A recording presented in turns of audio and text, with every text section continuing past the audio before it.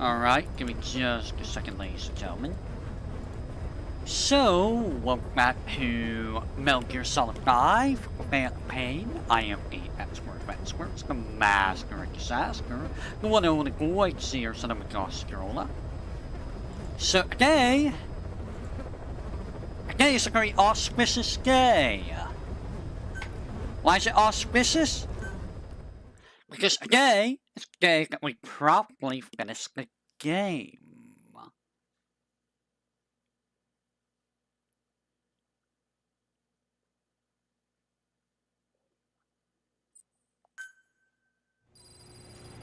So, for those who are confused as to what's happening, I did do a bunch of Metal Gear Solid 5 streams at night. So I did a lot of side ops and stuff. I did start the pass thing last night, so if you want to see that cutscene, go check that. Go check last night's VOD. In other news, we are working on the final thing here. It's going to take about 3 hours. So what we're going to do, we're actually going to take a look at the cassettes. So this is going to take a while. We're going to go through all of this. You were hospitalized in Decalia, a British sovereign base area on Cyprus. It's part of British overseas territory that falls outside of Cypriot jurisdiction. You got moved from Cuba's Little America right into Cyprus's Little Britain. Why Decalia? The UK and the US remain close allies. The last place Cypher would think to look for you is inside their own system. That's what kept you safe in British military hospital for 9 years. The safest place from a whale is inside its own belly. You were a regular Geppetto. Well, it wasn't Pinocchio who led me out to safety. So who was that guy? Cypher went so far as to attack British territory, burning their own ally. That's how badly they wanted you dead. He said I was in a British military hospital. But the doctor had a Greek accent. They hire locally. Easier to trust them. Decalia is also home to Greek Cypriots, after all. What about the Turks? They haven't returned to the south. Not yet. The Cyprus dispute is still a long way from resolved.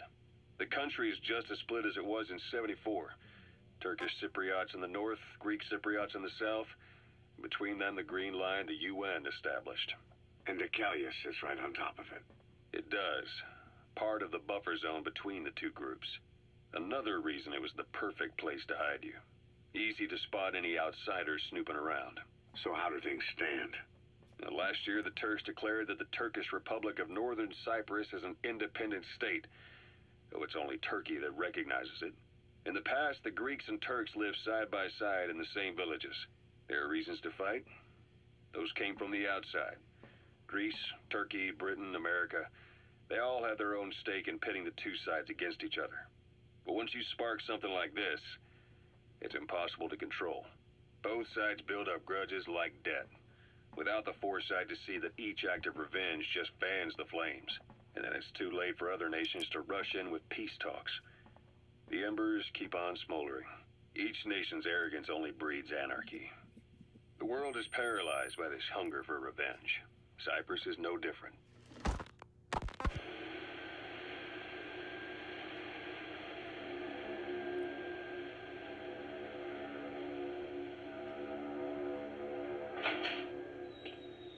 You're up. We're changing ships? We can't go sailing the Suez in a whaler. The Suez Canal. When did they reopen it? Not long after you were attacked. Once they finished sweeping it for mines after the Arab-Israeli conflict. Can you stand? We're going to transfer to a container ship for passage through the Suez. Our destination is Pakistan, Afghanistan's neighbor to the south. There, we disembark and head via Peshawar to the Zero Line, the border. We'll travel to the Khyber Pass by road. And then? We continue on horseback. Afghanistan's main roads are under Soviet control. We'll need to go around them. It'll be all narrow, winding paths through the mountains. We'll do better on horseback. It's a local guerrilla tactic. They use the higher ridges to avoid air recons. Then they charge down the mountains for ambushes. The Soviets still haven't devised a counter strategy. Our time frame is only half as much as we really need. It's gonna be a tough march. better horses than boats. Well, it'll make for good physiotherapy. Take the time to get used to that new arm. While the Soviets have indicated they are not participating in the Los Angeles Olympics, primarily because the United States has made no attempt to guarantee the safety of the Soviet Union's athletes, the United States is increasingly demonstrating the belief that the issue has nothing to do with its preparations, and in fact this is retaliation for the Western nations' boycott of the previous Moscow Olympics. That concludes today's news. That's quite some news. The Soviet Union not attending the LA Olympics? Yeah. Andropov's death has changed some things. They're calling it revenge for the Western boycott of the Moscow Olympics. Countries boycotted the Moscow Olympics? Yes. In protest of the Soviet Union's invasion of Afghanistan. Over 50 countries were absent. It's too bad I didn't get to see Yamashita's judo. When the 40th Army crossed the Amu River 4 years ago, détente went right out the window. The U.S. Congress chose not to ratify SALT II, and Reagan's hardline politics won in the presidency in a landslide. According to him, the Soviet Union's an evil empire. A second Cold War. And there's been no end to regional conflicts and civil wars. Lebanon, the Falklands, Grenada, Iran, Iraq. The story never changes. Egypt and Israel did sign a peace treaty. But then the driving force on the Egyptian side, President Sadat, was assassinated afterward. Apparently, his actions were considered a betrayal of his fellow Arabs. Islamic extremists? Yes. Fundamentalist extremists have been responsible for some bold acts of terrorism in recent years. We've had extremist students in Iran take U.S. embassy workers hostage, and suicide bombings in Lebanon. Over 300 foreign soldiers stationed there have been killed. But countries have yet to develop an effective means of dealing with terrorism. Afraid of losing their own men, they've pulled their forces out, handing private forces a golden opportunity. Private forces? Small armies with no national affiliation, working for the highest bidder. That's right, they got the idea from you. After Mother Base went down, they began spreading to meet the soaring demand. Miller's organization is just one of many PFs now. The entire world is after you. But at the same time, it needs you too. Miller told me about what happened in the Caribbean 9 years ago. You do remember. I'm going in here just so I don't have, well, it's not gonna let me do it in here.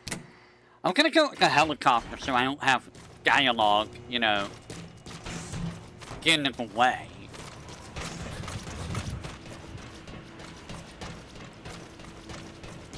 Just dudes just constantly talking, you know.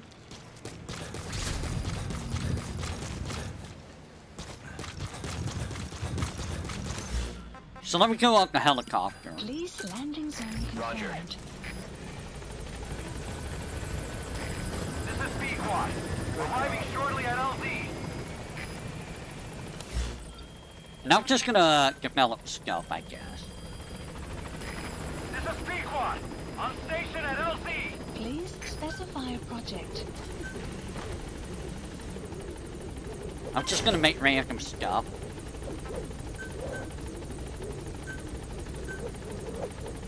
Okay.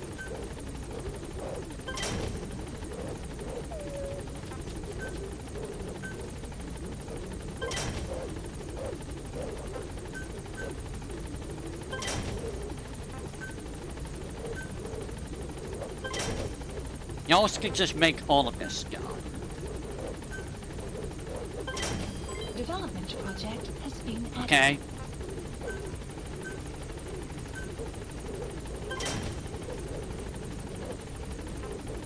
There. Let's go ahead and go on here. That way we can, you know, ignore the friggin' guy. Gaining altitude. I got half of my dialogue cut off because dudes were around. There's something up there. There is something up there.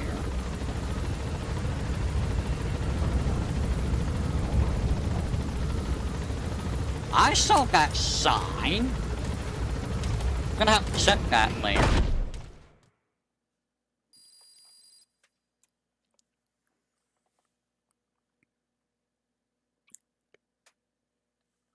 But yeah, I'm going up here so I don't have dudes just getting in my way of trying to do stuff. Side ops list updated. I'll go ahead and grab this because I can. Cool, more base coins that I don't really need. Miller told me about what happened in the Caribbean 9 years ago. You do remember Miller. You'd formed a private army with him. An army with no allegiance to a nation. I remember, but... I see. You're not sure what's fact and what's a fantasy caused by the coma. It's still all a mess, huh? All I can do is tell you the facts as they were told to me. I've gone easy on you up until now, but this is where the hard stuff begins. 1974, the year before you entered your coma. You were in Colombia, operating with a small unit of men, basically mercenaries. Miller was among them. Miller was trying to find a way to turn his and your talents into a line of work. He was looking to start a business where you would fight on behalf of others around the world, those who needed military force. But the reality was, at that time, you didn't have enough gear to equip your own men. Then Miller came across this client. It was a huge job he was offering, but you had a shot at pulling it off. You accepted it and headed into Costa Rica. The client even threw in an offshore facility in the Caribbean. The mother base, that would be your new base of operations. Miller sure did have a head for business. As your mission went on, your unit grew and grew. More weapons, more money. Before you knew it, you were commanding 300 men. As the organization got bigger, your military powers swelled to match. It got so the international community couldn't afford to ignore you. You were just too damn successful for your own good. You, your men, had worn out your welcome. Everyone was out for you. East, West, First World, Third. It was only a matter of time before someone took you down. And that was XOF. Officially, they're an anti-terror unit under the CIA. In reality, they're Cypher's private strike force. They lured you to Cuba using Chico, the Nicaraguan revolutionary kid, and Paz, a mole who worked for Cypher as bait. While you were gone, XOF, posing as a nuclear inspection team, stormed Mother Base. At the same time, C4 they placed on the strut legs went off. The whole thing went down in minutes. XOF.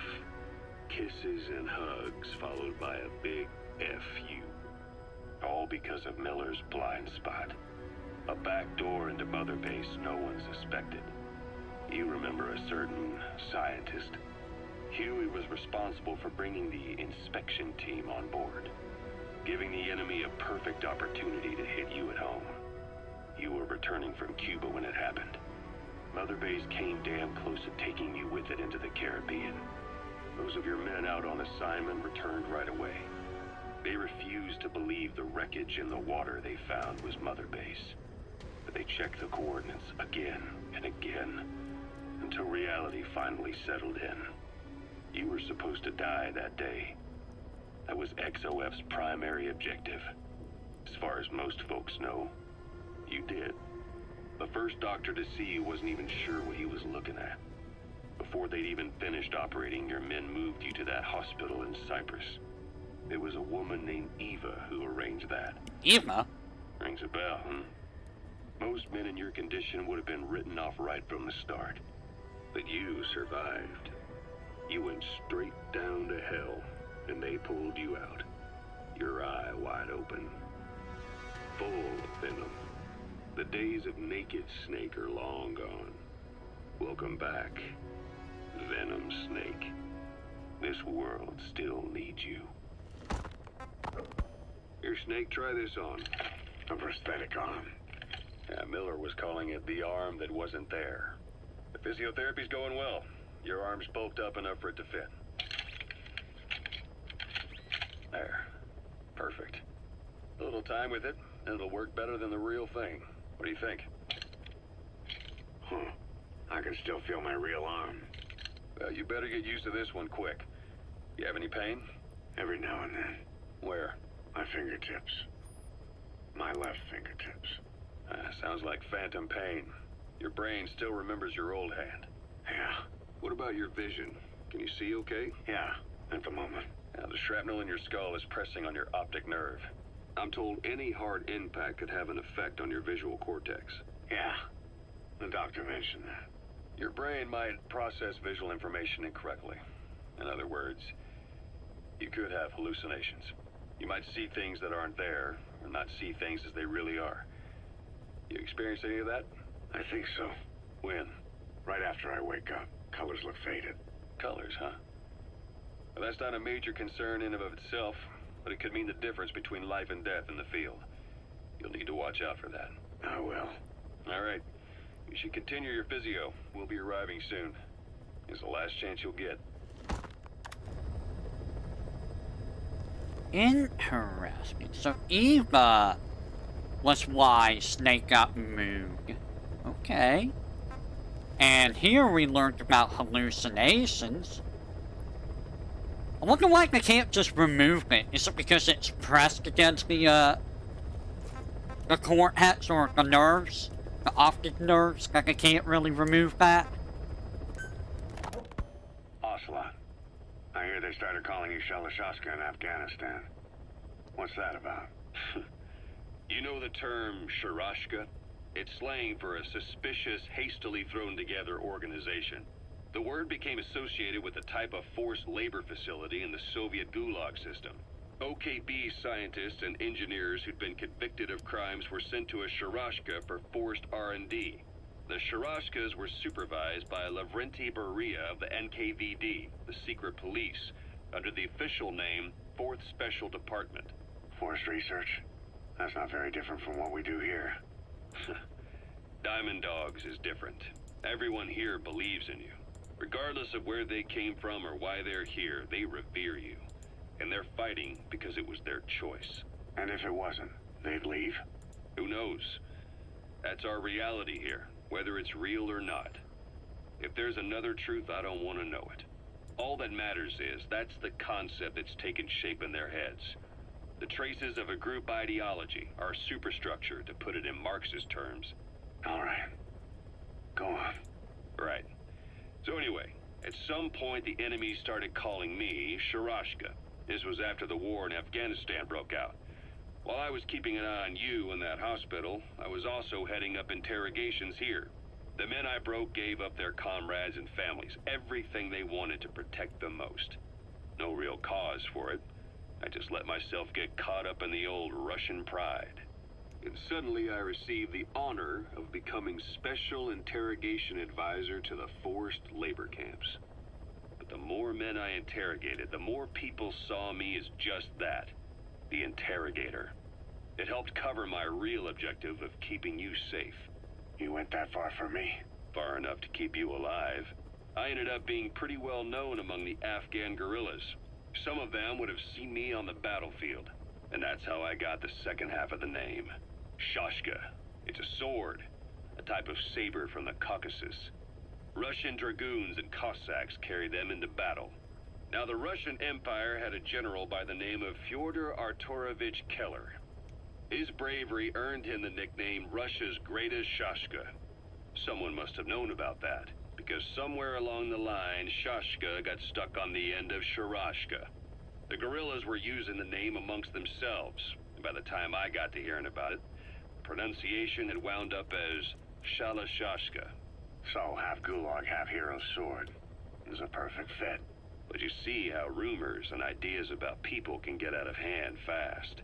Once you create a character and put it out there in public mind, it warps and twists with every baseless rumor. And before you know it, all people see are phantoms. In my case, it works out just fine. I'm plenty used to working under aliases. So SALT II still hasn't gone into effect?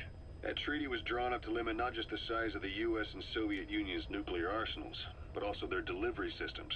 The whole deal. Just when we thought all those years of negotiations had paid off, somebody decides to invade Afghanistan. The timing couldn't have been worse. The president was in the middle of the SALT II talks back then. You mean while you were busy trying to stop Peace Walker? I heard. President Ford was meeting with the General Secretary in Vladivostok. In his absence, the political brass in America detected what they didn't realize was false nuclear launch data from Peace Walker, and were on the verge of ordering a retaliatory nuclear strike. Coleman's big idea? Humans are incapable of destroying themselves. Turns out he never knew what humans are capable of. If that AI, the boss, hadn't found a way to stop the fake data transmission, they probably would have gone ahead with the launch. Deterrence was revealed as the pipe dream it was. All thanks to you. And her. The U.S.-Soviet talks looked set to fall through. What happened in Nicaragua no doubt helped trigger a change of heart. But in the end... The time's to find the politics. When you've grabbed their tail, they turn and bite your hand. I first met you 20 years ago now. The place was Selenouyarsk in the Soviet Union. We were enemies. I was with the GRU. You were still fighting for America. 1964. Operation Snake Eater. Its objective? The assassination of the legendary soldier known as the Boss. When you returned home successful, they awarded you the title Big Boss. Your CO, Zero, sought to carry on the boss's will by covertly establishing his own organization. You knew the original members from Operation Snake Eater. From America, there was David O, or as he was to you, Major Zero. Donald Anderson, aka Sigint, Dr. Clark, who went by paramedic during the operation, and the fourth, you. From China, there was Eva, and me, Ocelot, from the Soviet Union. 6 in total. To us, government notions of friend and foe were meaningless. As were East and West, we joined forces by our will alone. Our objective was to fulfill the boss's dying wish, to make the world one. And to do it, Zero used the Philosopher's Legacy, the secret war fund you obtained during Operation Snake Eater. This organization would go on to become Cypher. I, on the other hand, was left with the problem. You only recovered half of the legacy. I had to locate the other half myself. When I found the funds, I passed them on to Zero, just as you wanted. I still trusted him in those days. We thought what he was doing was the boss's will, until he started that one project. Les enfants terribles, Zero called it. You parted ways, as did Eva, leaving only Anderson and Clark still with him. I maintained limited contact, although truth be told, we were just keeping tabs on one another. The reason was always you. After you returned to the Army and created Foxhound, you left America. For a time, even I'd lost track of you. I'd imagine Zero did too. You always were the best when it came to hide and seek. Zero cost? Zero created Cypher, an information network to tap into every corner of the globe. Woven together, Cypher's arteries make the world just one big organism, and that's not all. It also monitors the thorn in Zero's side. That's you, tracking your coordinates wherever you might go. The further you strayed from your roots, the larger Zero became. It's as if he was trying to close the gap between you. But before long, he disappeared from public life. Only a few people had direct contact with him. For a time, I was one of them. Then a year after you fell into your coma, he slipped out of sight entirely. Since then, nothing. No photos, no recordings, not even a reliable rumor as to his whereabouts. I tried every method I could think of, Caution, rain but Zero was approaching. gone. Freed of his control, his creation, his power continued to grow. Cypher is a great beast, and Zero was its spine. But even without him, it's endured, evolved. But now its body is rotting, riddled with parasites. Parasites like the ones who attacked you 9 years ago in the Caribbean, and then at the hospital. Cypher's Black Ops Unit, XOF. They learned where you were, and came to wipe the slate clean. So Zero is the reason why the Lesser Front's Hercules project even happened. I did not know that. Oh. Christmas Eve, 1979. The Soviet Union rolled into Afghanistan. Muslims had revolted against the Soviet-friendly regime established the year before. The DRA forces could no longer contain it themselves, so the Soviets went in to intervene. The Afghan government was powerless and fraught with infighting. They lost the hearts and minds of the people, and that alarmed the Soviet leadership. With the Islamic Revolution happening in Iran, the Soviets felt they had to act fast or risk the spread of Islamic revivalism. A superpower, sending a motorized rifle division against men on horseback with antique rifles. Everyone thought it'd be over in an instant, only it wasn't. Some Muslims made their fight a jihad, a holy war, and began a guerrilla campaign on all fronts. A war of attrition. These fighters call themselves Mujahideen. They're being supported by the West through Pakistan. That's why Miller was involved. He was training them near the Zero Line, sponsored by the CIA. The war has become a nightmare for the Soviet troops stationed here. They thought they'd be headed home in 6 months at the most. Then a year passed. 2 years. Now here we are 4 years on with no exit in sight. Afghanistan has become the Soviet Union's Vietnam. The Soviet troops on the ground want to go home, but at least they have homes to go back to. The Afghans have lost theirs. The Soviets destroy the kishlaks, villages, wherever they can. They burn down homes and fields, fill in wells, turn pastures into minefields. It's created a mass of refugees who fled to Pakistan. If the Mujahideen are fish swimming around the villages, the Soviets will go so far as to dry out their ocean. But this has had a big price.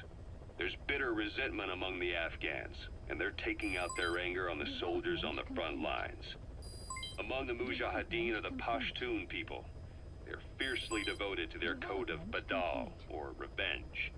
Soviets they've captured have had their hands, feet, and noses cut off before being left to die at the side of the road, just to show their comrades what they're capable of. Friendlies who come across them can do nothing but put them out of their misery. Then they burn down another village in retaliation. And the cycle of vengeance goes on. Yikesy yikes. That's kinda yikes. I'm gonna go ahead and take care of some of these. Please specify a project. So give me just a second. Development project has been added. I'm checking a couple things.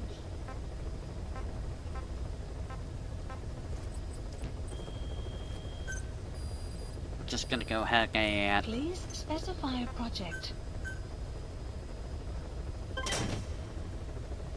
That's a lot of money for that, but, you know.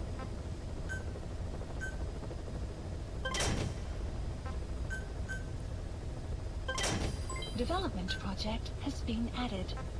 I'm just gonna go ahead and do this, just so I can get stuff, going. Development project has been added.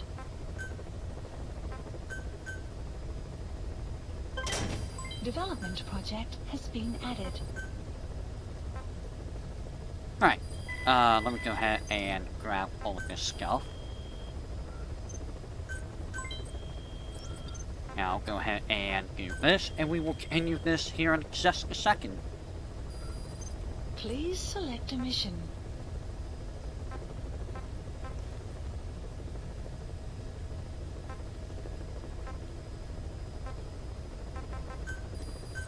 Unit dispatched.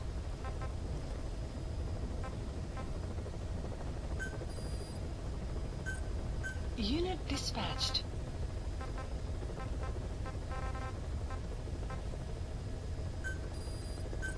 Unit dispatched. Alright. Continuing on.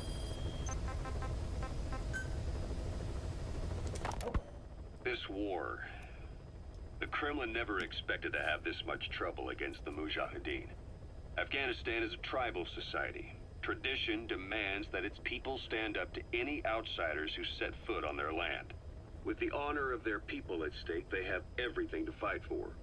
No matter how hard the Soviets hit them, they continue to appear out of nowhere, striking back, then vanishing again. But there's one thing even the Mujahideen fear. Every last one of them. The Soviet gunships. They're highly maneuverable and equipped with massive firepower. Plus, the underside of the fuselage is heavily armored. The Mujahideen can barely scratch them with their small arms. Anyone who hangs around gets mowed down by the gunship's heavy machine guns. This new honeybee weapon that was given to the Hamid fighters, it's no doubt something to help them strike back against the gunships. Which makes it a weapon that could change the course of the war. And yet, I never used it. Those guerrilla fighters known as Mujahideen don't actually belong to a single organization.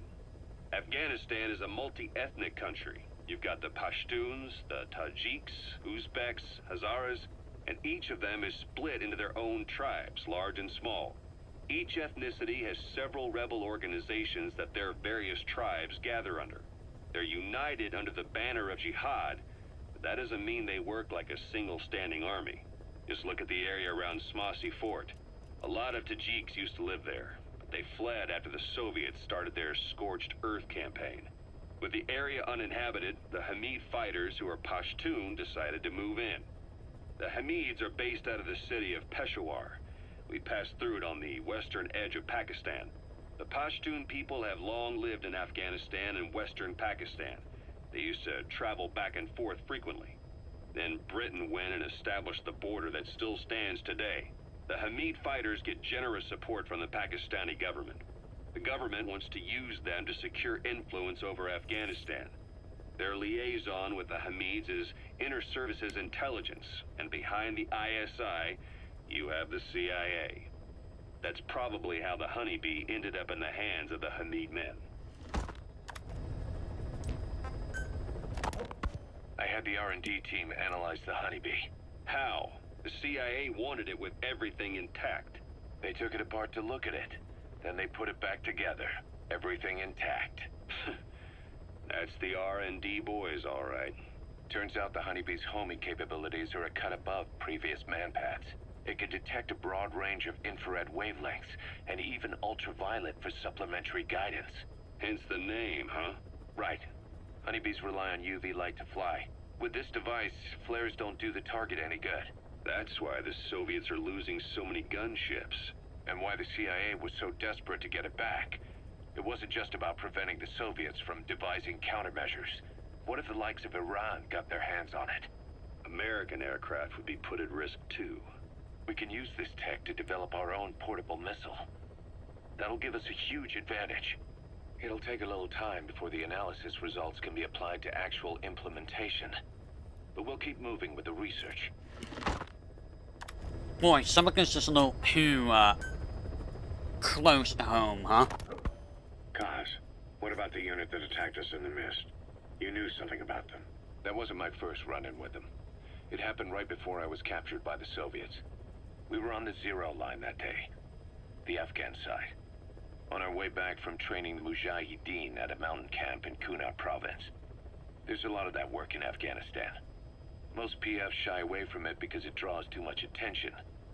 But for us, that was the whole point. The job itself went great. We just had to make it back to a tribal area in Pakistan. But all of a sudden, visibility got real bad. It was no sandstorm. Our point man gave this strange report. He said he could see skulls in the mist. Skulls? The next moment, he went silent. We scrambled into formation, right before his arms and legs came raining down on us. It was always supposed to be a dangerous mission, so I had Diamond Dog's very best with me. We were calling out to each other. But one by one, the voices just went dead. Whatever happened to me, I lost consciousness before I knew it. When I came to, I was in a Soviet camp, tied to an interrogation chair. Could they be some new Spetsnaz unit? No. The ones that interrogated me were just the average rank and file. Whatever group attacked us, the way they moved was just insane. And that mist, appearing out of nowhere. The Soviets don't have tech like that. If they did, Ocelot would have heard about it. I doubt the West does either. Otherwise, the folks at Langley would be sleeping a lot easier. Why'd they come after you? Wish I knew. I'm the only one who survived. Though I don't think they planned it that way. If I was their target, they wouldn't have just handed me over to the 40th Army. Whatever the case, we need to watch our step until we know who they really are. And boss, if you ever do run into them again, don't try to take them on. You just get the hell out of there. When I first started dealing with Zero, with Cypher, it was a somewhat parasitic relationship. Though, a mutually beneficial one. Cypher had no army of their own, so they wanted us. They wanted our strength. They approached me as a potential business partner. But they had other motives. Cypher coaxed us into Central America, into that US-Soviet proxy war, to fuel Mother Base's growth. Once we were big enough, they'd force us to join them. That was the plan. That's why they had Paz, still Zeke. Right. And if we refused, she would use Zeke to fire a nuke from Mother Base. The world would consider us a liability, and countries would unite to destroy us. We stopped the launch. And yet they still took us down, through that fake inspection they orchestrated to cover up their sabotage. That power Cypher wanted. We don't have it anymore. So why are they still after you? Is it just the fear of leaving you alive? I don't know. Was Zero really... All I know is the man I knew wouldn't want this. What do you mean? We have to consider that it might not be Zero we're dealing with. We know virtually nothing about Cypher anymore. How big they've gotten, what they want, or even who they really are. The new Mother Base started out as a test drilling rig operated by a mineral resources supplier, but their project fell through. The Seychelles government was happy to hand the place over to us. It was just scrap on stilts. So with a few dummy construction companies set up as fronts, we started renovating the half-finished rig. From the outside, it looked like the project was back on rails. Kaz, you... What? I see what you're doing. Recreating the Mother Base we had 9 years ago.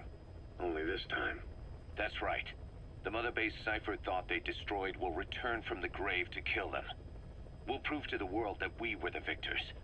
And if we lose again? They can't fool us the same way twice. Now our enemies are in plain sight. And when our organization gets too big, we split it across companies. Any company that draws attention gets liquidated, and its capital is back-channeled into a new company. Most PFs are small-time operations anyway. And in this business, the minnows go bankrupt all the time. We've never aroused suspicion. Plus, we have Hewick. Hewick? Human Exploitation Company. It's a business specializing in intel gathering. Think of it as a civilian intelligence agency. Kaz, that's... Remember what they were trying to accomplish at the prison facility in Cuba? That gave me the idea. We dispatch moles into conflict zones around the world, and each sets up an intel network on site. Then they stay in place to give us stable points of contact when other nations intervene in the conflicts. Hewick's strength is that it has a cutout at each level. You get your job from one guy, then you hand it off to another. No one has direct access. It's a perfect black box. Hewick members also work their way into the superpowers intelligence agencies to make sure Diamond Dogs gets work. We have those countries by the balls. That's our deterrent when we need it. Networking? In the intelligence community? Sure, that's how we've grown this far.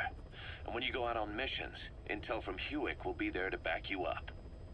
But despite all that, Cypher has its eyes on us. The only reason I'm not dead is that they needed to know where you were. Figured if you woke up, I'd go straight to you. That's why you made that ruckus at the Zero line. Yeah, to make their own surveillance work against them. I think it took some of the heat off Cyprus. Kaz. Then I just had to wait for you to save me. And I've gotten used to waiting. Kaz. That's not all. It was a good chance to scout the market. And with the West wanting the Soviets out of Afghanistan, their agencies are bursting at the seams with funding. Boss, let's start by building up our Afghan presence. Why put Mother Base in the Seychelles? We're at the center of the world here. We're all the way out in the Indian Ocean. Come on. Lebanon, Sri Lanka, East Timor, and Africa. From here, our reach extends to conflict zones the world over, including Afghanistan, of course. So it's prime real estate for a mercenary. Exactly. Latin America isn't as close as I'd like, but we have Amanda and her people to help in that department. And besides, the Seychelles government owes us a favor. Owes us? The Seychelles has strong ties to the east, which the west wanted to shake up. It came to a head 3 years ago in an attempted coup. It was a force of South African mercenaries with U.S. backing behind the scenes. They were only platoon size, but South Africa is home to some heavy PFs. Too much for the Seychelles to handle. In the end, they accepted help from the Tanzanian army and quelled the coup. We set up the deal and handled on-site tactical instruction. That led to some training work for the Seychelles military. And when we put down a mutiny within their forces, well, we made a lot of people happy. They don't pay us. They just let us have a piece of their offshore territory on the promise we'll come running if something else happens. So we're bodyguards, too. It's a good setup. We can only take Mother Base so far here. We'll have to find somewhere else when this place starts getting big. Aren't you being a little hasty? Nothing hasty about it. You're back with us now. So, Kaz, the ship that took us from Cyprus, it used to be a whaler. Yeah, a Japanese vessel. How was the voyage? It was... stimulating. Well, she was part of a whaling fleet up until a few years ago. Her displacement isn't anything to write home about, but she can really move. She still had plenty of life left in her, but then the work dried up. Global opposition to whaling has been mounting for years. Is that right? The push to ban it has been gaining traction for a little over a decade. Individual species came under protection as the years went on. And then 2 years ago, the IWC adopted a moratorium on commercial whaling. Several countries, including Japan, fought it to the bitter end. But eventually, most whaling companies had no choice but to throw in the towel. You ever tried whale snake? Can't say that I have. When I was a kid in Japan, practically everybody ate it. That good, huh?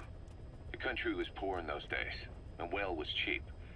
International opinions changed since then. In any case, that's why we were able to get a bargain price on the ship. Of course, we did end up spending 5 times the purchase price in modifications. We had to really work to fit in all the ESM and communications gear while keeping the whaler look intact. Right now, she's going around conducting SIGINT missions. In the future, we plan to use her as a communications relay base between you and Mother Base, and also as a chopper resupply vessel. Diamond dogs. The word diamond originally comes from the Greek adamas. It means indomitable, unyielding. Other words for the stones often mean eternal bond, fortitude, or purity. The same is true of the Star of Bethlehem flowers you laid on the boss's grave. They represent innocence, as well as chastity, yielding to no man while maintaining one's virtue. In other words, staying loyal to something.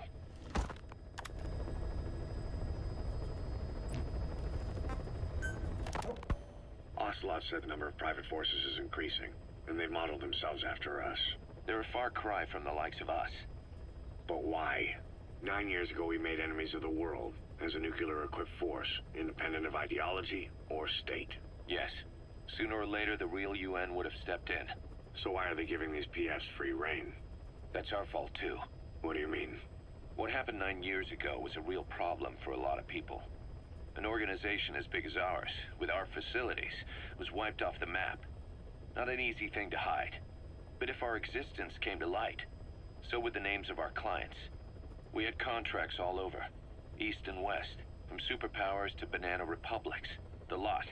Our clients denied all association with the likes of us. They had to make sure things didn't blow up on them. But at the same time, they missed us. They really missed us. The demand for armies for hire was as strong as ever. The international community turned a blind eye to what happened to us, despite still needing people who could do our jobs. History couldn't afford to lose us. As soon as we were gone, they needed a replacement. So private forces spread everywhere. And they're all just a phone call away. But still. I know. PFs are totally different from what we envisioned. Nation-states, revolutionaries, terrorists, they have a lot of clients, and Cypher is one of them. Cypher stays anonymous, but I know their work when I see it. In the eyes of those clients, the world's PFs are all just expendable pawns. The clients don't have to worry about losing their own men. Nobody knows they're involved, and PFs are cheap. In short, the world is chewing up soldiers and spitting them out. Even some of the old Mother Base's survivors are still working for PFs. Some guys created their own smaller forces. Others were taken on by emerging PFs. Everybody's gone their separate ways. But none of them are living their dream, because they're not fighting with you. Of course, I tried to headhunt as many of them as I could for Diamond Dogs. It was all a waste of time. They said they weren't interested without you to lead them. But now you're back. And everything's gonna change. We'll unite all private forces under you, transcending nations and economies. What is a nation? Just a patch of dirt. The bonds among us will surpass nations, and that's what'll put the world under our control. We'll establish a new kind of country, redefine the very concept of it. Even Cypher will be below us, an extraterritorial federation of military nations. The United States of Force. Once word of Big Boss's return starts traveling, that'll be our true deterrent against Cypher. In other words, no one will dare to come gunning for you. How do you figure? Cypher lacks a large-scale fighting force. PFs are the perfect tool for them. But those PFs revere you, the legendary Big Boss. If Cypher killed you now, they wouldn't take it lying down. Maybe they'd even go looking for revenge, but they definitely wouldn't keep doing Cypher's dirty work, even if it put their lives at stake. That's why it's no longer a benefit to Cypher to get rid of you. The very fact that you're alive is our greatest defense against Cypher. Nice to know. It'll buy us some time while we get back to full strength. Just keep in mind that what I'm saying is generalizing a lot. In practice, the PFs around the world don't know your face. Just declaring that you're Big Boss won't be enough to convince them. And if they see you as an enemy, they'll come at you with everything they've got. Some hero. That's why you need to bring them back to Mother Base. Show them on your terms that you really are the one and only Big Boss. Once you've proven that, they won't hesitate to join us.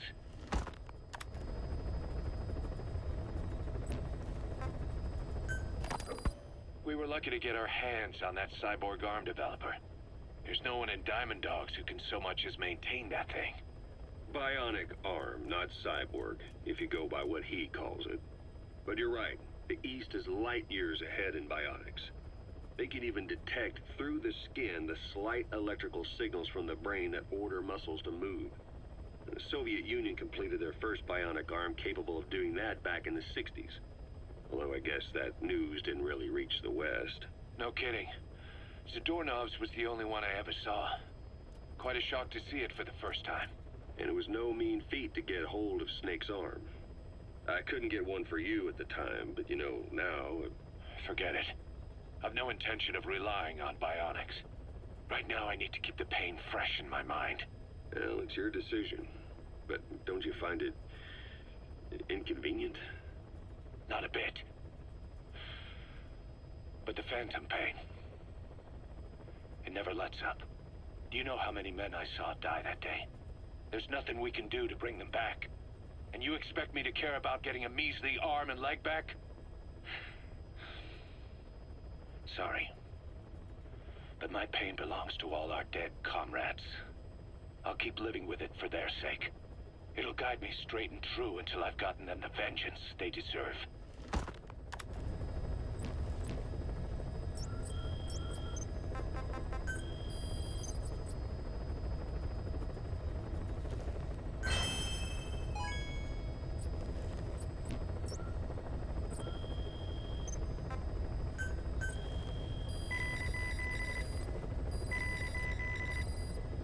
Please specify a project.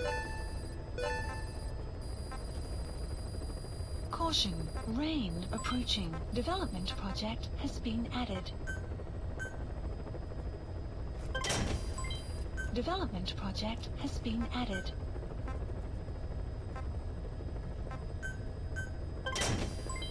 Development project has been added.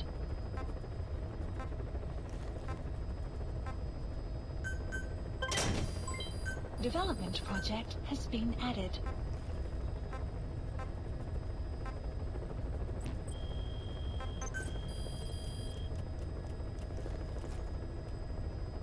Please specify a project.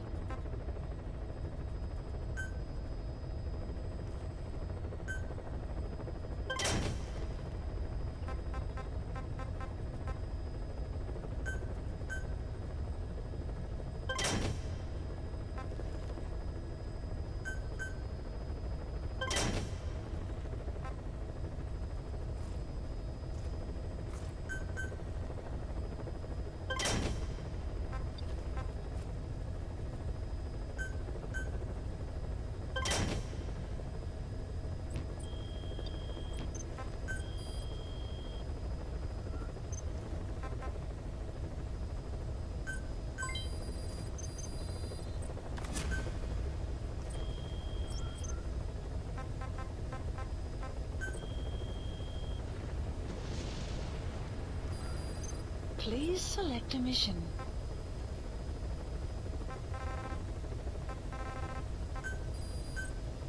Unit dispatched.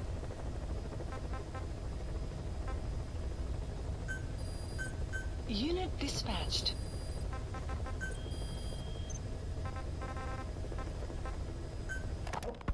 Diamond Dog's intel team specializes in information gathering, mainly HUMINT and SIGINT. They plant scouts and moles in the field. These operatives will blend into the local populace and work under the guise of a resident, or disguise themselves as travelers and ask around for information. They observe targets using various hidden bugs, cameras, and transmitters, and by tapping their satellite and phone communications. Analyzing all this information creates a clear picture of how wars and the PFs fighting them are changing.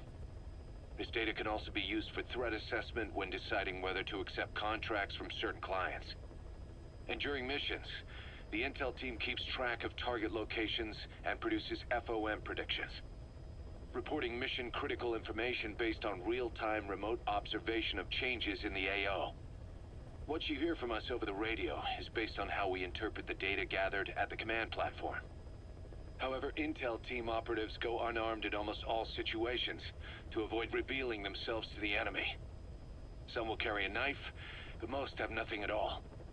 As such, don't expect them to help you take on heavily armed adversaries like PF soldiers. Think of them as entirely passive in the hot zone. Plus, they use all manner of techniques to remain inconspicuous in the field. If you ever spot one, you'll have some serious explaining to do.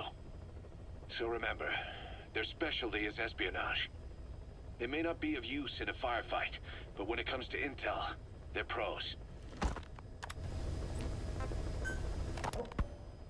DD makes a pretty good partner, huh, boss? Too early to say. Yeah? Just seeing him come back makes me real proud. What breed is he? He's not a husky. You're right. Siberian Husky is a cross between a Spitz-type dog and a wolf. I think DD might have some wolf blood in him, too. He isn't just smart. He's also shown remarkable judgment. If he doesn't do what you want him to, he's just doing what he thinks is right in the situation. And he's steady under fire. Remember, he's no lapdog. But learn his strengths, and you'll understand each other soon enough. You'll make one hell of a team. Ocelot. Why don't you take it upon yourself to train him? Why? Yeah. When's the last time you heard a wildcat raising a dog? I have an eye for him. I knew at first glance he'd make the right partner for you. Huh. And I figured it was about time he got out into the world. So you passed him off on me? There, you see? I knew you liked him. I don't know about that yet. I still think he's trying to figure me out, too. I'll spend some more time with him. You'll see how helpful he can be. What about you? I prefer to work alone. Ocelots don't hunt in packs. Yeah, something like that. Anyway, I'm glad you like him. DD's really taking to you, too. And to going on your walks. Don't be shy about taking him with you in the future. I'll think about it.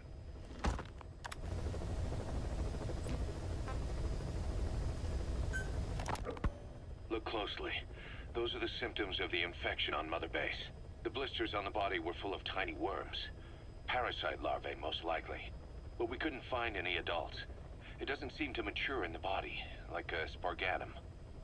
We don't know the root of infection, or what causes symptoms to develop. The infection rate, along with the number of dead, are both on the rise. If we don't find the cause, and soon... Boss, do you remember seeing these symptoms before? The bodies floating around in the oil facility, the bedridden test subjects at the Devil's House? This epidemic looks just like what we've seen on our hunt for Cypher. It could be a counterplay by Skullface. That's insane. You mean they weaponize parasites? Parasites as weapons. That definitely falls under the Biological Weapons Convention, but it's something the world would never see coming. And no one's ever developed a vaccine for parasites. So this is the weapon of mass destruction Cypher was working on in Africa. It may be. But if it is, how do the Yellow Cake and Walker Gears fit in? There must be something bigger we're not seeing. Anyway, our priority now is to prevent more casualties. The medical team is studying the infection, but we can't treat anyone until we know the root cause. All we can do right now is halt the spread of infection.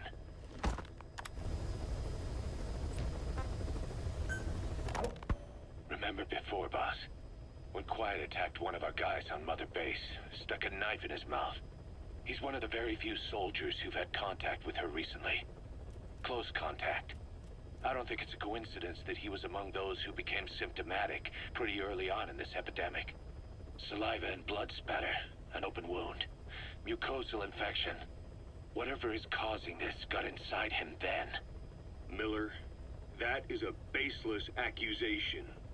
The source of the infection is Quiet. Everyone suspects her. We don't know that. And we've come across these symptoms before. The bodies in the water at the oil field facility, those sick people in the beds at the Devil's House. They're identical to what we've seen while we've been after Cypher. The infection could have come from elsewhere. But at the very least, she does know something. It's not like she's gonna talk. No, not through words anyway. But what about her actions? Quiet held a knife to that soldier back then, before he became symptomatic. There must have been a reason for that. A reason for shoving a knife down the throat of one of our men. What if she's capable of identifying who's infected? What if she was trying to stop the infection but couldn't communicate that to us? The answer to that, the source of the infection, might be in the mouths of the infected. You think there's some kind of clue in their mouths? I don't know. But maybe there's something about the mouths of those who become symptomatic, something in common. Something their mouths have in common. Forget it. We can't trust her. Even if she can spot the infected, I don't want her help. I understand how you feel. But this is something to go on. Can't you see it's just like I said? Bringing her here was a big mistake. Quiet is gonna be the end of us. Stand down. You've got zero proof. Try to keep an open mind on this, boss. There has to be a way to identify who's infected.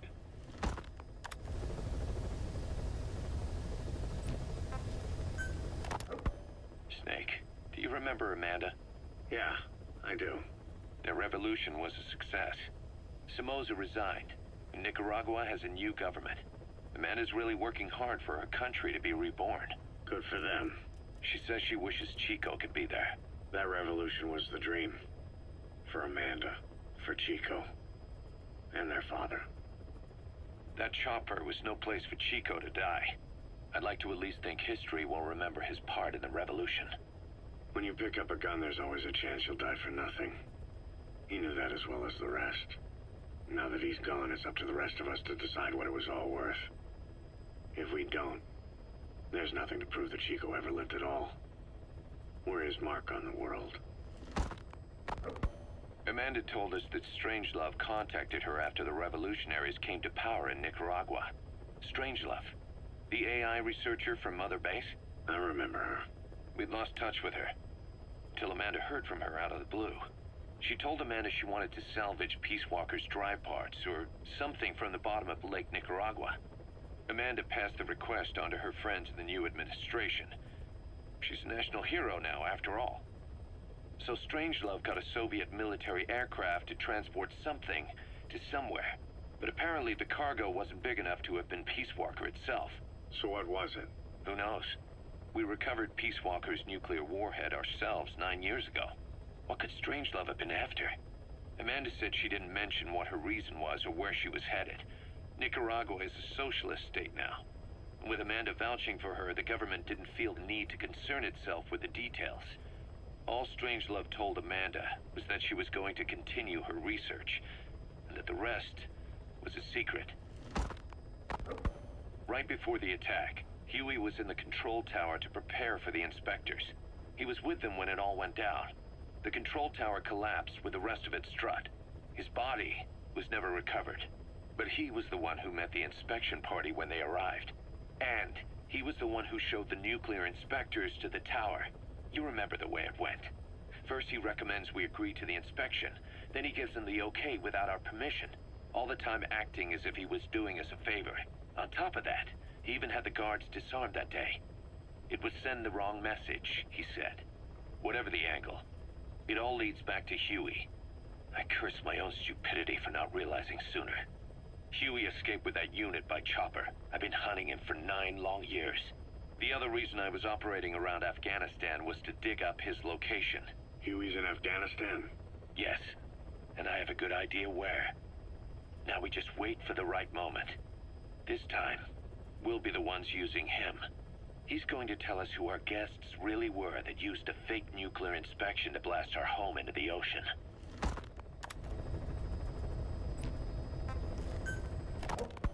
A sniper known as Quiet is lurking in the Afghan wilderness. This Quiet has performed a string of hits on Soviet officers.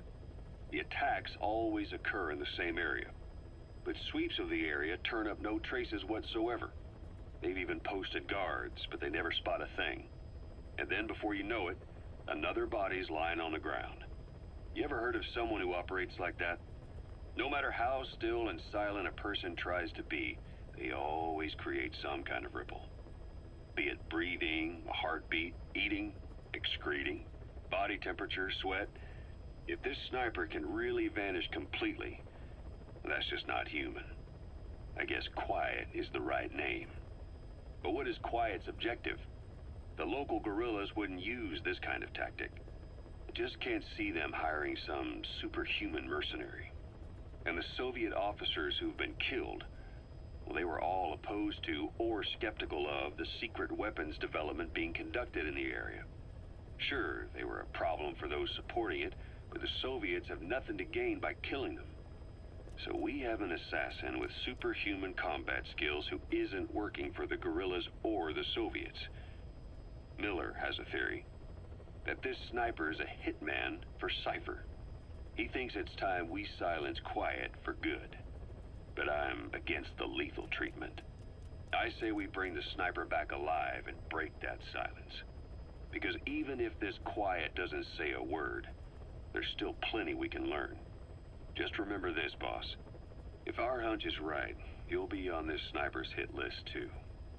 If things seem a little too quiet when you're in the field, watch out. Quiet's out there somewhere. And if possible, this is one sniper I want back here breathing.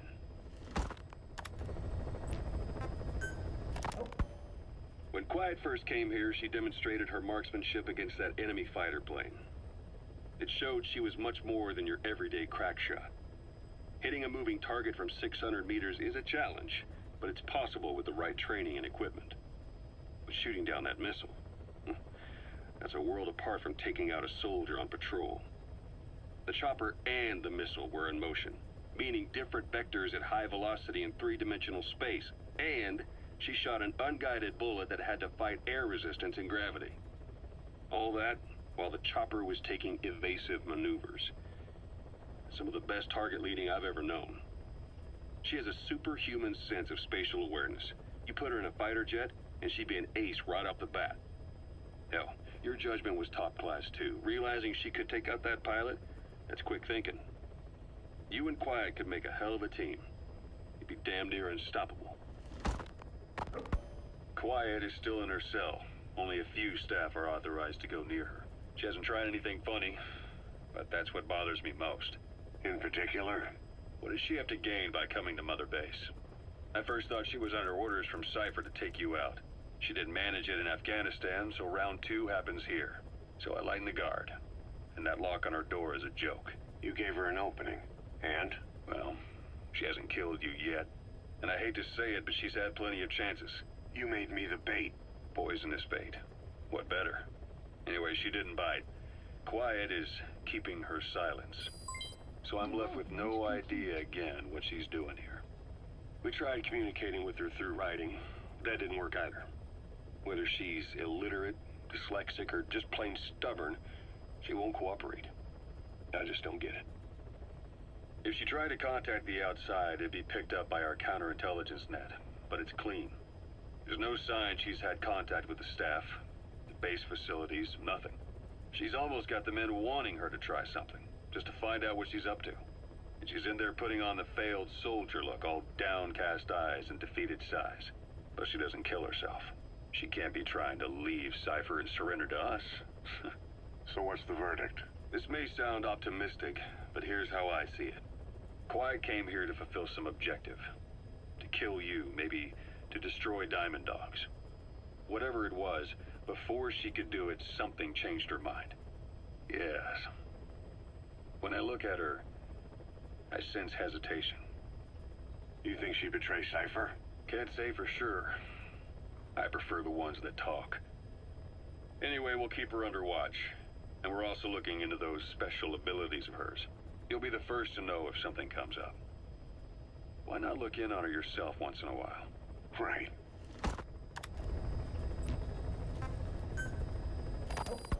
Boss, Quiet still hasn't made any moves. It's got me thinking. What? If you took her on a mission, she might break her silence. You want to let her out? Sure. Make her no different to the others. Everyone you pick up works for themselves, right? But her... I say work with her. See what happens. I wouldn't ask this of anyone but you. On missions, I'll make sure we have someone observing from a distance, and she won't be allowed access to all of the base. As for Miller, well, sometimes it's better to ask forgiveness than permission. The best part is, hiding is her specialty. If no one sees her leave the base, the staff will be none the wiser. And if she gets away? If that happens, you'll have to take care of her. But I have faith in you, boss. I think Quiet sees something in you. It's a big risk. But it's for the good of all of us. And besides, you can't deny her talent. Her unique skills and abilities would give you a hell of an edge out there. I'll think it over.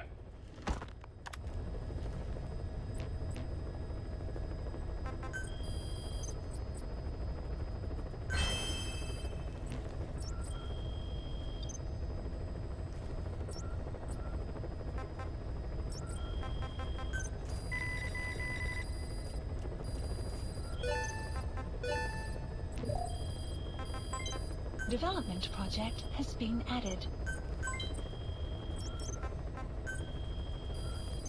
Please select a mission. Unit dispatched.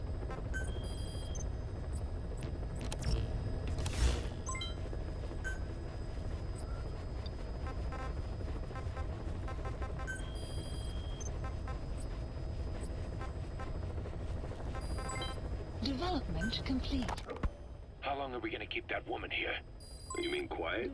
My personal feelings aside, she's putting everybody on edge. You should hear the stories. I got sick from just standing guard at her cell. I won't stand on the same platform as that witch. She hit me for no reason. What is this, a private army or a kindergarten? The thing is, they're all serious. They're faced with something they don't understand, and a kind of mass hysteria has broken out. I've gotten wind of countless plots to take her out. There are no grounds for this suspicion whatsoever. Put yourself in her shoes, assuming they see her as a prisoner here. No, even more so, if they do, she deserves to be treated humanely. I always thought our men were a bit more noble-minded, but... Look, I understand this is a stressful line of work, but to make her the scapegoat... You've got it wrong. Quiet? She's with Cypher. We have men that lost their buddies to her organization. You could say that about more than just her.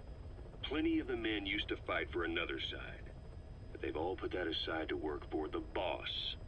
Cypher is different. And if you ask me, the boss is the biggest problem. Why is he protecting her? Some of the guys are starting to suspect him of... I don't agree with keeping her here either. So what's your move? Throw her out? Kill her? She's our ticket to Cypher, and her physical abilities are outstanding. We could use someone like her. That'll make me sick. Her marksmanship, speed, stealth capabilities for a start. Then, there are the other things we've learned. Quiet appears to be able to use both eyes as master eyes simultaneously. That lets her track targets of different focal lengths at once. While looking through the scope with one eye, she can look for new targets with the other. That's why she doesn't need a spotter. She can operate alone, no matter the circumstances. See, I told you she's a freak. No one would be able to control her. No, there's one person who could. Hey, you trying to get the boss killed? Well, why don't we talk to him? See if he's willing to take her along. I don't like this. It's his decision to make. The two of them might even make a good team.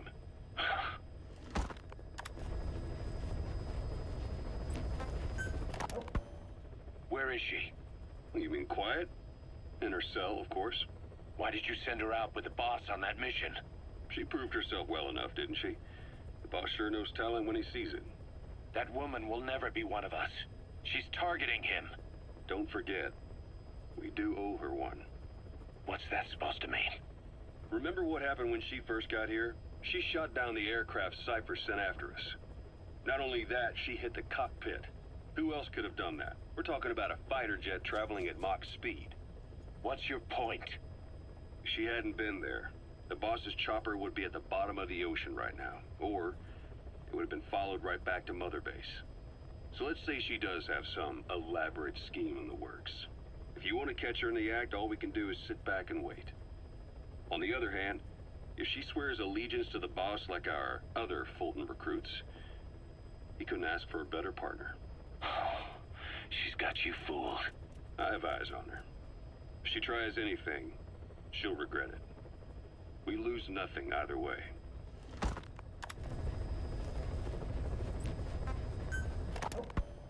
Boss, we've gone over the prisoner transport log you found. Quiet was grabbed by the Soviets and moved to Lamar Khatte Palace. They lost a lot of men to her. Can't blame them for wanting payback. But why did she just let herself get captured? I think it is time you knew. Quiet was carrying vocal cord parasites. The English strain, to be precise. The third English pair. Skullface was using her as a vector. An ace in the hole if his assassination plan failed. I knew it. But Quiet chose not to speak. She told me the situation in Dene, Navajo, the only language to which the parasites do not react. If you found out, she could not remain among you. And yet, she refused the Wolbachia treatment. Why?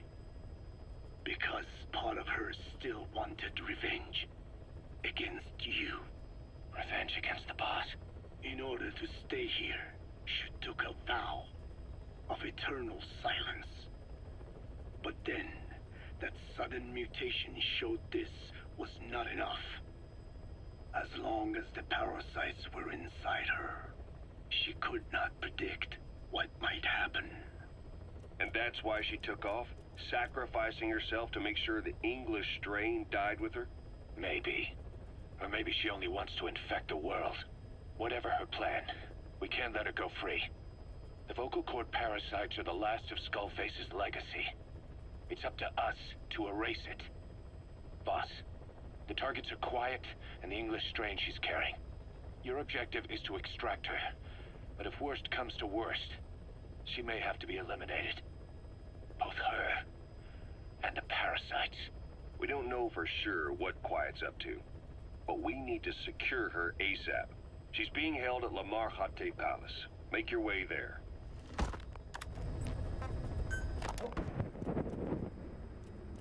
I did not choose to be quiet. I wanted to express my feelings to you.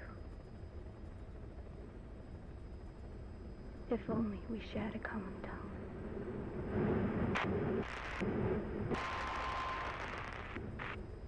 Vengeance was what drove me to them. The only language left to me, revenge. But the words we shared, no, that was no language at all. That is why I chose the language of gratitude instead and go back to silence. I am quiet. I am the absence of words.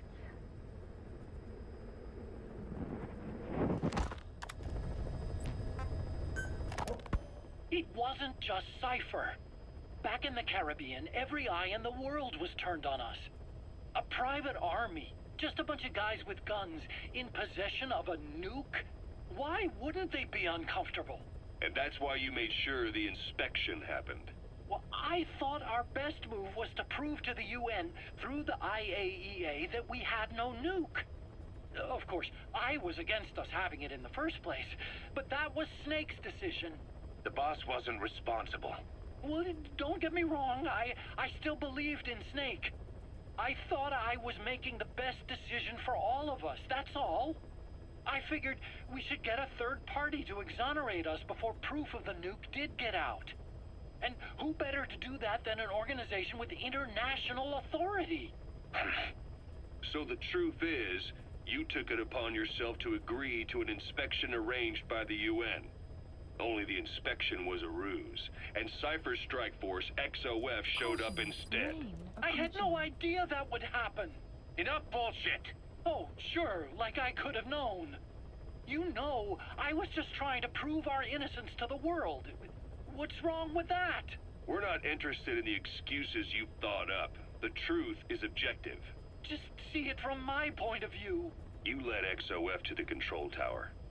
They seized it, giving them complete control over the base.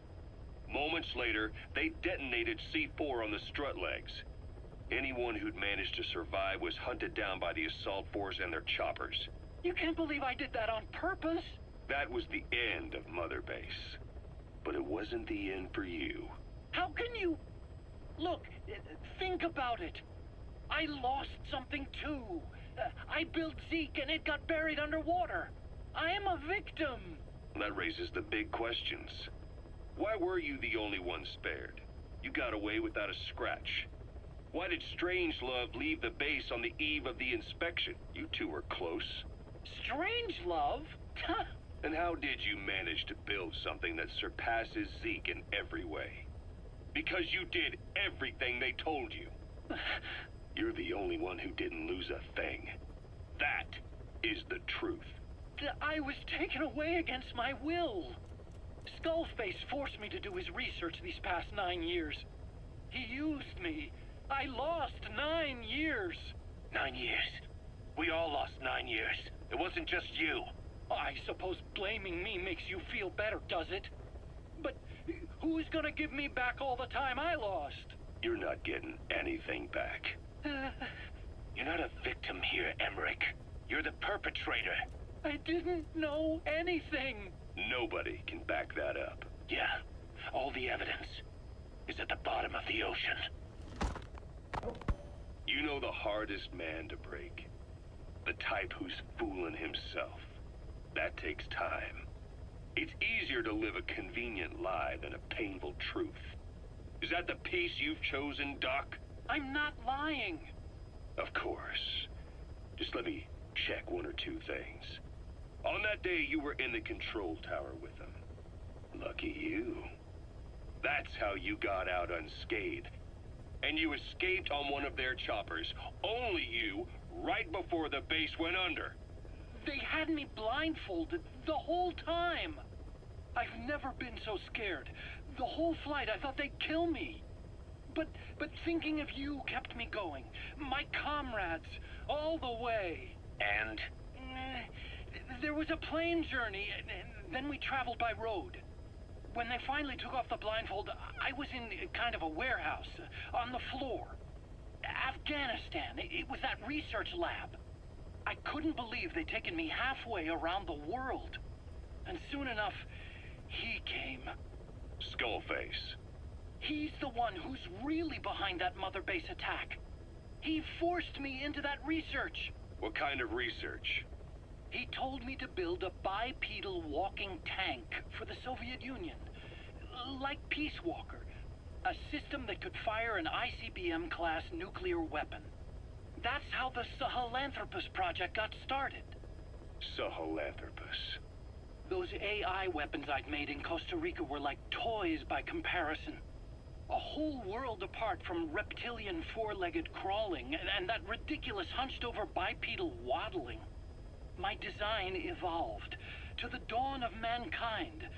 Sahelanthropus, the first steps towards humanity. An upright bipedal weapon system. A Originally, Sahelanthropus was going to be a manned weapons platform. I designed a cockpit in its head, and I planned to fill it with water as a buffering agent. Like how Paz modified Zeke for human control. Don't compare me to some amateur. I designed it for human control from the beginning. The problem was miniaturizing the posture control AI. You remember the reptile pod? The AI that controlled your unmanned weapons. Attaching it externally makes it vulnerable, so this time I wanted it beneath the armor. Meaning I had to make the AI smaller. I got it down to less than a tenth the size without any loss in computation speed. But it was still too big for the cockpit. There wasn't enough room for the pilot. If I made the head bigger, its body would have to be bigger to support it. Too big to be practical. In the end, human piloting was taken off the table. I tested a remote control system too, but there was the time lag and I wasn't satisfied with its precision either. Plus, it would be useless if the enemy jammed it. So next, I went back to trying an AI-only system. To do that, I had the AI pods recovered from Nicaragua. This was a hybrid AI, a combination of Peace Walker's reptile and mammal pods. The only AIs that had ever successfully operated an unmanned nuclear weapons system. Really? You'd need some help to get that working. Expert help. Did you work with someone? I worked alone. You did that yourself? That's the thing. The AI didn't pan out in the end either. But I did finally get Sahelanthropus walking by folding over its upper body to lower its center of gravity. The first upright bipedal locomotive weapon system in the history of mankind. I guess technically it falls into the anthropoid ape category. I don't see the benefit of having it stand taller. On terrain with significant differences in elevation like Afghanistan, you need a body that's vertically adaptable. That also lets it attack from long range while using mountain ridges for cover. So, making it walk upright was the most important factor in giving it superior height capability. As the name suggests, that was the whole point of Sahelanthropus. But I was being pushed for results. Having the AI mounted externally would have been the fastest way to get it working. I just needed more data so it could maintain its balance. But Skullface refused to wait. He dismissed the idea of AI control and took Sahelanthropus away from me before I could finish it. But it was walking when it came after you. That's just it. I don't understand how Skullface got it to move upright, without a pilot or an AI. And walking at that speed, too. It's beyond anything I could have imagined. This is like the Wright brothers making it to the moon. I'm just as clueless as you are. So this Sahelanthropus, where is it now? I have no idea. All my experiments took place at that cave. I've never seen it anywhere else. Besides, it's still just an incomplete prototype at this point, and nothing but a paper tiger. Even if it can walk, it's far from being a viable weapons platform. It wouldn't be useful in actual battle. Emmerich will remain here at Mother Base for now, but not as a member of Diamond Dogs. I still don't trust him. That work for you? Fine by me. He can't be allowed any contact with staff either. Yeah. A lot of the guys would love some payback for 9 years ago. We still need him alive. But we have to restrict his movements. He can only go where we tell him. And of course, the interrogations will continue. He worked for that skull bastard for nearly a decade. He still has more to tell us. How long are we gonna press him? If our investigation shows he really had nothing to do with the attack, we'll reconsider his place here. But I don't expect that to happen. Remember that water tank-shaped object in Emmerich's lab in the Soviet base camp? The thing that started talking to you like a possessed answering machine. That was a pod built for housing the AI used to control unmanned weapons. You remember, back in '74 in Costa Rica. It was in those machines you fought there. They were designated Pupa, Chrysalis, Cocoon, and Basilisk, and each of them was fitted with an AI unit called a reptile pod. Emmerich created it. It mainly handled the machine's posture control and autonomous behavior. But the Basilisk, aka Peace Walker, also featured a second AI pod. That one was called the Mammal Pod, and it was created by Dr. Strangelove. She tried to recreate the boss's personality through the Mammal Pod, but you pulled out its memory boards. That's when it transferred its own functions to its reptile pod. Just like a human brain compensating for damage by using the remaining healthy parts. The result was a unique entity, a hybrid of the reptile and the mammal.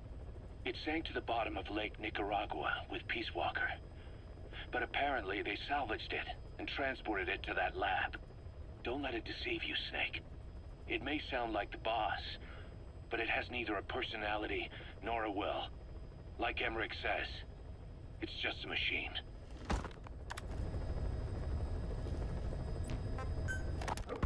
You called that thing Sahelanthropus. Where does the name come from? Well, several years ago, an excavation team discovered a hominid skull in the Sahel region.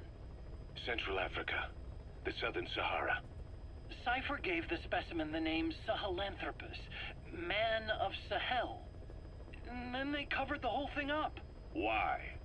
They probably wanted to monopolize information about human evolution to have a head start in their genetic research. At least, until they had an idea of what they'd found. It was that big of a discovery, huh? Sahelanthropus was a gracile hominid, estimated to have lived about 7 million years ago. What's significant about it is how its skull's foramen magnum faces down. In other words, its spinal column supported its head from underneath. It stood upright. Right. Which would mean Sahelanthropus walked upright 3 million years before Australopithecus, making it the world's oldest human species. Walking upright. I get it. Hence the name Sahelanthropus for your machine. Walking upright was the decisive difference between our ancestors and other anthropoids. Our brains could get heavier once they were supported by the spinal column. That led to the use of tools and the development of complex communication through language. Only man is capable of this. My creation will be the progenitor of all bipedal weapon platforms. And you did this for Cypher? No, not at all. Sahelanthropus is the best proof that I never betrayed you guys. What do you mean? The reconstructed Sahelanthropus skull looked exactly like the skull we used as our logo 9 years ago in the Caribbean.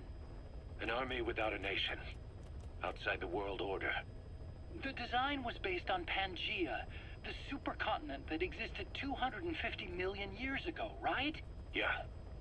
When the world was a single landmass. That concept's at the source of our strength. I felt the same way about Sahelanthropus. Sure, I was forced to build it under their orders, but I always wanted to put its technology back in our hands someday. That's the reason I incorporated the old insignia into Sahelanthropus's name. Don't you see? That's how much I was thinking about you guys. Oh, I see, all right. I see someone desperate to cover his ass. You can say whatever you want after the fact. But that skull also symbolizes somebody else. Skullface. Snake, you finally came. Just don't record this, okay? Not recording anything. What's this about? What I'm about to say stays between you and me. It's about the weapon to surpass Metal Gear. You know a researcher by the name of Clark? He works in the biotech industry, real advanced stuff. His area is bioengineering, but lately he's also gotten into genetic research. Never heard of him. Well then, what do you know about cloning? I think I've heard enough. Hold on, this is important.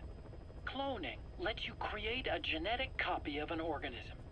You take the nucleus of one of its cells, and you swap it with the nucleus of an unfertilized egg from another member of the same species. They started out working with plants, but since then they've had success with other organisms, including mammals. It's a hot area for a lot of places right now. Corporations, universities, research groups. There's no shortage of scientists out to get famous and patent their work, with morality taking a back seat. Isn't that a little outside your field? It's got nothing to do with my research. but I thought it might be of interest to you. Cloning, and Dr. Clark, I mean. Go on. Now, this is really highly classified stuff, but I've heard that an American biotech company has successfully cloned a human being. What's more, it happened over 10 years ago, and the researcher behind it was Dr. Clark. You've really never heard of him? I don't meet many doctors. This Dr. Clark is a complete ghost, even to others in his field. His age, where he comes from, that might not be his real name. And I can't even say for sure he's a he. Clark's employer, ATGC, its company motto is embracing your hopes, preserving talent. What does this have to do with me? Cypher. Dr. Clark works for ATGC, and they have connections to DARPA. Cypher couldn't function without the communications network DARPA's built. Meaning, Cypher has to be a part of the Pentagon. Or at least, the two are joined at the hip. DARPA is a driving force behind human cloning. It's a pretty high priority project for them. And this Dr. Clark, some say he's a pivotal player in Cypher. But that's not all. Every cell nucleus in an organism contains the genetic information for that organism. Think of it as a blueprint for life. Clark appears to be working on how to decode this information and rearrange it at will. If you could do that, it would mean being able to custom design human beings for specific purposes. Can you believe that? Suppose for a moment that this is all fact. A man of your talents, if your genetic information died with you, that would be a terrible loss for mankind. But what if mankind could preserve you for future generations by cloning you? All right, enough. I get the idea. Look, I know it's inductive reasoning, but this weapon to surpass Metal Gear they're developing in Africa, I believe it's something that uses this new technology. Speaking as a fellow scientist, it chills me to the bone. That's rich coming from you. If genes serve as our blueprint, then I wonder if they include an impulse that drives us to tweak the design. Can you imagine that? Genes, encoded with information that wants its children to decode it. Is life itself putting the direction of our next evolution in the hands of scientists? I guess it would take some real arrogance to believe that. And yet, it could be what Cypher's after. I think you're barking up the wrong tree. But that was an interesting story. It'd make a good movie. You have to believe me. Where'd you hear all this anyway? Where? I just overheard it in bits and pieces while I was forced to do that research for them. Right. Wait a minute. Look, I want to help you. I want to be of service here. I'm risking my life with this. Is that so? Maybe it's time we brought someone else into the conversation. No, not him. Not Ocelot. You can't do this.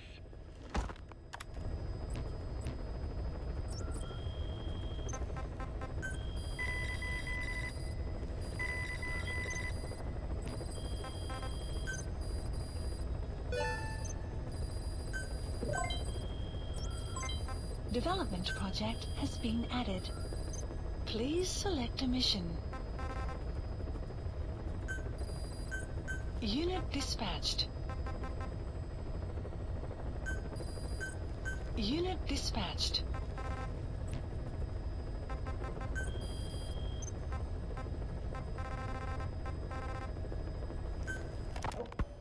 Fine. Yes, Strangelove was doing AI research in that lab. Why hide that until now? Why? Okay, so what? I wasn't working alone. You've got to understand. You do understand, right? I didn't want to drag her into this. It's my load to bear, alone. So you didn't create the AI intended to drive Sahelanthropus. It was Strangelove. Skullface was never in favor of AI control. So naturally they argued. Strangelove, she got him angry, and he killed her. How? You didn't see it? So you found her inside that pod after the fact. And you just left her body to rot in there. Or perhaps you put her in there afterward. I asked him not to take her away from me. So she was killed by Skullface, but you asked nicely, and he put her body in the AI pod for you? That's right. Pathetic. You know, we have another idea. That you killed her.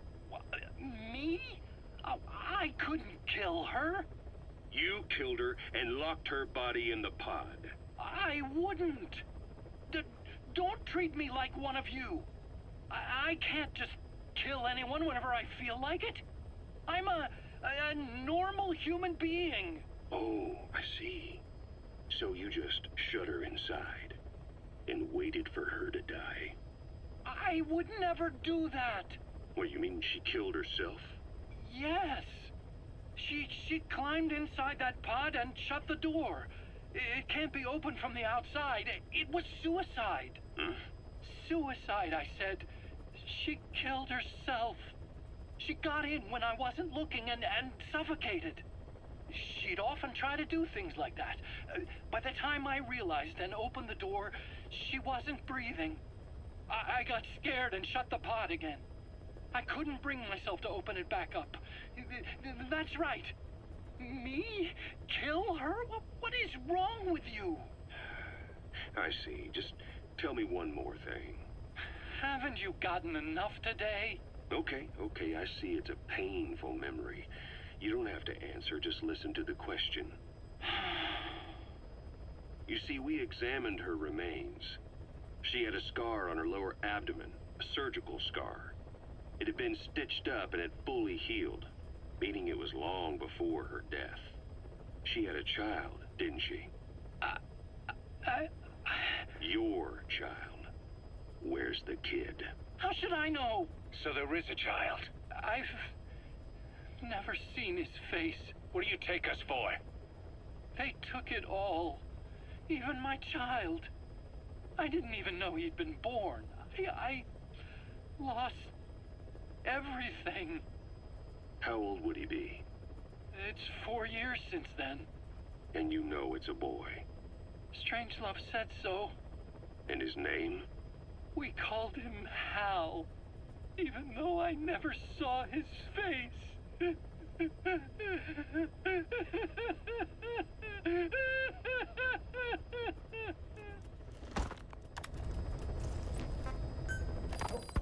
What was your goal in having the children repair Sahelanthropus? I just answered their questions. I had no idea they would actually try to fix it. I mean, can you imagine a child piloting it? Oh, sure, easily. It wouldn't work. Well, I bet it's just like riding a bike.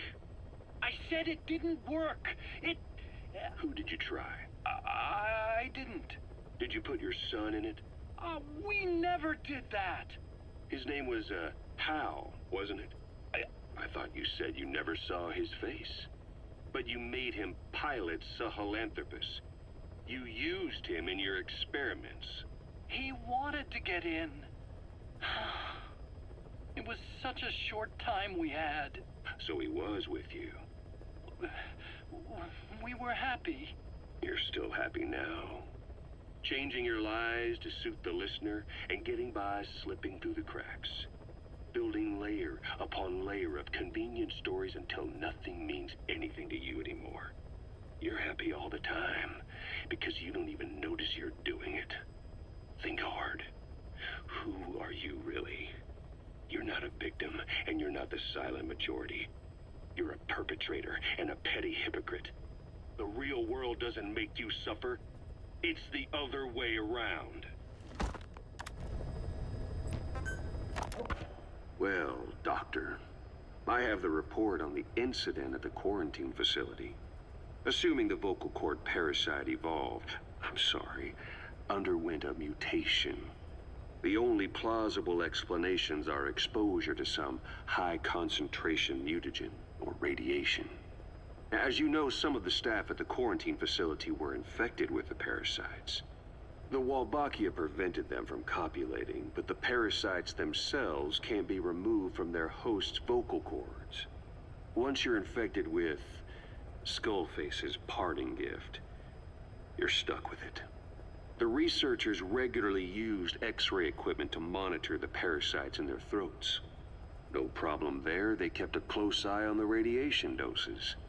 But that equipment didn't just give off X-rays. It was also emitting beta rays. Even though that's unnecessary for the scans. See, beta rays have far worse effects on DNA than X-rays. Meaning the only logical conclusion is that someone added in a beta ray emitter to trigger a mutation. Those beta rays leaked out from inside the equipment. Because the emitter was retrofitted, the shielding was inadequate. And the person who ordered and inspected the equipment was you, Doctor. That makes you the only person with the opportunity to install that emitter. So now you're saying I sabotaged medical equipment for some wild plan to make the vocal cord parasite kill everyone? Or maybe you thought it'd reveal a way to treat the parasite without using the Wolbachia. With that much to barter, I suppose some people would welcome even a pathetic cur like you. Just stop it. You'd have no shortage of buyers, but most would be happy with just the parasite. You wouldn't need to offer anything else. However, if that buyer already knew about the parasite, they'd also know that by itself, it's no longer the ultimate bargaining chip it once was.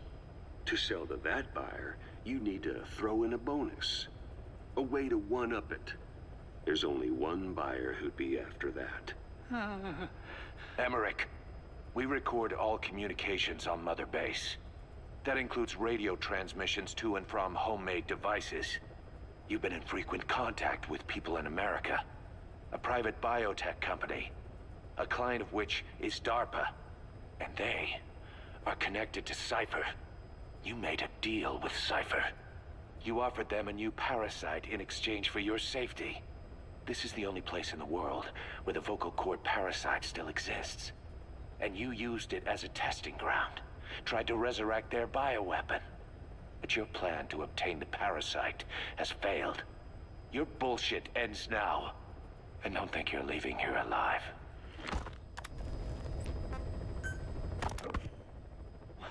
Wait, what are you talking about? Just what do you plan to do? Present the charges against you. And render an appropriate punishment. You're gonna put me on trial? Call it what you like. What's the meaning of this? Out of here, all of you. Back to your posts. No, hang on. Huey has killed their comrades and interfered with their lives. They've had all they can take. Kill that son of a bitch! Kill her! Kill her! Stop! This is insane! You have no evidence whatsoever. You say you're an army free from government. You talk big about being a nation unto yourselves. But from the outside, you're just thugs, rebels, a militia, terrorists, an unhinged threat to society. You're nothing but a bunch of psychopaths.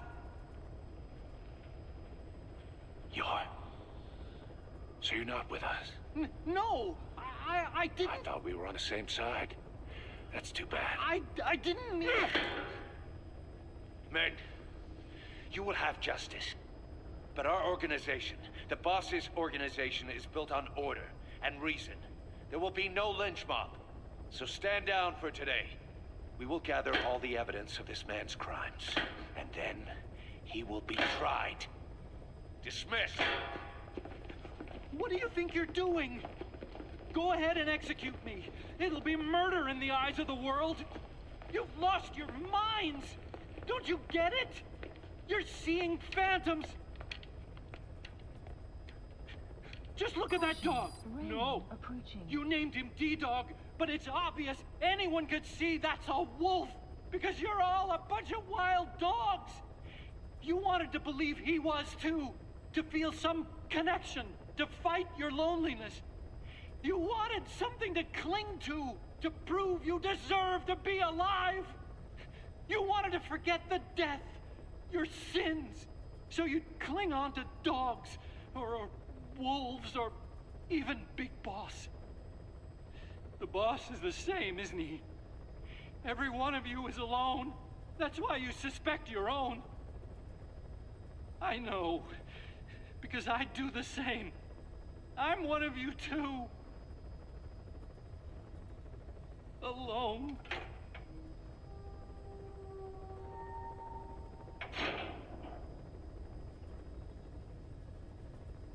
Open your eyes!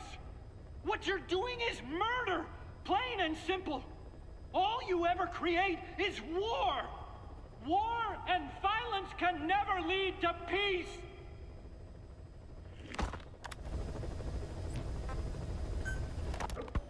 The R&D team's going to take over Emmerich's work. He may be gone, but it won't affect us one bit. We'll be able to deliver whatever you need just like before.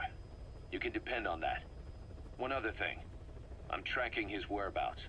Nothing to report at the moment, though. Let it go. He's gone. The guy's gone. I know. I just want to be sure. Not like I'm losing sleep over this son of a bitch. Open this thing! Huey! Damn it, Huey! Open it now! Please! Let me out! Kill me. Kill me!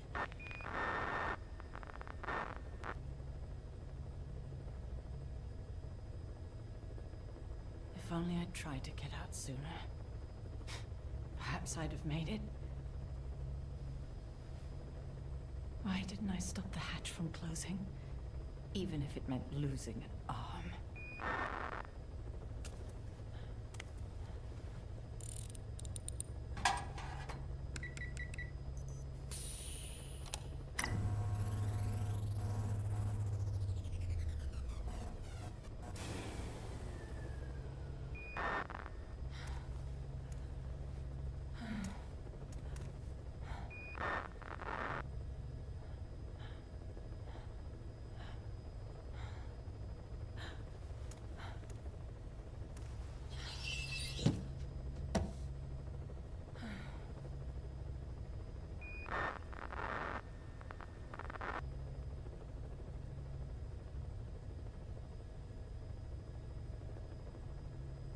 Well, I guess I'll stay a while.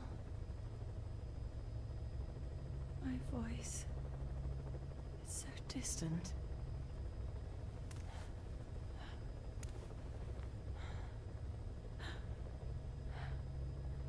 But you can hear me, can't you, Joy?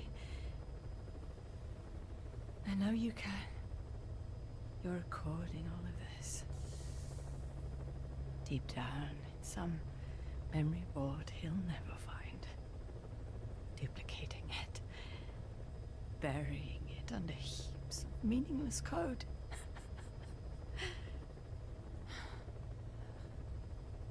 Anyway, I guess I can say what needs to be said.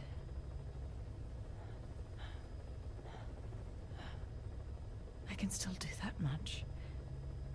Talk to you.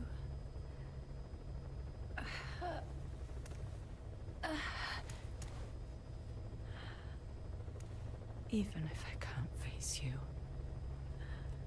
Even if there's a heaven. Even if you're waiting there. I don't deserve to see you again.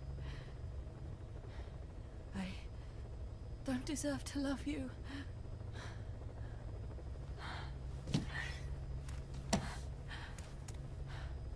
I signed up for Zero's plan. Even now that he's halfway to dead, his plan lives on, leeching away at the world. And it took your strength to make it happen.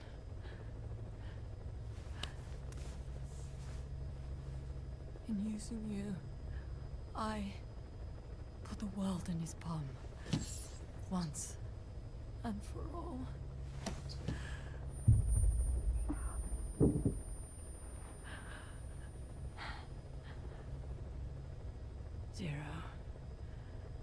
Zero, or whoever it is who's taken his name,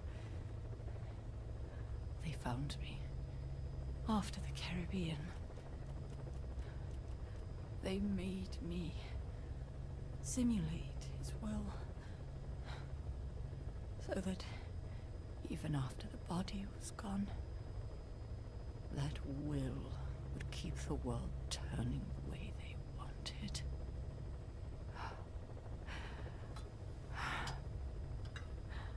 I had no choice. They dredged Lago Cosibolca. Clouds approaching. Pulled up your phantom. Forced me to revive and modify you. I thought I could bring you back. But in the end, I sold your will to him.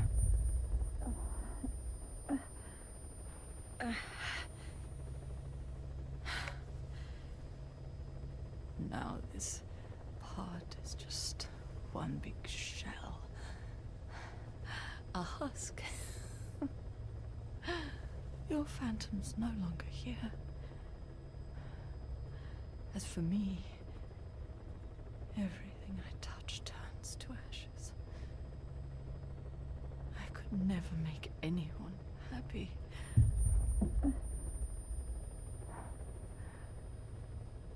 And now I'll never see my son again.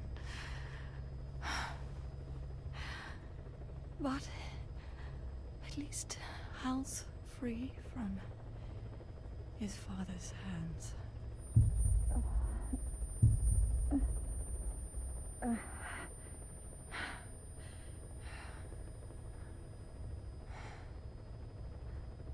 Me, with child. Can you imagine? I wonder how you took the news. Were you jealous? I knew what I was doing.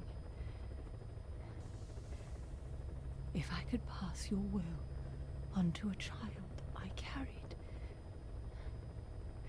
my genes, your meme, a father would be irrelevant.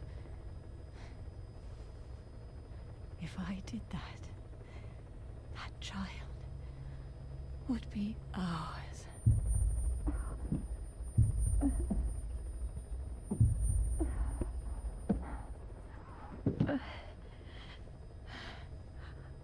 I've been a fool.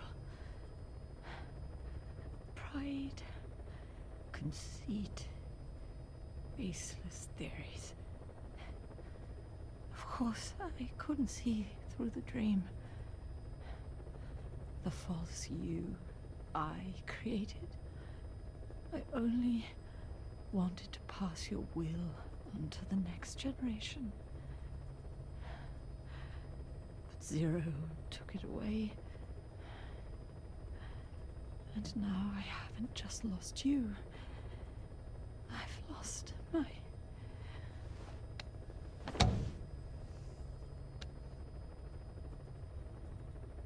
Oh, Hal, can you forgive the mother who couldn't protect you? The one who let them take it all away from us. Oh. Oh.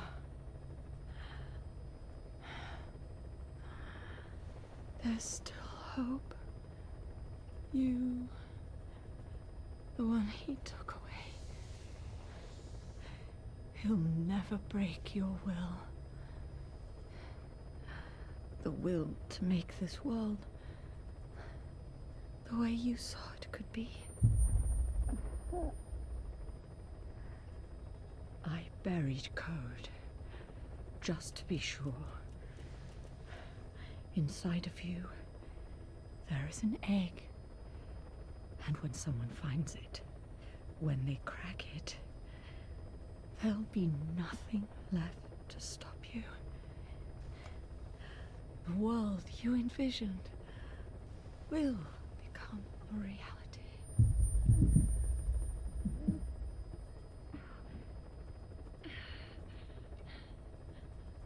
Joy, I know you can hear me. You do remember my voice, don't you? Please, take care of our son.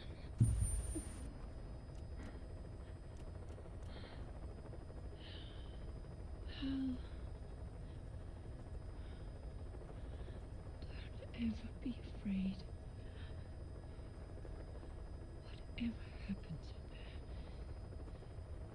she'll be watching over you. The system, the framework for your world will protect you. You don't need me. You just need to be strong enough for the both of us.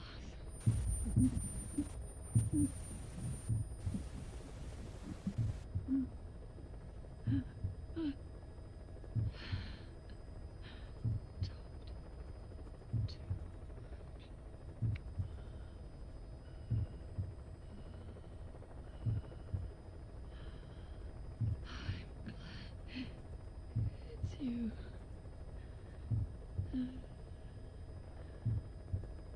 Here at the end,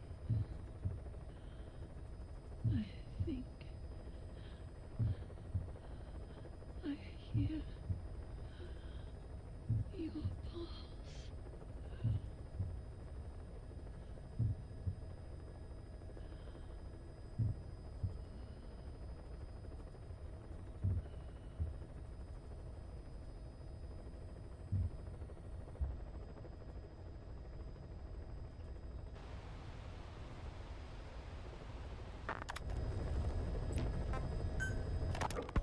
Boss, I have the report on that cargo we stole from Cypher's truck.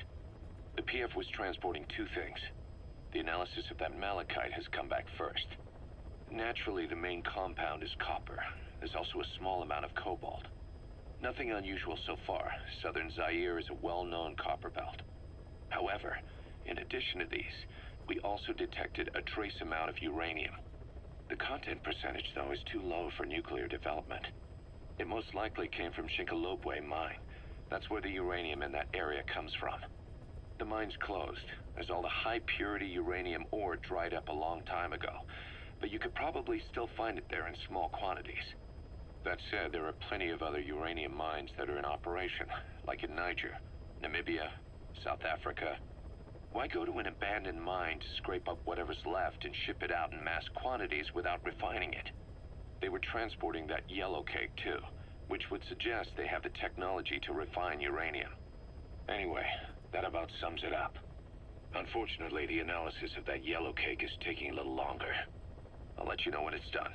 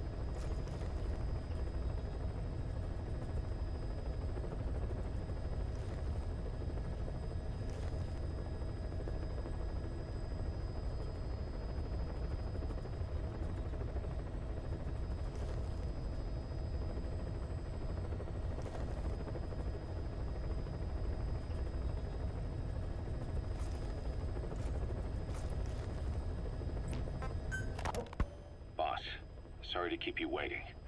We finally finished analyzing that yellow cake Cypher was moving. There was nothing unusual about the composition of the yellow cake itself. Most of it was oxidized uranium, with the rest being impurities, various metals as well as traces of organic matter. What's interesting is the composition of these impurities. When we checked them against the impurities found in the copper ore, it was clear the yellow cake didn't come from Shinkolobwe, meaning they went to the trouble of mining two sources of uranium, then transported them together in different states. Another thing, we detected a very thin layer of highly enriched uranium in the middle of the yellow cake. Now that is very interesting. It may not be a lot, but it points to the existence of uranium-enriching technology. After all, yellow cake can't naturally produce highly enriched uranium. If they could mass-produce this, they'd be just one step away from a gun barrel-type nuclear bomb. But uranium enrichment requires advanced technology and a large-scale facility. If that kind of place existed in Zaire, the Soviet Union wouldn't sit idly by. And there's another question. Where were they transporting the yellow cake and malachite uranium? The first place that comes to mind is South Africa. The government was supposed to have abandoned nuclear weapons development after caving to international pressure. But rumors persist that it's continued in secret. Plus, CRS were escorting the truck, and they're based out of South Africa. And then South Africa does have an abandoned test site. If Cypher's involved with nuclear development in South Africa. But how would that fit with their weapon to surpass Metal Gear? We need more information. Shinkolobwe. There's a name I haven't heard in a while. The U.S. bought a lot of uranium from Shinkolobwe mine during World War II for the Manhattan Project. They even sent a squad from the Army Corps of Engineers to reopen the mine after it was flooded. That's how good its uranium must have been. With that, the world's first nuclear test was a success. Shinkolobwe uranium might have been used in the Hiroshima and Nagasaki bombs too. Just hearing its name is like seeing all the phantoms of the war rise up to haunt us. But all the uranium's dried up, and the mine's been closed for years. So someone reopened it? Right. Zero-risk security seized control of the area and were forcing locals to work in it. And the Zairean government was getting a slice of what they took in exchange for looking the other way. Mobutu has to finance his taste somehow. He'll gladly sell the rights to some old mine. The question is, why would zero-risk security do this kind of thing? Or rather, why were their employers, Cypher, interested in an abandoned mine? Maybe getting trace amounts of uranium, yet to the naked eye it appears to be ordinary malachite, meaning security would be lax. Not a very efficient way of obtaining it, but easier to move. But how would they enrich it at its destination? Did the yellow cake really have a layer of highly enriched uranium in it? Having trouble believing it? No. If they say it's real, then it's real. In which case, they might have some enrichment method that we don't know about. And this was to test it out? It's possible. And that would mean it's almost complete.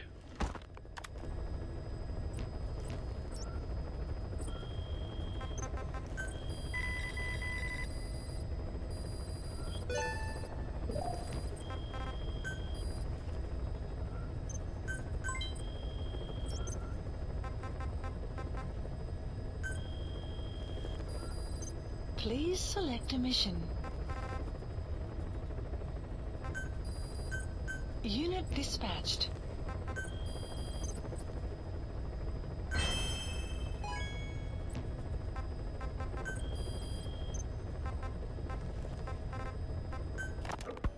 Ever since the attack on your unit 9 years ago, the name Big Boss has become known the world over. What do you mean? Those of your men who survived traveled far and wide. They fought throughout the world. In fact, they're part of the reason we have all these PFs now. Every one of them suffered their own phantom pain from losing you. Talking about you wherever they went helped to heal their wounds. Your actions and words, your legend, has been told on every battlefield they've set foot on. Obviously, as the tales have spread, the truth's been distorted, painted over. Big Boss sacrificed himself to show us the threat that Cypher poses. He sounded a warning, so it goes. A warning? Too much power destroys the hands that hold it. Apparently, you chose to be a living example of that. I never said any of that. The moment any truth is passed on, it starts turning into fiction. The problem is, fiction inspires people more than facts. To the world, you're now the legendary mercenary Big Boss. The lessons you've taught the PFs are the reason they're so widespread. They're the reason they've survived. And you know what they all aspire to? To one day go nuclear, just like you did, and stand up to Cypher. Of all the stupid things you could do. They'll never understand what you really wanted. Heroes are misunderstood. It takes a man of the same caliber to understand what drives them. Bottom line is, these guys want to be like their hero big boss. And deep down they all have their eyes on nuclear weapons. They say that a nuke is the only means of standing against Cypher. But these days it's becoming little more than a slogan to rally the troops and survive in a cutthroat business. Currently, there are 3 major PFs who've expanded into Central Africa. CFA, Rogue Coyote, and Zero Risk Security. HEC's investigations have shown there's almost no overlap between their areas of operation. It's not so much a turf war, more like they have a gentleman's agreement. If you do cross paths with them, you probably won't have to face more than one at a time. Still, don't expect a walk in the park. The CFA, Contract Forces of Africa. These guys are a major player. Their head office is in Pretoria, South Africa. That's also where the South African Defense Force is headquartered. We think the two are closely connected. An HEC investigation revealed that most of the CFA's operators are former SADF soldiers. South Africa has been locked in struggles with neighboring regimes for years. That means constant action. And we know better than anyone that's the best kind of training. A company drawing its recruits from hardened military vets. You can bet they know how to handle themselves. Do not underestimate them. Within the CFA is a company of soldiers made up mainly of locally hired operators. They speak Afrikaans to communicate with personnel from the CFA. But if you notice any speaking the local language, that's them. Though hired from the local population, they were originally part of a paramilitary group, so they'll have plenty of combat experience. And unlike their days shooting junkyard rifles out of beat-up pickup trucks, the CFA now supplies them with the latest gear from the West. On top of that, they've been combat trained by the South African Army. All that adds up to a much stronger fighting force. So don't brush them off. Look at the Angola-Zaire border region. The east bank of the Munene River in particular.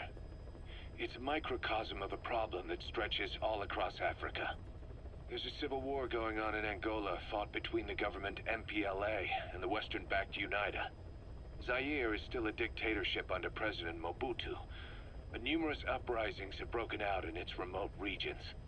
With all the trouble elsewhere keeping their hands full, neither government has control over their side of the border.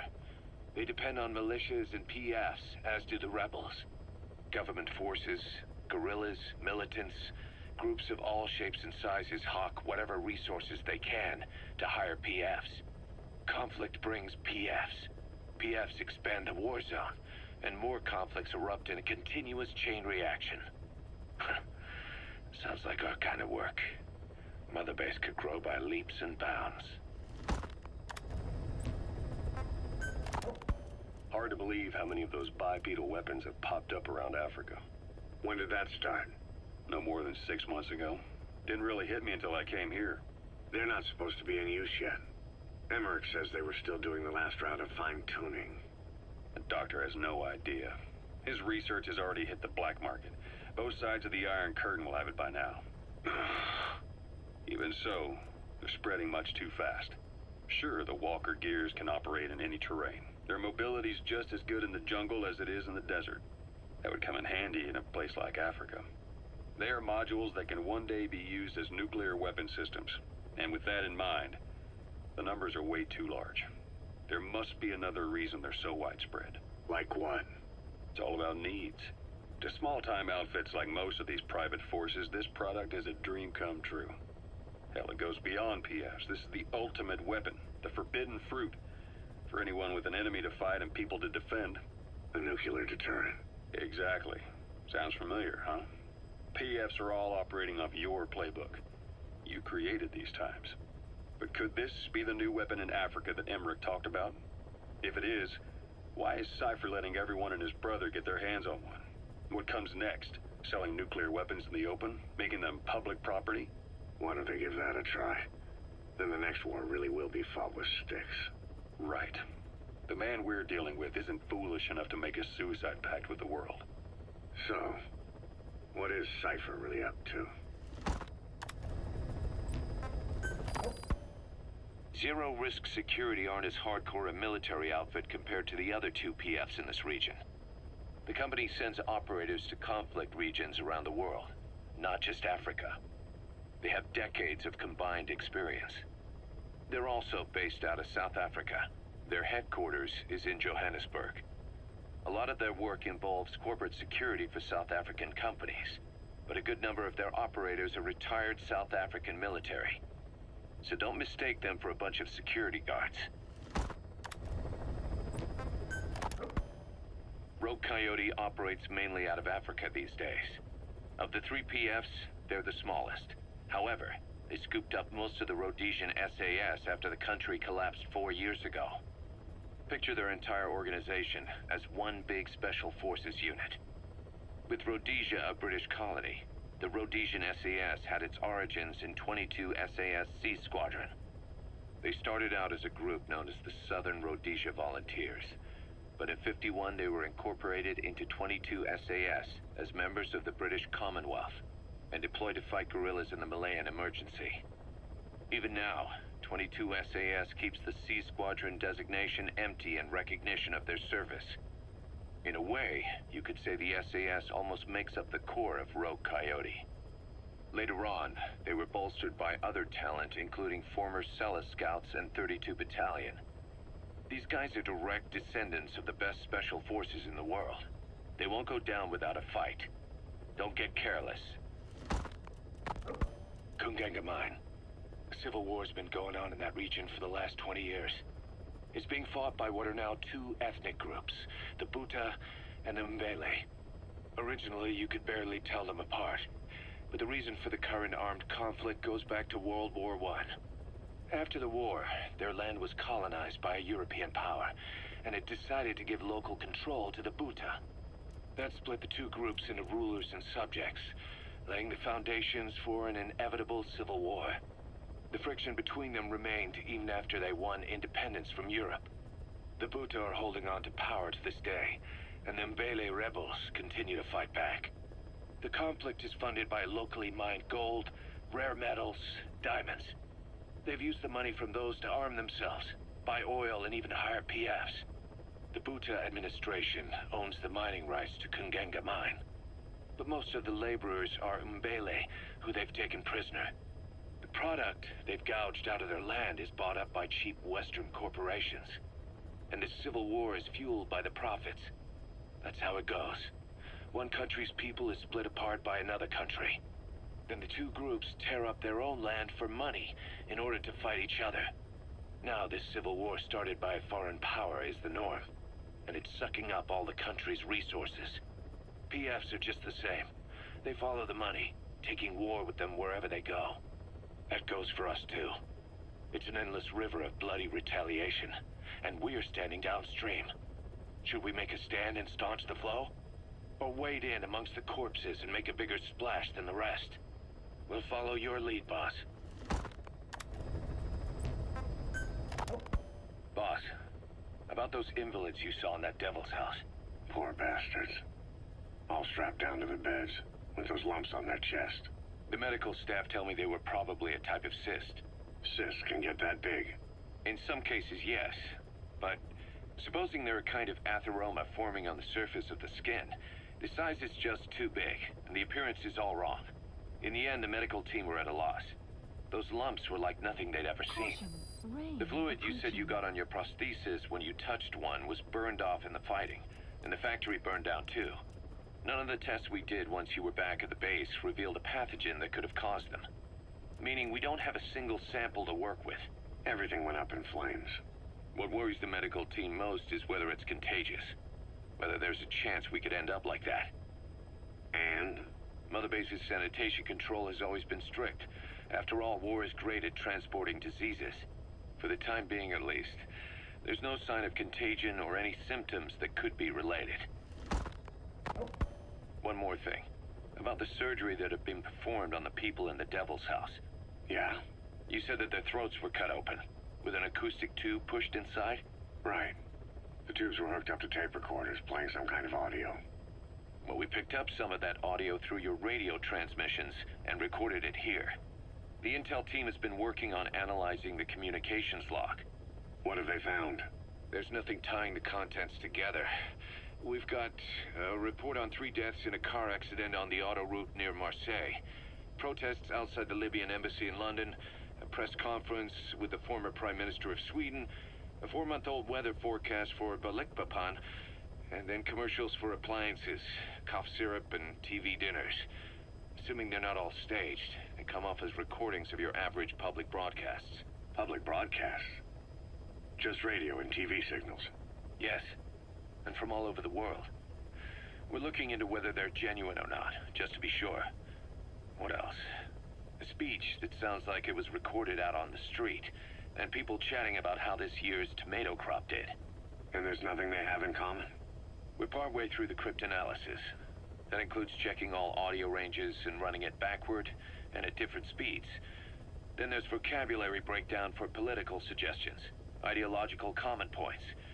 But I don't think it's going to get us anywhere. Where were the recordings made? There's nothing linking them from that angle either. Just like you reported, we've detected virtually every major language there is. French, German, Italian, Spanish, including South American accents. Then there's Russian, Hindi, Arabic, Portuguese, Mandarin, Cantonese, Japanese. They're nothing if not thorough. Well, I don't know if we've got them all covered. Ignoring the ones that have gone extinct, supposedly over 5,000 languages exist today. Besides, English isn't one of the ones we picked up. Really? English? I know. Only 5% of the world's population is a native English speaker. But when you factor in those who've acquired it as a second language, nearly 1/3 of the people speak it. The world's dominant lingua franca. You gotta figure they had it somewhere among all the languages in that place. No English. Bear in mind, we didn't hear everything that was played in that room. We couldn't isolate the more distant sounds due to static, and the program could have been set to change every day.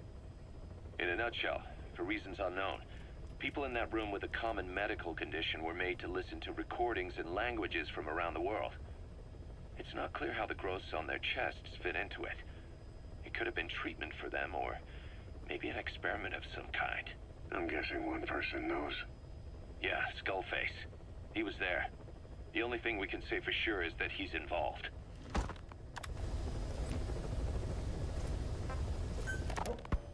Snake, I wanted to ask you about the man on fire. What do you remember from the hospital? Anything we can use?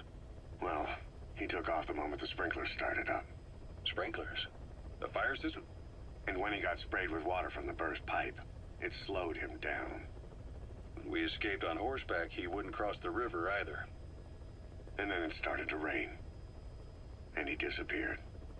Water against fire. Is it that simple? I mean, it makes sense. It's just hard to believe it would work on a guy like that. You mentioned that the man on fire was crushed under Sahelanthropus in its hangar. Yeah. He was caught under the wheels of its transport platform. But his body wasn't found. What? We searched the area the moment we arrived, but there was no trace of him. I wasn't hallucinating. I know.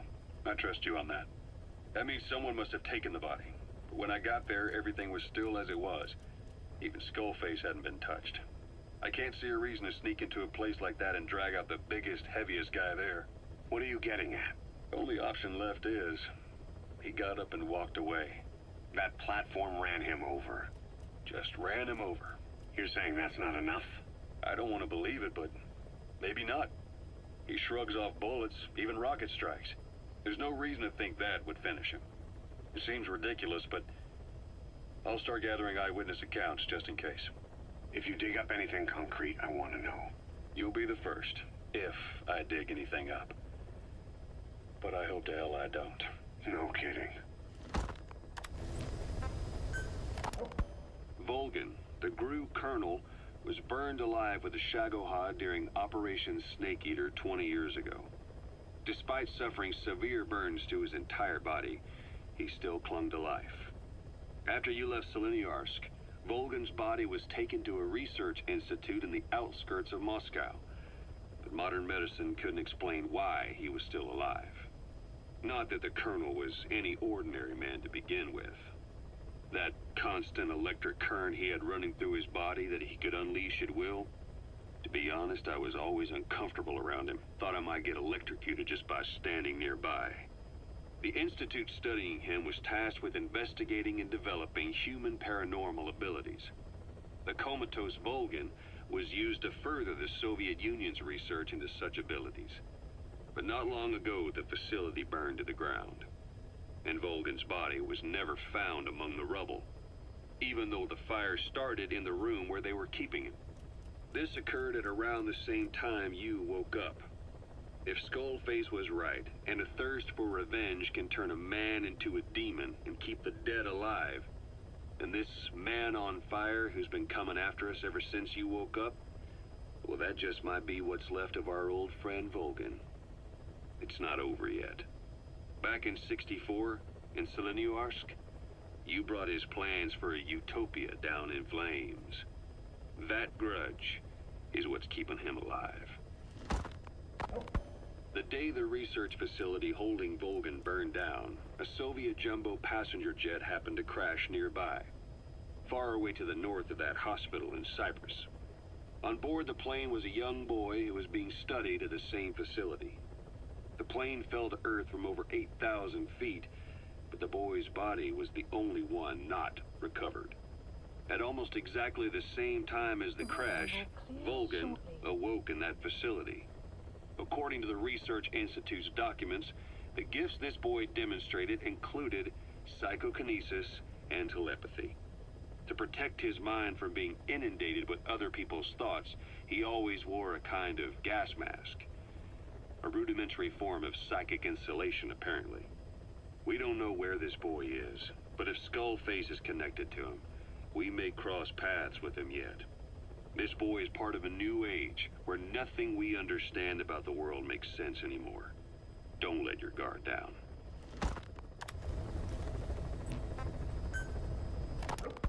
The White Mamba, Nyokayam Pembe. He's the commander of the kids based out of Wala Yamasa. As you know, contract forces of Africa were stationed at that village. Anti-government forces hired CRS to bring kids there from around Africa for training. But at some point, the adults with the PF started dropping like flies. This was right after we arrived in Africa. We don't know the cause. The kids ended up on their own. Must have been like fish out of water. Nothing to eat, no way to get back home. All the adults taught them was how to use a gun. Sure, they could shoot targets, but hunt for food? Not likely. They wouldn't have lasted long. Then the White Mamba showed up. He was faster and stronger than them, a better soldier, and he knew how to lead. I guess somebody wished upon a star, because their savior turned up like stardust straight out of the blue. The moment he arrived, the kids had their new commander. That was when they started attacking other villages. Word of the infamous White Mamba spread fast. But it isn't just his combat skills that got people talking. As you can tell from the name, he's the only light-skinned kid in the unit. Not to mention the blonde hair and the blue eyes. Not common in those parts. We have no idea where he came from or what he's experienced. The kid's a huge blank. But I'm sure you'll know him when you see him. One other thing. He's still a kid, so don't kill him. Be careful not to hit him with anything lethal. Not even a flesh wound. Our mission objective isn't just suppressing a bunch of militants. This is a DDR operation of the kids in that unit. DDR stands for disarmament, demobilization, and reintegration. Disarmament is obvious. We take their weapons off their hands. The demobilization part means dismantling their military organization to ensure they can't arm themselves again. To do that, you need to capture the unit's commander and have him order his men to disband. In this case, the commander is the White Mamba. There's nobody above him, so he's all we need to grab.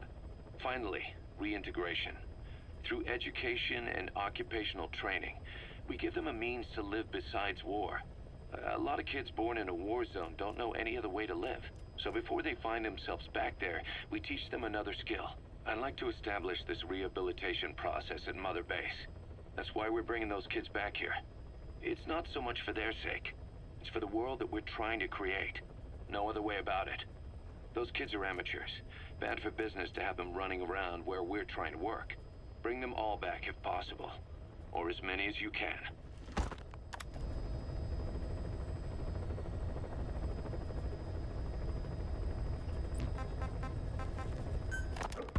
We placed the White Mamba and the rest of his unit in the staff living quarters. How's that going? It's a disaster, but what else can we do? We've taken away his weapons and banned him from using his nom de guerre. Apparently his real name is Eli. He must feel like we stripped him of his whole identity. We'll let things simmer down. I put a guard on him for now. Still the question is, who is he? Where did he come from? And how has he survived? He's still not talking. No, he won't say a word about himself. But you know, it looks like he speaks English. One of the deck crew called out to him in English, and he said something back. He just lost it all of a sudden, started mouthing off at the guy, in perfect English. He wasn't stringing together words he picked up somewhere. So English is his mother tongue. He could be from the east, or the south, or maybe even further north or south. English is well established in countries all across the continent. It's rooted in Africa like a weed, or maybe parasite is the better word. So just speaking English doesn't help us figure out where he comes from. Could even be from off-continent. Right. In any case, we'll keep an eye on him. If we learn anything else, I'll be sure to let you know. Boss, we've got the results of Eli's genetic tests. We can finally put this worry behind us. We used the PCR technique and conducted DNA fingerprinting of the copied DNA sequences. Neither is mainstream science yet, but the concepts and procedures are sound. Both tests say there is 0% chance that the two of you are blood relatives, meaning the results are negative. He's not your son, nor is he your clone. He's just another person. It was 12 years ago that Zero made plans to clone you. Eli's age and appearance certainly are a good fit. I admit the first time I saw him I did a double take, but it looks like we were worried for nothing. Eli isn't your clone, though you might still have one somewhere out there. But if Eli isn't the boss's clone, why does he seem so obsessed with him? Not to mention having one hell of an attitude for his age. I don't know. Learning the truth about himself, cursing the fact he's a clone, bearing a grudge against selfish adults, and coming to hate who he was cloned from. Big boss. If that were really the case, I could understand it. I might even feel a bit sorry for him. But no clone could have a totally different DNA fingerprint. And the test left no room for error. You yourself were there when we drew Eli's blood sample. Come to think of it, when we went to OKB-0, he'd snuck onto a chopper and was there. Yeah. He was acting strange even then. Or actually from a little before that time. That was exactly when we began these tests. Maybe he suspected something when we drew the sample, not knowing what we were doing to him, and becoming mistrustful of us. Hard to say. Eli's had an attitude problem from day one. So what is he then? Well, if he's gonna tell us that himself, we'll need to get him to open up more first.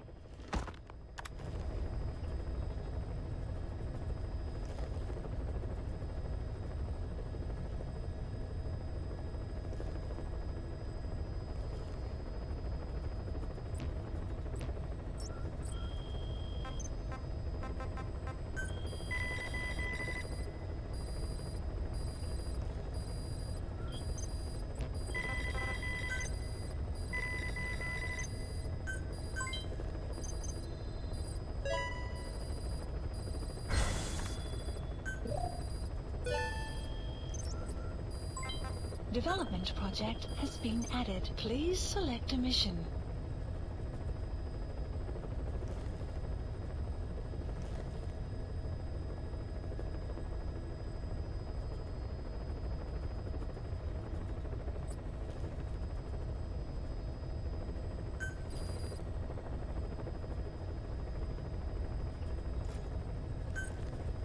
Unit dispatched. Unit dispatched.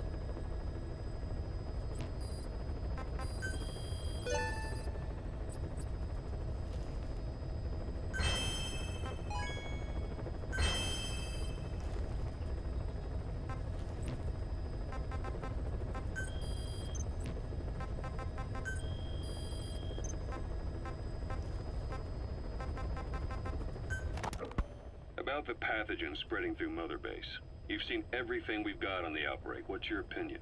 Textbook symptoms of vocal cord parasite infestation. And judging from this casualty list, it is the Kikongo strain, meaning a breed of parasite that triggers symptoms upon detecting pronunciation specific to Kikongo. So our Kikongo-speaking staff are at risk? Quite so. He's right. All the victims do speak Kikongo. So they can survive if they just use another language? There is no guarantee. You're only dealing with the Kikongo strain. Other language strains may be present. You well know he was teaching them languages from all over the world. The Devil's House. Nzoya Badiabulu. There is no way to know how many strains he has at his disposal. So how do we keep them from becoming symptomatic? You mentioned using microbes. Use this. A type of Wolbachia, introduced to a sample of the parasite. Wolbachia? A parasitic bacteria that colonizes the parasites, turning male to female and preventing copulation. You must cultivate more. What have you done with the infected bodies? Cremated to stop the spread of infection, but we did keep a few for study. Good. Take this sample, grind it to a pulp, and introduce it to the larvae now nesting in the dead. The Wolbachia will multiply rapidly within those larvae. They're soldiers, not some petri dish. Conventional cultivation methods will take too long. Extract the Wolbachia from those larvae and vaccinate your men. Kikongo speakers first. This is the fastest, surest way. No one is to speak a word of Kikongo until the Wolbachia are safely inside them. I will instruct your medical staff in detail on site. You have the appropriate facilities. Yes, but... Do not worry. I made a pact with your bête de Cholone on the honor of the Dene. I speak no lies. Keep an eye on him. Will do. Follow me. I'll take you to the medical team. Now, we must wait for the Wolbachia to multiply in the larvae. How is the disease transmitted? If it's carried by insects or rodents, then... There is no intermediate host. So... The vocal cord parasites lay their eggs in the larynx of the host.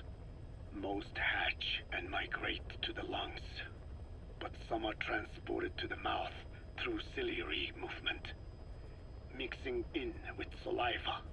Saliva. Droplet transmission. Sneezing, coughing. Any food or water containing infected saliva. It would spread fast. Indeed. And when the larvae migrate to the lungs, symptoms can resemble the early stages of a cold, making it easy to infect others. Meaning a simple conversation would be enough to pass it on. All right, so what happens after the larvae migrate to the lungs? It is as I said before. They mature by feeding on alveolar tissue. It is only then that noticeable symptoms appear in the host. And by that point, it's too late. He's infected everyone else. It's one hell of a weapon you've created. That is what Blag Anna wanted. Something that would spread easily. In truth, he's not the reason. But we will discuss that another time. The Wolbachia have multiplied. We're preparing to extract them and begin vaccinating. But is this really the only way? Sure, it'll prevent infection, but the cost? You would rather remove their vocal cords? No. Tactical communication's a linchpin of what we do. What if we were to ban the use of Kikongo? Insufficient. First, there's no guarantee that only the Kikongo strain is here. Second, there is the matter of how the parasites lay their eggs. Before they can copulate, they must be exposed to the pronunciation of a specific language for a period of time, like a container filling with water. But the duration between when the container is full and when the copulation actually begins varies from case to case. In other words, even if the infected stop speaking as a countermeasure, it may already be too late. The only true solution is to prevent copulation through the Wolbachia, or by physically removing the affected tissue. Do any antiparasitics work? It sounds as though you have already tried. Yeah. We tried every one there is, and nothing. I have yet to find a medicine that can remove the parasites. At best, it temporarily covers their ears. Why is that? Because the parasites are companions to us. To remove them inevitably harms the host. Companions? More than you think. And this is why the human immune system cannot eliminate them.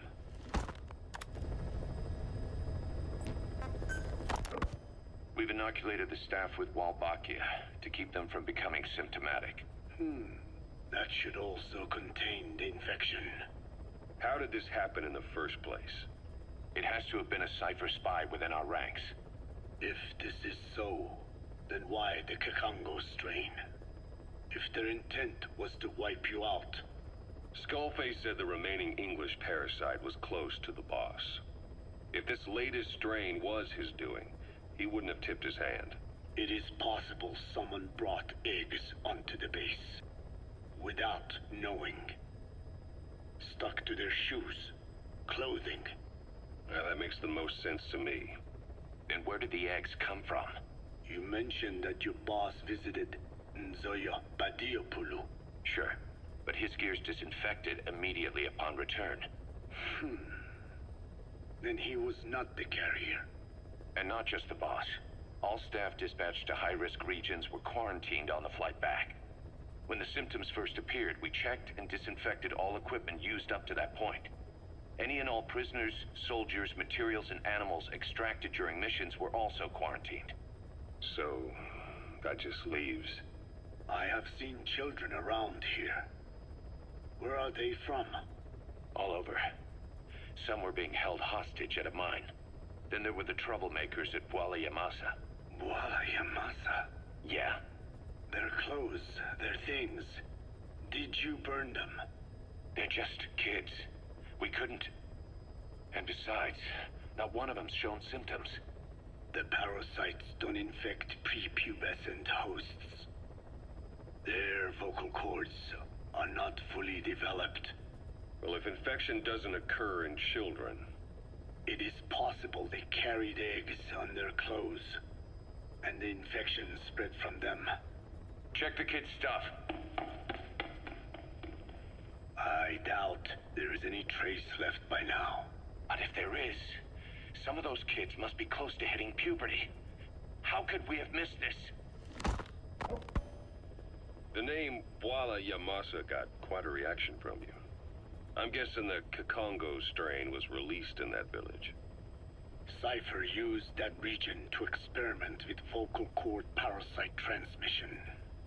The Kikongo strain. The settlements around the refinery upstream of Bwala Yamasa were the proving grounds.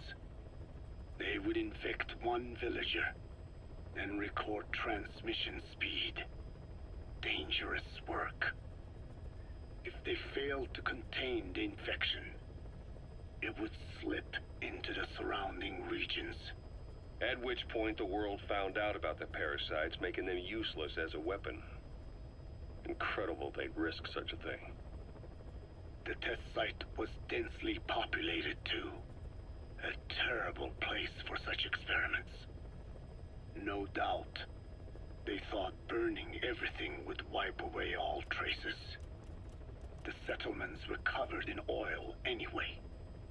Who would wonder if one day they caught fire?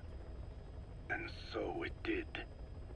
They burned it all, living and dead. Those remains. But they miscalculated. Transmission speed was far faster than anticipated. It may have been the temperature, or hygiene standards, or perhaps the parasites reacted quickly to Kikongo. Whatever the reason, nearly all villages were swiftly infected, and the settlements reduced to mounds of corpses. Making matters worse, the dry season was ending. When it came time to burn the village, the Moneni River had swelled. Many of the bodies were waterlogged. Meaning they didn't burn completely. The corpses still contained viable eggs, and the larvae washed downstream. And when the people downstream drank that water, that marked the end for Bwala Yamasa. I learned all of this at the mansion. I warned him of the risk of eggs getting out. And? We are prepared for any eventuality.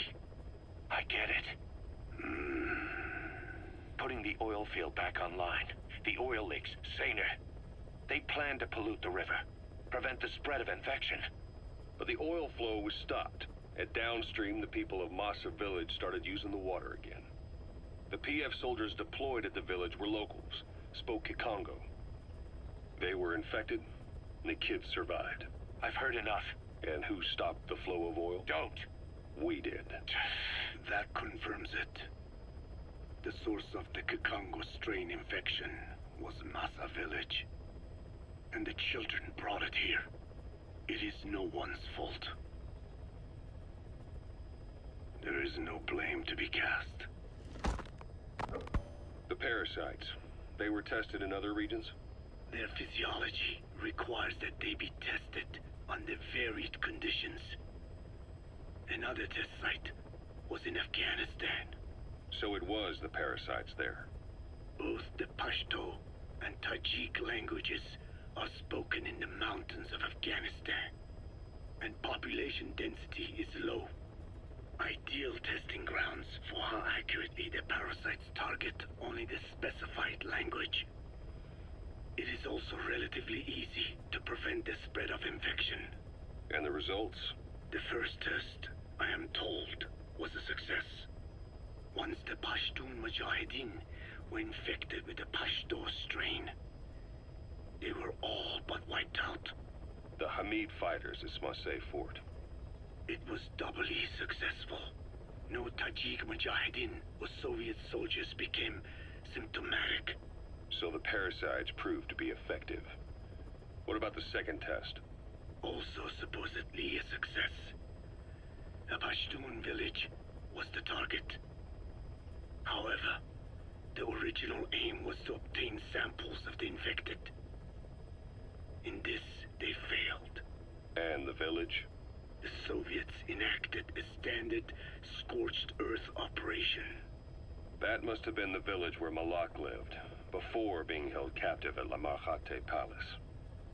Having had more time to think on it, the details shared with me may have been false.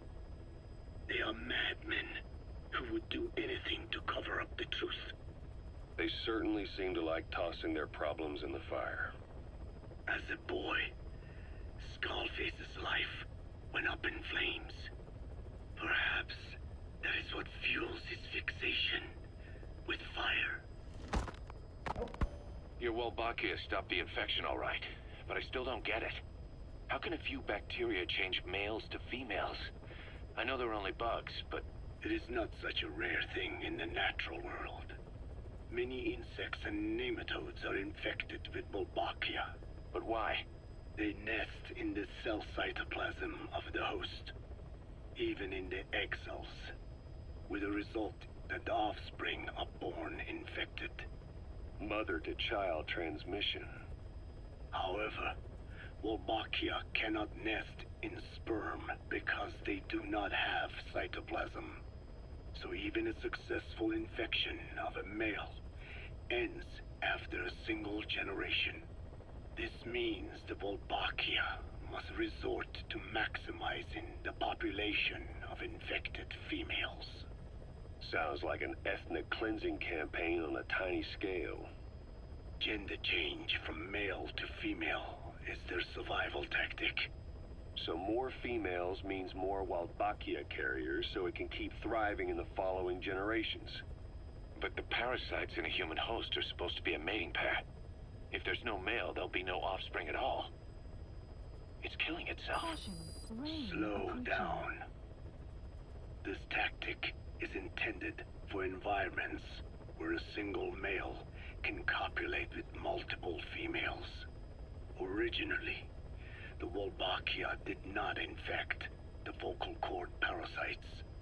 I created a mutated strain, modifying the Wolbachia so that it could infect monogamous pairs. The Wolbachia's greatest multiplying tactic, the male-to-female change, worked against itself in the monogamous parasites.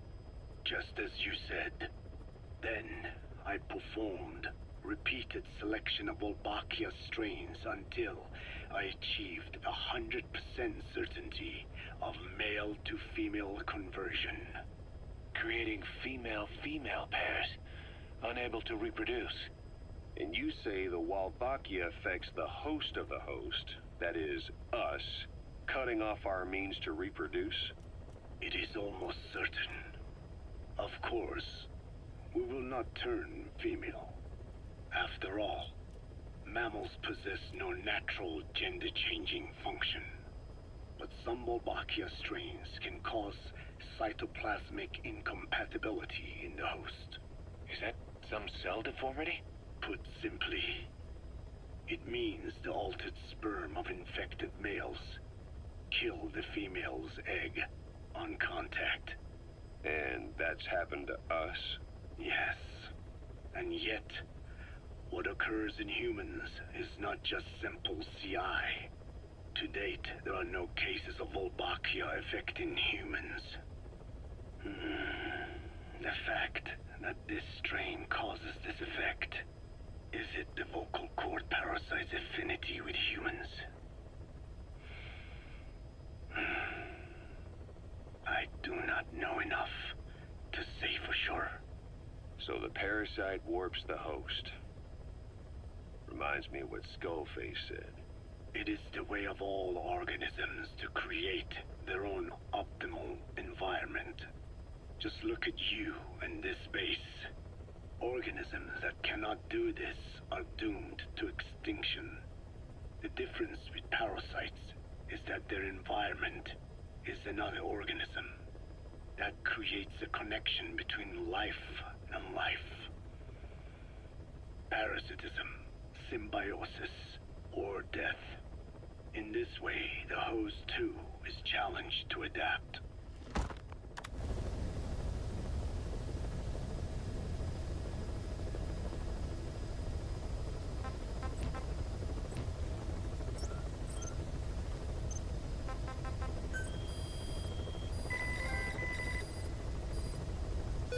Plant expansion complete.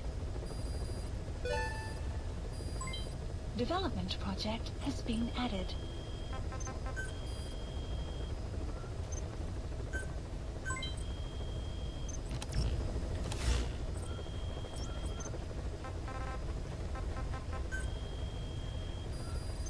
Please select a mission.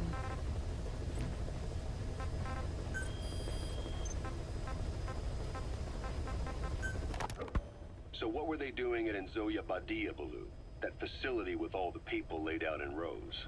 The abandoned factory Shabani was held in. It is precisely as you guessed. Black Anna was coding languages into the vocal cord parasites. They infected the subjects with the parasites, then made an incision in the throat to expose the vocal cords. That allowed them to play recordings of a desired language directly to the parasites. And the parasites learn the languages that way. That's some teaching method. I just don't get how a bunch of bugs had the brain power for it. They don't. Do not judge them by human standards. They do not learn as a function of intellect. Then how do they do it? What language the parasites react to is coded into their genes. You could expose the Japanese strain to English for years, and it would never learn the language and react to it. The pronunciation, rhythm, and structure are different. But what about, say, Spanish and Portuguese? Linguistically, the two are very close. Yeah, they're both Ibero-Romance languages. Even so, a Spanish language mating pair exposed to Portuguese will not copulate. Only when they hear Spanish. Only then. And the majority of their offspring will be the same. So it's a literal case of a mother tongue. But if that's so, I don't see how the different strains can be created in the first place. Well, among the many thousands of offspring, there may be just a few that react to Portuguese. You're talking about mutations. Correct. Playing the tapes helps to identify the mutant strains. Those specimens are then isolated and bred with one another. From their children, specimens that react more strongly to Portuguese can again be selected and bred. Repeating this process creates a strain that reacts solely to Portuguese and never to Spanish. Mutation and selection. No different to breeding roses. So you kept increasing the change over the generations, adapting them to languages from all over the world. Must have taken a hell of a lot of patience. More like patience. Just how many died for this? There's something I still don't get. In order to tell which larvae will react to Portuguese, you'd have to let them develop and then see which copulate. That means you'd need tens of thousands of guinea pigs. There's no way you could do that in a facility that small. For normal selective breeding methods, you would be right. But there is a more effective selection method when training the vocal cord parasites. Go on. It is not only when mating that the parasites listen for language. Shortly before hatching, larvae display markedly increased activity in reaction to particular language. The active eggs can be identified under a black light. So the eggs that react to Portuguese are selectively placed in the throats of subjects. So you see, narrowing down strains that react to the target language is an effective process. Though I'm sure that even so, many lost their lives to create the various strains. Taken against their will into that dungeon. There are two reasons for playing the tapes for the parasites. One, to isolate the eggs that respond to the target language. And two, to cause the specimens raised from the selected eggs to mate. I get how the system works. But why do they respond to language before they even hatch? It's not like they can mate from inside an egg. It is because the larvae learn the language before hatching. You mentioned that what language the parasites respond to is hard-coded into their genes, and that they don't have the brain power to actually learn a language. But then you say that the larvae at Nzoyabadiabulu were learning the languages in the egg. Your story doesn't add up. Your country is home to a unique songbird. The Japanese bush warbler. Sure, what of it? What a beautiful call it has. But no bush warbler can sing it perfectly at the start. As chicks, they can barely chirp at all. They must learn from their parents and other adult birds. Only then can they sing properly and attract females. So naturally, there are individual differences in each bird's call. Though they start on the same footing, each bird is influenced by its teachers. And the parasites are the same? Like the birds, the parasites have a genetic predisposition towards a particular language. But while in the egg, the larvae's ears are tweaked by listening to the voice of the host. This tweaking ensures that the grown parasites will react better to the host's speech pattern. Why would they have an ability like that? Well, there are distinct regional differences within even the same language. Rare is the language that has no unique dialects. Yes, learning the host's speech pattern before hatching attunes the larvae to whatever twist of pronunciation it will encounter. This adaptive ability is what makes them so formidable. I see. So a language requires selective breeding, but the parasites can learn dialects by themselves. Of course, having the egg-stage larvae listen to the tapes in the factory was not meant to teach them. It was more important to use that trait of theirs to identify the mutated strains. As I mentioned earlier, is that really accurate enough to use as a weapon? You could wipe out a neighboring ethnic group by accident if their pronunciation is too close. What you say is true. In that sense, they are imperfect as ethnic cleansers. But for his purposes, they are good enough. His objective was not to exterminate any one ethnic group, but to render the world's lingua franca, English, inert.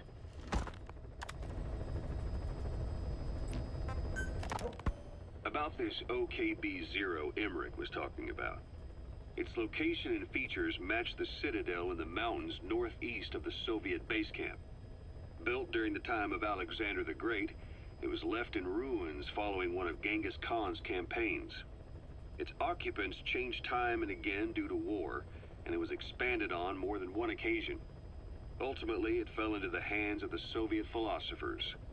The Soviet army was using it as the headquarters of its Afghan invasion force. But it would seem that Skullface's connection with the philosophers gave him license to develop Sahelanthropus there. And that's what Emmerich was doing at the place, before he got the axe. But OKB is a designation the Soviets use for weapon design bureaus. There's no way they'd have one of those in Afghanistan. And, in principle, the numbers that follow OKB are always integers above 1. There is no 0. Perhaps this was a secret facility of the Soviet and Chinese philosophers dating back prior to World War II. Though it's more likely Skullface just picked a fake name that more or less fit the Soviets' pattern. He doesn't go there often, but he sure as hell won't miss this. They use the heliport on top of the tower for his visits. Start by heading for the heliport. Then wait for your chance to make contact with Skullface. It seems Sahelanthropus's armor is made from depleted uranium. That offers some serious protection. The U.S. military is planning on using it for its main battle tanks, too. Maybe that's where Emmerich got the technology. Uranium? They're using nuclear fuel for armor now? No. What they use for nuclear fuel is uranium-235, which is extracted from natural uranium. Depleted uranium is a byproduct of that process. Sort of like the leftovers, I guess. The garbage. Uranium-235 makes up 0.72% of natural uranium, whereas depleted uranium contains only 0.2%. What are the benefits of using it for armor? It's a pretty short list. Uranium's a heavy metal, like lead, meaning it can hold a greater amount of kinetic energy. But it also boasts a hardness closer to tungsten. That makes it an ideal material to use for, say, armor-piercing ammunition penetrators. But it's not the best choice for armor. Its volume is less than that of ceramics, but for an equal weight, you could end up with less protection. So why use it then? According to Emmerich, it came down to him being unable to source ceramics technology from a manufacturer. Plus, given that it's an upright walking vehicle, he wanted to reduce the bulk of certain areas. Despite all that, depleted uranium still makes for some tough armor, and Emmerich says it's been proven in live fire tests. It stops most Soviet tank shells.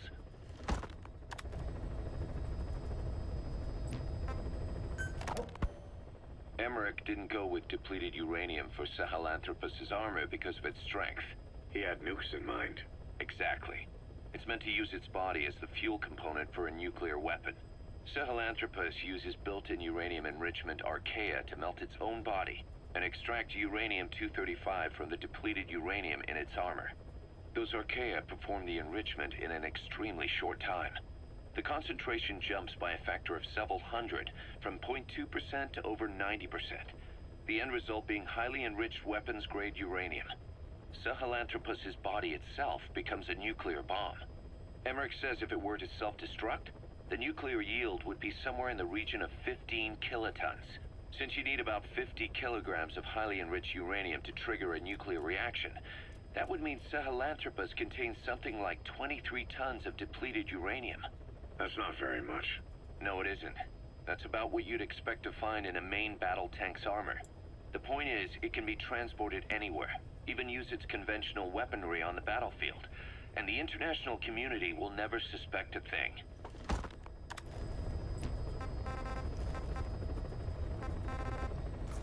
So, I'm gonna be taking a quick dinner break. We will continue this, we will finish off the rest of these. But I need to go eat something.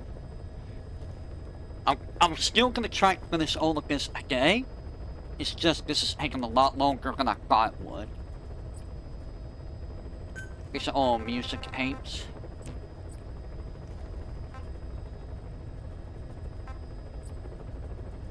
Okay. So we still got quite a ways to go. But yeah, nature adapts can't be a threat to humanity. Nature is beautiful, but deadly. Alright, I will be back in about 15 to 30 minutes. So I shall be back. Dinner time.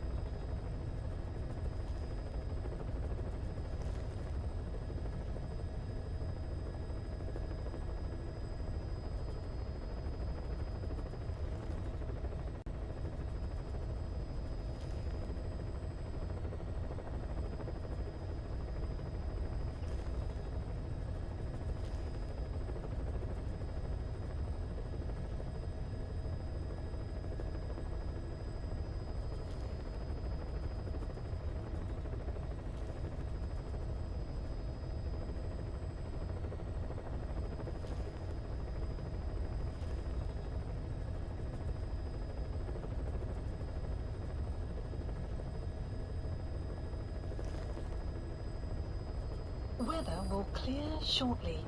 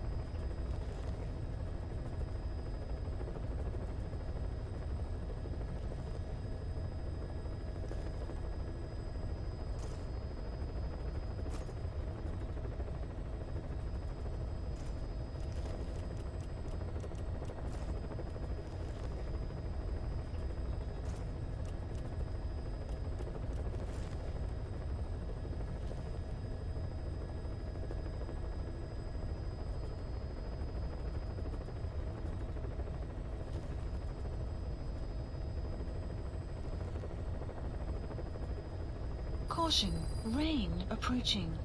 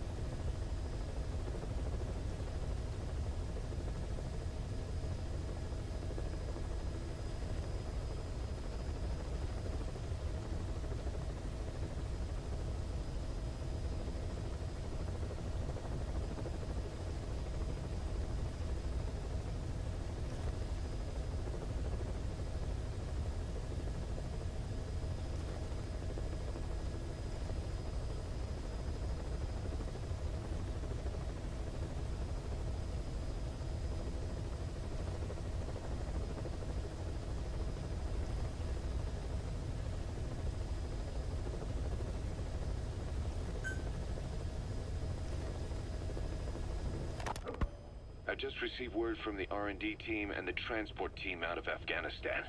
They finished installing Sahelanthropus on the base. It's ours now. All right. Don't let any of the staff touch that thing. Especially Emmerich. Of course.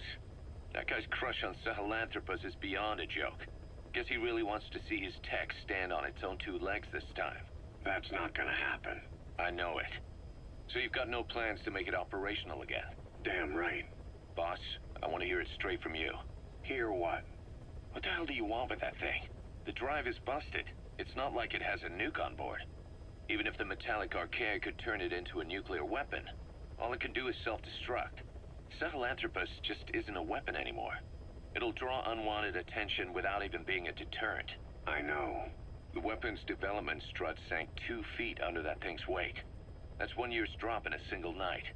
We've started on reinforcing the strut, but there's no guarantee it'll hold up if a storm hits.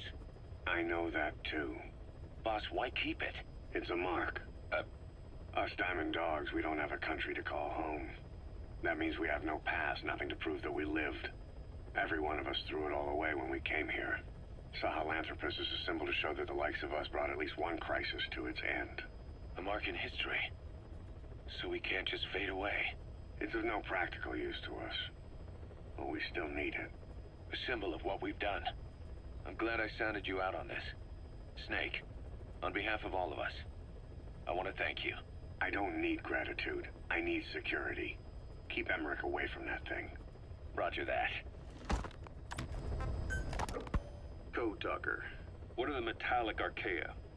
Volcanic craters spewing sulfur. Water hot enough to boil your skin off. Ocean depths of 800 plus atmospheres. Wastelands radioactive enough to kill you where you stand. There are groups of organisms that survive despite. No. Because of living in such environments. I've heard about them. Extremo something. Extremophiles. By selecting certain species, then subculturing and repeatedly modifying them, I created a metallic offspring of pure archaea. They subsist on metals rather than organic matter. And some of them even consume uranium? Yes. Uranium enrichment archaea metabolize only uranium-235. As a result, they produce weapons-grade enriched uranium. How is that possible? Consider how plants fractionate carbon isotopes when they conduct photosynthesis. Nature possesses abilities beyond our imagination. So it was archaea that brought down your chopper? Corrosive archaea, yes. They oxidize metals, feeding off the energy in the electrons they receive. What became of the wreckage? We had the R&D team retrieve samples for study in airtight plastic containers, of course. Prudent. We shall extract archaea from it in good time. They should help you fight back against Black Anna. Any chance we could start now? It doesn't have to be a lot. I might just have another use for them. If it's only a small amount you need. That's fine. I'll get the R&D team to assist. Let's go. South Africa was previously suspected of developing nuclear weapons. It already had a conspicuous presence at the UN because of apartheid and its armed expansionism. But when neighboring Angola and Mozambique became socialist countries in '74, South Africa felt hounded into a corner. So it accelerated its nuclear program to protect itself. 3 years later, the Soviets discovered a test facility, and 2 years after that, an American satellite observed a flash in the southern Indian Ocean.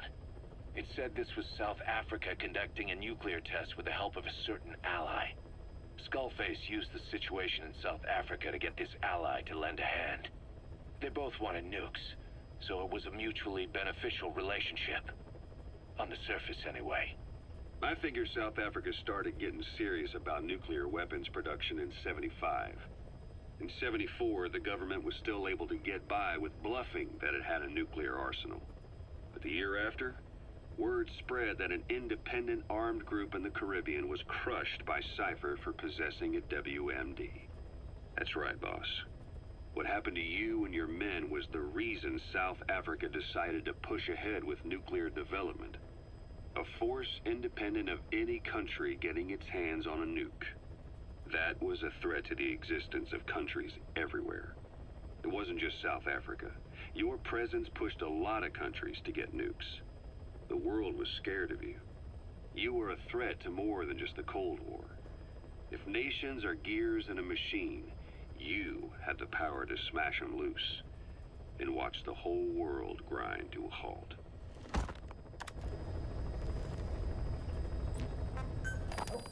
Emmerich uses externally powered legs of his own design. It's bionics technology, a product of the U.S. military's failed attempt to develop a powered exoskeleton. All the wearer has to do is apply a little force, and the actuators continue the movement in that direction. But his legs are unique. Instead of using a hydraulic mechanism, the actuators run off metallic archaea. That increases the actuator's reaction speed and also enables him to lock and release the joints at will. The legs are a nifty little gadget, but they have two clear weaknesses. First, they're dependent on external power, maybe because he built them knowing he couldn't leave his lab. There's no internal battery. That's why they won't work if they aren't plugged in. Second, and this is more than just a weakness, the legs are directly connected to his bones. Could be to minimize signal loss and the order's output to the legs and the drive response from them. Either way, Emmerich has used bolts to attach load-bearing parts directly to his femurs, probably by mimicking surgical treatment for compound fractures and the like. But the end result is those legs and his body are fused together, and that appears to be how he's able to move them so precisely. But that also means that any shock to the legs would be delivered right to his bones by way of those bolts. The same is true if he encounters the corrosive metallic archaea. If the corrosive archaea ate into the exposed bolts, they'd reach the endoskeleton parts and eat through them too in the blink of an eye. The doctor's bones are full of holes to accommodate all the bolts. They're like sponges. If he were to lose the reinforcing parts, even the tiniest bit of force or weight would snap his bones.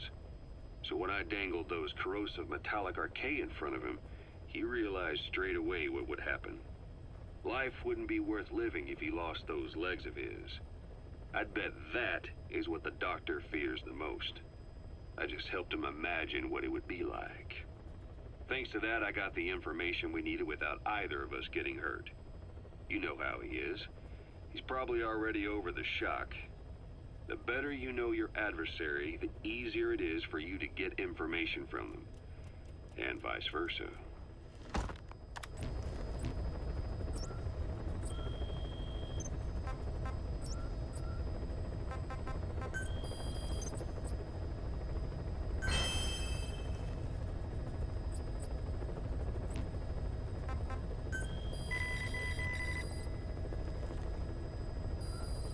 Please select a mission.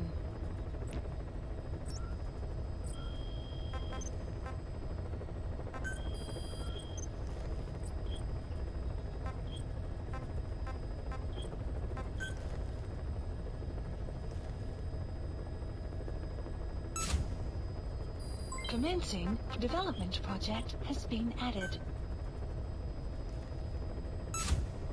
Commencing platform construction.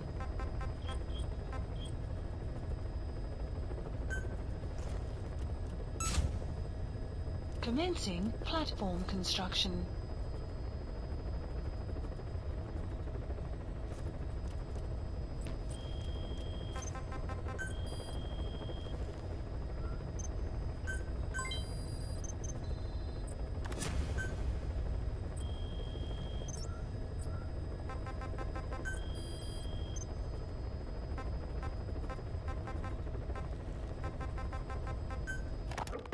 You said that the nukes Skullface was trying to spread around the world were equipped with a failsafe. Something that could shut them down at will. His will. Quite so. After all, he needed a guarantee that a buyer wouldn't simply turn the weapons back on him. So how can they be stopped? The criticality trigger, that is, the detonator, is a complete black box design. Any attempt to dismantle it causes it to melt in seconds, using the corroding archaea. The design ensures that no detonation is possible unless he disengages the lock. So he had a way to disengage it remotely. Precisely. The client simply presses a button. At that moment, the detonator begins transmission with a surveillance satellite. The satellite reports to him how the client is trying to use the nuke. If he does not object, the lock is disengaged. But if it's a risk to him in any way... The detonator melts down. The same is true if detonation does not occur within a preset time after the lock is disengaged. The nuke is rendered useless. Who the hell would buy something with strings attached like that? The client would never know until the moment they actually try to use it. Most likely, he would have explained the time delay as the detonators needing time to activate. And he only intended to sell to technologically primitive groups in the first place. Let me guess. He'd claim it was defective and offer a replacement. Shadier than a used car salesman. Skullface shakes your hand like a friend, using the other to control you like a puppet. This is how he works.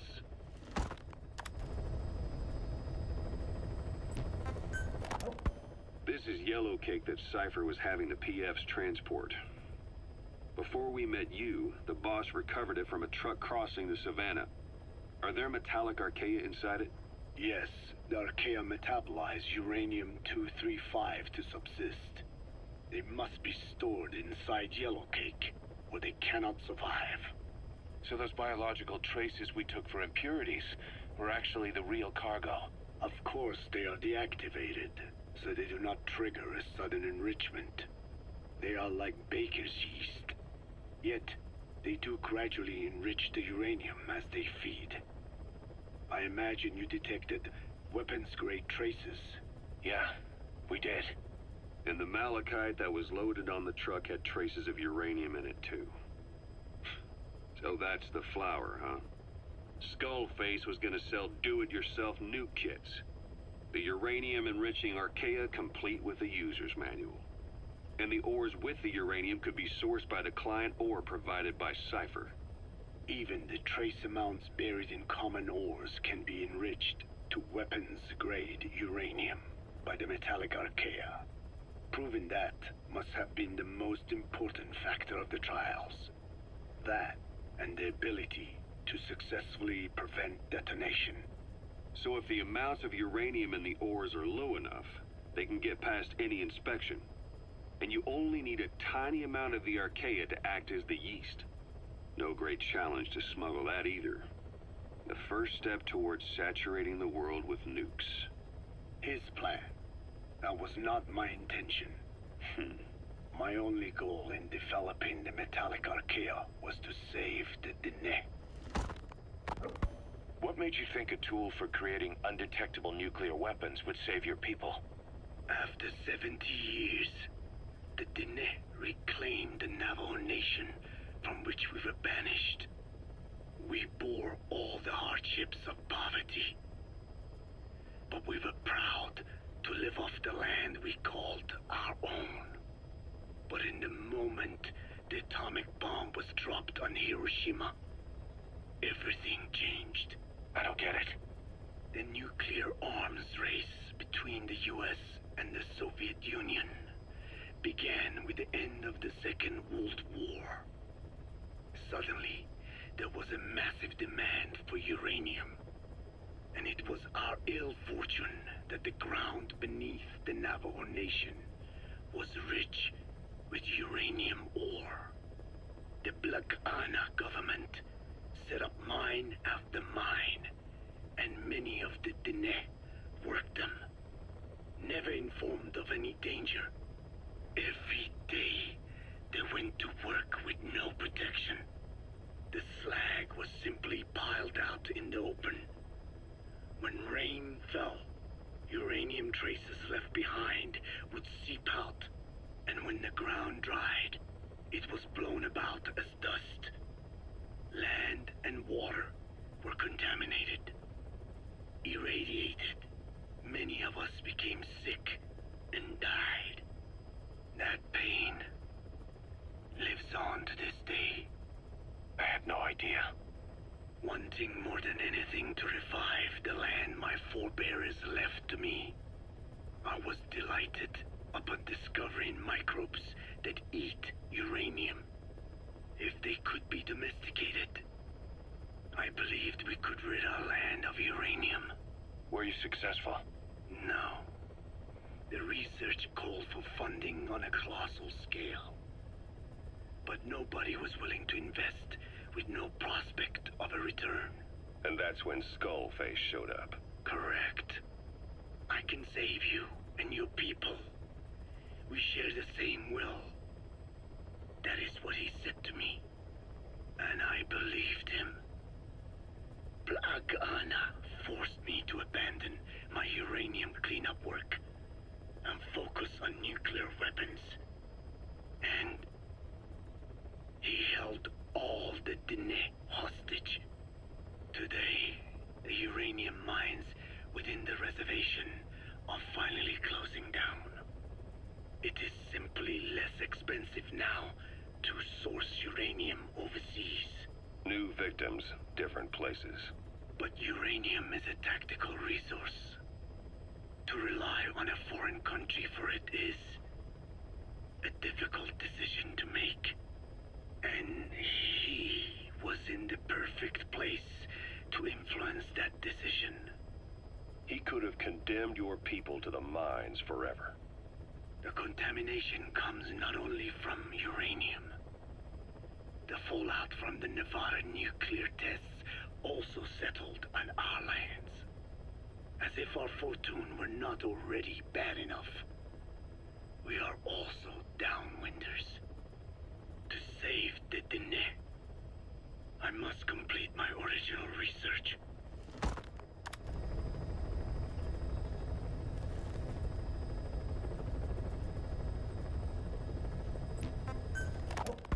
Code Talker, haven't seen you eat a single thing since you got here. Let me guess. Photosynthesis? Oh? What makes you say that? Well, a long time ago, I knew someone with a similar ability. Well, you are correct. Most of my body is covered with parasites. I supply them with water, and in return, I receive sugars they produce when exposed to light. Mm-hmm. It isn't just my skin either. The parasites also act as my eyes. They have replaced many of my internal organs as well. It is thanks to them that I live on after over a century. How did you obtain them anyway? Through your research? I would like to say as much, but there is more to it than that. Let me take you back 20 years. I had hit a dead end with my parasite research. Then I was approached by a foundation. They said they had a sample of an unusual strain of parasite. Which foundation? Apparently, they had links to ARPA. But that is all I learned. I was somewhat ignorant of the ways of the world. Just being able to study it was enough for me. Yeah, I've heard that before. Go on.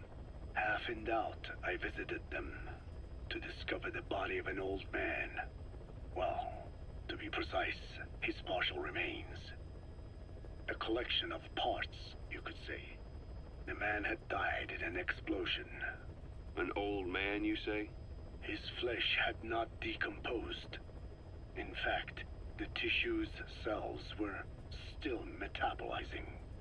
The parasite had infected, or should I say assimilated with, the tissues, and was keeping them alive.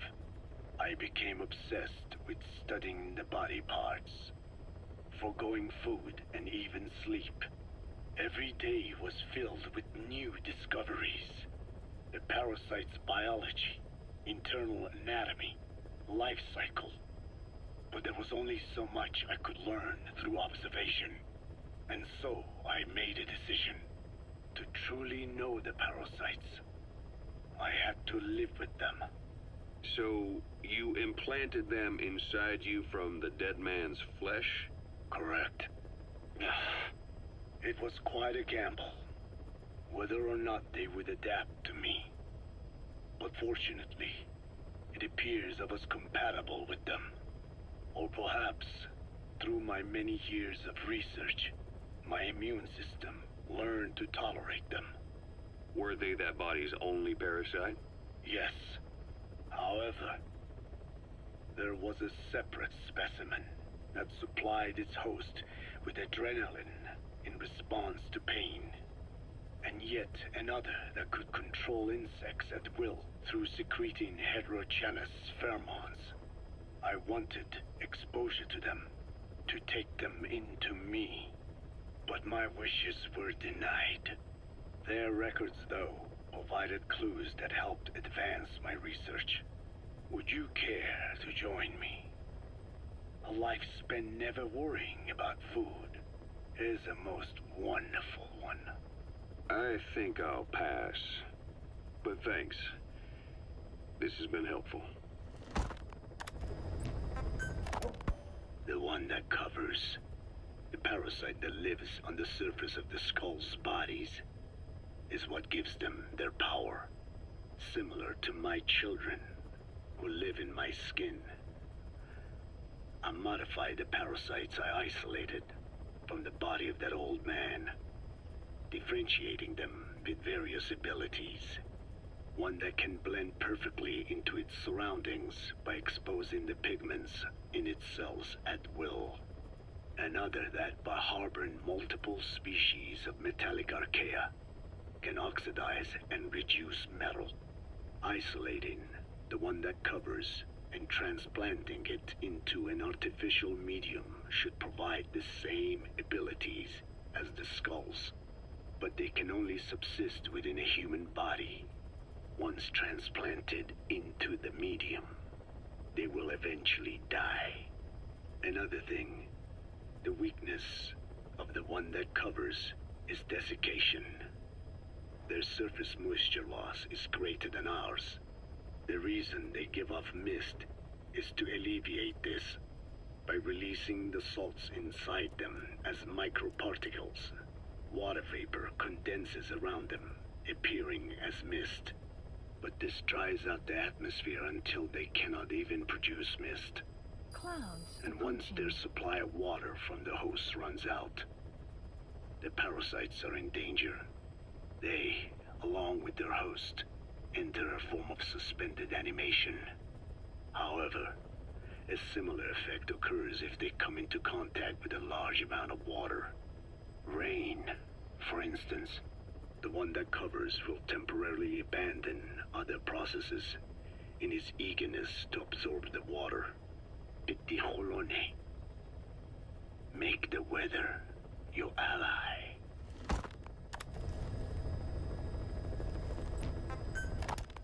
There's something I've been wondering.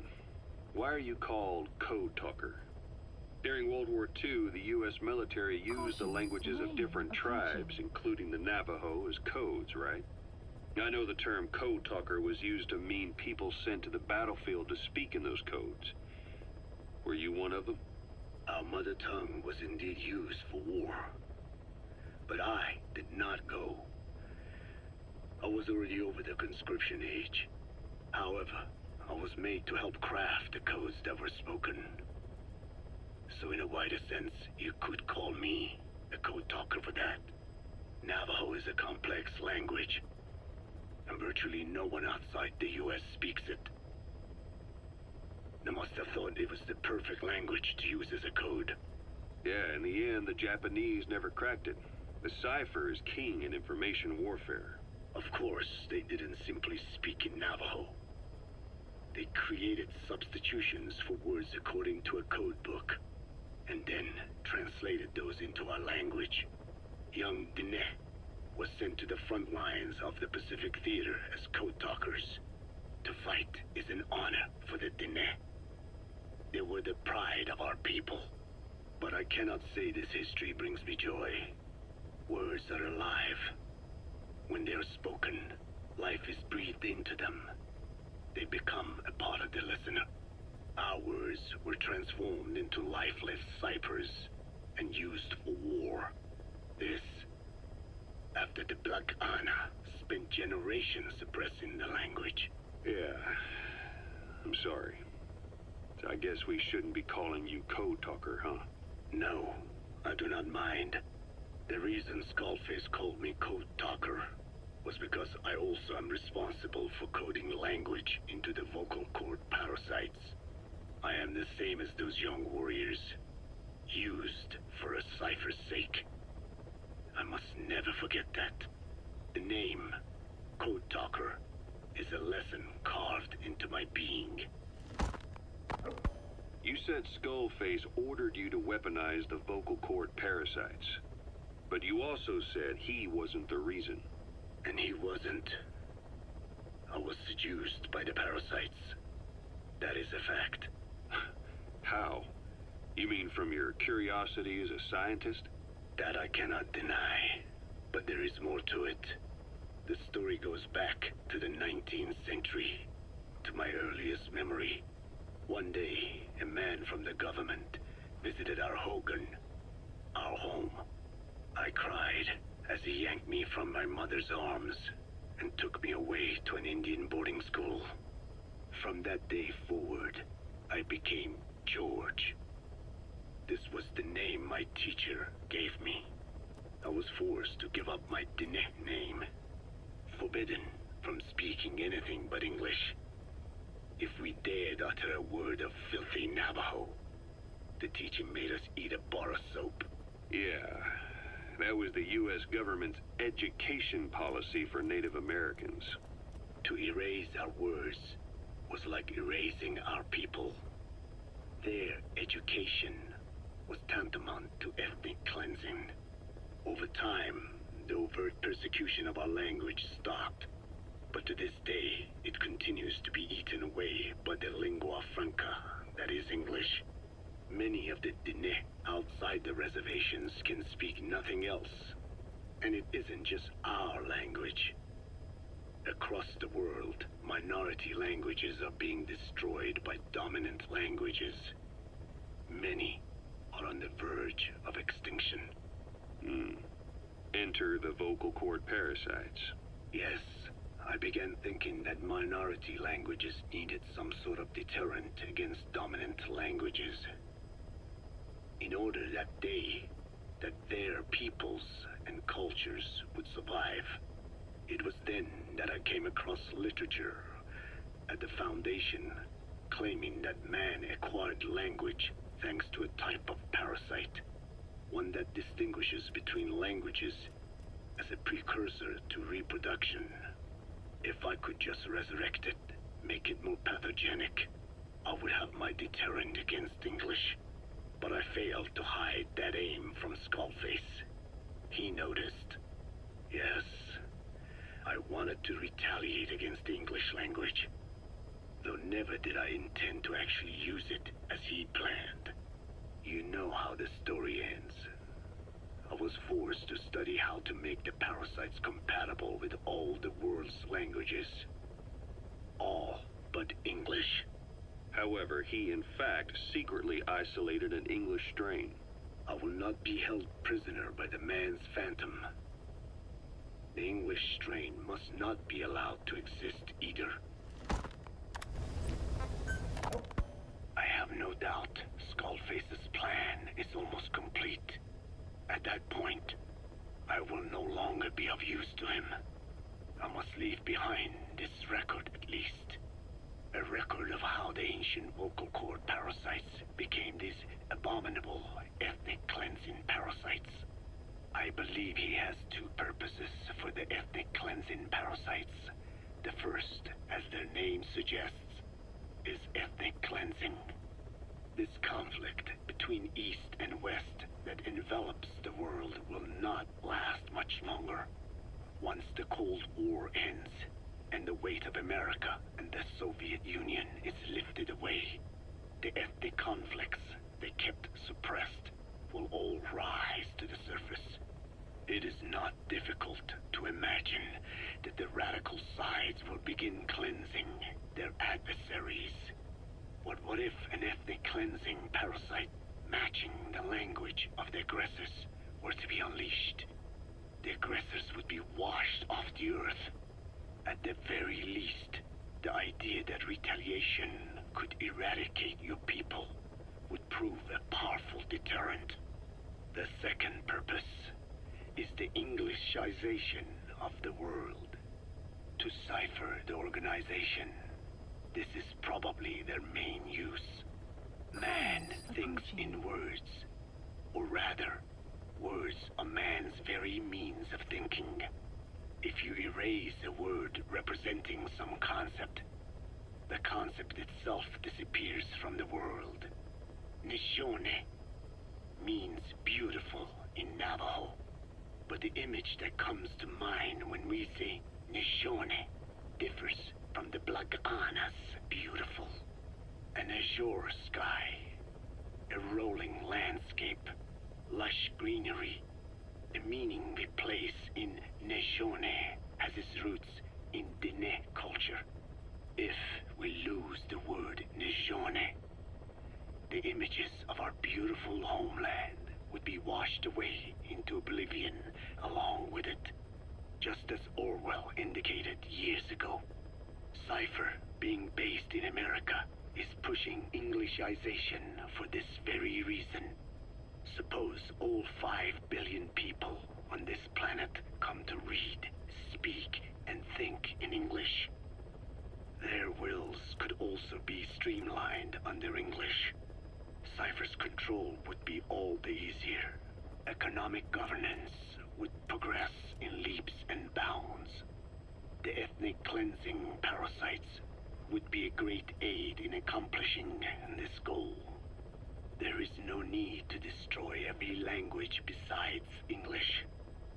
All they need to do is weaken other dominant languages competing with it. Russian, Chinese, Arabic. If people know they risk their lives speaking such languages, they will flock to the lingua franca that is English.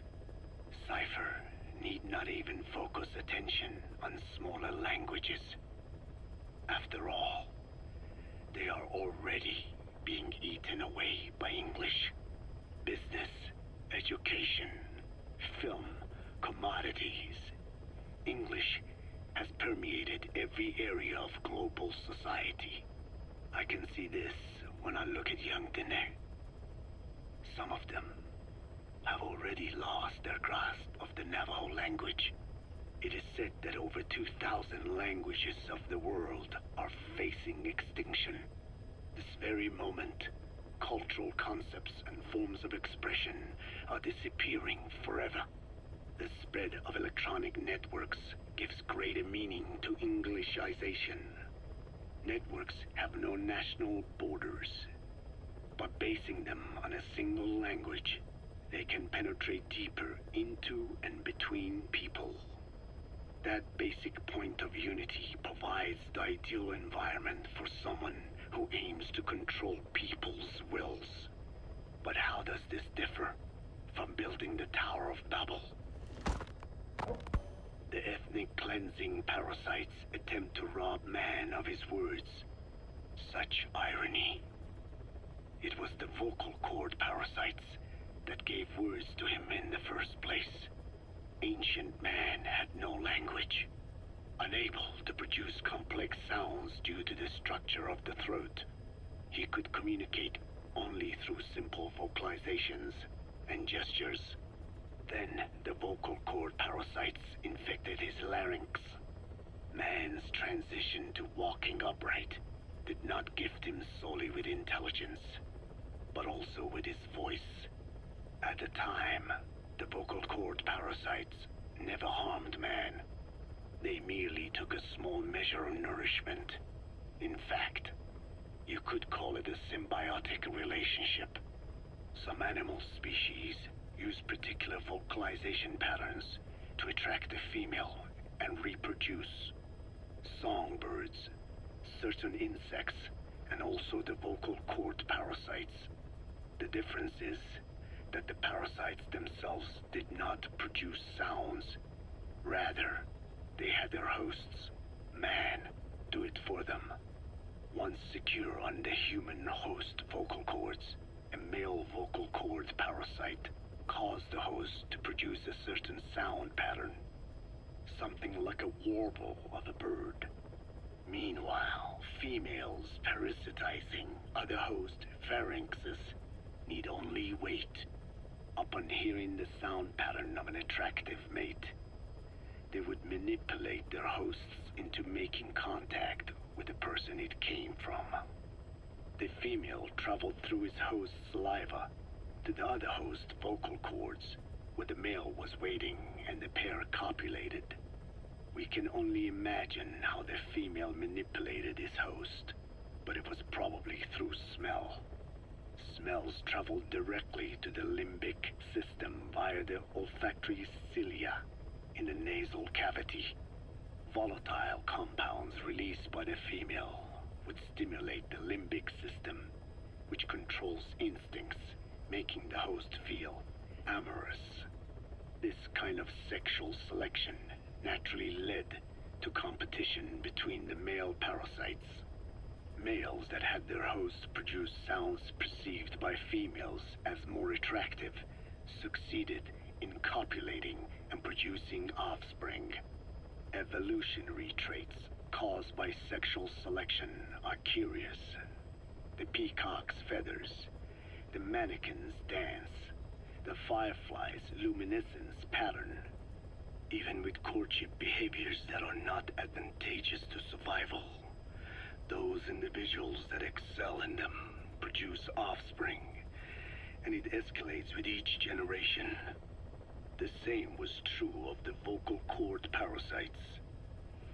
Courtship vocalization rhythms and intonations became more sophisticated, and in order for man to produce such sounds, they had to alter his vocal organs. By lowering the position of the larynx and developing resonating chambers, they enabled more complex pronunciations. But that was not all. The vocal cord parasites activated a transcription factor that would later control man's language ability. A protein that, due to its appearance, is called forkhead box protein P2, or FOXP2. Activating this transcription factor led to the development of brain function capable of creating sophisticated frequency changes. This was the pinnacle of the vocal cord parasite's prosperity. However, this sophisticated pronunciation control was too useful for man to ignore. Once human sexual activity ceased to be only seasonal, and having lost pigment-based sexual characteristics, distinctive vocalizations became the most effective means for humans to attract mates as well. Combined with logic pathways hardwired into the brain, or universal grammar, it was not long before advanced communication was possible. This was the birth of language. Luckily for man, it was around this time that a particular retrovirus was circulating. While not lethal, it infected not only man, but the vocal cord parasites as well. It is presumed that this virus removed part of the parasite's DNA and reverse transcribed it into man's reproductive cells. It was a vector. Among the genes it transcribed were the ones responsible for the production of language.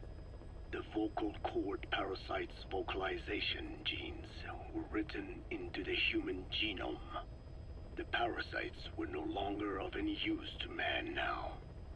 Man could use his voice as he pleased, when he pleased, hindering the parasite's courtship vocalizations. Having lost their opportunity to reproduce, the parasites died out, leaving behind only the transcribed genes. The vocal cord parasites were once in symbiosis with man. Its genes even became a part of his. Humans and parasites are extremely close. As such, it will be extremely difficult for man's immune system to eliminate the vocal cord parasites. Even cutting them out will be no simple matter, which is exactly why these ethnic cleansing parasites are such a formidable weapon. The rise of the vocal cord parasites goes back approximately 300 million years to the Permian period. At that time, they were not even parasites, but predatory autotrophs. They are believed to have been the common ancestor to the Pentastomida and the Cyclops genus of copepods. However, Earth's environment underwent a violent change at the end of the Permian period. The cause is unclear, but evidence suggests that over 90% of the Earth's organisms at that time died out. The most pronounced threat to the proto-parasites was the severe reduction in oxygen concentration. The result was cladogenesis, a splitting that gave birth to a new strain that could parasitize other organisms' respiratory apparatus.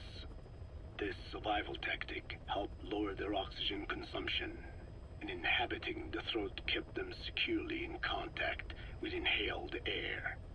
The best survivors were those that parasitized the reptiles that flourished at the time. Entering the Triassic period, the reptiles evolved into dinosaurs, and the proto-parasites shared in their success. Dinosaurs developed respiratory organs called air sacs to adapt to the low oxygen environment. These in particular helped the proto-parasites thrive. But another trial awaited them. The end of the Triassic period saw another drastic change in the Earth's environment. For most parasites, the male and female take the same host. Many are, in fact, hermaphrodites. Originally, the vocal cord parasites were as well. But for any strain to ride out a severe environmental change, it must secure a steady pool of genetic diversity. Another split. Now the newest strain procreated with mates found in other hosts. And in order to increase its encounters with those mates, the new strain utilized the voice of its host. They came to inhabit the host's vocal cords. This truly was the birth of the vocal cord parasite. The parasites developed the host's pharynx to form resonating chambers and used them to produce sophisticated mating calls. The relatively upright posture of the dinosaurs was important in this, because the crooked L-shaped pharynx was more suited to the development of resonating chambers. These developments ushered in a time of great prosperity for the parasites. But for the third time, the parasites had a major hurdle to overcome. The meteorite impact at the end of the Cretaceous period, which spelled the end of the dinosaurs. With their hosts extinct, the vocal cord parasites had no option but to find a new habitat. Birds. As genetic successors to the dinosaurs, with functioning air sac apparatus already in place, birds were the perfect choice. But the parasites could not survive in birds that flew at high altitudes with thinner air. So they parasitized ground-dwelling birds and altered their respiratory system for the sake of reproduction. They gave the birds the means to produce sophisticated sounds. The syrinx responsible for chirping. This is the proof that points to activation of FOXP2 in songbirds as well as humans. The Cenozoic era began with a rise in oxygen concentration, which helped mammals to evolve and increase in size. The parasites then shifted to humans as a more effective host. Humans' bipedal upright walking meant that our throats could support larger resonating chambers. At first, vocal cord parasites entered humans using birds as their intermediate host. But eventually they changed to conducting their entire life cycle within human hosts. What happened next is as I have already described. People took the vocalizing prowess given them by the parasites and made it language. And once the parasites could no longer use it as their mating call, they died out. Or in other words, the parasites overcame all evolutionary hurdles except humanity. Skullface shared his opinion on this matter. He said the Ethnic Cleansers Project was sure to succeed. After all, the parasites had a grudge against us humans. To think we awoke them after such a long slumber, just so they could sate their thirst for vengeance. It is terrible, unforgivable, and yet, it is what I have done. I learned of the vocal cord parasite's existence in literature belonging to the Foundation. It was little more than a theory. The question was, why does only Homo sapiens among all primates have highly developed language? Human versus everything else. The missing link between these was the mystery that gave rise to this theory. I was fascinated by the idea of their existence. In the Dene creation myth, the Neo Dene, who first inhabited the world, were insect-like creatures. I came to imagine that those insect-like creatures could be humans living in symbiosis with the vocal cord parasites. But I had not the faintest idea of how I could resurrect them. That is when Skullface came to me. What he offered me was not just assistance with my metallic archaea research. He told me the vocal cord parasites really existed. And not only did they exist, they had already been brought back to life in the modern age. An ancient human cadaver, host to the parasites of the time. Cypher excavated such a cadaver from a permafrost region and isolated the DNA coding of the vocal cord parasites. Naturally, they were long dead and could not be brought back, but there was an alternate vessel they could use. A relative species of the Pentastomida discovered in China. It had adapted to live in the nasal cavity of animal hosts, but its genetic sequence showed signs of common ancestry with the vocal cord parasites. Ontogenesis, the path of an organism to maturity, is like a roadmap of the phylogenetic evolution of the entire strain. Cypher used this to effect a reverse evolution of the modern parasite and resurrect the vocal cord parasites. They interposed a developmental mechanism to the ontogenetic stage analogous to when the relative species first appeared, the point at which it split from the vocal cord parasites, forcing its evolution down the other path, the vocal cord parasite path. The larvae this produced by the vocal cord parasites, reborn. I do not know in detail how Cypher accomplished this, but clearly they have access to high-level genetic technologies. Skullface said it was the work of a genius woman scientist, and that the relative species in question was first discovered by a group once called the Philosophers. I was tasked with modifying the resurrected parasites. He charged me with two demands. First, to add lethality to these organisms that had once lived in peace with man. By unleashing the larvae's latent desire to consume nutrients from the host's lung tissue, making them eat and eat until the lungs were destroyed.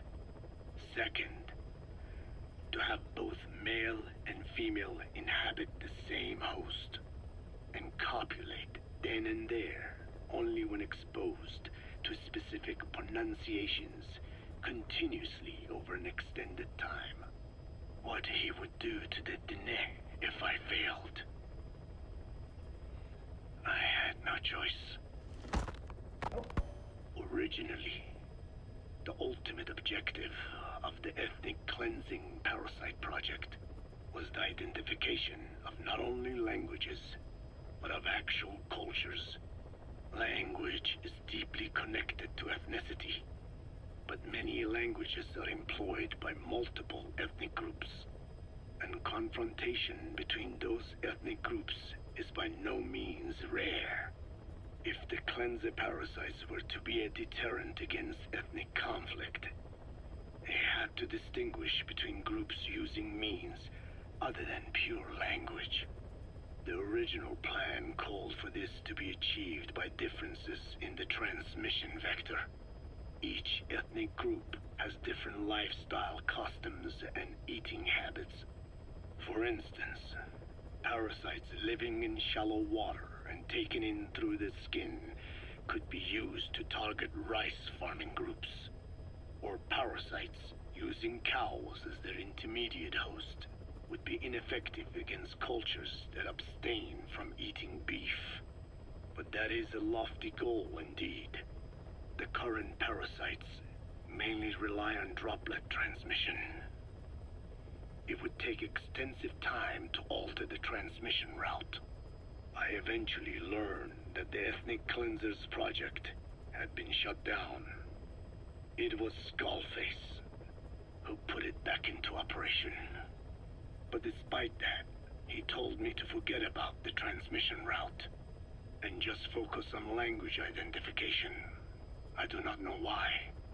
I understand that the Chinese philosophers who discovered the relative species of parasite originally planned to develop a phonogrammic Alexia parasite.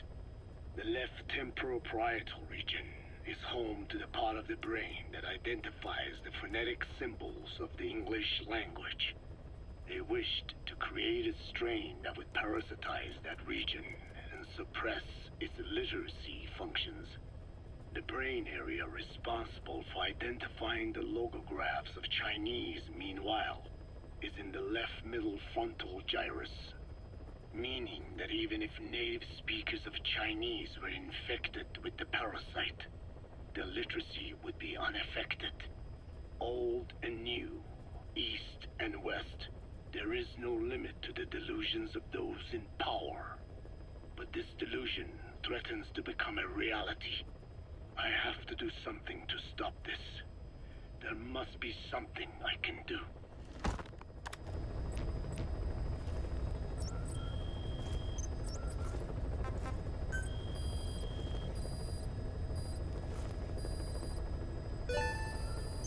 Please select a mission.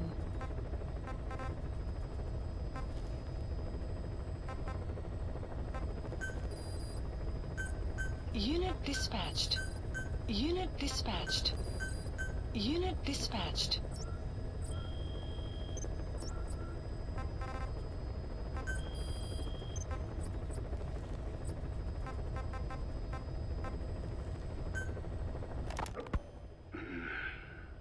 It appears I was looking at things wrong. What do you mean? All of you.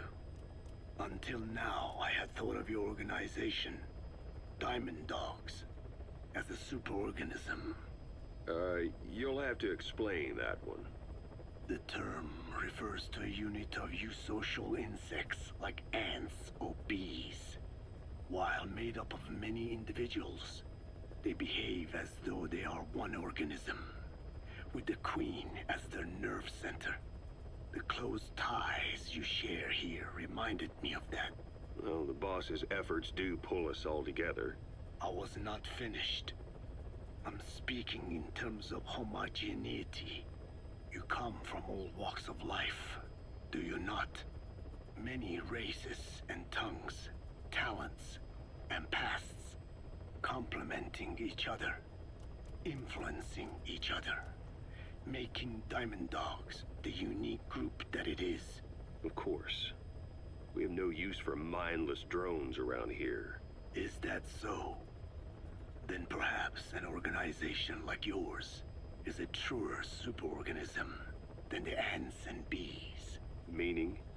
Most organisms adapt to their environment by coexisting with other species. Take the cow, for instance. Its rumen, the first stomach, contains an incredible number of bacteria which digest the food it has consumed. Without their help, the cow could not break down the fiber in grasses. The cow has to outsource its means of survival to them. You don't say. Man is the same. Some 100 trillion bacteria live inside the human intestines. Without the bacteria, they could not function properly. And it does not stop there. The stomach, the mouth, the skin, even the placenta contains bacteria that coexist with us. The same is true of parasites. In fact, the human immune system has evolved based on parasites being a part of it. Without them, the immune system can run amok and even damage other parts of the body. This is all very interesting, but what does it have to do with Diamond Dogs? A harmonious superorganism is made up not of a group of homogeneous individuals, but of diverse individuals that complement each other. That is what I saw in your group here. Then it occurred to me that man is a superorganism. Man's phenotype is not determined solely by his genetics. Some say if you mapped the genomes of all bacteria in the human body, the result would be over 100 times bigger than the human genome. The sum of man's genome and those of the organisms he coexists with, call it a metagenome, creates the superorganism we know as a human being. Well, now that's quite a leap. You think so? Then try a broader perspective. If our world were a human body, you would be parasites. You make a living by doing the dirty work that the world powers cannot handle themselves. From their perspective, you are likely a nuisance. But without you, pus would build up around the world, and autotoxemia, self-poisoning, would follow. The world needs your kind. Thank goodness for that. Skullfaced forced me to turn parasites into weapons. Creatures with which we are supposed to coexist. Meanwhile, that foundation I worked with focused solely on the human genome, apparently thinking that manipulating it would get them whatever new form they want. Both ways are mistakes. Neither is a true superorganism. I am Dine. By speaking with those living inside me, we enhance one another and enjoy harmonious growth. Such was the original purpose of my research. You have made me remember this. Well, it's an honor. You can travel the world, but you won't find another place like this. If the whole world was like this base, I think the peoples of the world would bid farewell to fighting for good. Maybe that's what the boss wanted in the end. Skullface has finally burned out. The world is rid of his existence at last. Was he still alive? You could say that. But you could also say he'd been dead for decades. What's that supposed to mean? Biologically speaking, It's hard to say how much was his life. Side effects from the treatment? No, the primary effect. Keeping a dying host alive as long as possible. That is the whole point. But in the end, he grew too dependent on his children. As if he had any other way to keep on living. He first underwent parasite therapy before the Soviet Union became his home. His body was horribly burned. Fire washed across his thin young frame and stole his skin and his throat, even his lungs. Only through repeated therapies could the parasites keep him alive. Most of his life became something the parasites gave to him. And then he lost the ability to die. That is correct. The parasites live on past the host's death, still aiding cell composition. At that stage, there is no way to extract them from the host cells. There is no way of knowing when the last cell of Skullface's body would die. The only choice was to burn the whole thing. And his children, along with it. And I am one to talk. When my life is snuffed out, I expect you to treat my body the same way. And when I burn, I will truly be one with my children for the first time. You say there were 3 English vocal parasites. According to Skullface, yeah. Skullface had 2 of the English strain with him. You burned both of them. There was an oil fire. I tossed him in. So that just leaves 1. And you tell me Skullface said he used it. He said it was very close to me. Very close. One of your comrades. Or someone ordered to kill you. Or he could have been speaking metaphorically. Metaphorically? Close to your spirit. Close to your heart. Someone who either loves you or despises you. The second one makes a long list.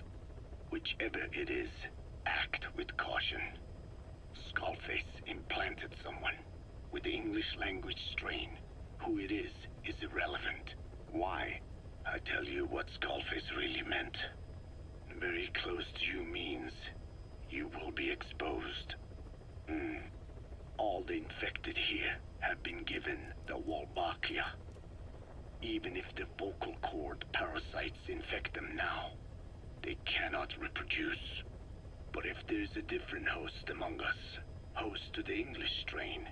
If that were the case, we'd see the symptoms. What about the non-English speakers? We have plenty of those, but the staff use English as a common language. But if that someone has not spoken English yet, and begins to speak it now, there'd be another outbreak. The final mating pair of the English strain must be found immediately. Skullface is gone, but his threat still remains. On this base, do you see what the final mating pair is? With him dead, those parasites are the stain he wished to leave upon the world. His thirst for vengeance. In their flesh. Think. Does anyone here bear a grudge against you? Who would target you, specifically? The ethnic cleansers that Code Talker mentioned, they weren't Skullface's true goal. All we have is circumstantial evidence, but here's my theory. It was Cypher who started developing the vocal cord parasites as bioweapons, parasitic weapons, and Africa was the testing ground for them. As Code Talker said, their purpose is the ethnic cleansing of only those who speak a particular language. So they could do a weapon of mass destruction to eradicate specific groups, races, ethnicities, or colonies by the language they speak. Or a kind of absolute language control. Or maybe a tool for those arrogant fools to build some misguided utopia. I could see plenty of uses for them. However, in practical terms, they wouldn't be as dangerous as you'd think. Counteracting the parasites is easy, after all. Cut them out of your throat to save your life, or just don't talk. That also prevents the infection from spreading. So if the international community were to find out about them, they'd no longer be the threat they were conceived to be. In which case, their targets would be limited to minority groups as a deterrent or a terrorist tool. It's hard to imagine Cypher developing something like that as a main weapon for their arsenal.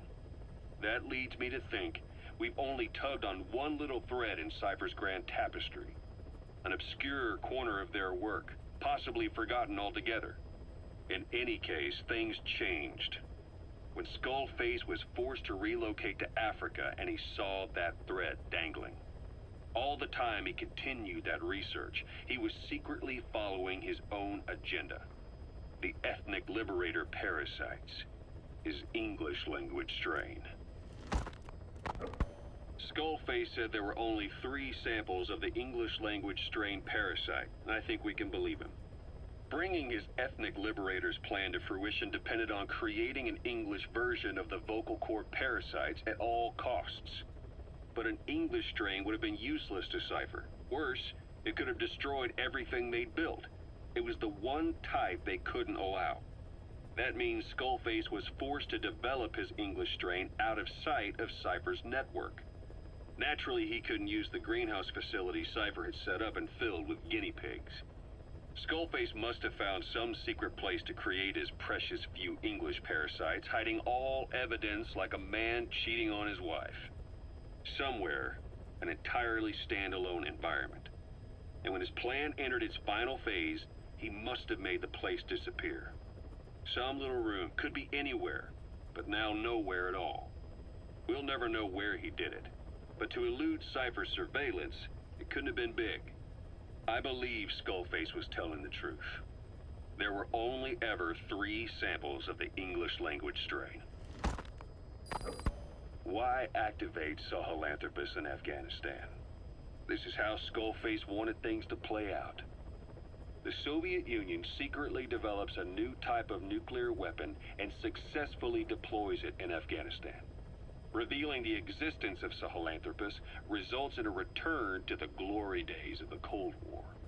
The threat it poses reignites the nuclear arms race between the world's major powers. The demand for nuclear weapons increases around the globe. What if you then introduced a nuclear weapon anyone could get their hands on?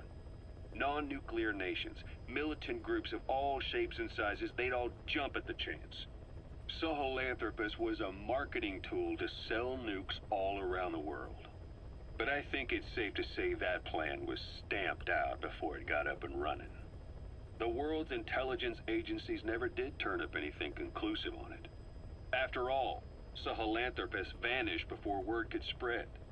Everything that's happened is already a fading memory, never to join the pages of history. Except for Cypher. Cypher won't forget. They'll already be working on something, quietly, beneath the surface. They'll use the pieces of data scraped together from this incident to build their own bipedal weapon. It'll take them a long time to complete it, but for now, the greed sector have found their new life's work. We'll have to be ready too.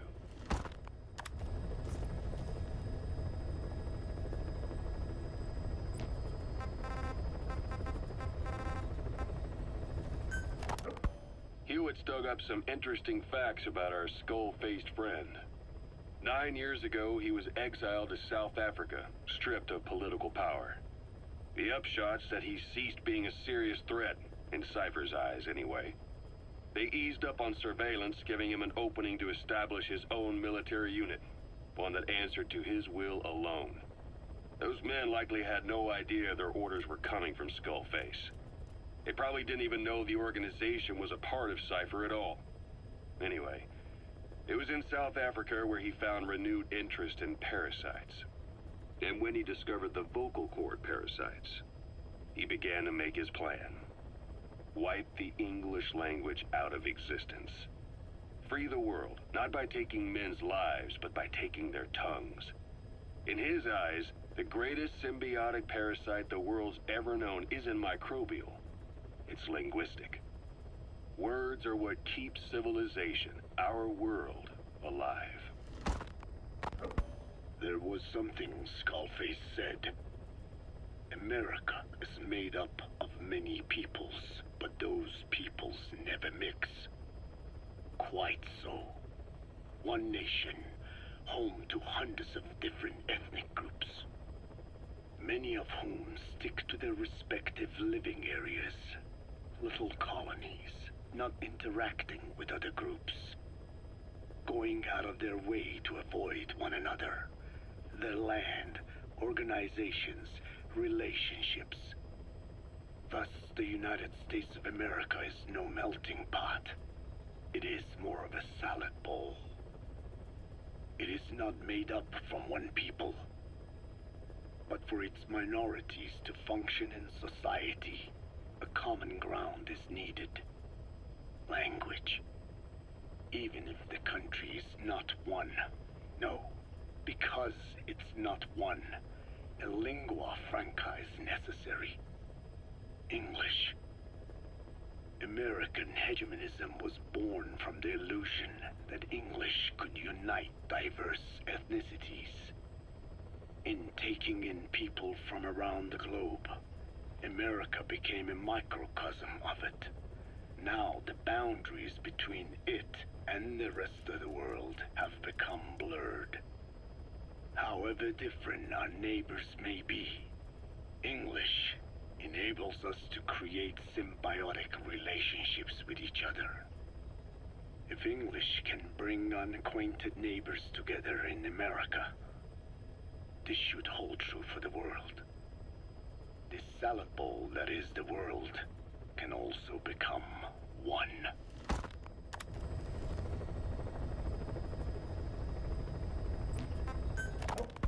A ruler's greatest wealth is not money or land.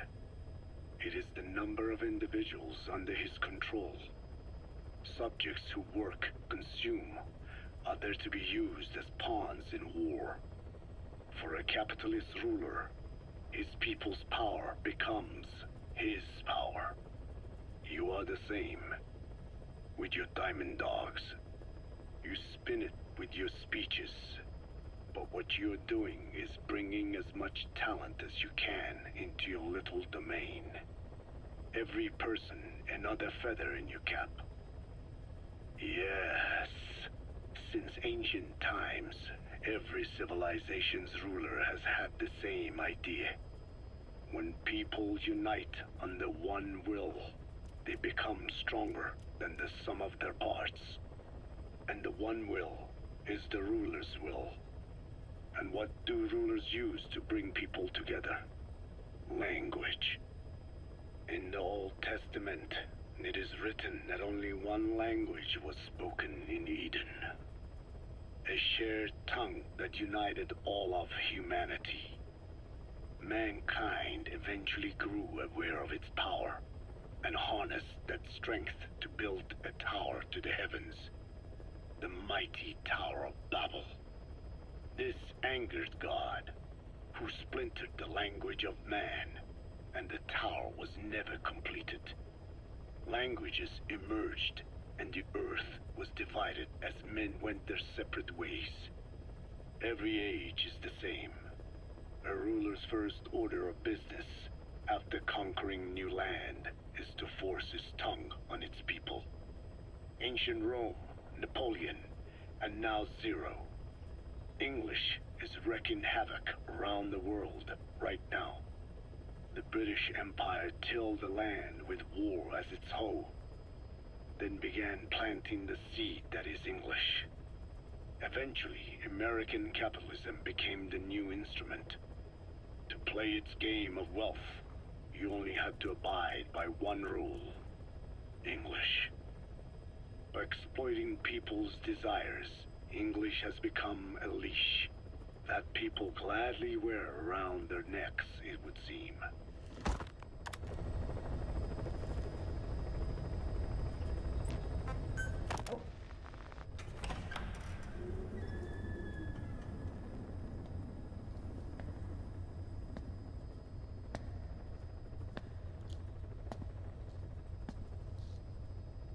Ya'at-e.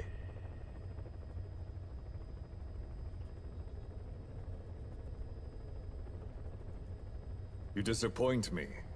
Have you forgotten my face? Leave me be. You won't respond to anyone else, so I figured it must be me you wanted to see. But now you won't even look at me. Have I not suffered enough? Not until you've eased my suffering first. To tell you the truth, old man, I'm in a bit of a bind. It's about your children. You know what I mean? The parasites. The ones that infect a man's throat, killing him if he speaks their language. They must not be allowed to multiply. You are allowed to live only in order to help me. But you don't want to, do you? So why not choose death instead? Because you want to protect the Diné and their land from me. That's your purpose, isn't it? Don't lose sight of that now. It's in your interest to cooperate. Because if you don't... Madness. The parasites can't detect your people's tongue. So I'll just have to resort to more heavy-handed means. I have the greatest respect for your people. I would rather avoid such a thing, but we don't always get our way. I was born a tiny mote in a mighty tempest, and until those winds abate, all I can choose is how to act when they blow me this way or that.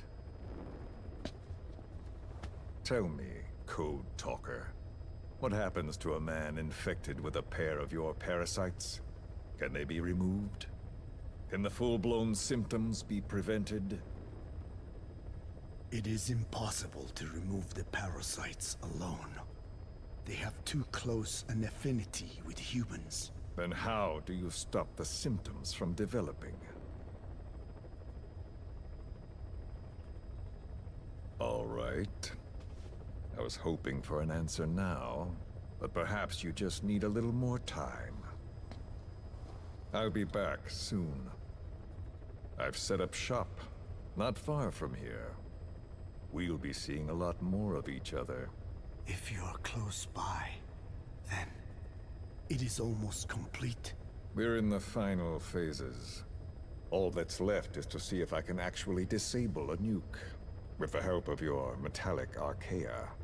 Once that's done, I won't have to return here again, and your suffering will end, as will your people's. We're almost finished, Code Talker, each in our own way. My only regret will be not finishing you. There's nothing stopping you. I'm only alive because you want me that way. Ridiculous. As you wish. My regret is this misunderstanding between us. You and I, our goal is the same. We should be working together. A symbiosis. You do not know my mind. I simply want the Diné bloodline to endure. Really now? You're just another mote in the storm. How you react to all the slings and arrows, that's what counts. That's why you call those squirming monsters your children. What I have done is forbidden. Forgive me, all of you. The world should be left the way it is. You of all men should know that.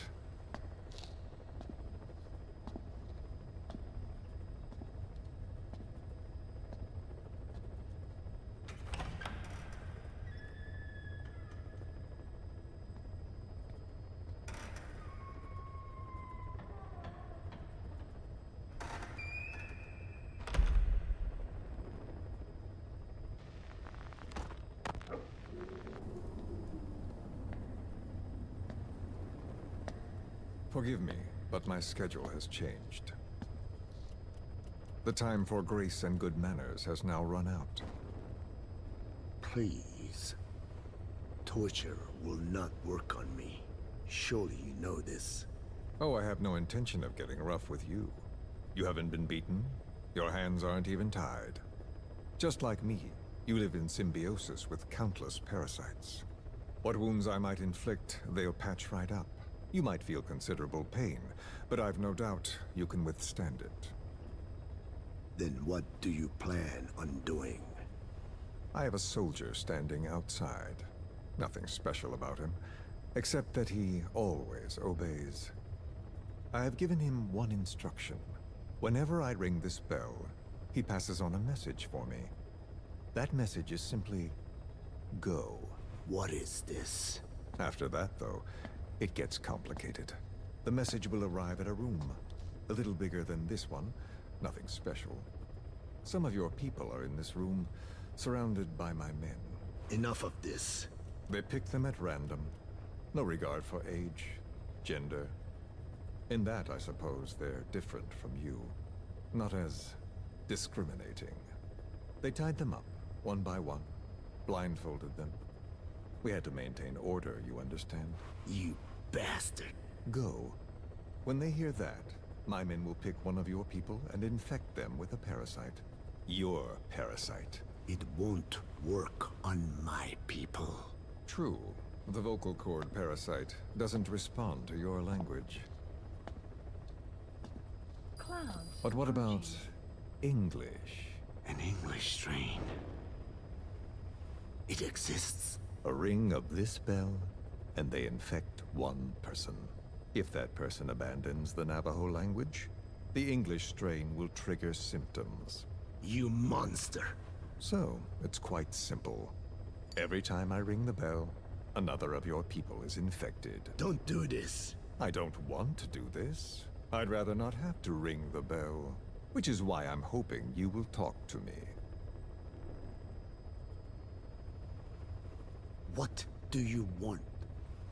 What else could you possibly want? You know the answer to that. How to prevent the symptoms caused by the parasite. You cannot control it like some slave. Forget the idea. Forget it? Unlikely. I will never tell you. What have you done? You made me do that. You black-hearted... Settle down. Don't use it again. Well, that is up to you. All you need to do is tell me what I want. How to prevent the vocal cord parasite symptoms. Why? Why do you need to know? The adult soldiers at Amasa are all dead. What? The parasite traveled downstream. How? It would appear that he was involved. Another demon who woke up from 9 years of slumber. As a result, the vocal cord parasite spread through the village. I told you this would happen. It was an unfortunate accident. He is becoming an annoyance. He may stumble upon the truth sooner or later, but I suppose that is really of no consequence. One day, he too will pay for what he has done. Black Anna. The real demon is you. You know, this incident made me realize something. You are right. I should have acted with more humility. These creatures cannot be controlled. All the more reason I require a means to stop them. There is no such way. Oh, really? Wait! Don't ring it again. It is up to you. Out with it! I see now. There must be more to it than that. What? They are in you. You use this land to breed more of my children. And not just here. No. In pursuit of your ethnic cleansers. You sifted through many language strains. Finding hosts. Breeding more and more. You would have been infected in the process. Infected with countless strains. Most likely your mother tongues as well. Romania, Northern Transylvania. You found that one too. Yes, the Hungarian strain that responds to the CK's dialect. Silence! Black Anna. It is you who shall pay.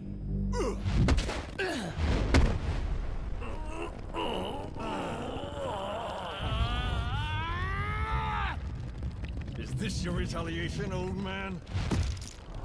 Let my people go, and never bother them again.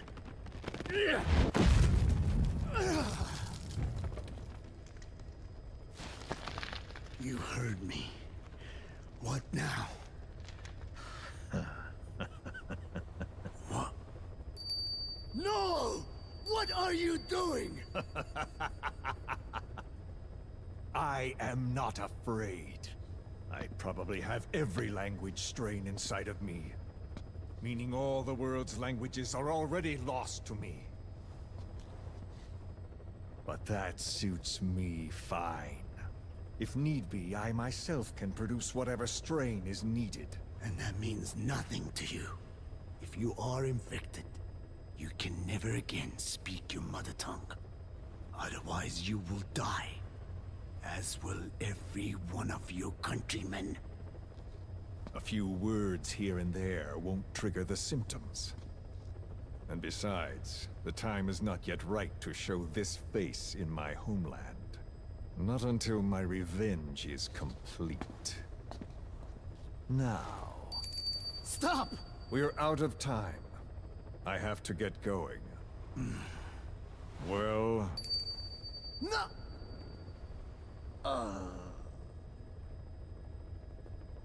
Radiation. It's radiation. Radiation, of course. So it can be used. But how much? I do not know. Radiation denatures their reproductive cells, preventing them from mating. Same principle as the sterilization technique. The reproductive cells are more sensitive to radiation than the rest of the body. But I have not tested it. There is no telling what mutation could result, or how the host may be affected. Not to mention what could happen if this is done post-infection. I don't care. This plan goes into action now. As long as it works, the details can wait. You wouldn't be lying to me, of course, old man. I can guarantee nothing. I owe you my life. My body has been burned on countless occasions, but it survives, thanks to your children. That is why I trust you. Then do not repeat my mistake. What's that? In the West, it is said that the Word became flesh and dwelt among us. In the East, it is said the man of flesh brings spiritual power to words. The people knew back then that these creatures carry the gospel. They do not belong in our hands. They must not be touched. How enlightening. I'll remember that. Consider this my thanks. What are you? Catch. No!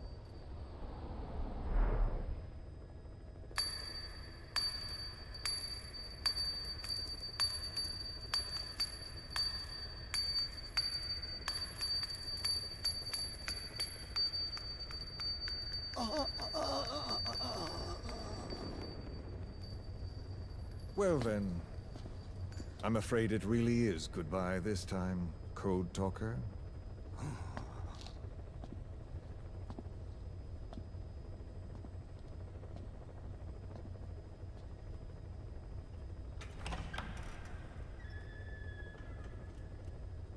Huh? There is no soldier. Huh. Now where did he run off to? Huh? Guess he wasn't as obedient as I thought. There never was any soldier. So long. You! How dare you!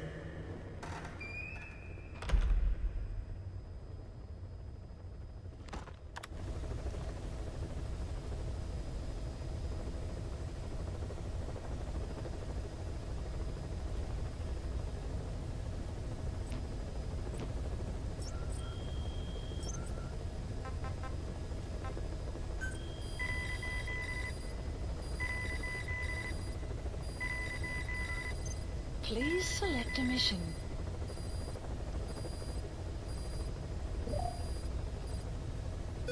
Plant expansion complete.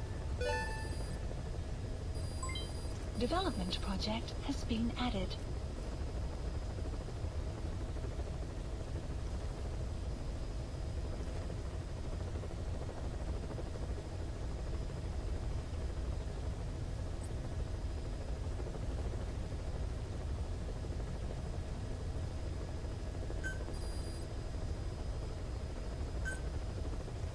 Unit dispatched.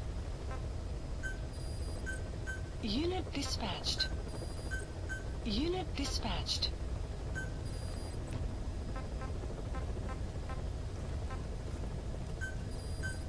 Unit dispatched.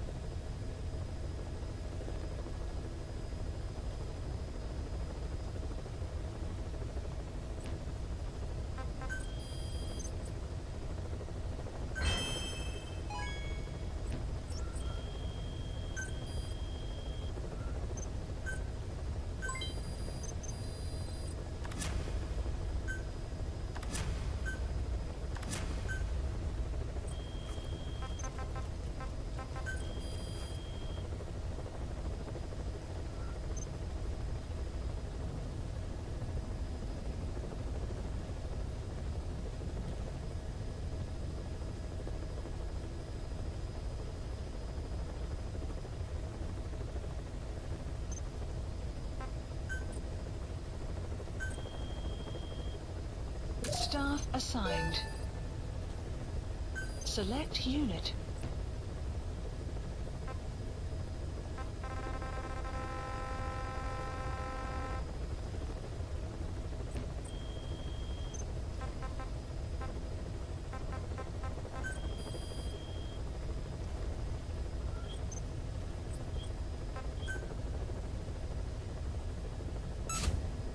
Commencing platform construction.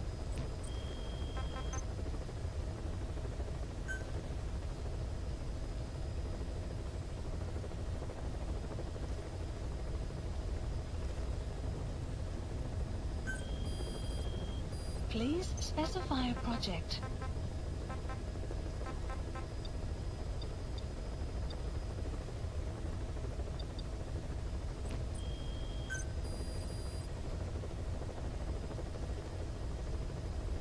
Please specify a project.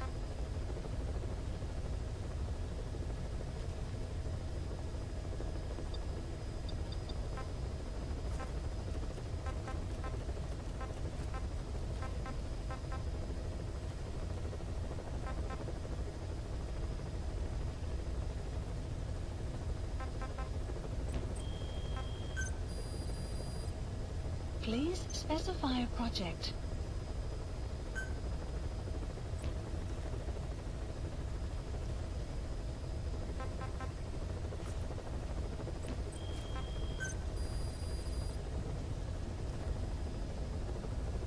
Please specify a project.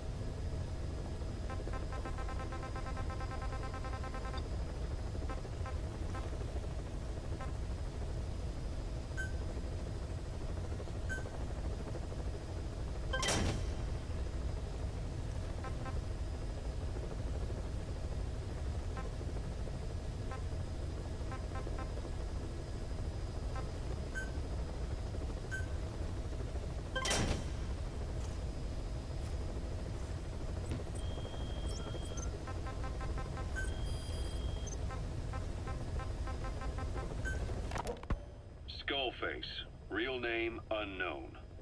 Born in Hungary, more specifically northern Transylvania after it reverted to Hungary from Romania.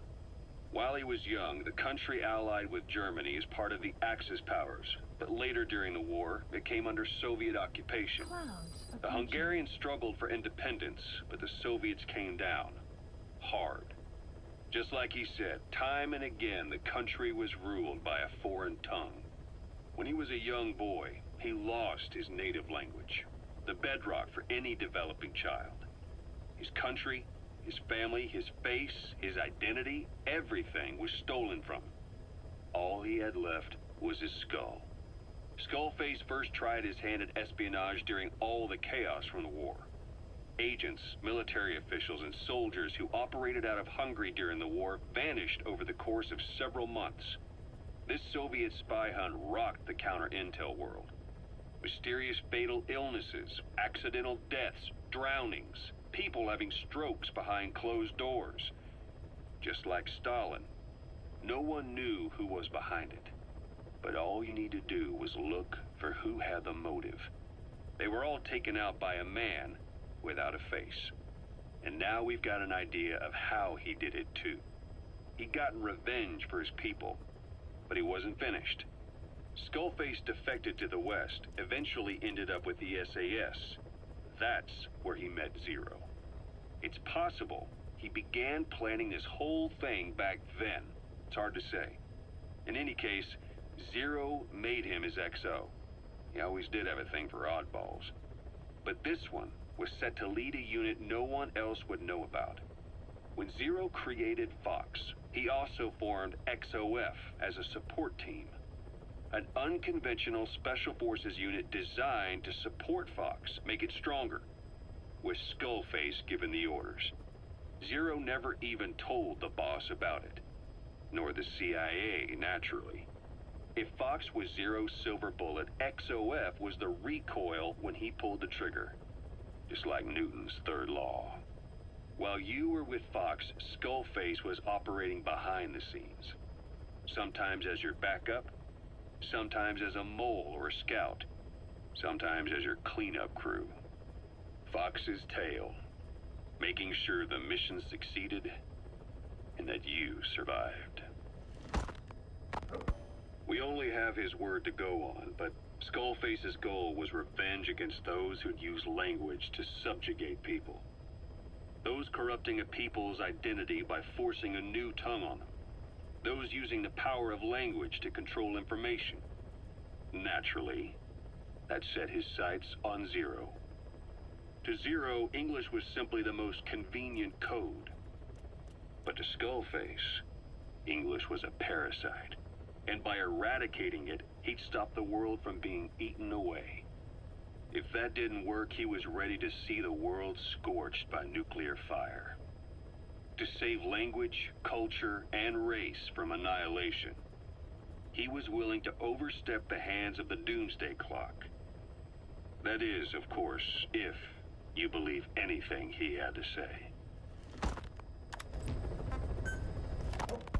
Boss, we gave Ralph, that kid who died in the accident, a burial at sea. The man in charge of that facility has been severely punished. But ever since, the kids have been acting strange. It's obvious they've lost their trust in adults. I was getting reports of them ignoring the staff, or getting insolent, and even violent. And a few days later, several of the kids did a disappearing act. They snuck into choppers and shipping containers and got off base. Why? Your guess is as good as mine. These kids were born in a war zone, and forced to grow up as war fighters. If they're left alone, war is how they'll die. But I thought we showed them there are other reasons to live. I never liked having children on Mother Base. But the thought of them going back to the battlefield and picking up their old lifestyle is something I can't stomach. It makes me think of Chico, 9 years ago. We have to get those kids back. Hell, they know too much about our operation. I never expected even the kids to betray us. Snake, you remember the White Mamba? Of course, he's been going by Eli since we brought him on base. He was the leader of the child soldier unit we took out of that village and into our protection. Well, according to the kids you brought back here, all the escapees were especially close to Eli. There's reason to suspect he's behind all 6 escapes. We've already detained him. I'll be questioning him shortly. Wait. You'll be? Ocelot. You're incapable of taking an impartial stance with those kids. Question them all you want. It'll get you nowhere. Ocelot, you get too many kicks from your art of interrogation. It's not a matter of art. It's about quick, minimal strokes of psychological warfare. That's what gets the answers. And it's the best way to keep both questioner and subject safe. The risks only increase the more an interrogation drags on. At that point, it causes as much pain to the inflictor as the inflicted. Like I said, too many kicks. What I'm trying to tell you is we need quick results. Otherwise, it'll be too little, too late. I know that. And besides, I know the subject. I won't go overboard with a kid. Forget it. You're not needed. Snake, we'll want to question the other kids too. Be sure to bring them all back. Snake, about the escaped children. Eli confessed. The way he tells it, they wanted to go back to the battlefield. Don't rob them of their freedom, he said. If you bring them all back, there will be consequences. Next, he'll be asking for our surrender. Consequences? What consequences? No idea. That's all I have for now. You're too attached to those kids. Stop protecting Eli. Listen to yourself. Let me question him, and we'll get some real answers.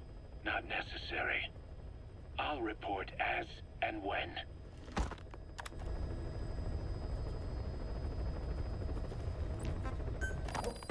Boss, we found weapons in the children's section of the living quarters. As you know, weapons are strictly off limits. We've got some rule breakers. The weapons we found were handmade. Blades ground out of knives and forks, a couple of bow guns built out of scrap, and explosives made using detergents.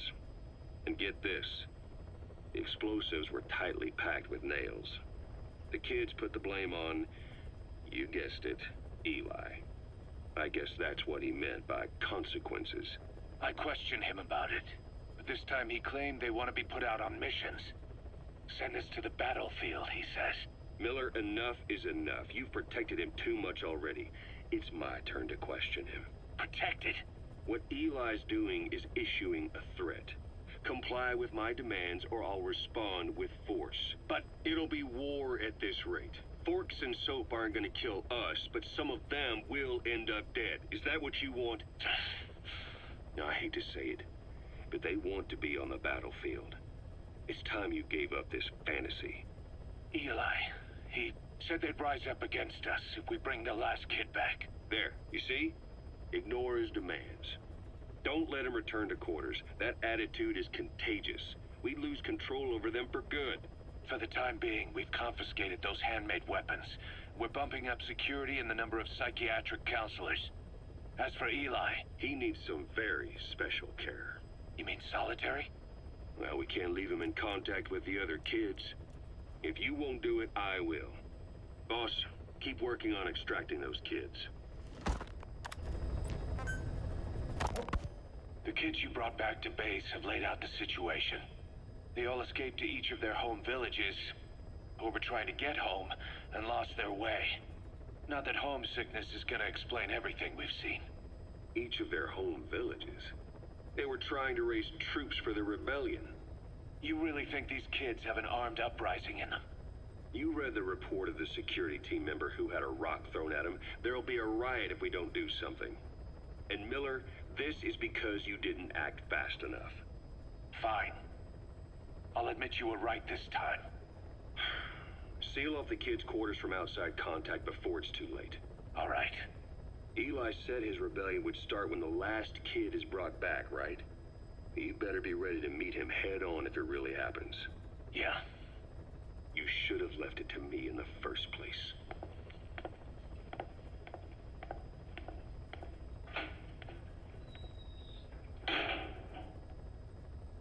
They're just kids.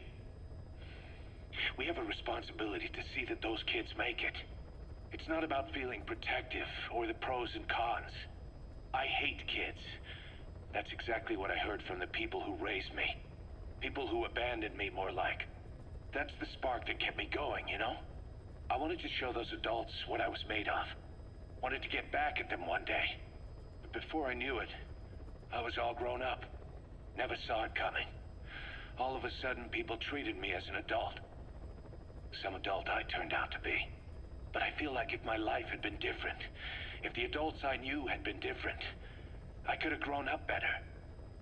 Yeah, that's it, all right. I wanted to use those kids to test that theory. That's all this was. From their point of view, I'm no different from the assholes who gave me a hard time. When this is all blown over, I'll talk it out with them. If that's still possible. Boss, there are still kids out there. Bring them back safe. Boss, it's me. Eli's revealed what he wants. He wants to speak with you. With Big Boss. He just said, bring my father here.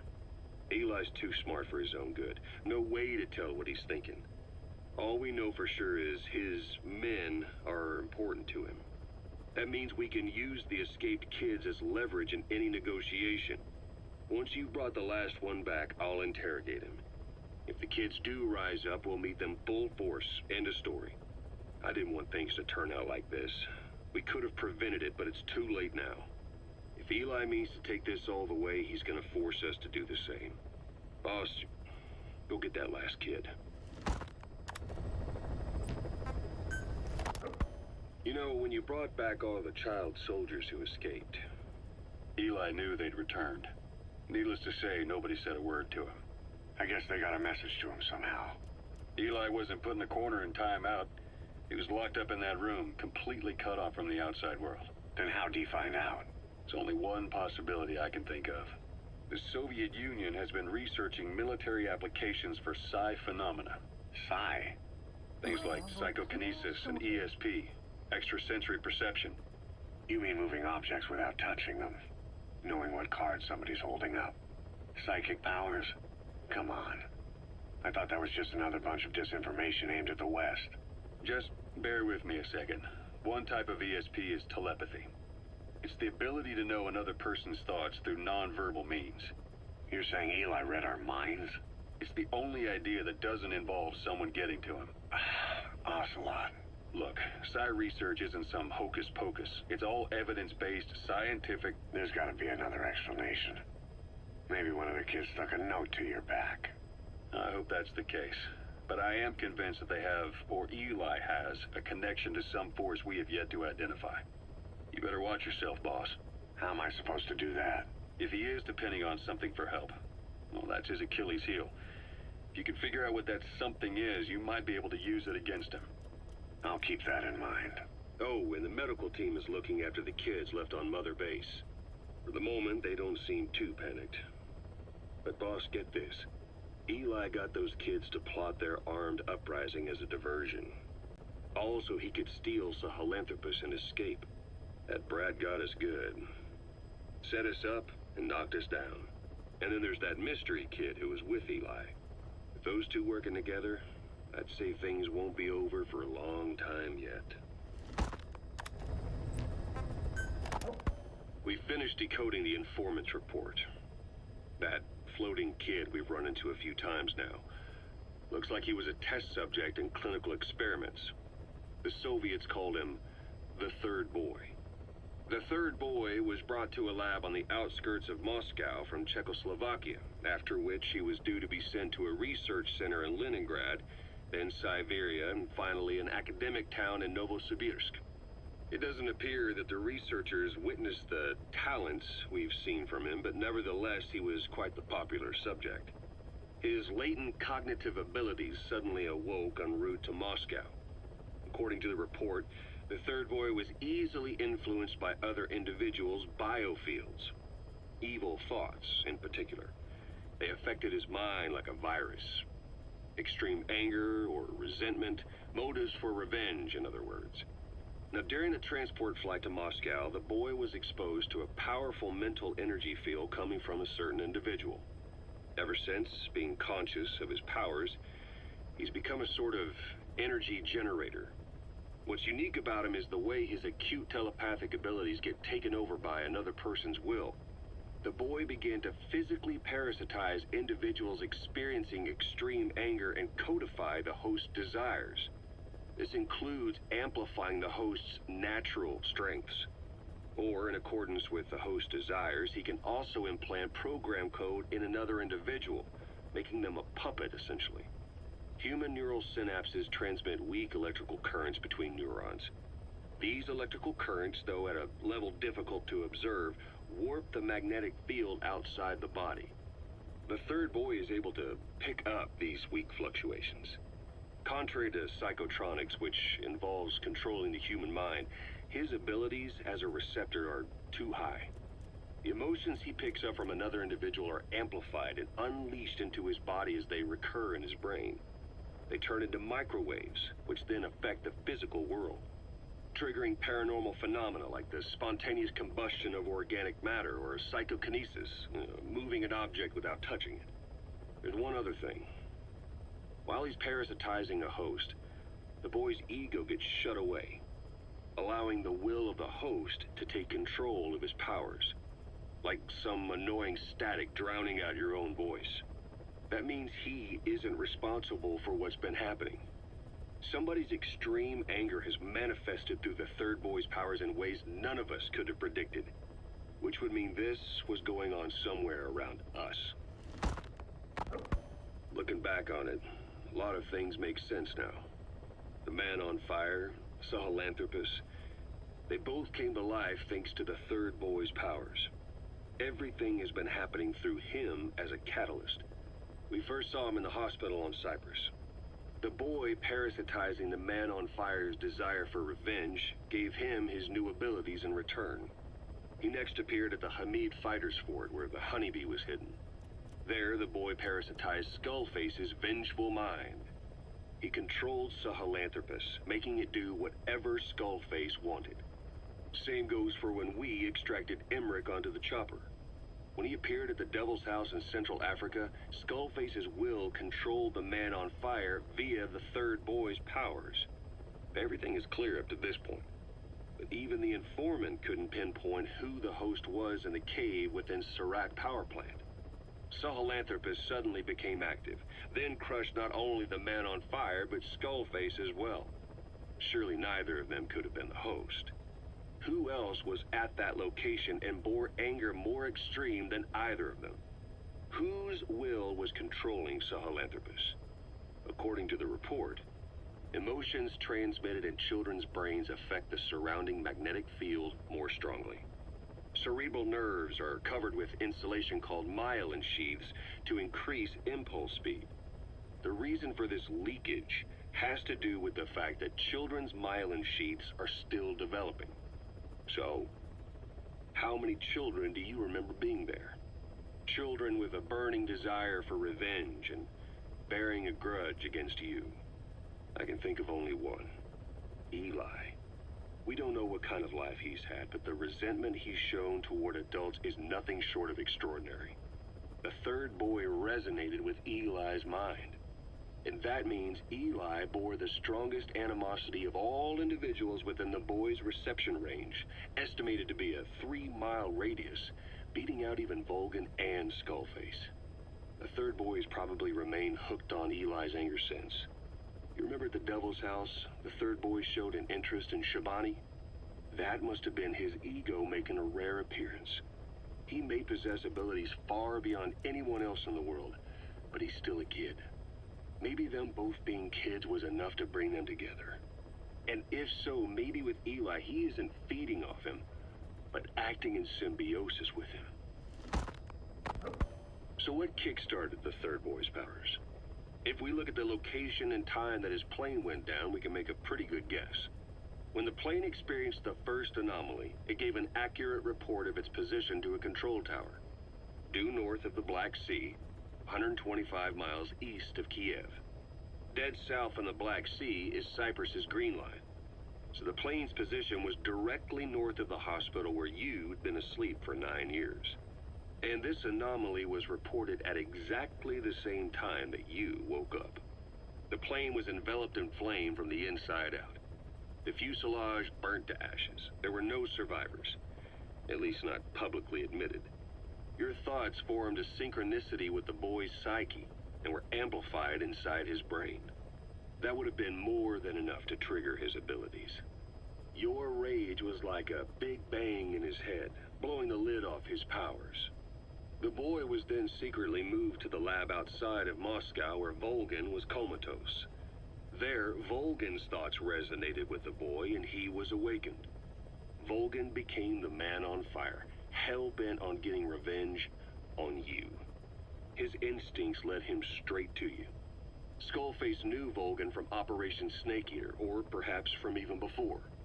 Monitoring this pair of extraordinaries, he discovered the hospital and sent his assassin and XOF. Skullface was probably watching the situation from close by. Then, realizing how useful these two test subjects could be, he approached them. Reacting to Skullface's thirst for revenge, this time the boy let Skullface's will control Volgin. Volgin, at times driven by personal revenge, at times through Skullface's will, kept on moving, though his body was little more than dead meat. Perhaps there were moments where even your thoughts affected him as well. But without the boy's power, it was like the plug had been pulled from the socket. Everything was powered by anger, malice, revenge. This is how the end of the report sums things up. Both the third boy and the man on fire were originally test subjects of paranormal research for military applications, like telekinetically controlling the leader of an enemy nation and making him launch a nuke, or stopping the heart of someone on the wrong side of the Berlin Wall, experimenting with latent human abilities. They were used as tools of the Cold War. The boy's only crime was being born with unique gifts. But he was sacrificed on the altar of war. His life reduced to slavery under other people's wills. Turned into a living weapon with no will of his own. Eventually, the only emotion he could feel must have been the desire to get revenge for the hand he'd been dealt. Boss, it's you that awakened the boy's powers. But there's more to it than that. I guess the anger emanating from you was something he could truly relate to.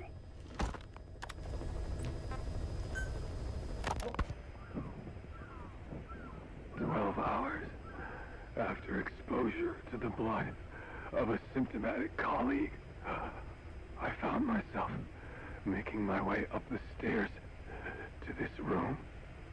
And I am not alone. Everyone who's infected, we've all come up here wanting to get outside. I know full well I mustn't leave, given the possibility I'm infected. Yet, I can't contain this urge I feel inside me, like the alcoholic who tries to make any excuse for one more drink. Every step I took up those stairs filled me with this sense of bliss.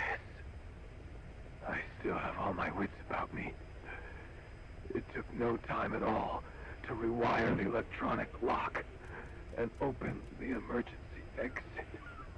Then, just as I was about to set foot outside, I finally realized what was going on.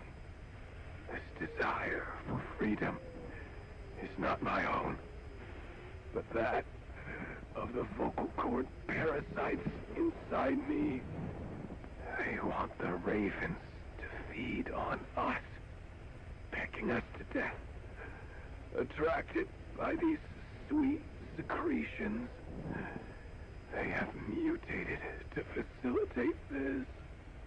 The sweet smell is powerful enough to attract even a species with such a weak nose.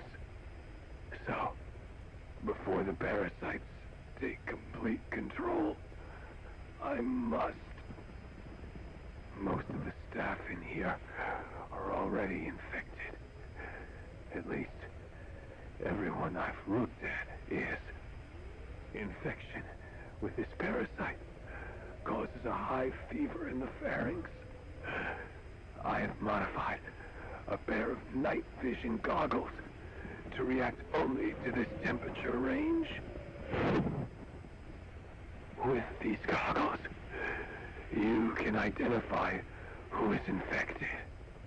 Other infected will, like me, feel compelled to make it outside. If the ravens get their meal, they'll head for land next. That cannot be allowed to happen. The whole idea of the vocal cord parasites was that they'd only copulate once exposed to a specific language over time. But the parasites infecting our men in the laboratory laid their eggs straight away. The larvae were eating their lung tissue almost immediately. What kind of mutation was it? Those who were infected and cured still carried the vocal cord parasites in their throats. They were still there, but the males had been rendered female by the Wolbachia, and copulation could not occur. So we thought, but it is the Wolbachia that mutated. Not the parasites? You remember I told you the Wolbachia attempts to maximize its number of female infected hosts? Yes, hence the male-to-female transformation. Precisely. But other Wolbachia strains use different methods. Cytoplasmic incompatibility, killing the males, and parthenogenesis. Parthenogenesis? Aphids? Aphids use that to reproduce via females only. Very good. The females lay their eggs without a male present, creating clones of themselves in explosive numbers. Parthenogenesis was originally a means for an organism to take maximum advantage of abundant resources by increasing its numbers. Certain strains of Wolbachia force this to occur, to create more and more infected females. And that's why our men develop symptoms in the blink of an eye. Wolbachia causing parthenogenesis is common in parasitic wasps. Of course, the Wolbachia I introduced to your men did not have this characteristic, but I believe the mutation, whatever it was, caused it to force parthenogenesis in its host, the vocal cord parasites. The Wolbachia we used to prevent egg laying became the agent of limitless reproduction. There's something else. The symptomatic infected in the laboratory all wanted to get outside, even knowing there was napalm waiting for them out there. You said the parasites made them act that way, but parasites controlling humans. Is it possible? Parasites altering the host's behavior is a common occurrence in the world of nature. Long ago, the vocal cord parasites had this ability, but even I never foresaw they might control humans. Until I heard the things your man said. You mean the researcher on the top floor? The bit about, I'm not a snail? Yes. Among parasitic worms, there is a genus called Leucochloridium that uses snails as intermediary hosts. As you know, snails prefer dark, gloomy environments. But once parasitized by Leucochloridium, they desire to be in the light. And that is not all. The parasitic worms thrust themselves into the snail's antennae, making them swell to abnormal size. The snail, meanwhile, frantically wiggles his antennae as the parasites squirm inside. The swollen, wriggling antennae soon resemble caterpillars. I don't get it. It is so they can be eaten by birds. Leucochloridium needs a bird as its definitive host. To breed, they require their snail host to be snapped up by a predator. So they make the humble snail appear to be a delicious caterpillar and lead it to somewhere in open sight. So you mean the staff trying to get outside was so the birds could pick at them. The parasites altered their mental state, making them crave higher places and to be outdoors. I can only surmise that both the Volbachia and the parasites mutated before the ancestors of the vocal cord parasites infected humans. Their hosts were birds. What we saw in the laboratory was some throwback to that time. The parasites attempting to make birds their intermediary hosts. It sounds insane. A praying mantis that is host to a parasitic hairworm will dive into water and drown itself, just so the hairworm can lay its eggs in water.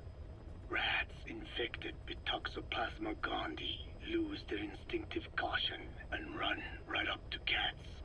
Just some of the many ways parasites control the host. But we're humans. Surely our minds are too complex for that. I thought just the same. Free will is what makes us human, so it never occurred to me that the parasites could be controlling the symptomatic. But the mood, the will of a person can be easily affected by the balance of their cerebral substances. Take the toxoplasma I mentioned. It does infect humans, and it is thought the infected develop a more reckless attitude. But to think that mutations occurred in both the Wolbachia and its parasite hosts. Your observation is most apt. Both mutations occurring at once indicates the presence of a powerful mutagen. I see. Keep working on narrowing down what it was.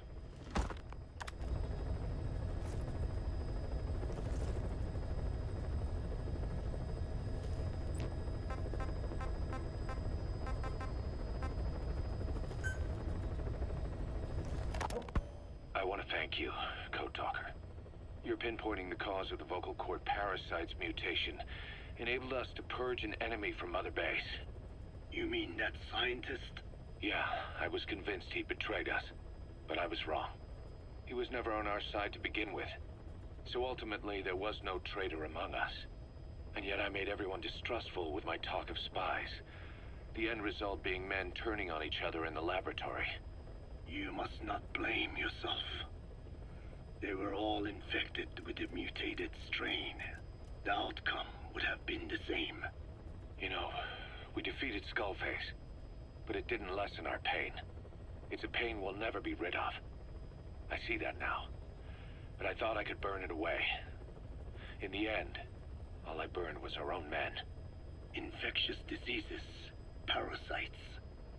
Without such foreign enemies, the immune system will start attacking the body, developing allergies and autoimmune diseases. The same is true of organizations. You're right. But I do not deserve to rebuke you.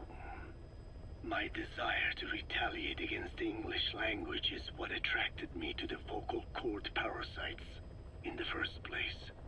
Had it not been for that, I would never have been used by Skullface. We both allowed revenge to crawl into our minds and lay its eggs. Sahelanthropus will unleash that thirst onto the future. How long are we going to be tormented by what he left behind? There is no choice but to live with that pain. Be symbiotic with our vengeful nature. Whatever we do, we must not allow that thirst for revenge to control us.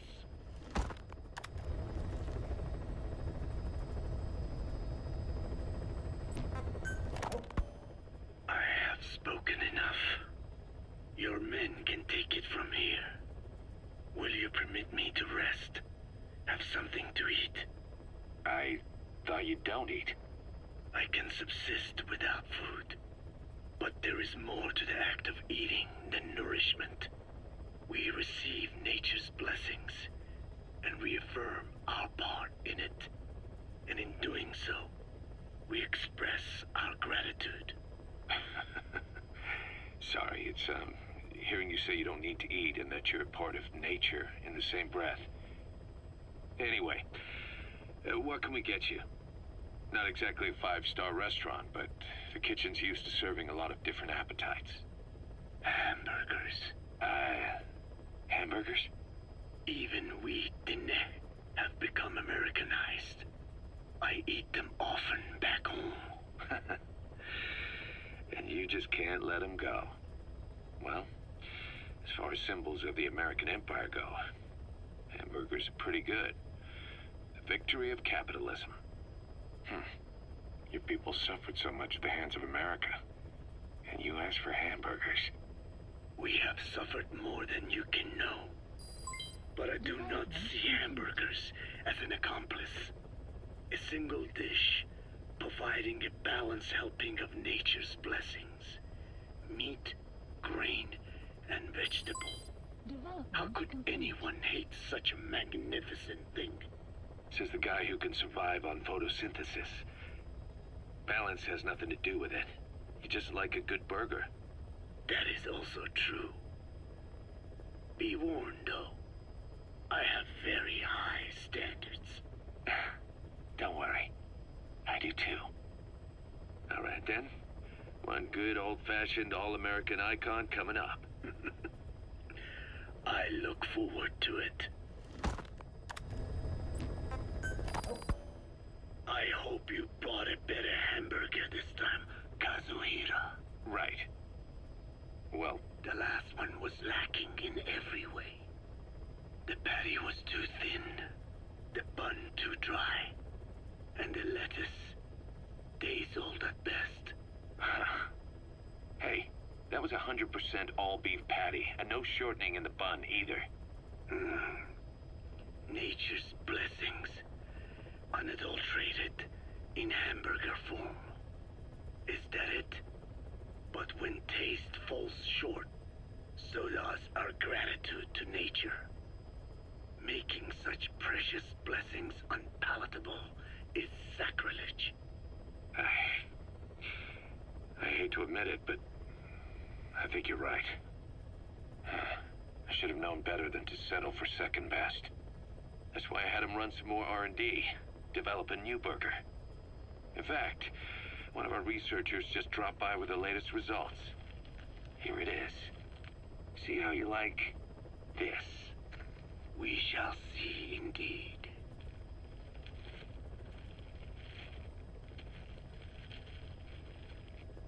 I thank you for this bounty, Mother Earth.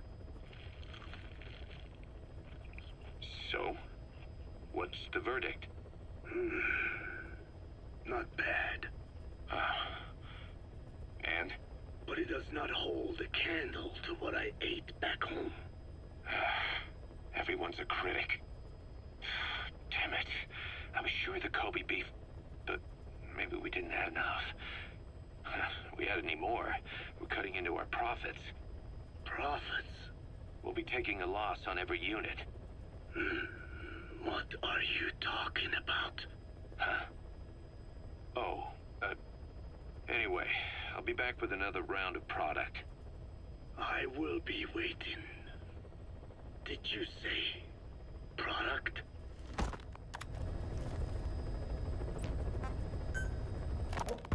Feeling hungry, old timer? Old timer.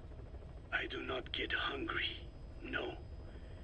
But you have a new hamburger? You guessed it. And this time we used lamb. Lamb? You're not a lamb kind of guy? A hamburger is made of beef. Who ever heard of a hamburger without beef? Yeah, but we gotta stay fresh, stand out from our competition. You're what? Just give it a try. If you say so.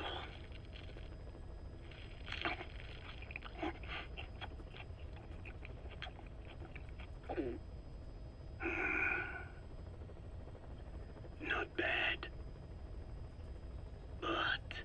But I cannot call this a hamburger.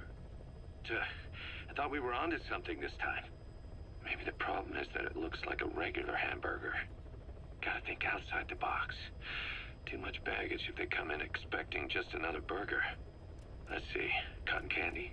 To make it look like a sheep? Yeah. Just a minute. You really think people would eat that? What is it you are planning? Are you using me? A taste tester? A one-man focus group? Well, actually, already started. I got a place called, Miller's Maxi Buns. You are kidding me. Well, to be honest, business hasn't been great. No one seems to like my, buns. The Ocelot said Diamond Dog's budget did not add up. But you don't mean to tell me. What? No. Our black budget's got it all covered. I'm not embezzling GMP or anything. Still, let's not say anything to Snake, okay? Very well. However, Kazuhira, it takes more than premium ingredients and a clever recipe to satisfy the palate. Okay, so what do we do? The palate seeks one thing: chemical additives. Chemical additives. There is nothing mysterious or spiritual about good flavor.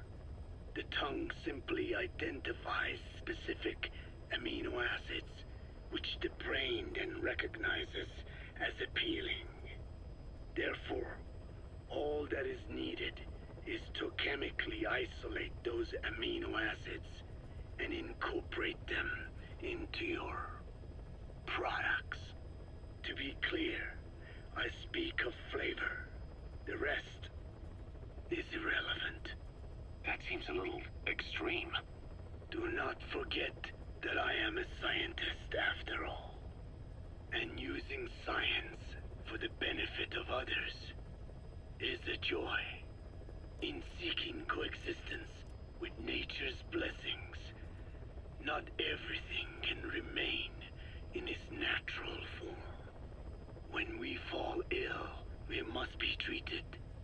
Otherwise, that very nature could cost us our lives. Agriculture is one of nature's many blessings. But through that process, we damage the surrounding vegetation. Yeah. Whether it's a massive farm or a tiny field, we always leave our mark on the land. The same is true of parasites. And for food preparation. If tapeworms in the raw meat of another animal enter the human body, they roam around trying to find their usual habitat. Sometimes even eating away at the brain in their confusion. So in looking through a scientific point of view, you see the necessity for processing food. Yes, it is also sometimes necessary to eliminate certain parasites, or selectively use or even modify others. Alternatively, we could say that if a man is part of nature, the work he does is also part of it. What is important is the balance. Yeah, you're right. Thanks, old-timer. You really opened my eyes. I fooled myself into thinking people today wanted high-quality, all-natural goods. But my favorite burgers were never about that. What they want is something like the first burger I had in America when I went to meet my dad. A Frankenburger loaded with additives. That's the America I knew and loved. I'll be back in a jiffy, old-timer. My next burger's gonna knock your socks off. Kazuhira, wait. What is important is how we balance the... quick for a one-legged man. Frankenburger. What kind of a dive did your old man take you to?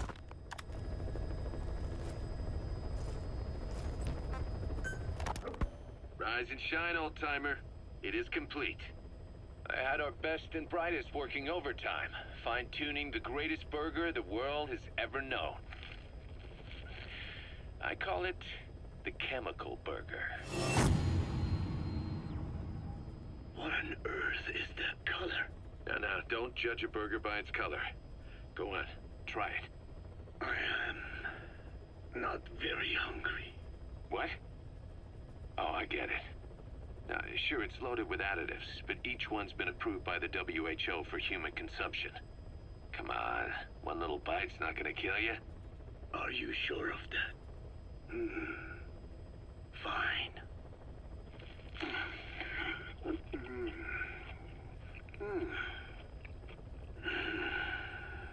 Well, what do you think? It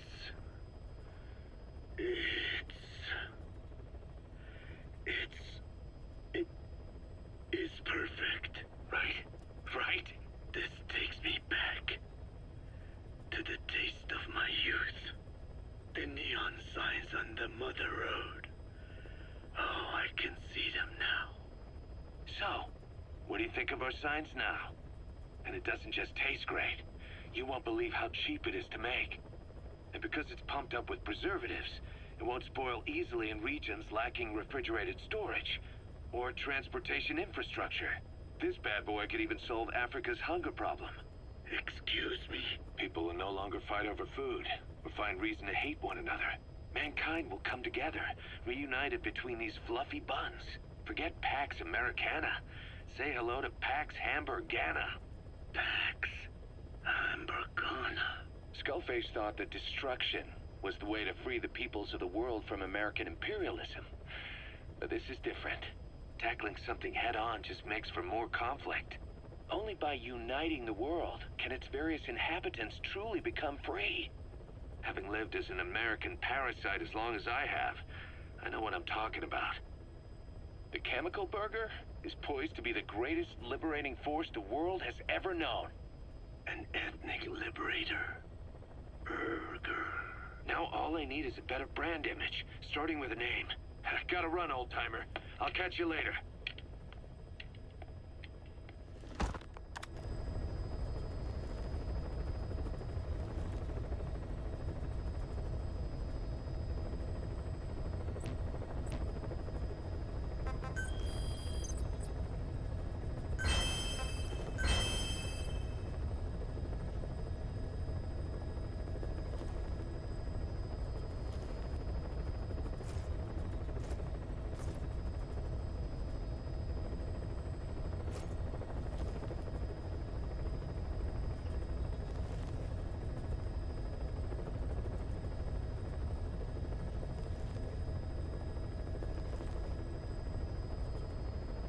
Caution, rain approaching.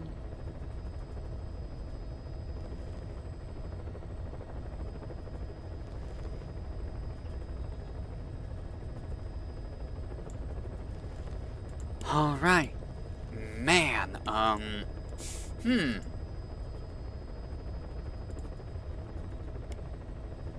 That was a very long that was very long. That was almost 6 hours of just that. That's kinda silly. Let me go ahead and do this real quick. Please select a mission. Plant expansion complete. Unit dispatched. Okay, cool.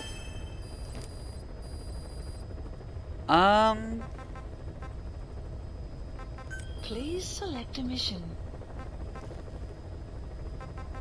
Do I need to go back to Mother Base? Please select a landing zone. Let's head back to Mother Base. Yeah, 6 hours. It's kind of ridiculous. Give me just a second.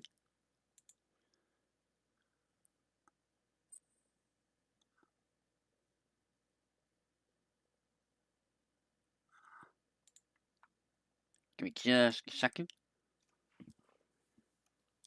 The skits and tails. I think the skits and tails are actually still longer.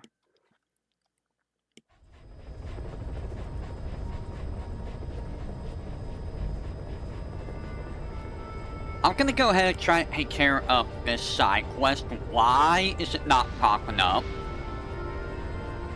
Guys? Guys, why is it not popping up?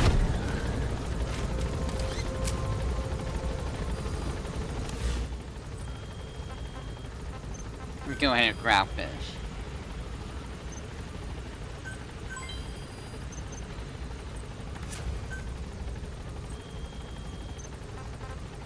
Like, it's fully upgraded. It is fully upgraded. Why is it not popping up?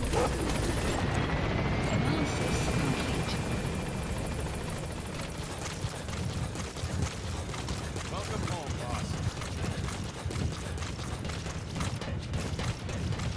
Well, let me go ahead and take care of this real quick.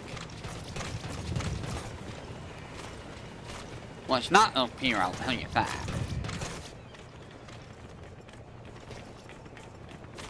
Where is it?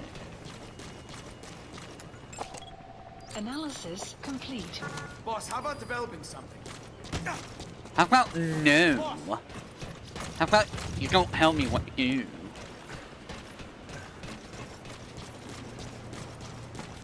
I can't see. Okay, I'm gonna take care of this. Oh, Snake! I can't do this.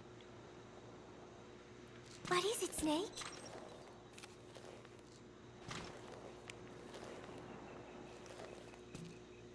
Remember Professor Galvez on his instrument during Peace Day? Woo-wee-oo. Such a funny sound for a musical instrument. He said the Soviets invented it. Everyone sure seemed impressed. Music has no borders. The professor taught me that. Where's Professor Galvez anyway? My head. It hurts.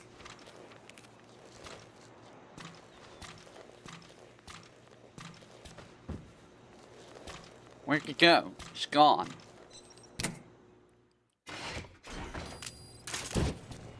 Snake, get out, Box.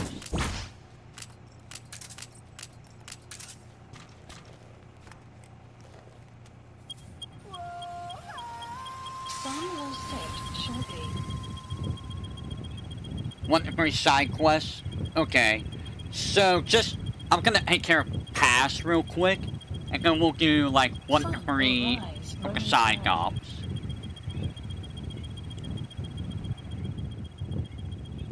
Okay, Snake. Okay, Snake. Okay, Snake. You don't need to do that, Snake. Oh, Snake. Give me just a second. What is it, Snake?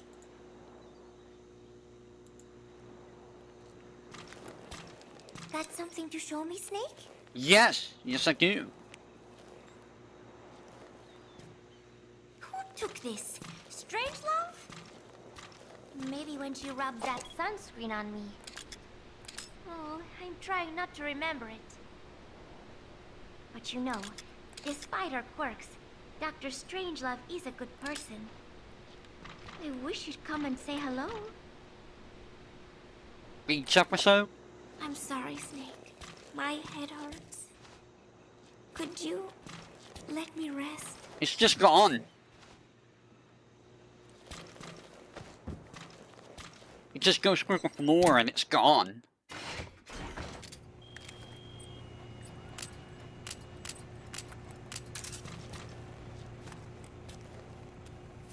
Sun will set shortly.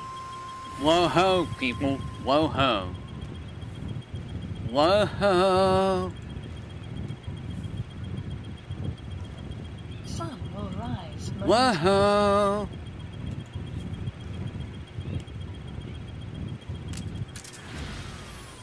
Okay, you can stop. And now we keep going. Oh, Snake!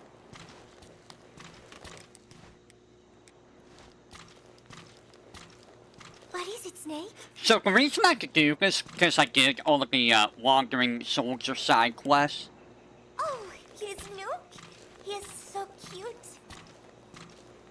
I haven't seen him around lately. Where did he get to?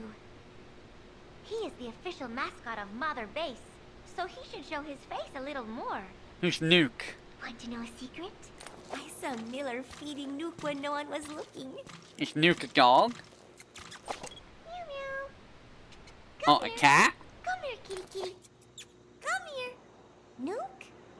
Nuke! I'm sorry, Snake. My head hurts. Could you let me rest?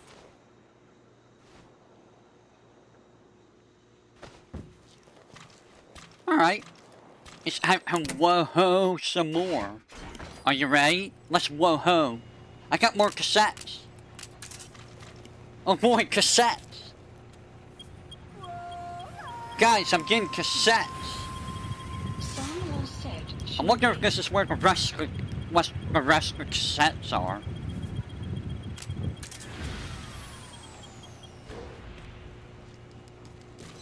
Whoa! Oh, Snake! My name's Snake.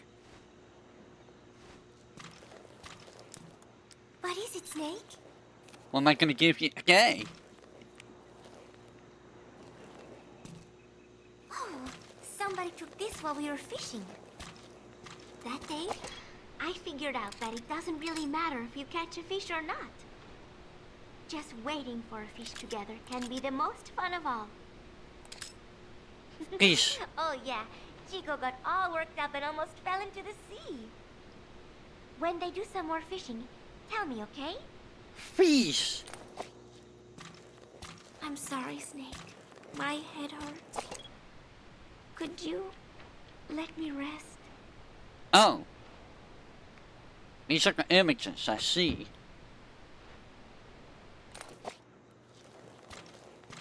Okay. So we just look there for the images. I'm whoa whoa. Whoa oh. It's I'm whoa low. Sun will rise momentarily. Are you guys having fun wallowing? You don't need to smoke that long, Snake. That's not necessary. Oh, Snake! Fishing. What is it, Snake?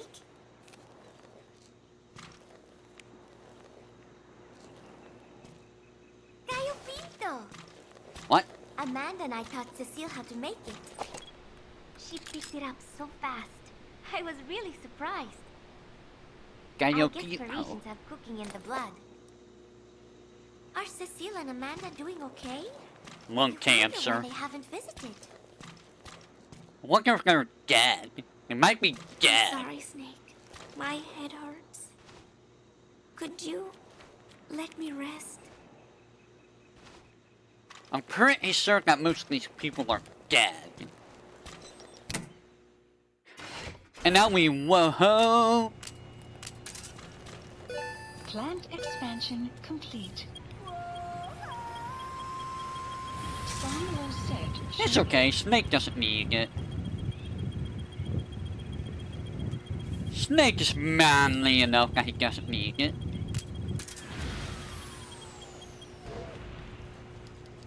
He don't need no lungs. She's a capture photographer.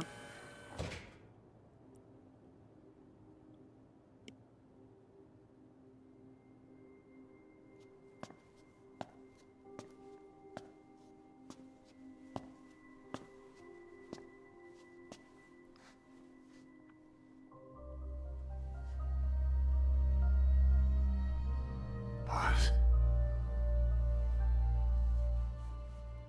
Snake? She's been acting differently lately. Before, she'd respond to conversation.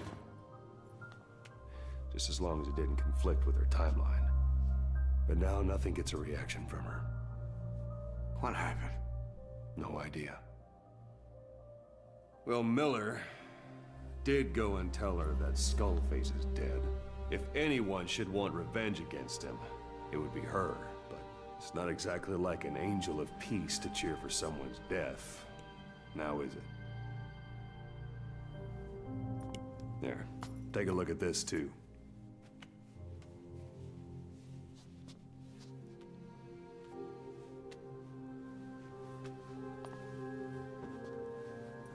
See it? Right there. The wound is open. Yeah, oh God. It was all closed up and then it went back to this. Did you rip it open? The medic has no idea how it happened. He figures it must have been self-inflicted.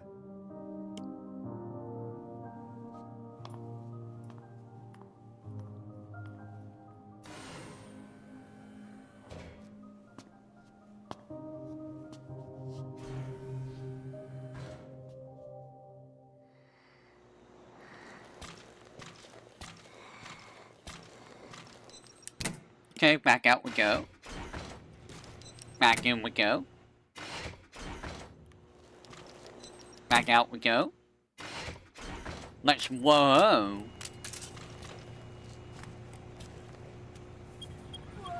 Sun will rise momentarily. Whoa. Whoa, whoa, whoa, wait. Sun will set shortly. Okay, you can stop.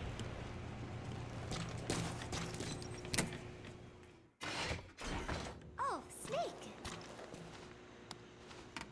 What, healed up? What is it, Snake? I got healed up. One of the group birthday parties. They are something to look forward to every month. Miller was so funny at this one. When is the party this month? Last month was... I cannot remember. It was... And then I... No, that is not right. But I am an angel of peace. I am a student. I am so tired. I will just lie here a while. I think she's gonna lie there for a while.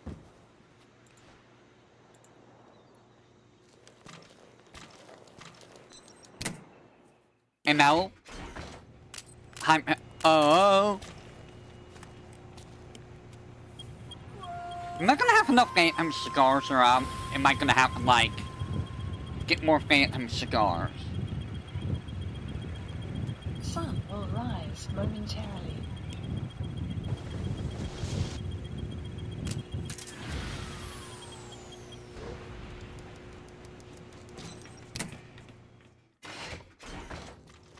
What?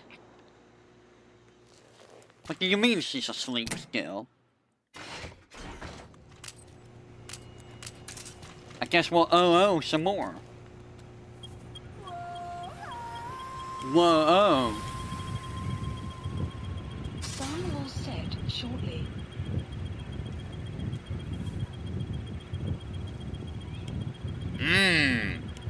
Snake loves cigar.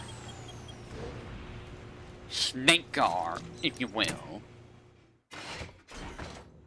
Nani? It's not activating? Is there something that I'm missing?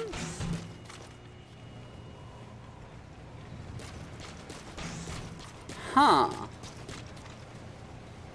Guys, is there anything I'm missing with that? I'm just gonna go and,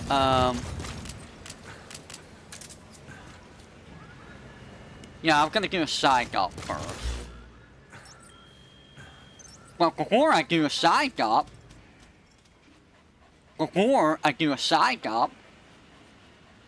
it's cassette time.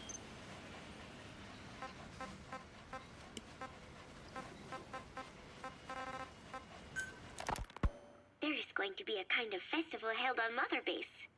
They are calling it Peace Day. Snake and his men may be without a nation, but they are still an army, and that means sometimes they have to fight the bad guys. Of course, they should not fight at all. It is obvious to me that any problem can be solved with reasonable discussion. Maybe Snake and the others think so too, because the idea is to set aside war for 1 day a year and relax in peace. I do not know how it came about, but apparently Snake and Miller got the idea while they were talking, and everyone on Mother Base went along with it. To think that deep down they all share a love of peace, that makes me happy. But never mind that. Somehow I have ended up singing on stage. Miller was all, "Come on, both our names mean peace. It will be great." Why does that mean we have to be in a band?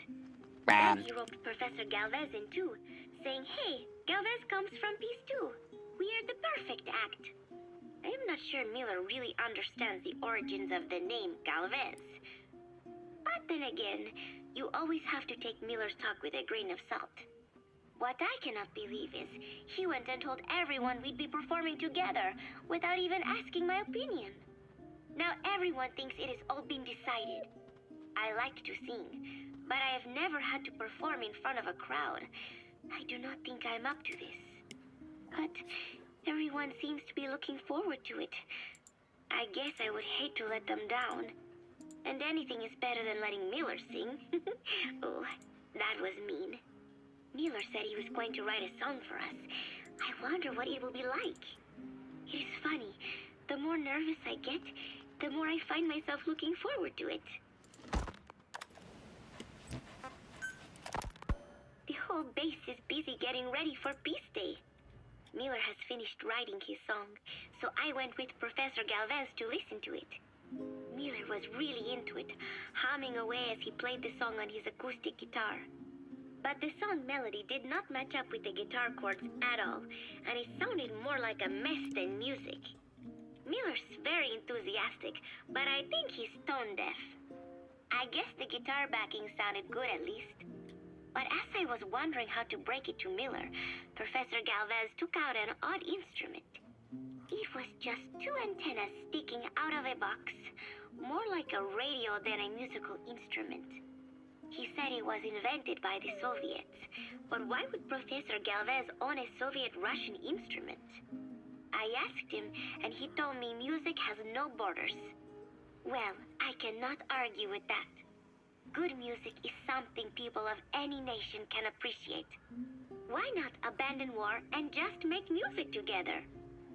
But anyway, the professor offered to try playing the melody on his instrument in time with Miller's guitar.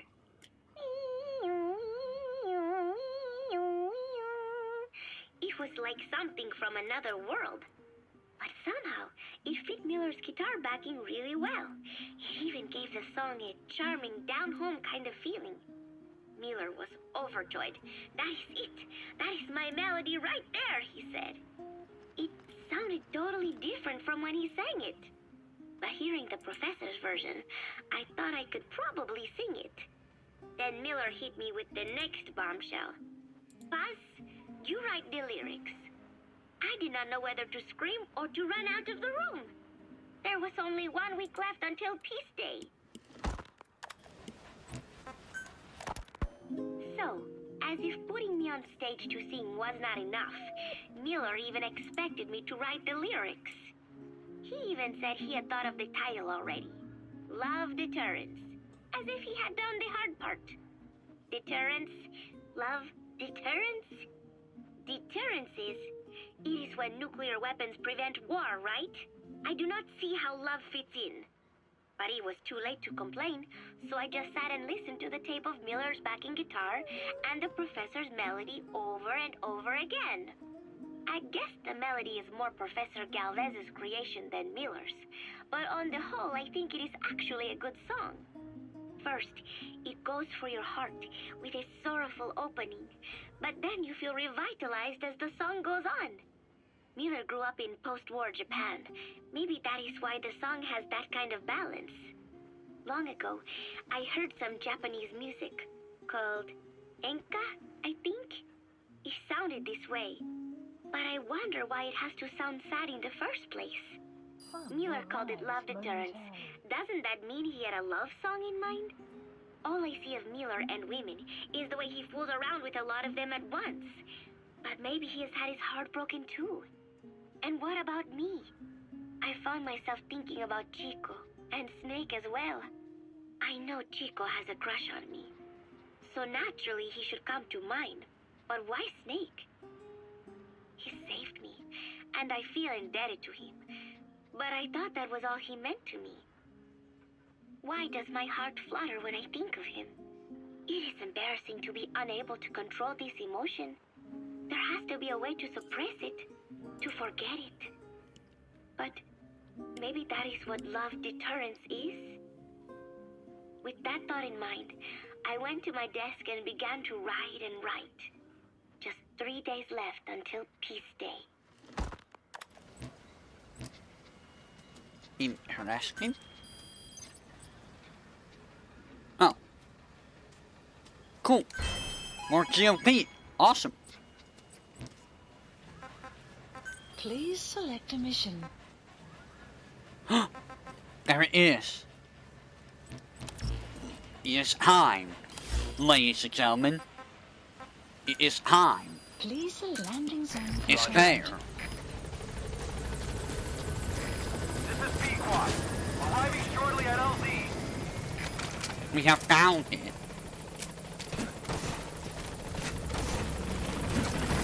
This is Pequod. On station at LZ. The mission is finally here. Don't worry, we will finish up Cass too. I do want to finish her off. And you know what? I will probably also do some side jobs too, just because I can. I kinda actually feel like playing more of the game now.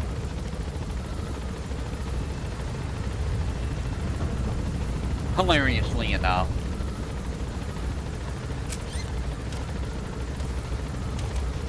I almost have all the cassettes, so, you know, might as well, right? I do wonder how I'm doing with achievements. I'm not going to get the S rank on all missions. It's not happening.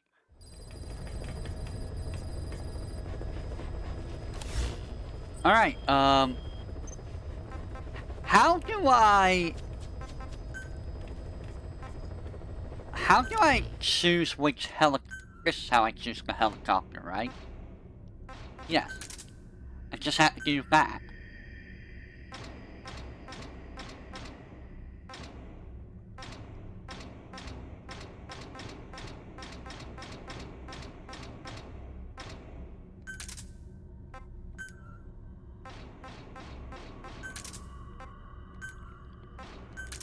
And now it's got, what? Now it's got armor. Hooray. Alright, let's go ahead and do the final actual mission of the game. Which is the man who sold the world.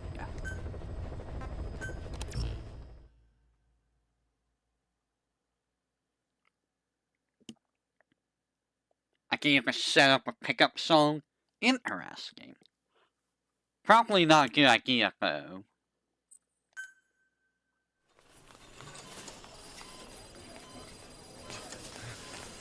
Don't you die on me, damn it! BB's dropping! Intubate, now! Cardiac arrest, he's in BFib!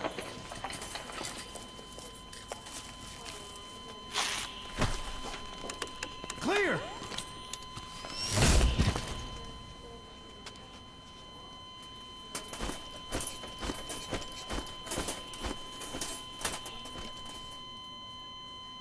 No response, hit him again! Clear!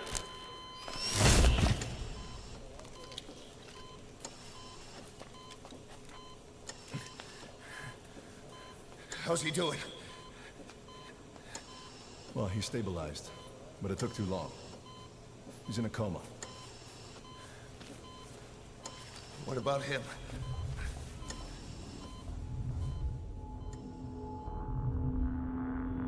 Yeah, took some shrapnel. To the head. Shrapnel to the head, eh?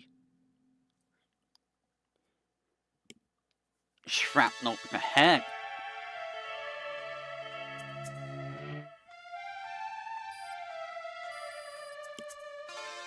The man who sold the world.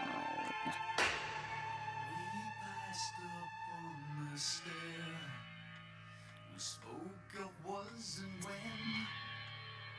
although I wasn't there. He said I was his friend, which came as some surprise. Whoa, this is trippy, man. I don't know where I am, dude. Too much stuff, man.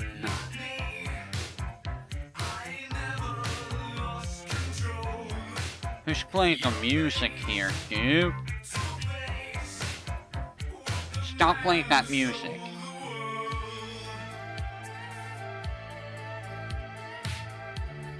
Okay.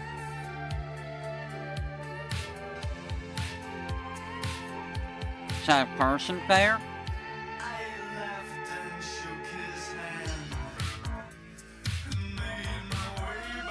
Oh, there's a person there.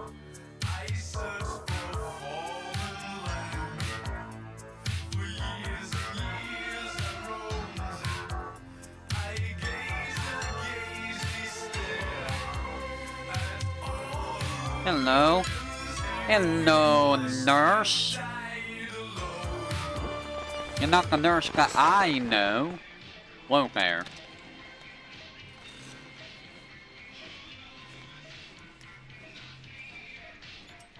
I'm looking at you.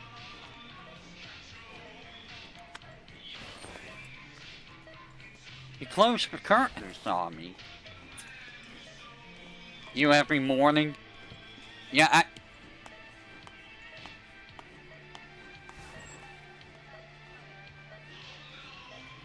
What was that?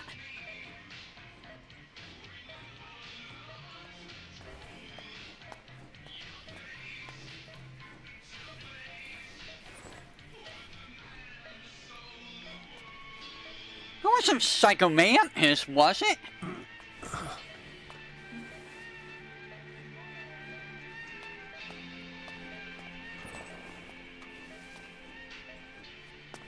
Somebody went back there. That didn't look like a nurse.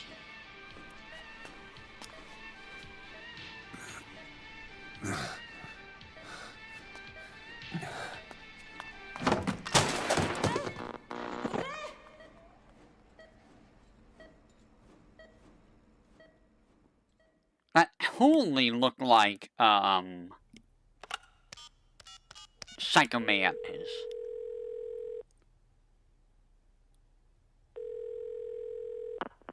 V has come to. V?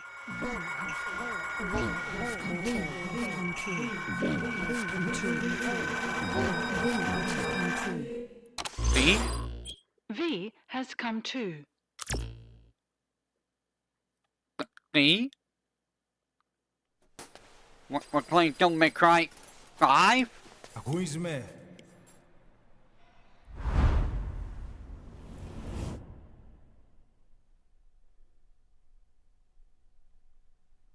Ακούσμε. I didn't realize V was in this game. Can you hear me? Are you having difficulty speaking? Can you move your head? Just nod if you can hear me. Yes. I can nod. I can nod.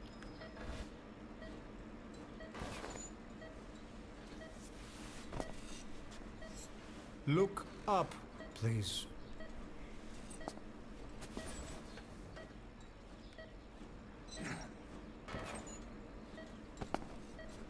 Very good. Very good. You did what I said. Please try to relax. There is plenty of time. I need to tell you something. Are we just redoing the Please first listen mission? And try not to panic. You've been in a coma for quite some time. Yes, yes, I know. You would like to know how long. I'm afraid it's been 9 years. Damn it! Nosocoma! Nosocoma! Nosocoma! Nurse! Calm down. Calm down. Try not to panic. Wait a second. Try not to panic. Now. You'll be all right. He's going in a cardiac arrest. I swear someone went behind that curtain.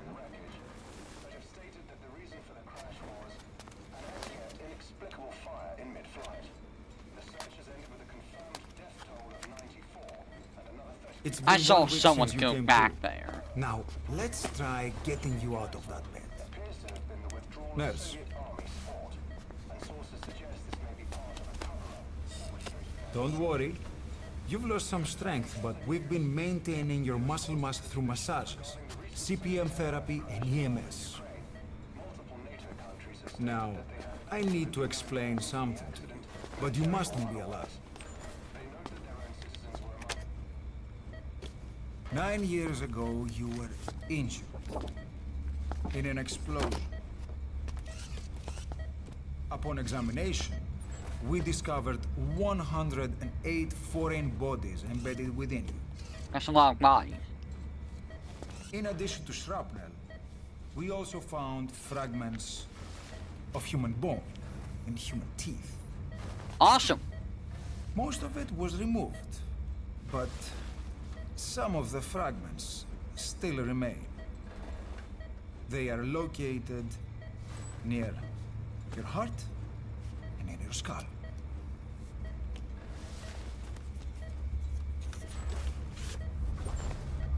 Look at this.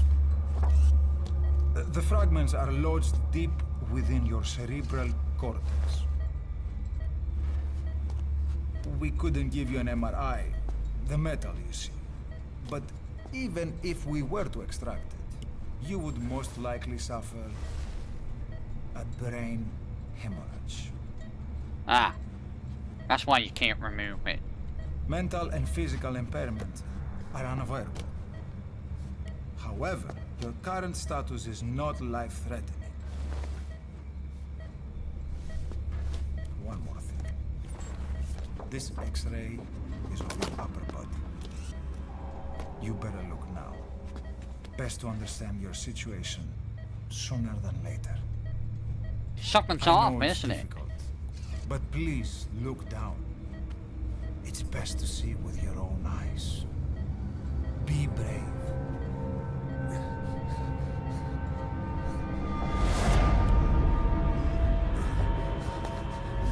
Nosocoma, Grigor, try to calm down. Calm down. Boy, let me tell you, I can't imagine how hard it is with just one arm. With literally one arm. Yes. Yes. It's literally just the first mission all over again, isn't it? Plastic surgery. Διατρέχει μεγάλο κίνδυνο. Πρέπει να ενεργήσουμε άμεσα. Προετοιμάστε τον για εγχείρηση. Δεν το πιστεύω. It's true. There are those who wish you would never woken up. You should be dead, but you're not. The wheels are in motion. Your enemies are everywhere. We must alter your appearance immediately. Otherwise, I fear you won't leave this place alive. Yeah. It's a wide open world up there, so there's something we need to take care of first. Yeah, I would rather lose a foot than a hand.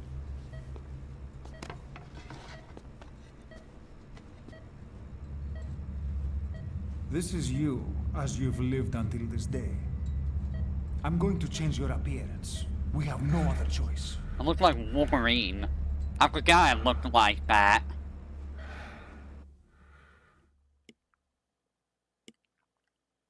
I actually forgot I looked like Wolverine.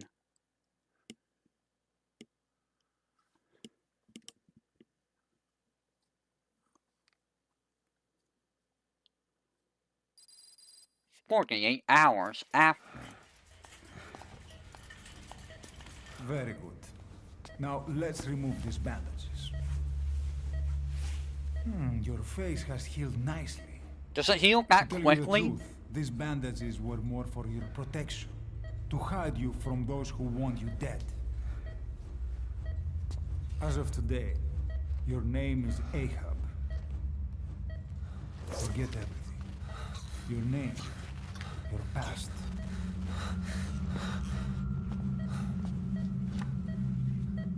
Sir, your nurse is gone.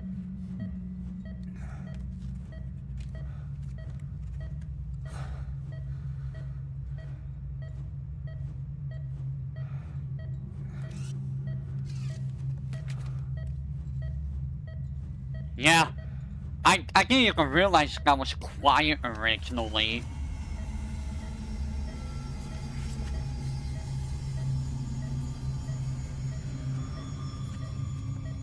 Good luck, you say?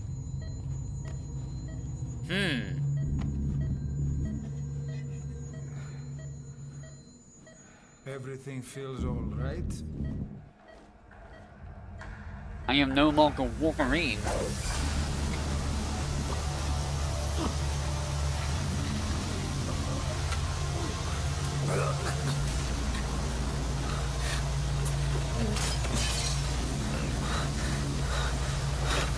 Boy, Quiet was definitely dangerous before, she got the enhancement.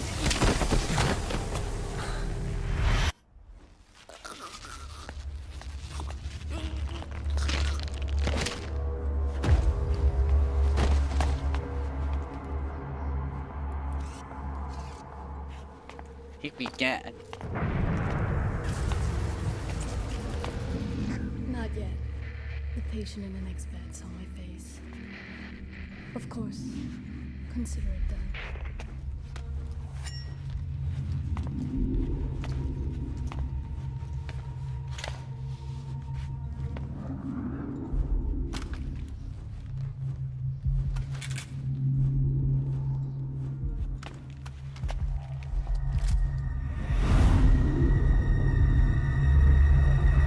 Don't you love it take forever before they actually shoot?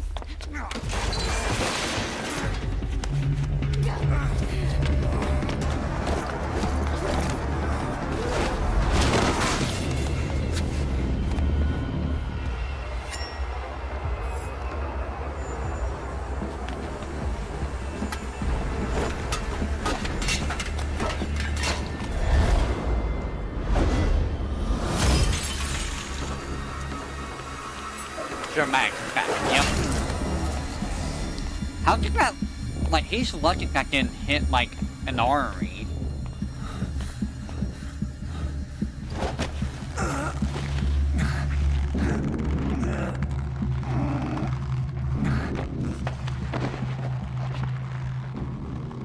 I'm dying! Oh no!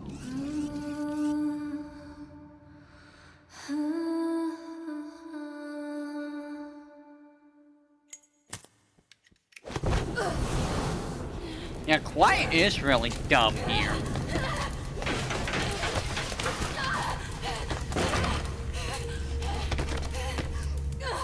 And she's burning.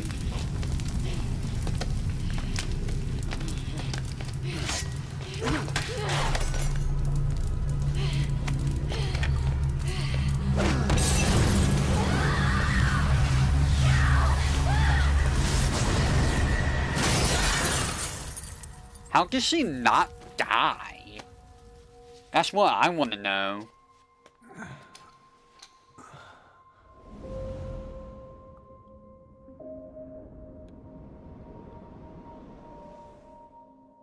Okay, have time to go. What happened to the woman? The woman? We gave her a light. She took the short way down. Who are you? Who am I? You're talking to yourself. Been watching over you for 9 years. You can call me Ishmael. What the hell is going on? Well, the good news is, you're in the land of the living. Bad news? The world wants you dead. On your feet, soldier. The whole place is coming down.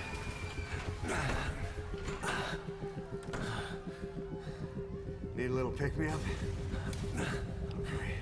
Probably trained soldier, yeah. Ow. Nothing like a little digoxin to get you back in the game.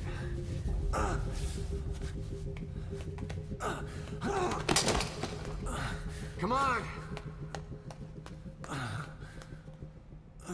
Hold on. I'm just Wolverine. Alright, I'll be right back real quick. Give me just a quick second, if you will. Be right back.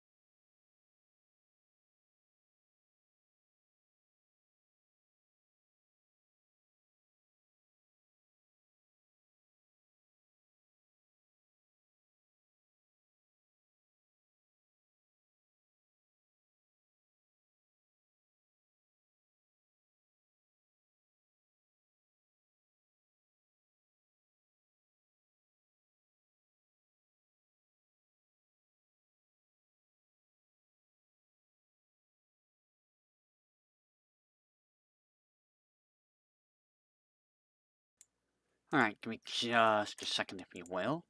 Double checking a couple things real quick.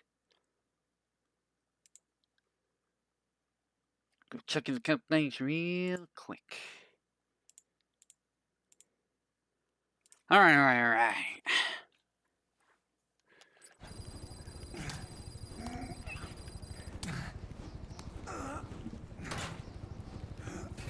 I'm really just making this redo the entire first mission. Truck's not working.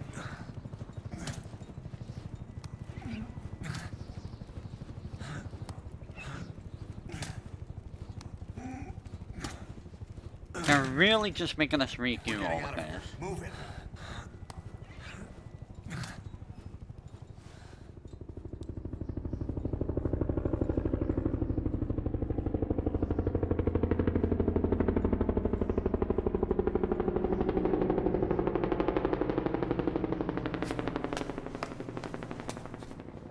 Let's take the stairs. Yes, let's take the stairs. Yeah, they didn't really need to make you repeat it at all. Especially with how slow it is. It's so slow.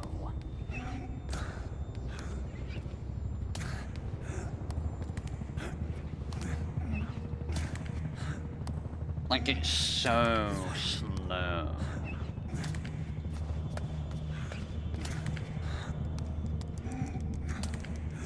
Mask button.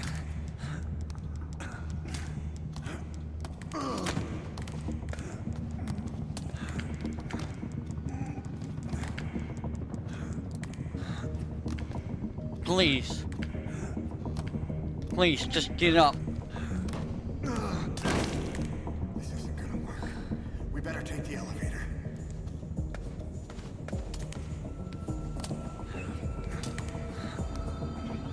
A wheelchair? That sure would be useful right about now. That sure would be useful right about now. Can you, like, move any faster, please?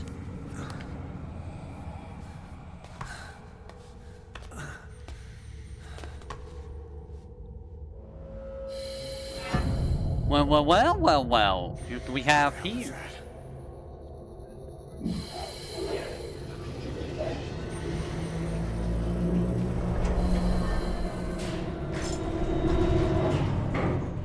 Something's coming.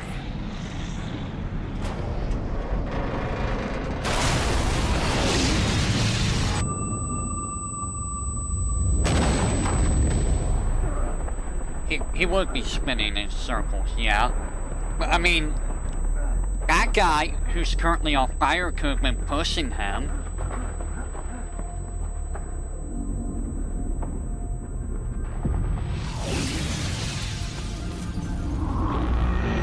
And hey, look, it's Vulcan.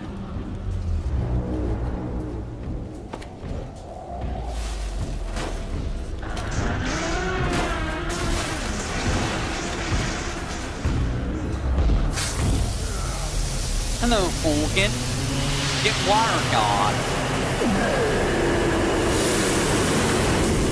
That's so loud.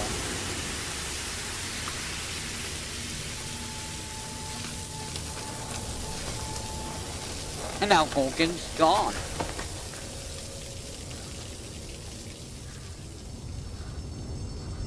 And now we crawl more. More crawling.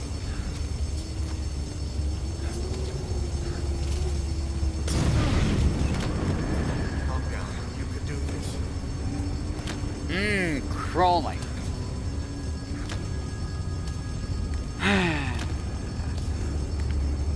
This is like the longest mission ever because you gotta crawl, crawl, crawl. Crawl, crawl, crawl.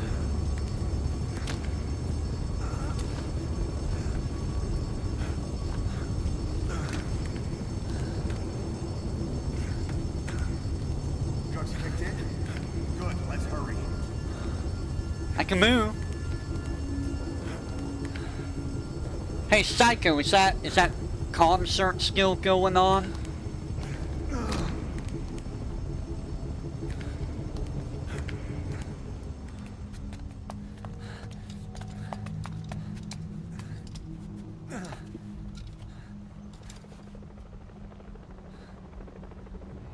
Helicopter, my favorite thing.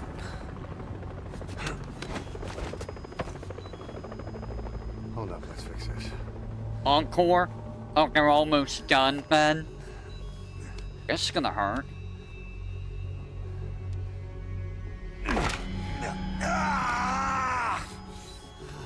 I can't imagine how much that hurt. Next time, do it yourself. It's always good to try and mend your injuries while hiding from the enemy. Like, your arm will not work immediately after that, right? There's no way your arm will work immediately after that.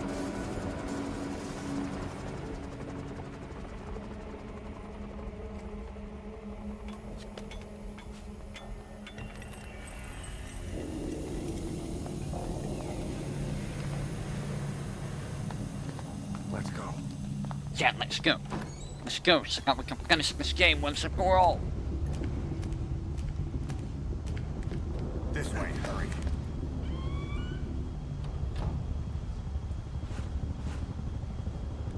Keep low and quiet.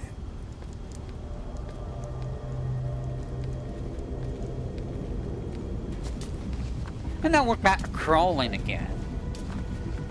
It's less painful because proceed to in that situation, it's safer for us. I suppose so.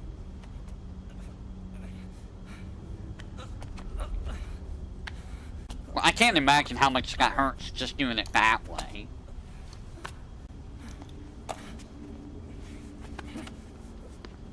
He is crawling faster, yes. Help me, please.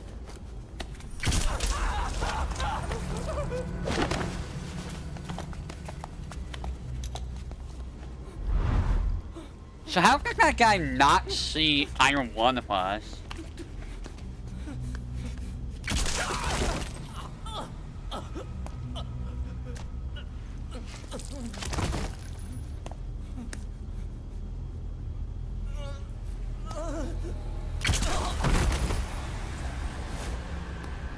Well, he's dead.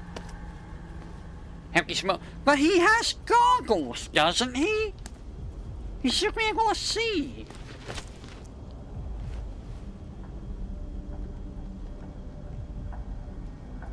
Well, I guess he has a gas mask. Never mind.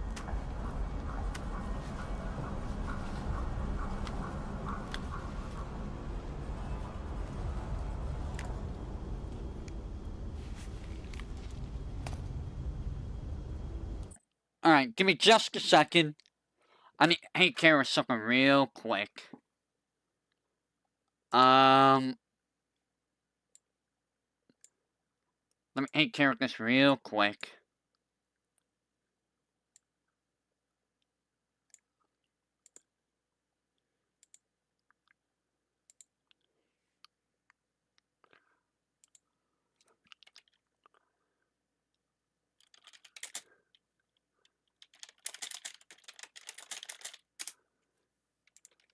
Give me just a second.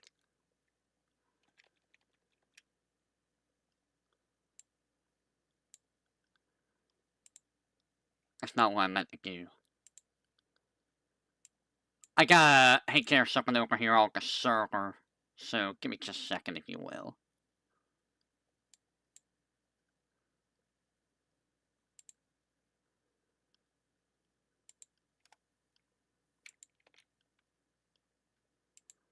Alright, there we go. Headgear has limits. Thermals can't see with fires and night vision can't see lit areas. Makes sense. I mean, that makes sense.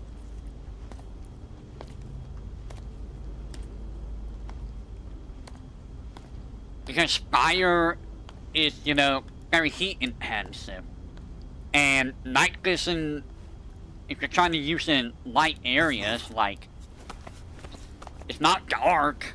Why are you trying to use it in lit areas for, you dummy?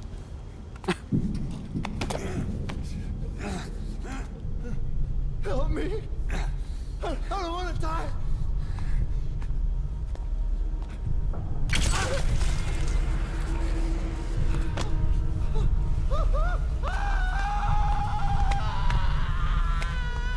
Well, I think you're gonna die, buddy. Did you really need to do 3 shots? It can blind you, and if using a flashbang, and if there's a flash, that's kind of disgusting.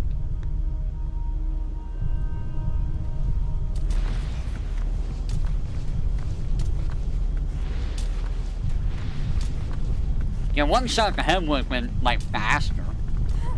Here! Over here! And then they'll, you know, get right at it.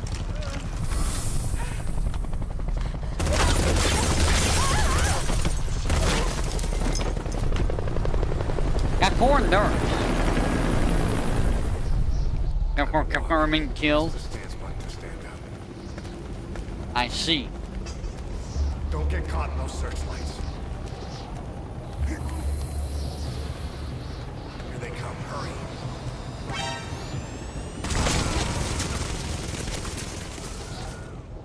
Okay, sure. Don't you die on me. Okay. I was following Snake. Why didn't it? What? Excuse me? Time to walk. Press the stance button to stand up. I was following Snake. Don't get caught in those searchlights. Here they come, hurry. Now! Was I not up against the wall?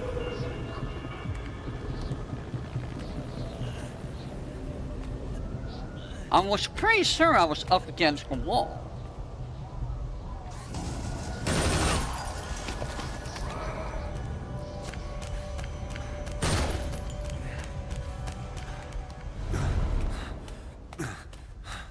Also, I like how this is giving you all the tutorial stuff. Also, that's how I died in the intro too, so you know, canon. Scary canon.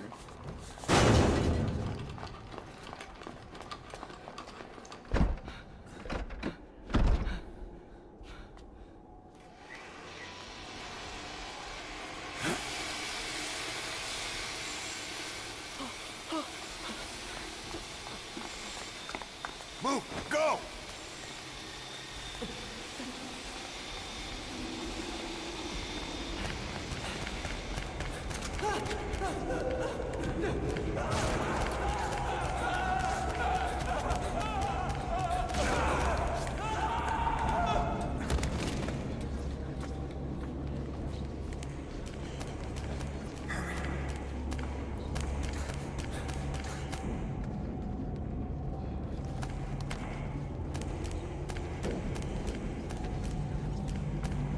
Don't want to go down there.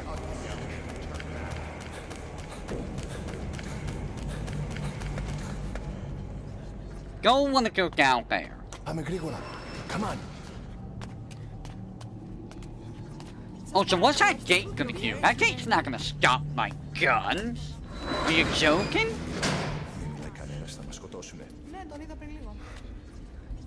That gate's gonna do nothing. What's happening out there? It's all right. We'll be okay. I can't see what's happening. You're just trapping yourself. What's going on out there? You're literally just trapping yourself. Oh, close again. Hey. Hey. Hey. I can't see what's happening. What is that? What's happening out there? Does anybody know? Hey.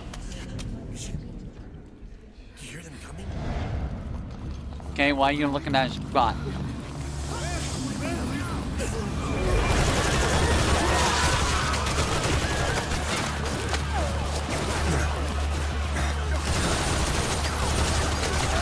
Yeah, why was it looking at his butt?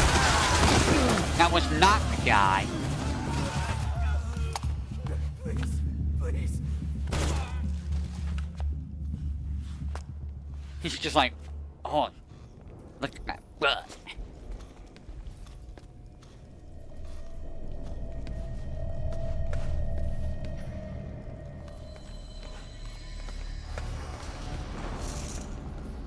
I'm gonna stare directly at this butt that's in front of me. Yep, I'm sure here.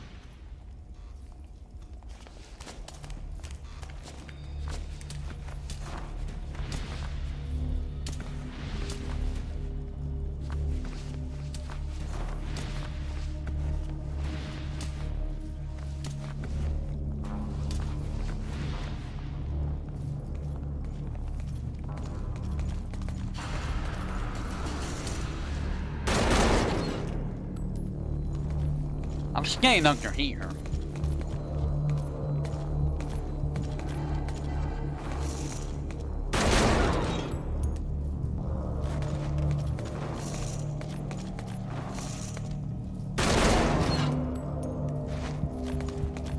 Just killing everyone.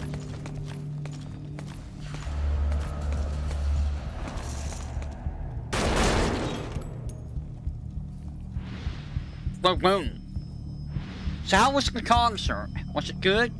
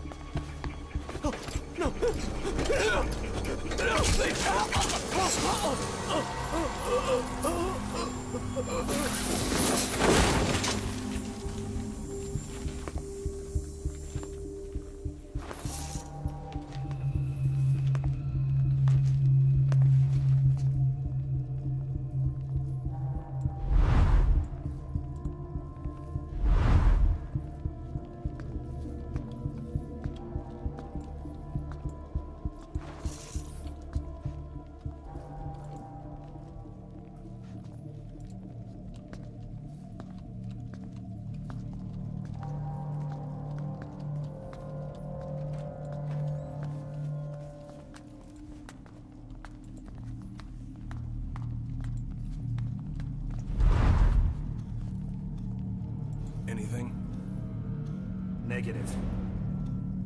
He came in here. Keep looking.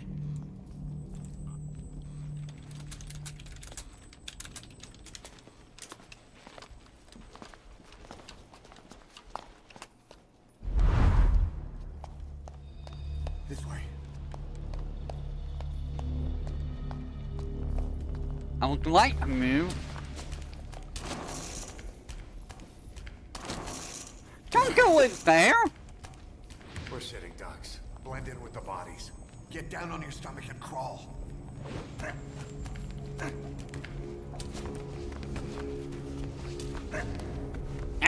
If you move, we're done for. Play dead. Freeze.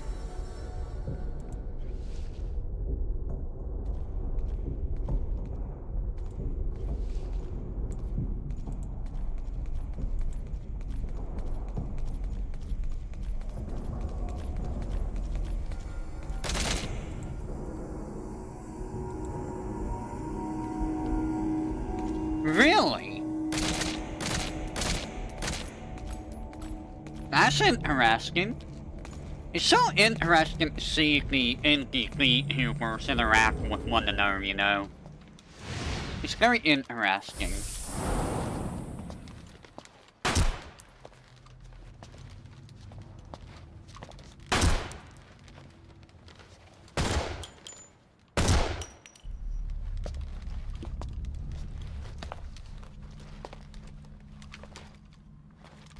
You know, they're so lucky that these guys didn't decide to just cap them, too.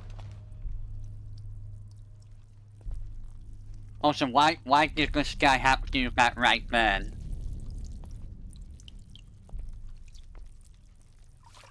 This part was chilling when it played. No, seriously, why did that have to happen right then? Also, what is it with Kojima in that situation?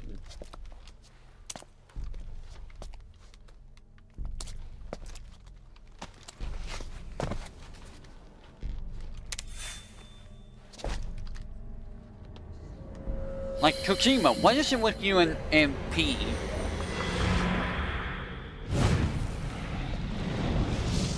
I don't get it.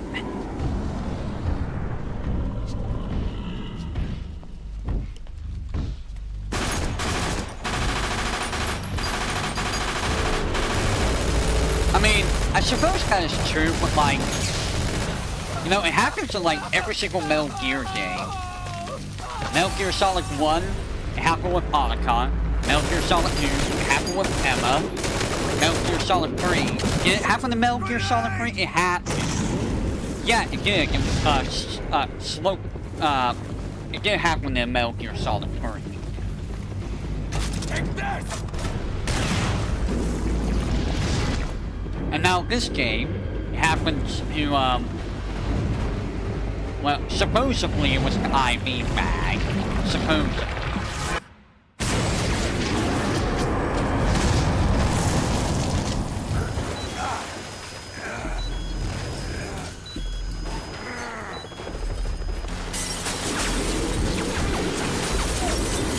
Oh no! I don't think he really cares that you're shooting at him. It's almost been 7 hours, guys. I haven't done a 7-hour stream in a long time.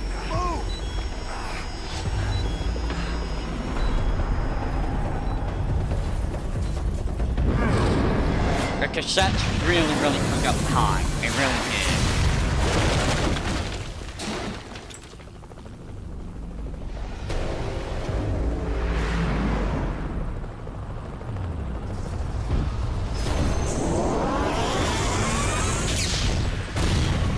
Fireball!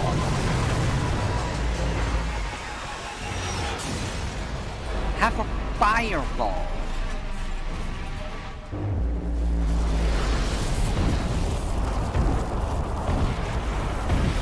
You guys should probably move faster. I guess you can't really move that fast if your leg is like broken. Oh no, a tranquilizer gun. At least it sounds like a tranquilizer gun.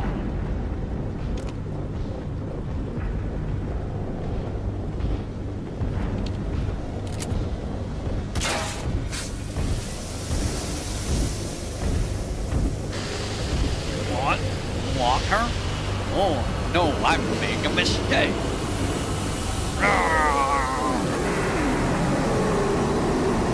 This is what happens when you take a shower. Yeah, whenever you take a shower, you just disappear in a void. You just stop existing. So be careful whenever you take a shower. Hold on. We better stop and treat that injury. Ow, my leg. My leg.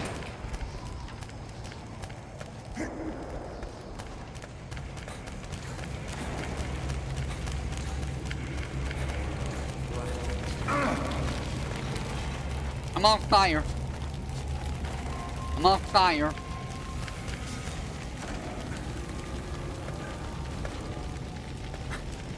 I was on fire.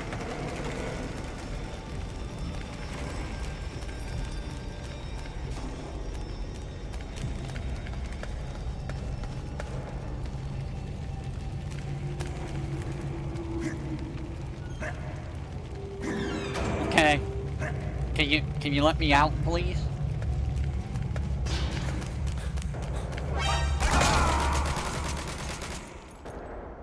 Ow. Don't you die on me. Hey, I probably shouldn't have ran. That guy just tapped me immediately. Hold on. We better stop. That dude just literally just bap. Like, I didn't even have a chance. He just popped around the corner and just bap.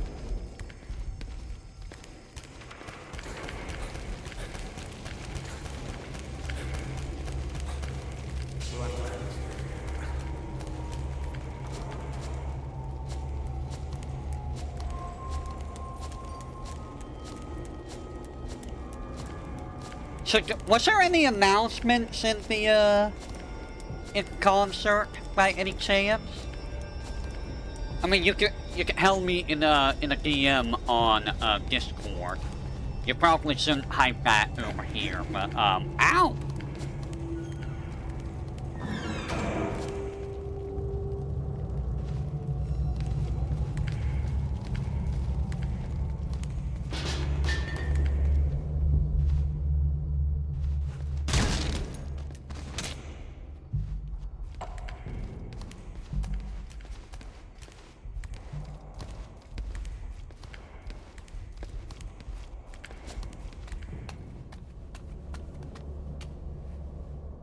Ah, gotcha.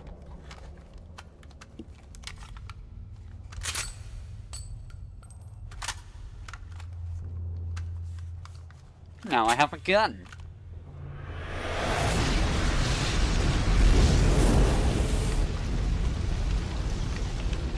Know how to shoot a gun? Hold down the aim button to aim. Then press the attack button to fire. Destroy it.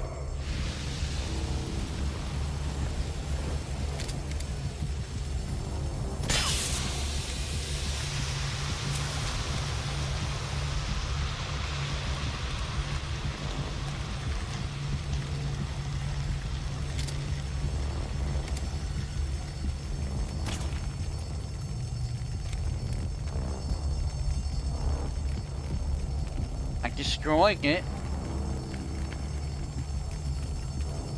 Right? Hold up. Why'd you have me destroy it? I'll take the right. You take the left.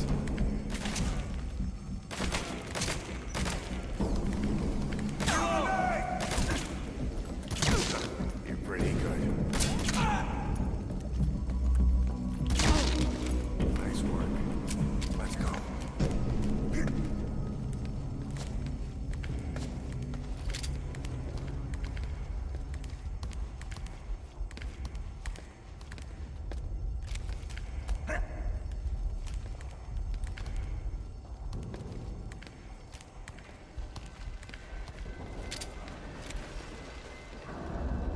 Okay. We're just... Why? Why do we have to do the entire first mission all over again? What's the point? I really don't get the point.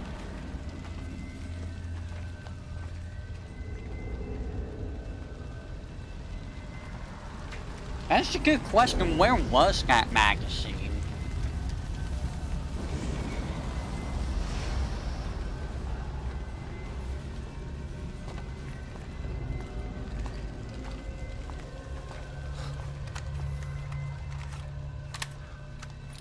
I'll run interference.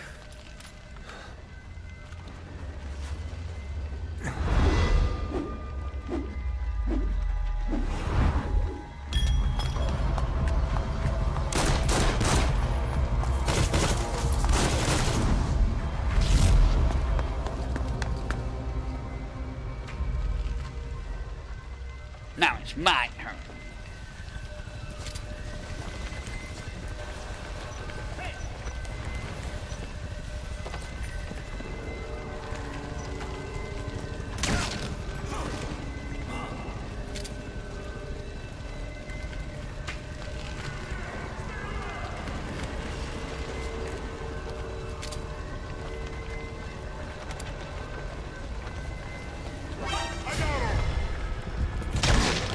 Hi.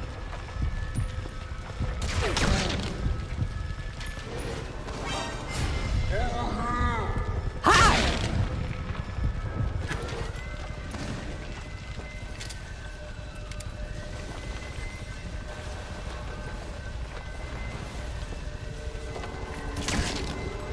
Headshot for the smoke.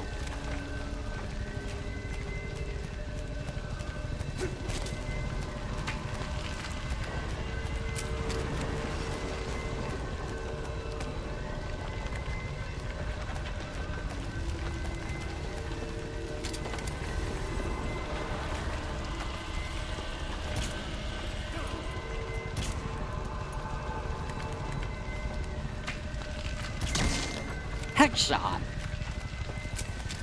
Through the smoke. Right through the smoke. That was a pretty good headshot.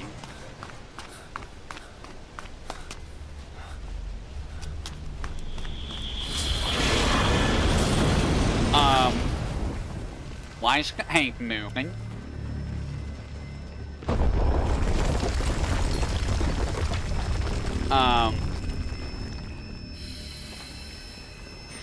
Tanks don't move that way. Hello, little child.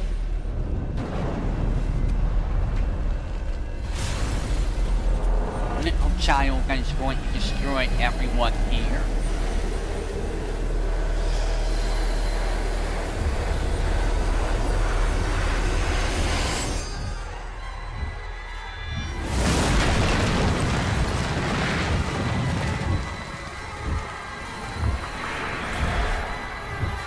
Well, you know, make it impossible to escape.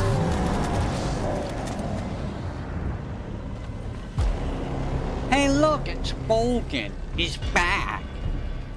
Vulcan never ends.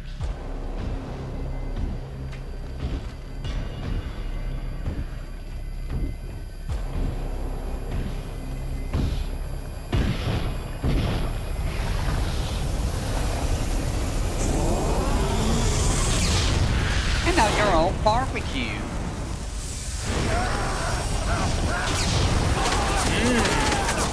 Toasty soldier. Yes. Yes, use bullets on human.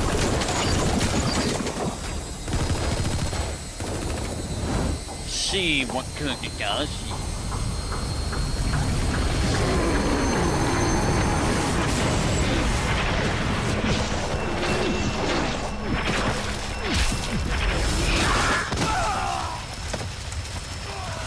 Well, if they can die immediately, they're dead for sure.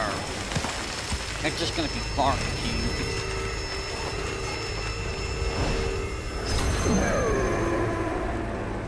Interesting circle.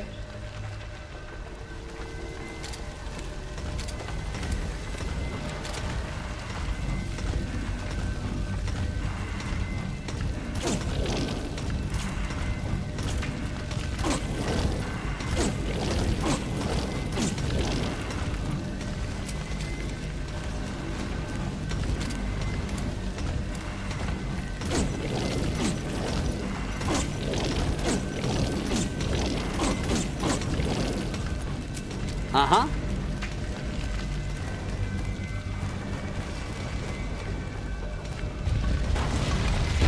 Oh! I guess all I have to do is go over here.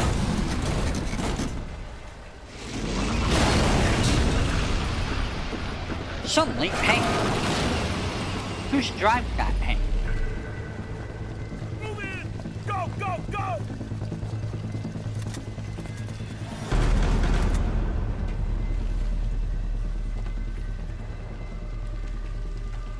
I guess I don't need this pin anymore.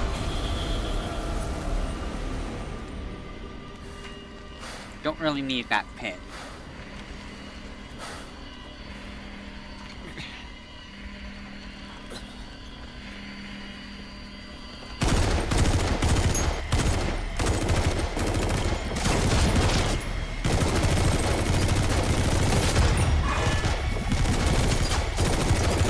If I recall, we should be getting pretty close to done with it.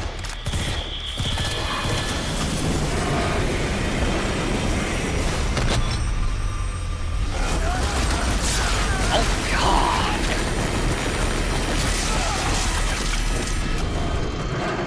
Oh God! That's some Final Destination stuff right there. That was some Final Destination stuff.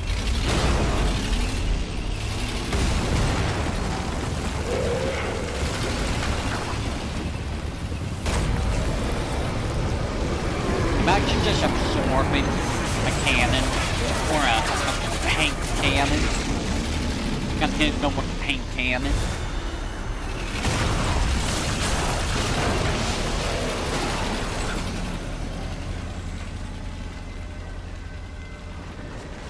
Okay, you have fun there. I'm out of here. Goodbye.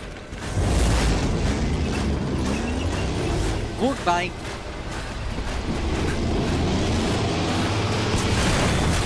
Ouch. My face.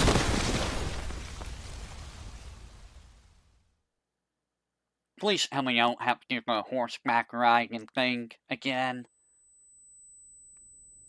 You're gonna make me do that part too, aren't you? Really, Kojima? You're really gonna make the player do the entire prologue?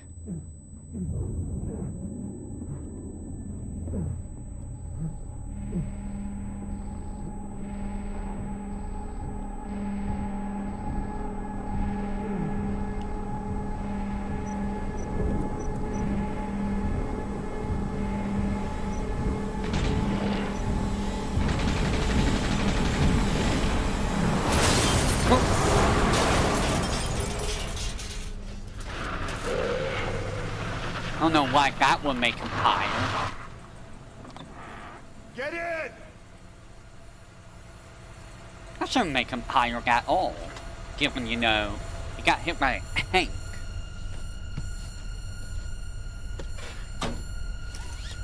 Also, I guess this is Britain. This is the UK. I think.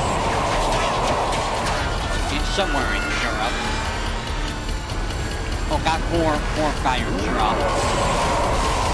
There's 4 firemen. They were just doing their job.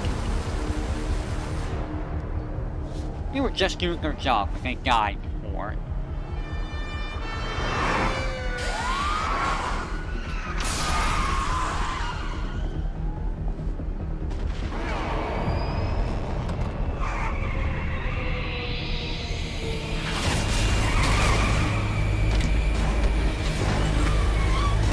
More people just dying for doing their job.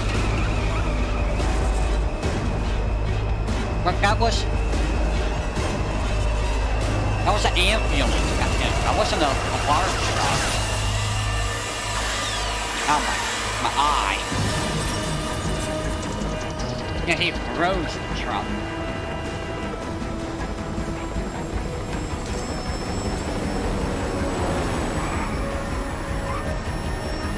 So I think he lost his right eye at that moment. I mean, I don't think he had his right eye anymore anyway.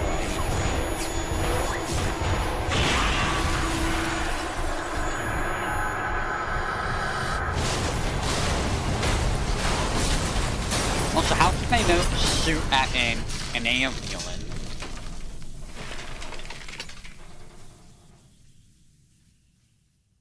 Like, why did they shoot? Like, what if that wasn't them? They were just gonna kill random people?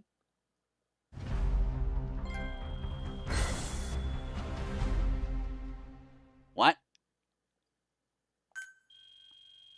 Huh?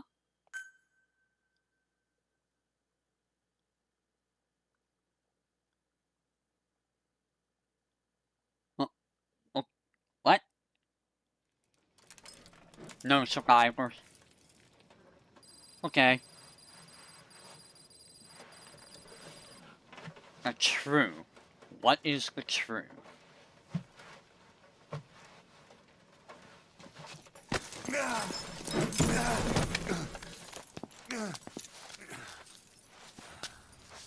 This way, boss. Hurry.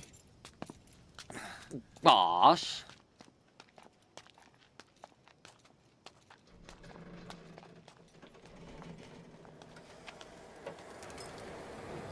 Boss, you say?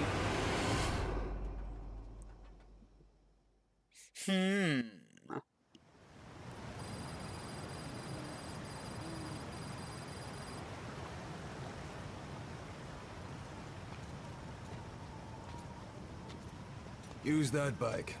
It's tuned up and ready to go.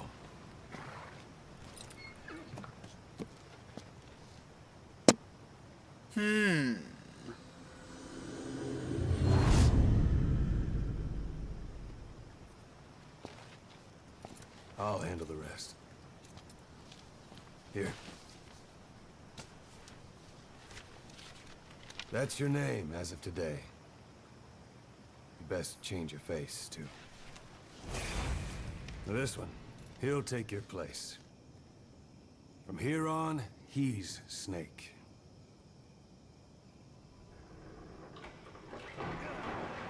He believes it, too. My very own Phantom, huh? Boss, the whole world wants your head. Don't worry, he can handle it. Move now, quickly. Aren't you forgetting something?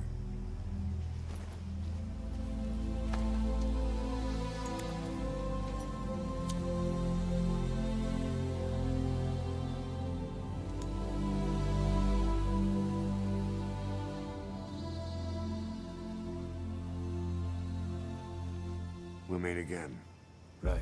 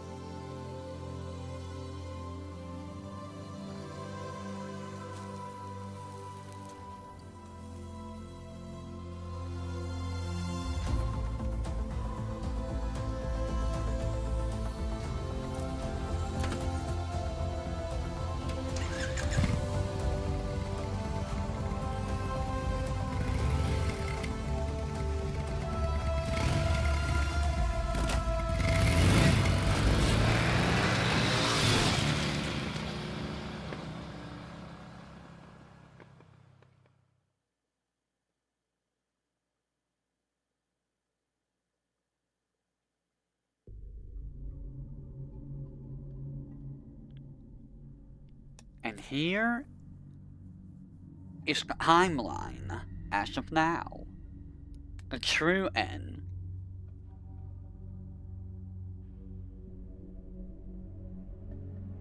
Zero disbands Fox in 1978. The Les Bunks Terribles project begins in 72. Eli and David. Peace Walker incident was 1974. Eli went to Great Britain, and Zero suffered brain damage because of Skullface.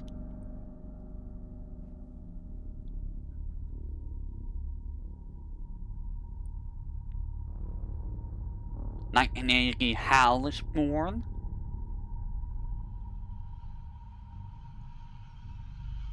1984 is when Skullface dies. Quite when parasite therapy survived.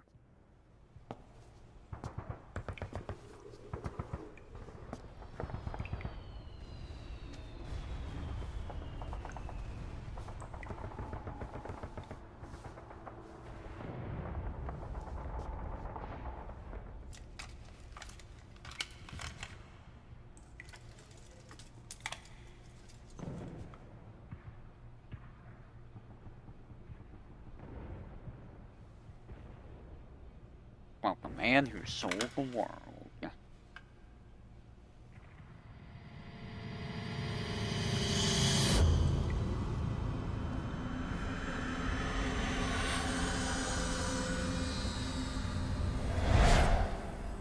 No time for anesthetic. We have to open her now.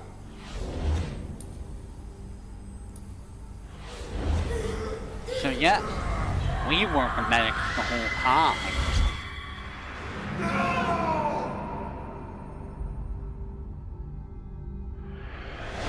Boss.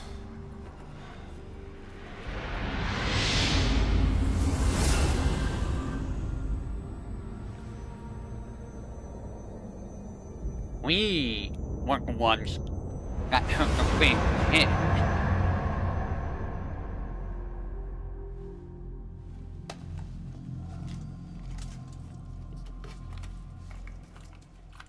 Dun dun dun.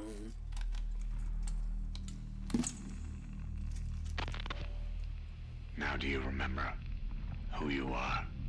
What you were meant to do?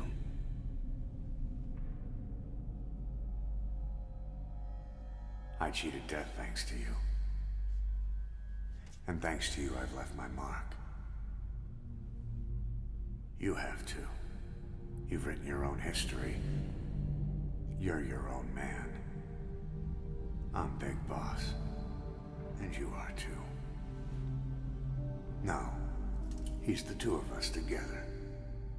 Where we are today, we built it. This story, this legend, it's ours. We can change the world and with it the future. I am you and you are me. Carry that with you wherever you go. Thank you, my friend. From here on out, you're Big Boss.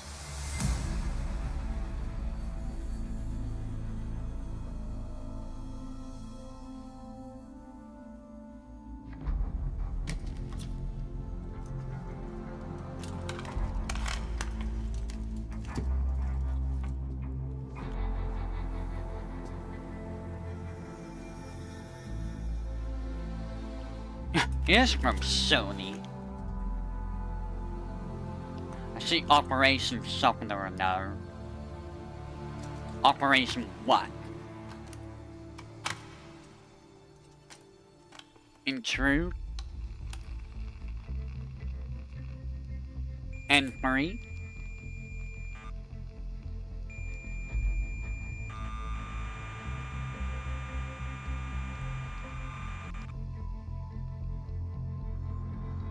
Intrude and Marie.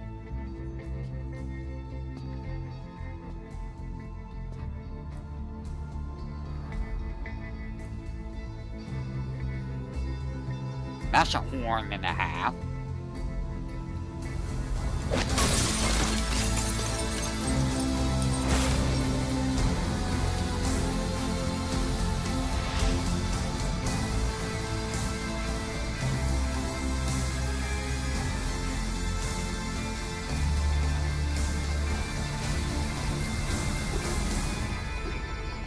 Not a unicorn.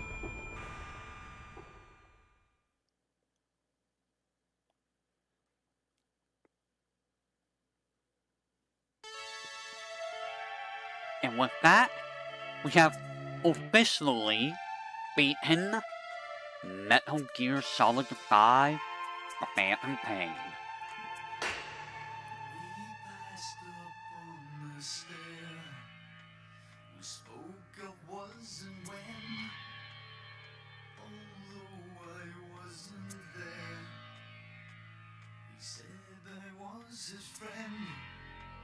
This game, I still have a love-hate relationship with. I still have a love-hate relationship with. Like, it's not a bad game, but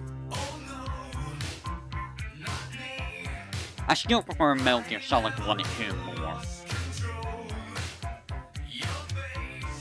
It's gonna get copyright claimed, isn't it?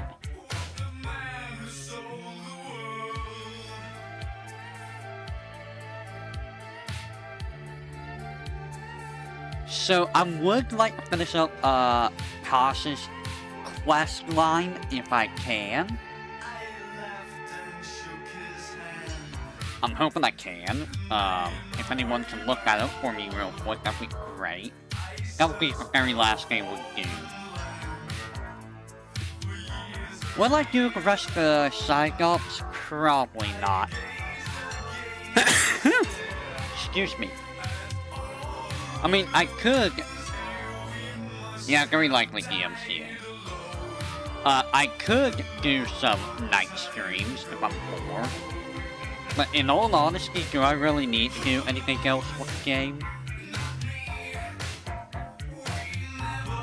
I think we are, pretty much done with the game.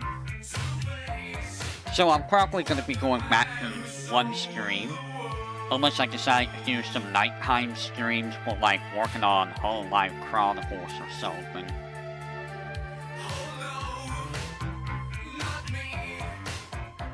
The thing with Hololive Chronicles, though, is I can't really do the sprite work for it, so...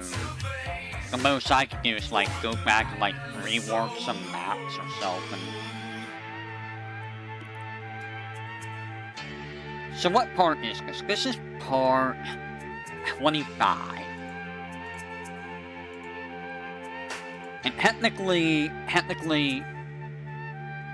like, I didn't really have to stream all the side ops that I did, but you know what? It was something to do. I didn't really have anything going on at night time, so that's kind of why I stream all the grind.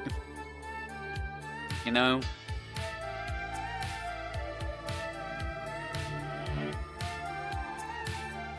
I'm trying to think of what short games do. I did just get Bayonetta on Steam.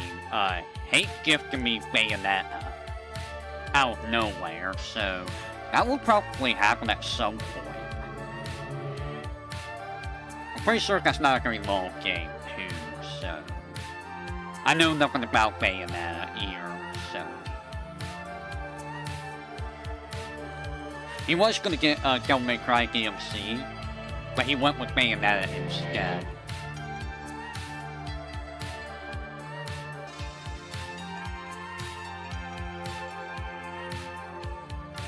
I'm trying to think of what short games I can do. If the problem is, I don't really have that many short games. I really do. All the games I'm doing are, like, long games. I mean, I could probably do some speed runs, like... The fastest I did Donkey Kong Country 1 is 1 hour exact, so...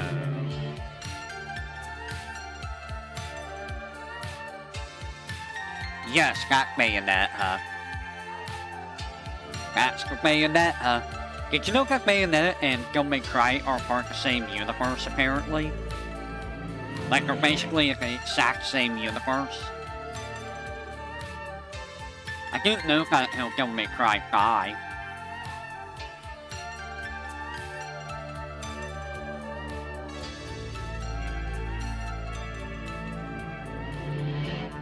I guess I do have some short games. I got a Surge Striker Gunvolt I can do. I got fighting games I can do.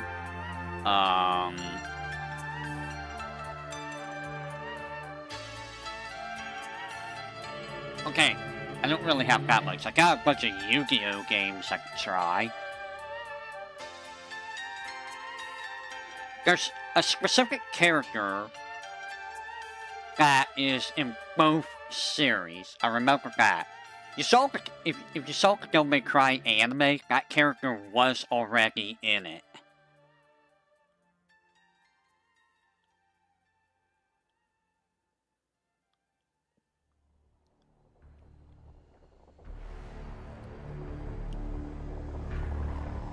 I'm running low out. Guys, I really don't want to go back to using Portman technology. I really don't. You don't know who? Do you remember that fat guy that was always with Dante? The little sleazy fat guy? I forget what his name is.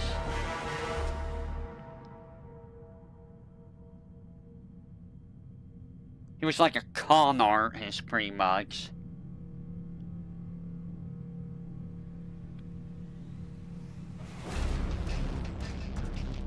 I do not remember his name.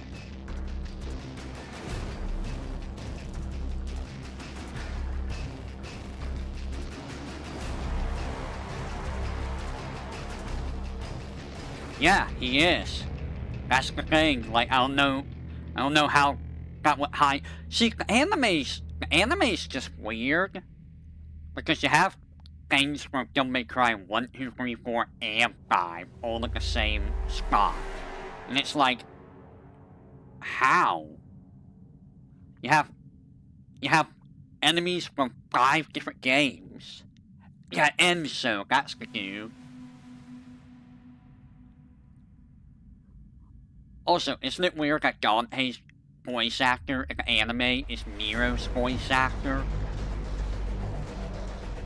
Like, why didn't they get the original voice actor for Dante if they were, you know, why? Also, I didn't really like Lady in the anime, personally. They kind of butchered her, in my opinion.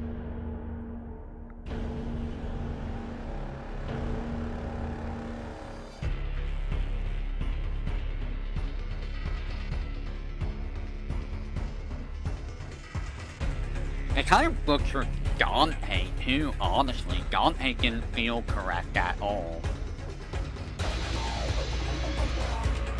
Wow, that music's going off. So yeah, for short games, I am still gonna be doing Nier at normal time. I don't know if anyone would want to watch me work on Hololive Chronicles.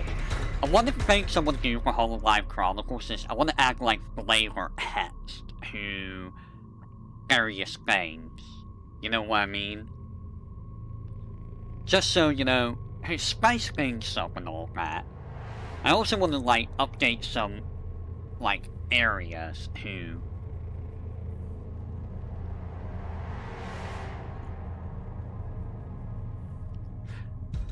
I think there's one sprite that I should be able to do, but I don't know how I want to do it, and it's the Gyrus. Oh, that is from David Bowie. I didn't know that was David Bowie. Interesting. I didn't know that was an actual song.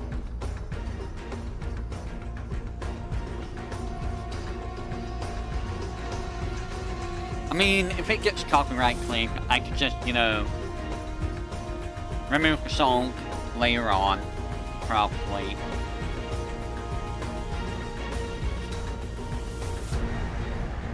It will probably get copyright claimed because, you know, music companies love copyright all the time. Would you personally watch someone do development on a game, Psycho?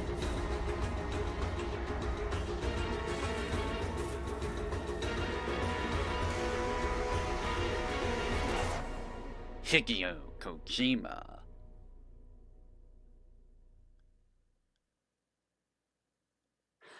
It's possible for me to do that in YouTube. Like if it gets copyright claimed, I could just have YouTube mute the song.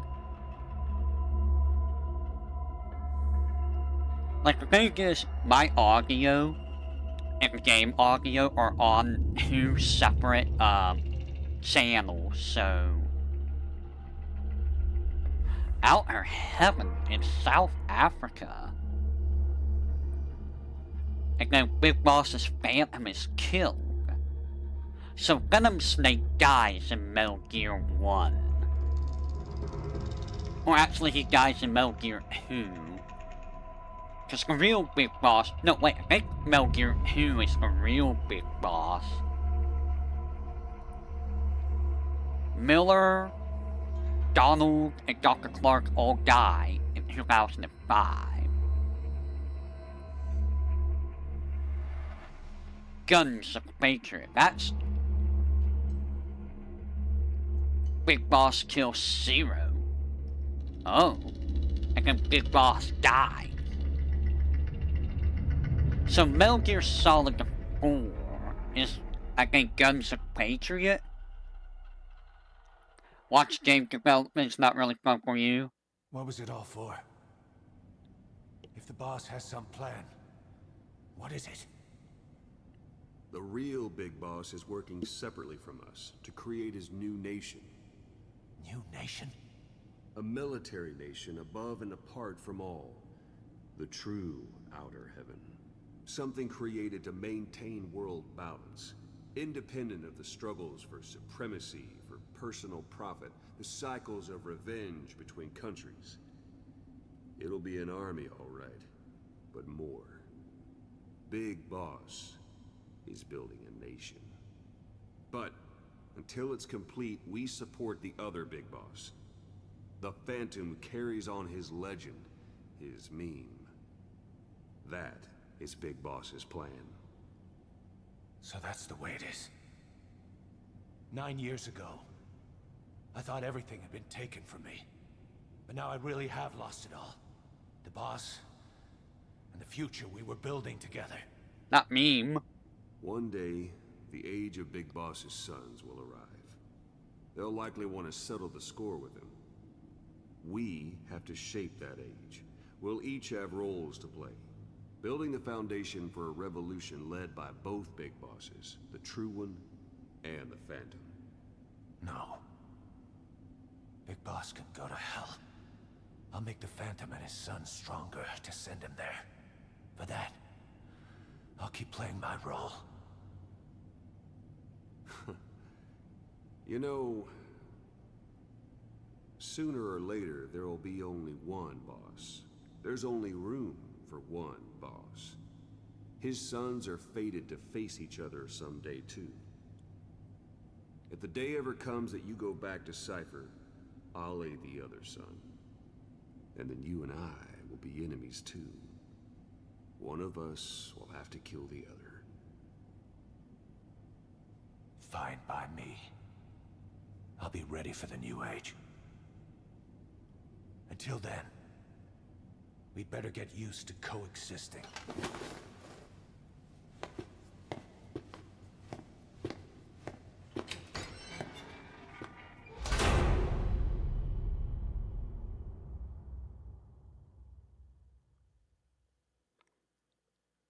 So that's what happened. Start Bethlehem. What? A cassette. Big Boss. That's a lot of emblems. Okay. Outer Haven. Like scary? I got a spunky platypus. And a glacier mongoose. And creepy buzzard. Okay, so we got a bunch of S+ people.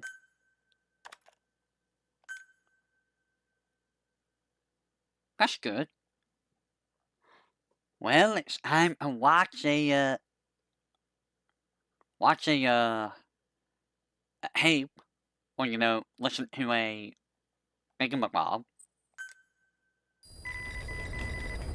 Side ops list updated. You mean side ops list updated? Why is it updated? Okay, good, it's updated. Please select a mission. These guys failed. Unit dispatched. Unit dispatched. Unit dispatched. Unit dispatched. They failed.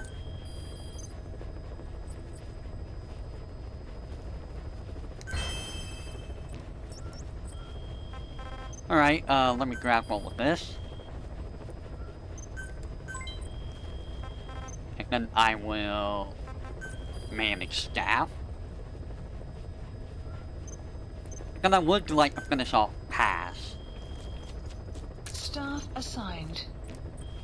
After we look at this cassette tape. Oh my god.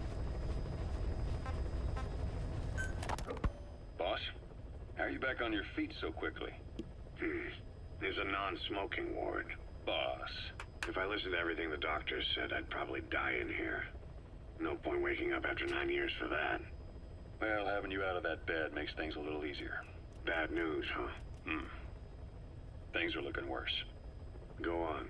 They found out about you waking up. And the man on fire picked this time to wake up too. We'll have to move forward ahead of schedule. Miller already has the preparations underway. We'll have to wake up your neighbor too. So he's not. He seems awake now. No. Well, he's not actively conscious yet, at least. He was a doctor too. In his mind, that past no longer exists. Your past is his past now. He's going to be your phantom, not some simple diversion. He'll act as the new big boss, and the act just isn't for Cypher. He'll be your face on the world stage, until the time comes for your resurgence. You make it sound easy. We've been busy over the last 9 years. His altered state of consciousness has helped us implant powerful suggestions through induced hypnagogia.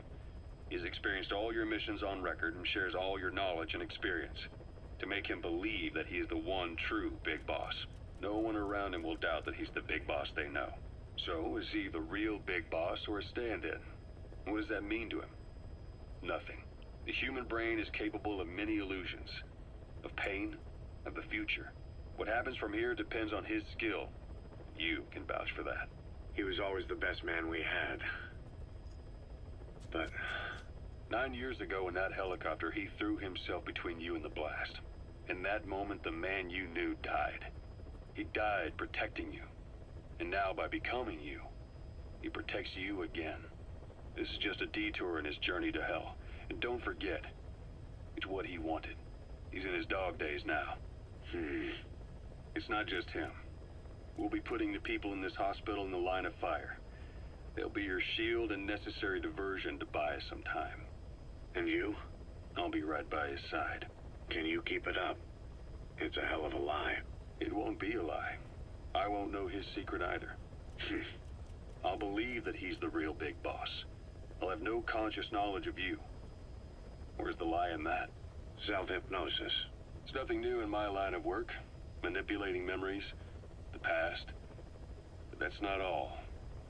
When the time is right, I need to remember that you're the real boss. In a world, it's double think. In this year, 2 + 2 = 5. And I want you to do the same. Right. His bodyguard? Correct.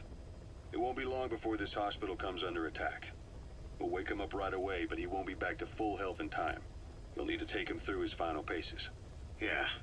I want to see his face again. All right, John. I've never forgotten you in these 9 years, but I have to forget you now. Adam, I'm counting on you. What's up? About the 1972 project. Les Enfants Terribles. You never did like the French. All that Catherine the Great aristocratic pompousness gets to me, that's all. Palace talk. They can keep it. Les enfants terribles. The terrible children. That madness Zero started. Or the start of his madness. You found out something new? The plan itself was abandoned in '76. ATGC dismantled the project, and their account with DARPA was closed. So I was worried about what happened to you. Your sons. They're no sons of mine. And they're sure as hell not me. Just a bunch of cells grown in a lab? What they are is much sicker than that. Well, Zero doesn't think so. Eva doesn't either. To them, those boys are your clones. They're you, down to the last hair. And? The first boys were raised free range, like we thought. Both of them. David has never left the States, but the other, Eli, has disappeared. Might as well call it abandoned. They're through with him. Where is he? He was in England, Zero's home ground. Apparently, he traveled to Africa after that, but that's where he escaped from Zero's care. Just like that. Why? Who knows? Maybe he found out about his birth. If he's alive, he'd be 11 or 12 by now, old enough to think and act for himself. So he might still be alive. On his own, there? I wouldn't bet on it. John, if he is alive, what's the plan? I have nothing to say to him. Treat him like a human being, just another person. Boss, this war business you and Miller started. Since the industry spread out to the PFs, it may have a favorable influence on Cypher. To a ruler, an everlasting enemy is convenient. By directing the public's animosity outside his borders, he could unify their frame of mind. Guns for hire continue the war, then enrich the economy with their spoils. War as a business will become a permanent tool for manipulating the public mind. A new business model. You might even call it a war economy. Before long, Cypher, or rather the Patriots, will be drawn to this. Probably only a few decades before it takes hold. It's not far off at all. Still no leads on Zero. We don't even know whether he's still alive. But the protocol he put in motion's making steady progress. Every day, SIGINT's web covers a little bit more of the globe. Total information control. Big Brother Zero. And it'll happen before anyone even realizes. I don't like it. You're the big brother of the battlefield. You've earned a firm grip on the world's military power. But soon, Zero will have nations in his. He'll erase the Cold War, all war from people's minds, and with it the world's borders. Zero's will, his influence, will be unleashed, with nothing to stem the tide. When that happens, opposition will no longer match the lines on the map. And boss, with no borders left, what difference can we make? War will have lost any true meaning to the world. Just one more gear keeping the wheels of economy turning. Another product bearing down the capitalist conveyor belt. The future your friend Miller wanted. That's all there is in store. Perhaps it's already too late. But human will should only be handed down and nurtured by human hands. It can't be entrusted to the system.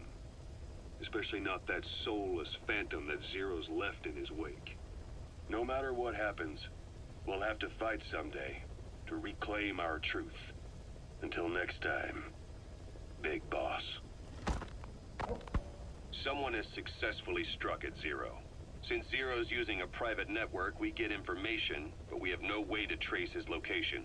That means the details are still fuzzy at this point, but apparently some new bioweapon was used. As soon as he noticed the dip in his vital signs, he had his stomach pumped and even underwent blood dialysis. But he didn't fully recover. Ironically, if Zero kept more company, he'd have been safe. Since the incident, his speech and actions have been getting more unhinged by the day. He's probably been rushed to another safe house for intensive care. But the location is a complete mystery. That's the way he operates. He went to incredible lengths to make sure his great escape went unnoticed.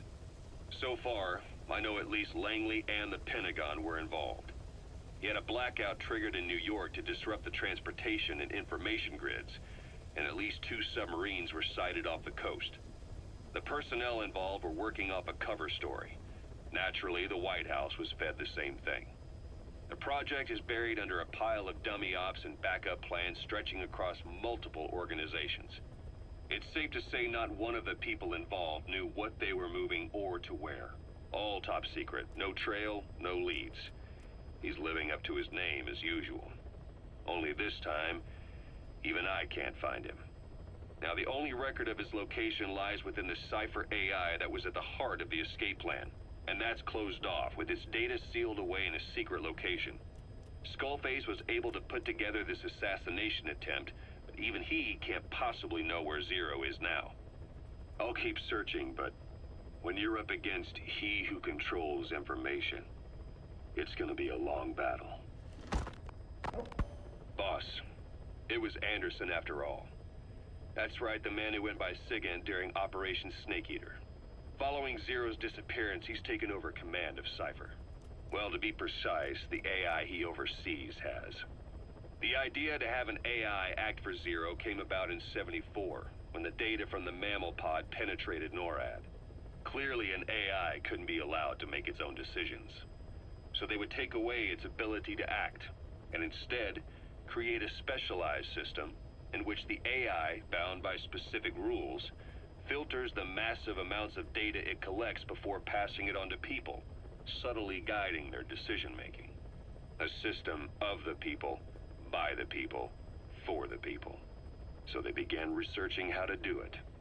DARPA apparently brought Strangelove on board to head it up. She was forced out after a certain incident. The direction of the project and any trace of her existence was scrubbed after her departure. Before Zero lost consciousness as his condition worsened, he left instructions for Anderson, through a cutout, of course. Zero went out of his way to hide your location in order to keep you safe. This meant sacrificing his own protection. It was the only way to ensure you could stand alone as your own man. And here I am, the only link between you and the world that's passing you by. I'm your last connection now. This was Zero's last request, his will. Once you're awake, we need to discuss the best way to ensure your safety. Oh, and they've got a name for Anderson's AI project. It's called the Patriots. It's all about ensuring that the concepts driving society appears the same in the mind of each person in that society. About maintaining the identity of the individual, and yet having that individual willingly make up part of the whole. I guess it's fitting to call that patriotism. Creating a united world. Zero's will is already fading into a shadow of what it once was. Systems, guidelines, rules, laws. When you take a mentality and fix it in a solid shape, put it out there in the hands of people, it can only begin to decay. No mentality can last forever. When the body dies, the will dies with it.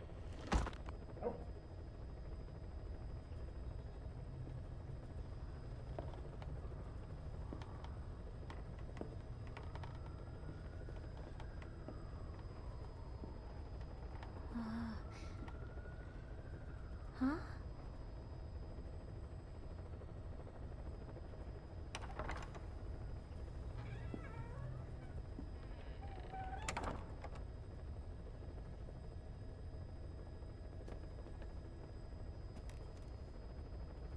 Over here.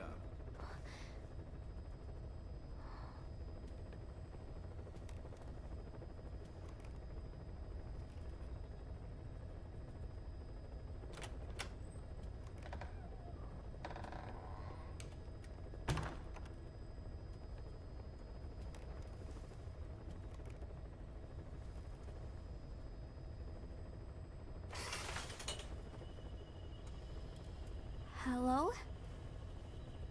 Not there. Here. Huh?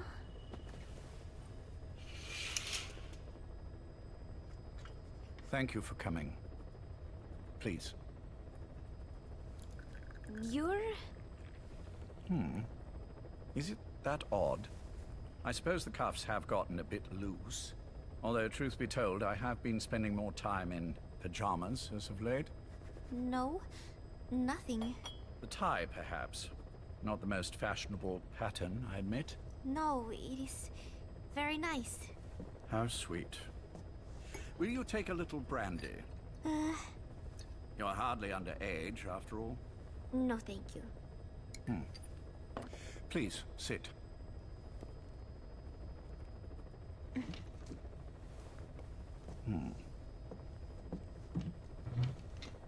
Pacifica Ocean. What? Ah, yes. You've already begun. Not bad.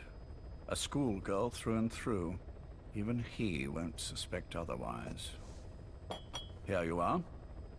Thank you.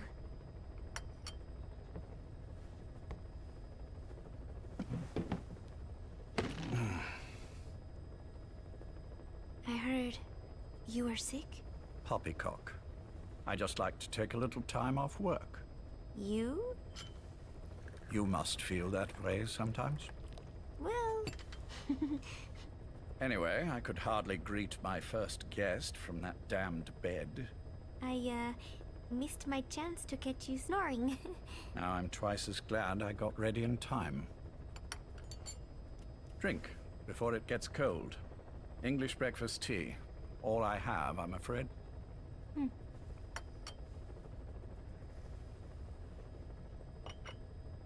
There were 8 candidates before you, meaning you will be the 9th Paz Ortega Andrade.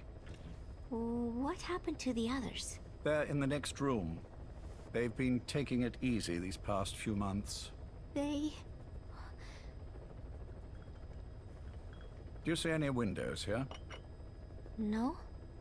I've gotten used to it. This life. I am who I am, after all. And I've had my fill of cursing this bloody dungeon. Excuse me. But I can't help sometimes wishing I could see the stars. What should I do? Well, you could go outside, go up to the roof, wait for the clouds to pass. You would have a view of Manhattan, and a pretty one too. But once the wind blows, and the clouds pass, you can look up and see a sky full of stars. Even here. You've had a hard time getting to where you are. Yes. Sewer rats lead better lives. I know. Extreme training, starvation, days spent without sleep. Abandoned, hurt, and all but killed in every way imaginable. Some of your compatriots died. Others betrayed you, left you for dead. And you did the same to them. But through it all, you survived. And you alone made it here. Just look at you. I can see everything you've been through. Yes. Consider this mission a reward for the mountain you've climbed. Thank you. Yes, well, you know what's next. Yes. And you are prepared? Yes. I believe you. That ever so slight tan. Not the type you'd get on the West Coast. If I didn't know better, I'd say you really did grow up around the equator. But it runs deeper than that. One look at you, and I see a wide-eyed student yearning for peace. Born and raised in Central America. I can see it all. How much preparation have you done? A little. You'll be perfect for this, to strike back at Snake. I'll share everything I know about him. But you mustn't forget who you're dealing with. If he were to get the better of you, well, I deeply regret having put you in that position. But beyond that, I'm putting my life in your hands. You can trust me, Cypher. None of my friends call me that. Tea's gone cold. Shall I make some more? I know we are the only ones here. There is no one in the other room. And how do you know that? You said I was your first guest. Oh, I haven't had this much fun in quite a while. All right, then. Cypher's been in hiding ever since his grand experiment. No one's seen him in years. All we hear are orders delivered by proxy. Except you. You met with him, face to face, in order to contact Big Boss. Tell me where he is. Where is Cypher? Where is Zero? I've never known choice. Where I was born, the language I speak. I've never had the freedom to choose for myself. But you, right now, are free. Do as you will. This will save Big Boss. It may. Will you really kill Zero for me? Not for you.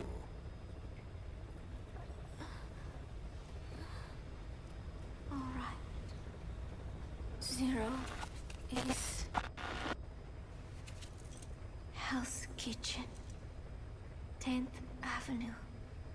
He is undergoing treatment there. Not exactly Hyde Park. His medical needs keep him from moving around. That is why he summoned me there. The other residents are of varying race and ages, but in reality, all 40 units are Cypher personnel. It took him 10 years to replace the original occupants. He has got places like this all over the world. No better place to hide a needle than a stack of needles. Zero is on the top floor. A room with no windows and no doors. Even the elevator does not reach it. Officially, the floor does not exist. The only access is by a secret staircase 1 floor down. Room 702. Shades of World War II. Nobody realizes the entire building is a setup. People go in and out all day. But they're all Cypher. The building blends right in with the rest of the city. They disseminate rumors that a gang operates out of the building that keeps most outsiders away. And most of them are there as security in case of an emergency. But even they don't know what they're really protecting. Foot traffic, goods coming in and out, phone lines, water and sewage. It is all monitored remotely by satellite and cameras inside and out. Should he need it, there's a sealed-off water conduit that can be used to escape to the Hudson River, and from there to the sea. But from the outside, it is just another building. A perfect disguise.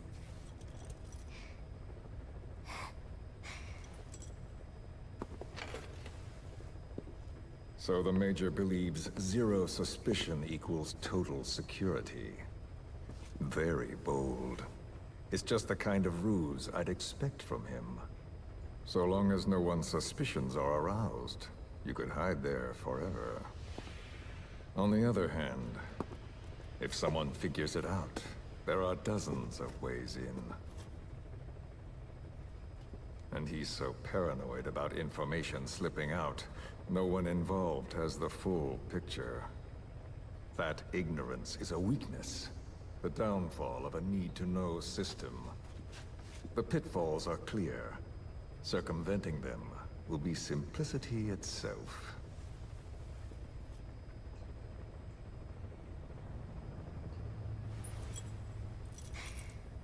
You hate him, don't you? Hate? He never left me to die. I owe him my life. I'm bound to repay the favor. Any way I can. But that's not what you really want to know.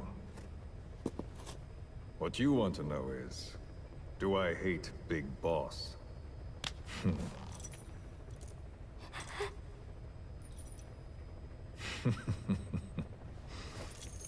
I don't hate the man.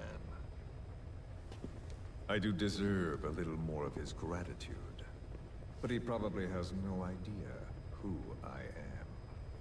So you see, I have no reason to hate him at all.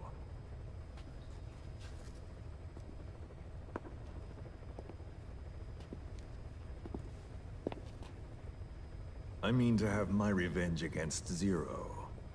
It's not petty hatred or resentment. Nothing so personal. Even the hottest lava eventually cools, becoming a mountain. And that mountain becomes the land. Scalding steam comes back down as rain, forming rivers, draining into the sea. It's then that nature's order sets in. Now I'm merely a part of that cycle. Just like Zero. And you.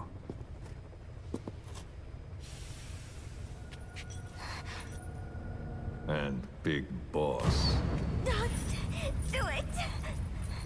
That lava, that vengeance, is already set as stone. Too late to change things now. Don't kill him! The choice is not mine to make. Please, let Big Boss live! Proceed. Please!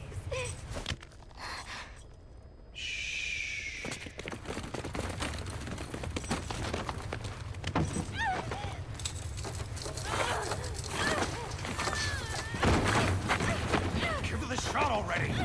Hold her still. It's me. Ocelot. It's been quite a while. Yeah, I'll say. Took a lot longer for you to surface than I expected, Major. I wasn't planning on coming back at all, but I had no choice. Well, after the Caribbean.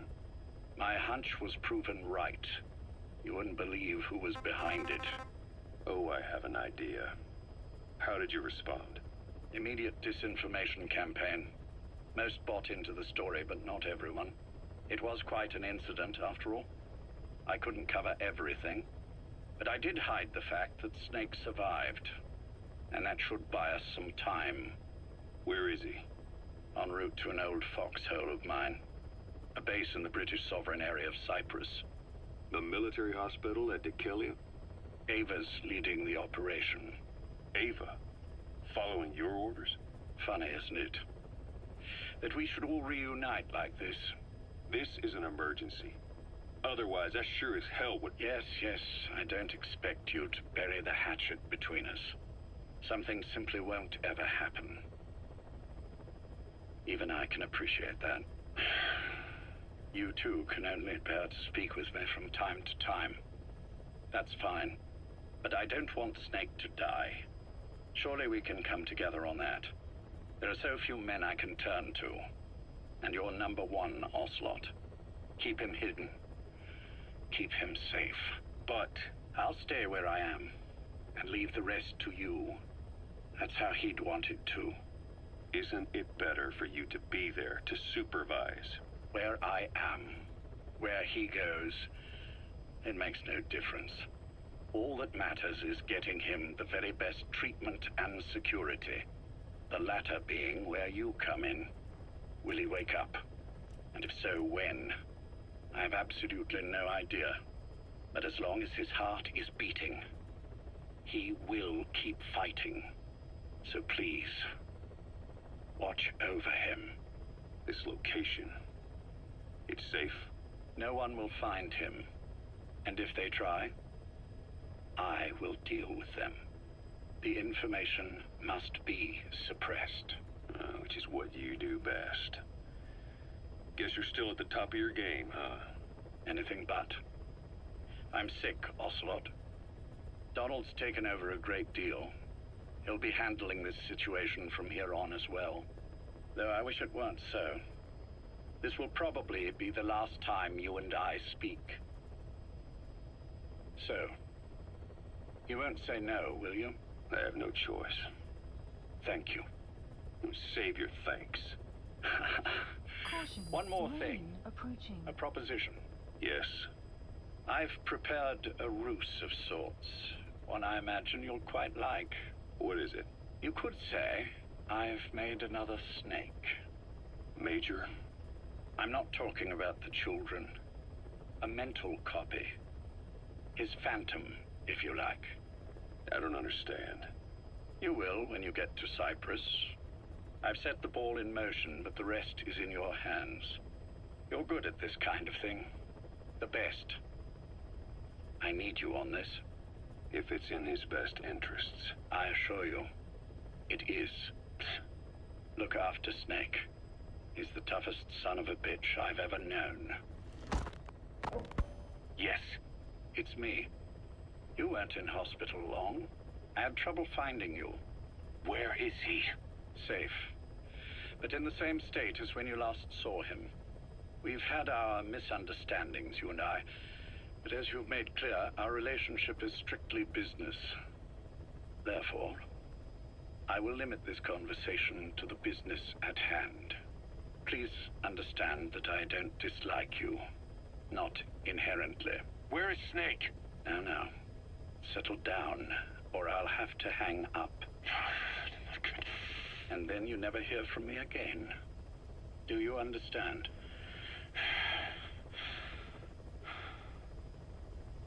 First, about your boss. I had him moved once he was stabilized. I'm sure it came as quite a shock to you when you woke up. You'll have to forgive me. I told him to stop putting me under. Surely you understand. Specialized medical treatment in places like that can be positively nightmarish. We couldn't have left him there forever. And to be honest, I wasn't entirely comfortable leaving matters in your hands. Don't take it the wrong way. Anyone looking for him would be looking for you. He needed to be as far from you as possible. In fact, I'm still not sharing his location, even now. Problems could arise. So, instead, I'm giving you a point of contact. An introduction to a network of messengers who will lead you to a man. A friend to your boss. I'm sure he's mentioned him before. He knows Snake's location. More than any man alive, I trust him with this sort of thing. Keeping secrets, or men in the dark. He's known Snake quite a while. 10 years longer than you. Kazuhira, I don't care if you don't trust me, but I require your absolute trust in him on this. Snake will be brought back into this world, however long it takes. Understood? The only reason we're having this conversation is because you still have a role to play. Which brings me to the next issue. What happens after he regains consciousness? When Snake wakes up, and he will, he'll need your help again. So when he does, I promise you'll be the first to know. The code phrase will be, V has come to. I'll then mobilize all the necessary parties. Think of it as an overture to a prologue. Until then, do what you like. Just be ready when the time comes. But you don't need me to tell you that, do you? I know it's been hard on you too. But I can't imagine you're willing to just walk away. What are you talking about? If what you're saying is true, then this is like wrapping a rope around your own neck and throwing it over a branch. What's your play in all this? This is for Snake. So that he survives after he wakes up. Nothing more. After that, I don't care what you do. Then tell me something. Go on. I only joined you after I found out what you were after. To make the world one, you need Snake for that. And he's already done a hell of a lot for you. He has. So on some level at least, I think you're being straight with me. Then why'd you do that to him? I get what you were trying with Paz. You wanted to get Snake any way you could. But after that, what you did, how could you do that to him? After that wasn't me. You may not believe this, but I never intended for any of this to happen. My organization has many arms. It's Just going to take a little longer before we're all on the same page. I admit, I may have been lax in my supervision, but something like that will not happen again. Whatever. One day, I'll know the truth. Just as soon as the boss wakes up. And then we're coming after you. This ends with you begging us to put you out of your misery. Is that so? Fantasy can make for a powerful ally. But remember this reality, Kazuhira Miller. Big Boss will wake up. And when he does, be there for him.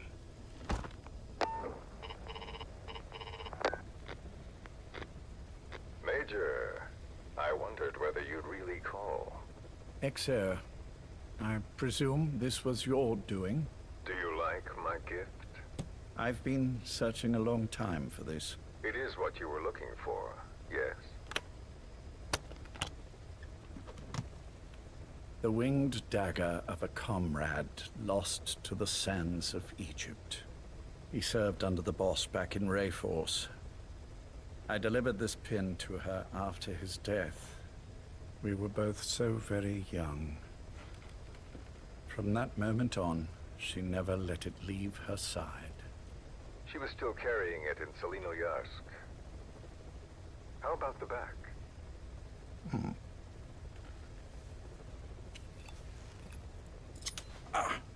Something wrong, Major? Nothing, just pricked my finger. The back. The scar is there, just as I remember it. And this white stitching on the back. From the white berets the SAS wore in the early days. Weather will clear shortly. Major? 30th of December, 1941. It's the inscription I made the day he died. Of course. His body was never recovered. This pin badge is the closest thing he has to a gravestone. When I gave it to her, she just kept on running her finger over the inscription. Never again, she uttered, as if reprimanding herself for his death. She pressed hard, embedding the inscription itself into her finger.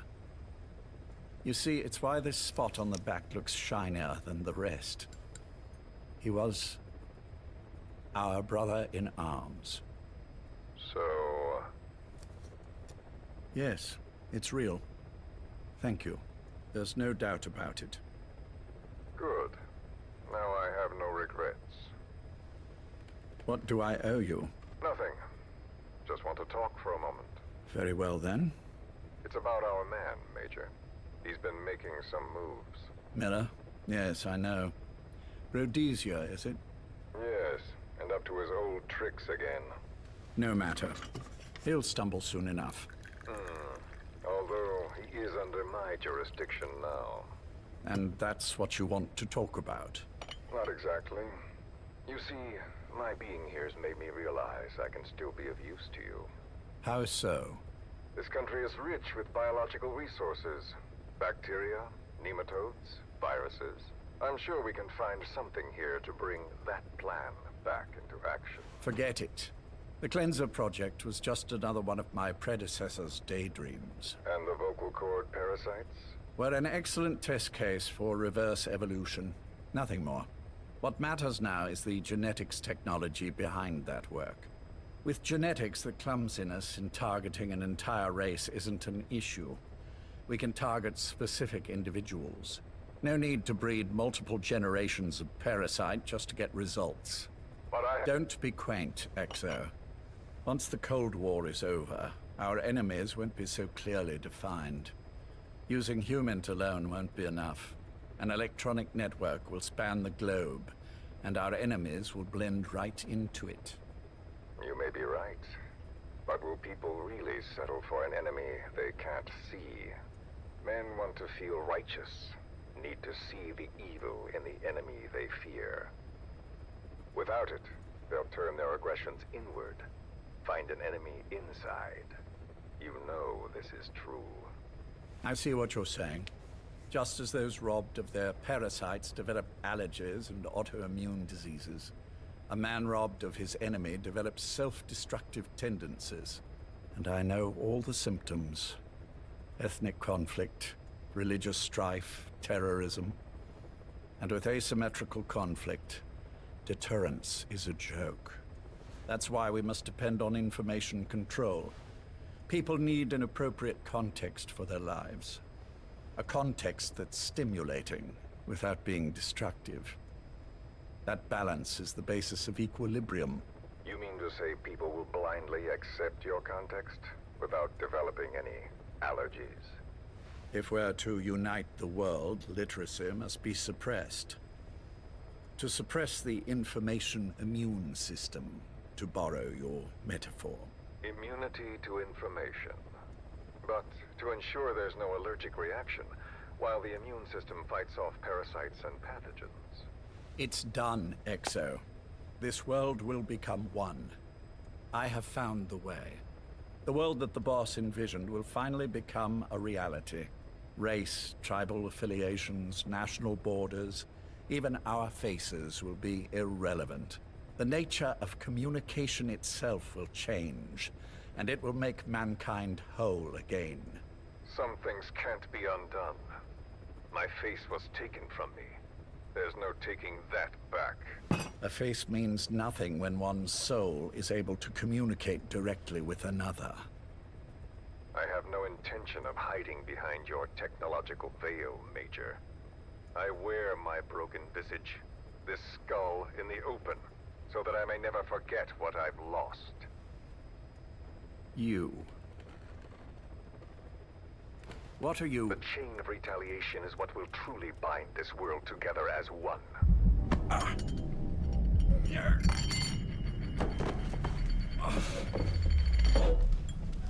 Major? You son of a... The pin. You... Yes, the pin.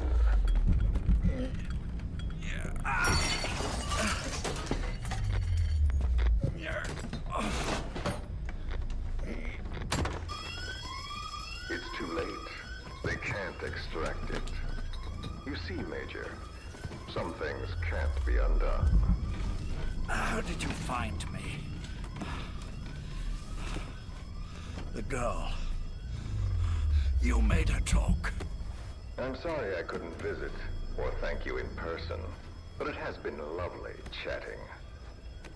And now that I know you're no longer interested in the garden, it's time for you to step aside. You're a busy man, lots to do, so I've left you a little time. Go to hell! How dare you?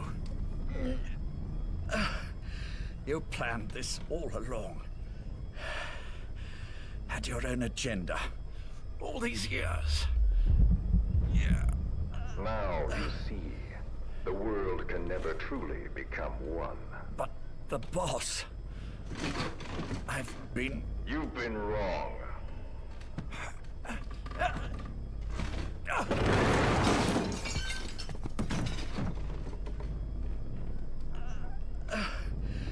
You're no different. Just like him. None of you understand the world she saw. I would say the same to you, Major.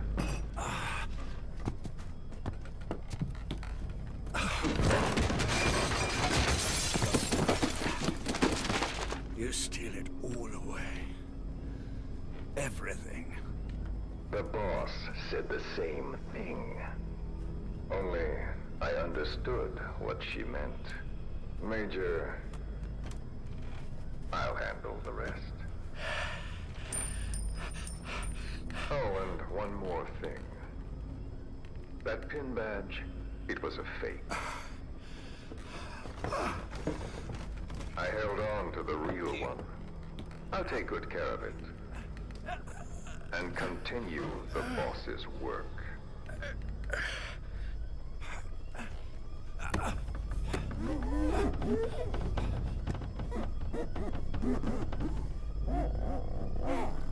Jack.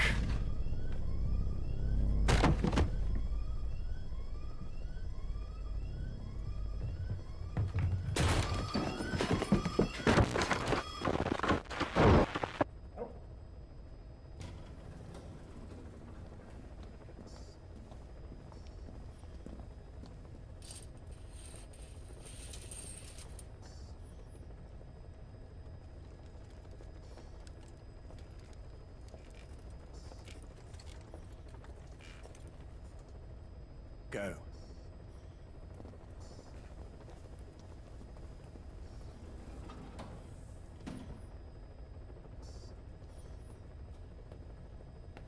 I almost thought you wouldn't come. Well, you're supposed to visit hospital before you die. But how did you get here? My friends at the SAS know how to keep a secret. The trip to the airport was a little dramatic, but the rest was easy. Still, I've had smoother rides. Oh, look. Scalded myself with my tea. I won't be staying long. I understand.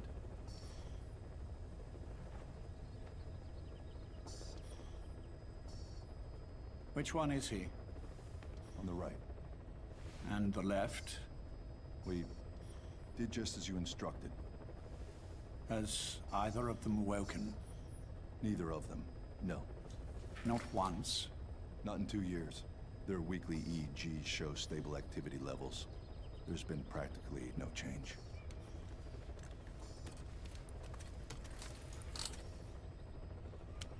Jack?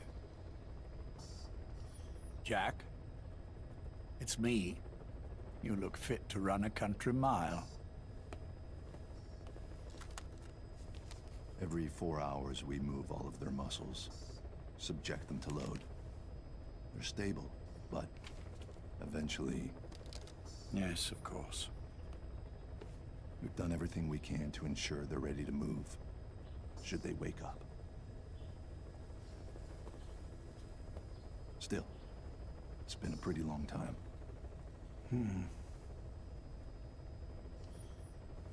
How long will they be here?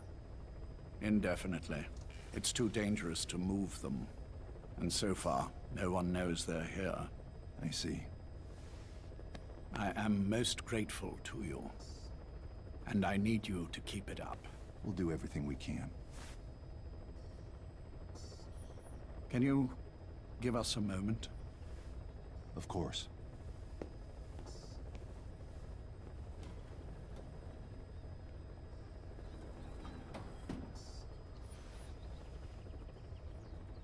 Jack, can you hear me?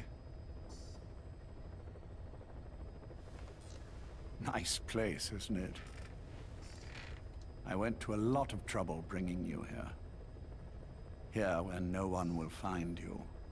Still, the Ocelot's on guard duty, just in case. Maybe knowing that will help you sleep better. I had no intention of coming, but this could be my last chance. If you'd just come to see me first. Do you remember the last time I visited you in hospital? Our first mission together. After the boss threw you in that river. Broke your arm. Ah, the good old days.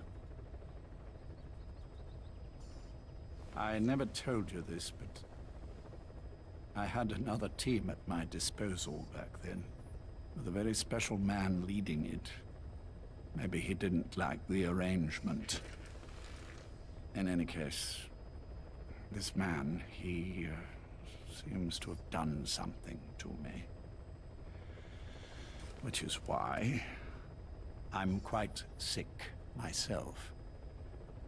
Up here. There's nothing they can do. I always was the forgetful type, as you know. I'm all right for now, but they say it's a one-way street. If you don't wake up soon, I won't remember you when you do.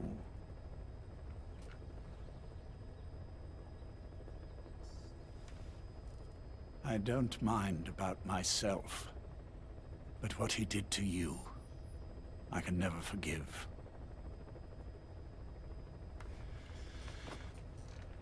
I've sent him to Africa, and I doubt he's coming back.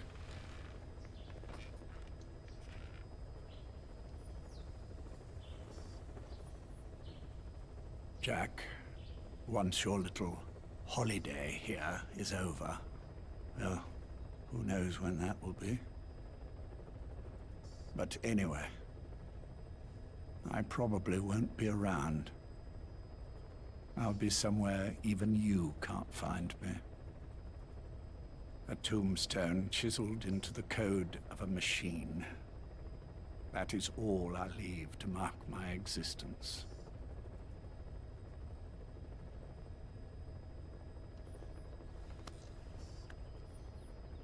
Wake up soon, old friend. Time is running short.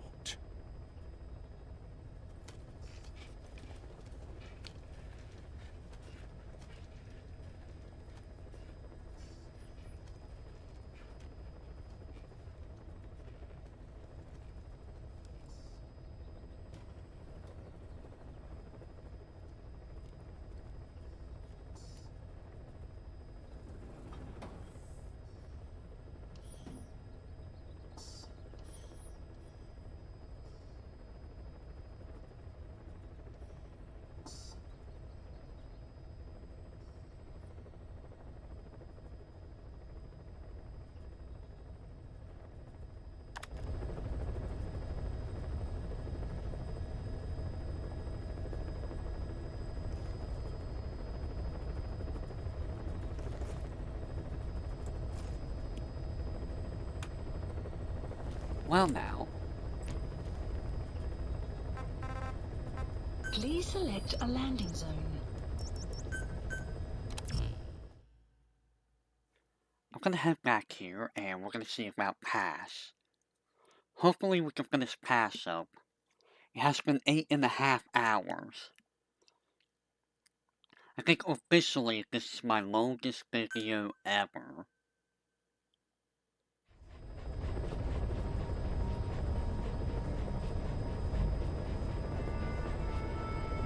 I think officially this is my longest video / stream ever.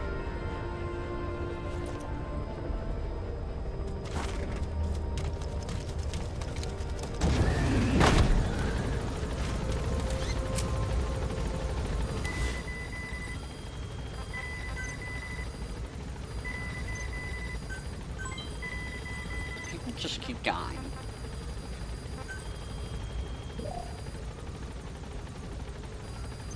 Please select a mission. Unit dispatched. Unit dispatched. Unit Almost, dispatched. yeah. Unit dispatched.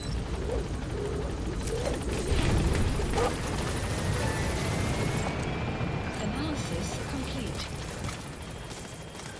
And I remember that being a thing, and why I stopped actually doing long streams long ago. Because I used to do this whole time back in the day, very, very long stream. Boss, Analysis welcome home. complete.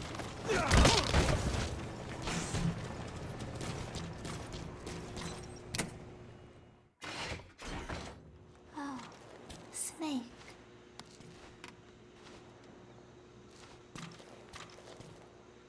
What is it, Snake?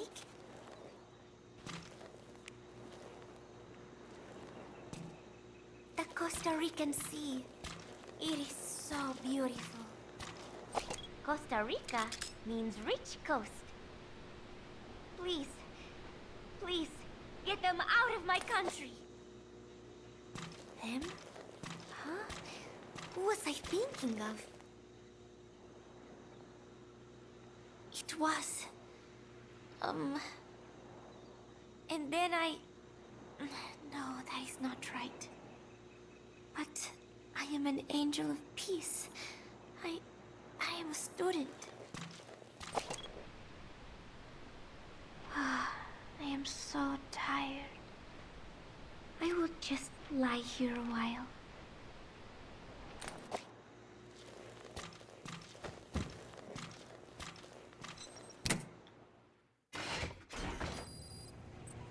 Oh, there's another one.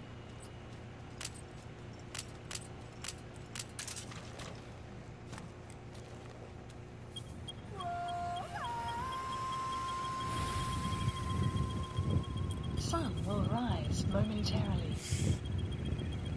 Oh man.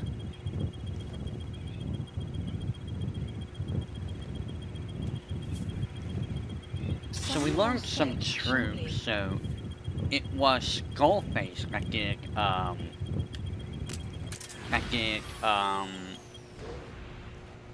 Zero in. Zero basically was behind everything. When you really think about it. What is it, Snake? Like, Zero really was behind everything. Chico, I wonder what he thinks of me. I have not seen him lately. Maybe he is angry. There is something I am hiding from Chico. Or I thought there was. It was.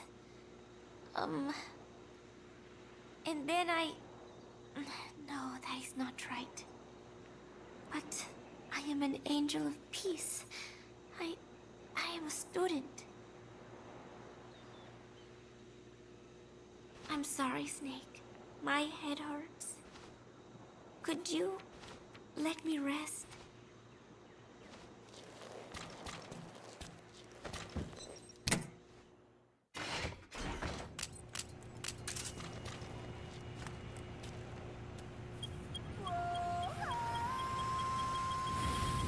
Sun will rise.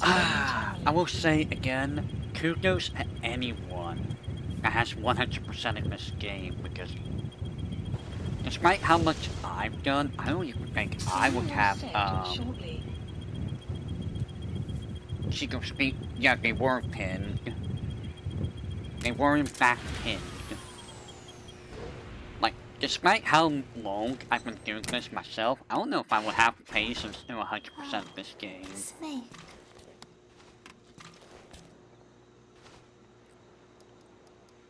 What is it, Snake? Because this game just keeps going, dude. Football. I joined in. Football? And there's Huey refereeing. He said, we have forsaken our countries and become one with the earth. Football? It is good being here together with everyone, you know? It was. And then no, that is not right. But I am an angel of peace. I am a student.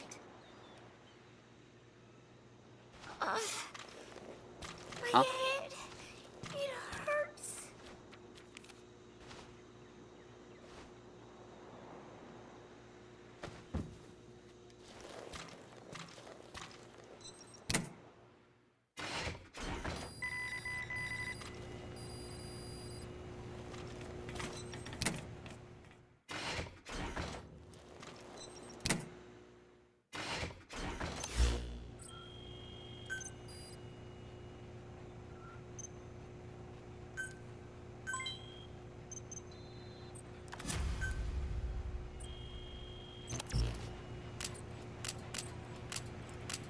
Whoa.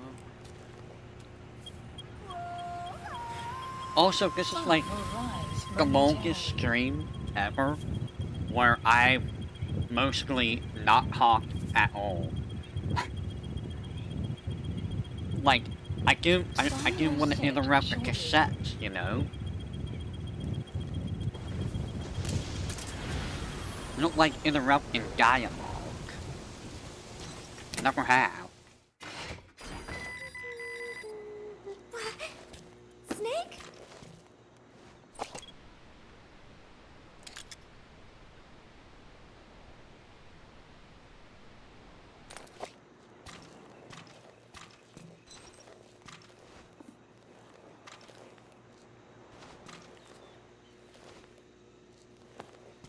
A book. Thank you. You are always so kind to me, Snake.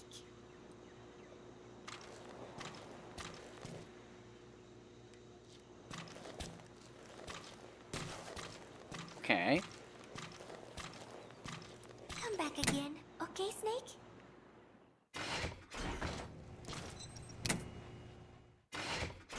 Oh, Snake.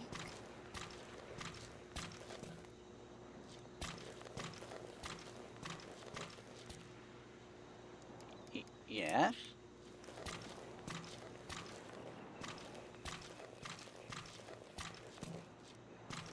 Yes?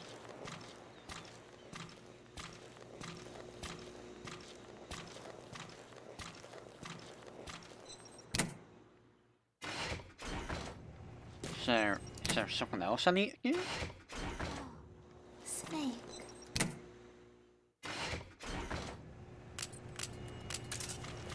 I guess I'll do this. Got me real close to being done, right? You got me real close to being done. I am ready to be done. I want to be done with this game, guys. I want to be completely done.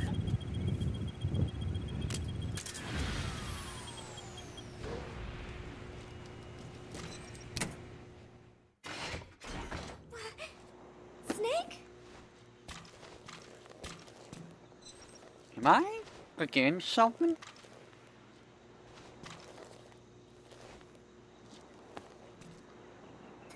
Thank you.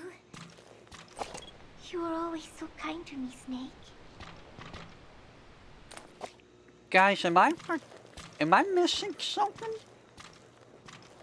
Come back again, okay, Snake? I'm not missing something, am I?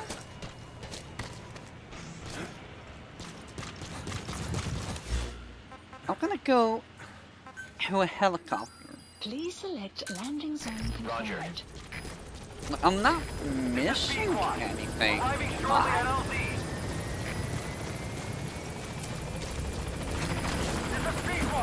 On station at LZ. I'm gonna go here, and then I'm gonna come back.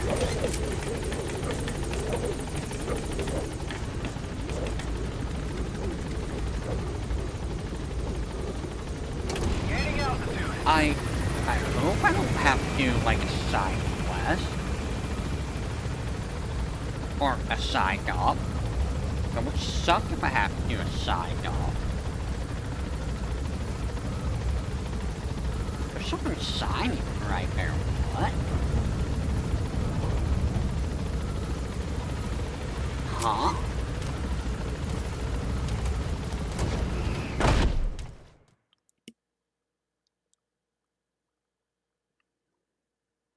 And I do have a cassette I can look at, yeah.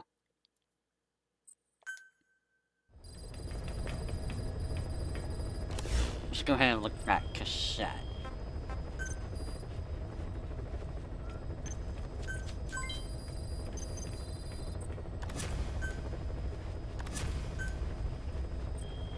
Alright, let's go look at that cassette.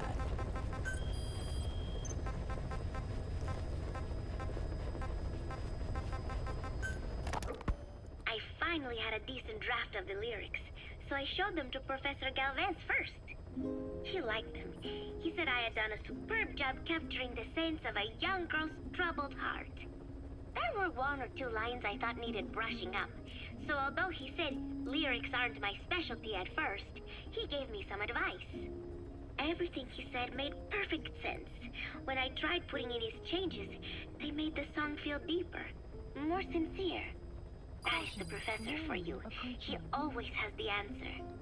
With the lyrics finished, I was ready to show Miller.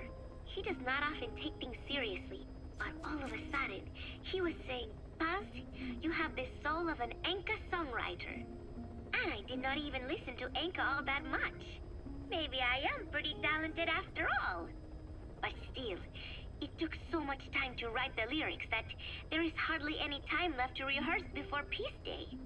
The three of us rushed into the makeshift practice studio on Mother Base to see how we sounded together. Miller strummed away with a big smile on his face. I sang the main melody, and Professor Galvez improvised a backup melody. I know the professor is smart, but is there anything he cannot do? And Miller's guitar playing sounded a lot better now that he stopped singing. But I can hardly criticize his voice. I thought I had learned the song well enough listening to the tape as I wrote the lyrics, but I had trouble with the pitch and kept missing the rhythm. I have to practice, but there's almost no time left. It is just 3 days until Peace Day.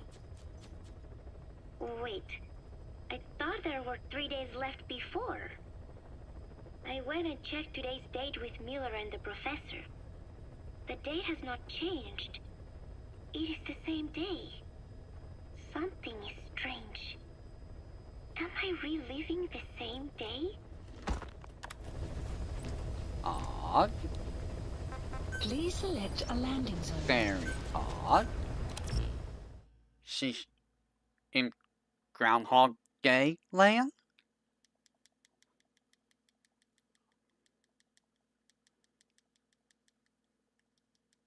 I would like to really finish this, so if anyone can tell me what I'm doing wrong, that'd be great.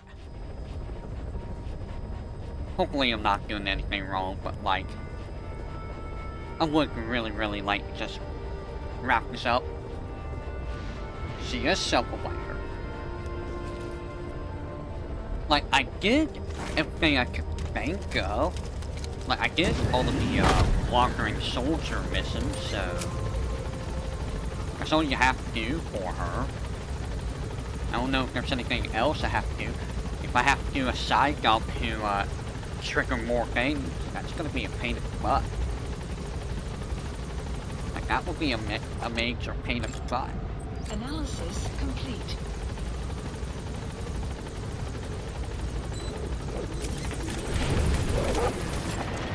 Analysis complete. How many were there?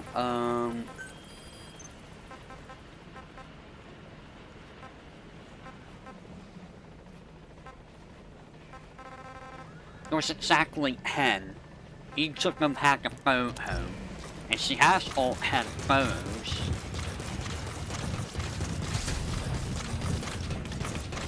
So she has all the photos.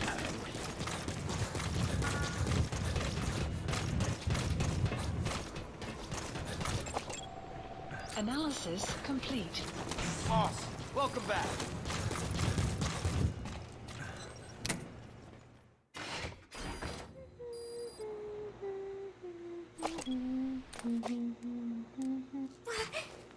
Snake?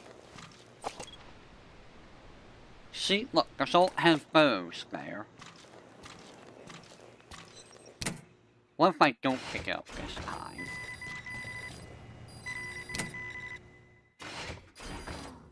Snake.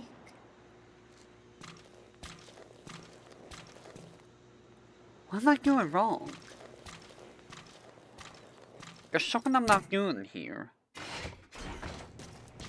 Do I keep going back in? Snake.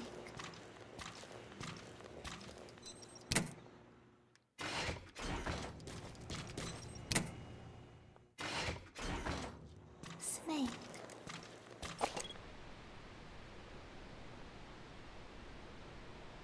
Yes?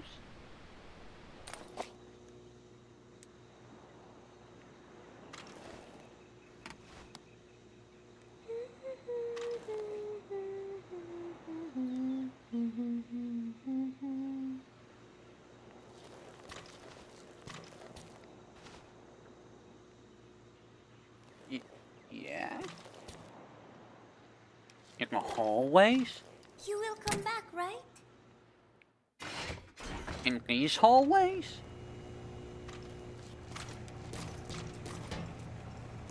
What hallways? Near her room.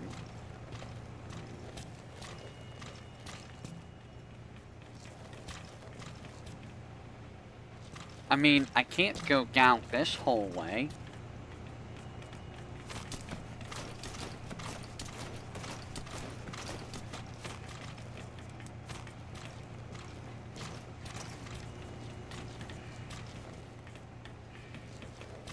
The hallways near her room.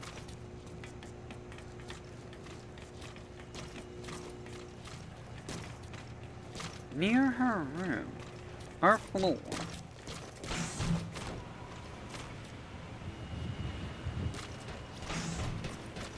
What's that?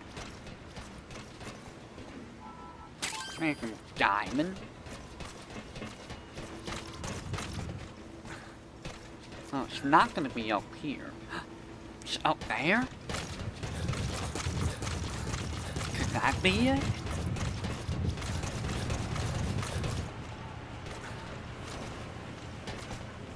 It's not in here. Above her room.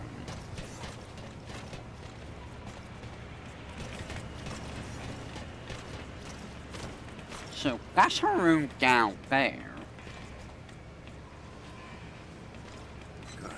Good dog.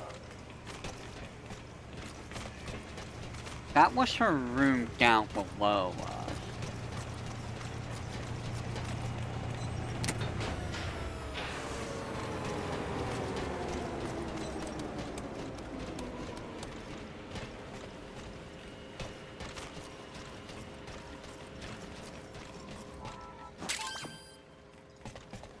More diamond.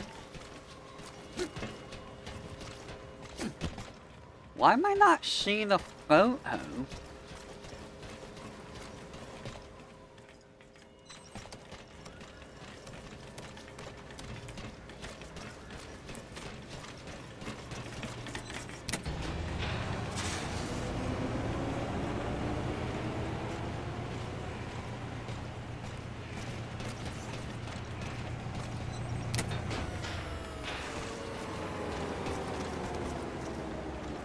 Are you sure?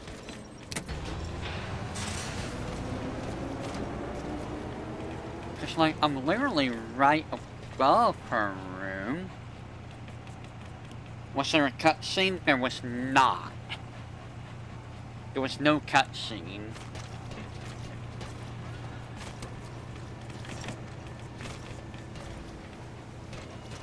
There was, in fact, no cutscene.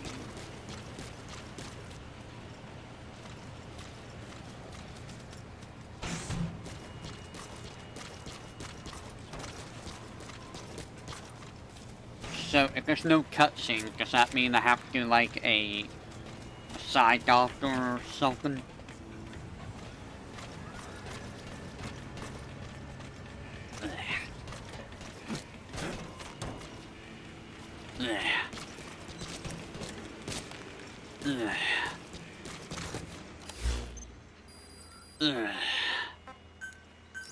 Please, landing zone confirmed. Roger. Squad, arriving shortly at LZ. This is a Squad. On station. This is gonna be a 9-hour stream. Good God.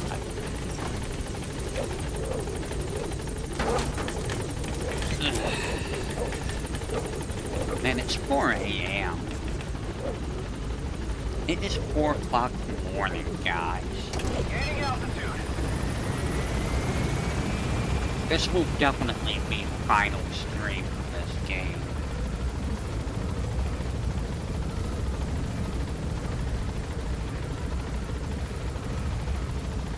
Like, I want to do this because this is important in the story's go.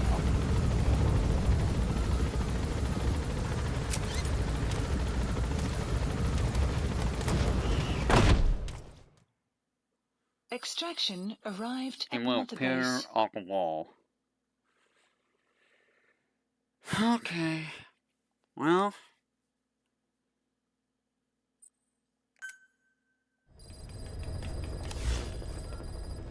Well. Please select a mission. Unit dispatched. Unit dispatched. Unit dispatched. Unit dispatched. I guess we'll just do a random side up. Please select a landing heading to Central Africa. Alright. Deploying. Let's do this real quick. We're gonna ignore most of the guys, just get the guy, and we will get out of here. Hopefully that's all it takes. I don't like the fact that you have to do a side up to trigger cutscene. I really don't like that.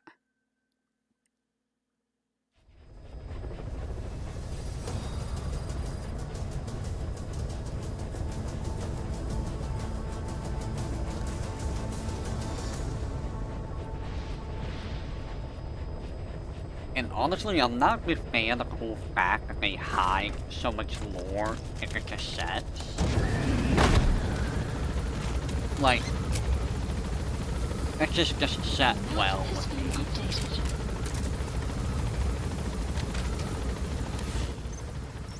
Marker placed.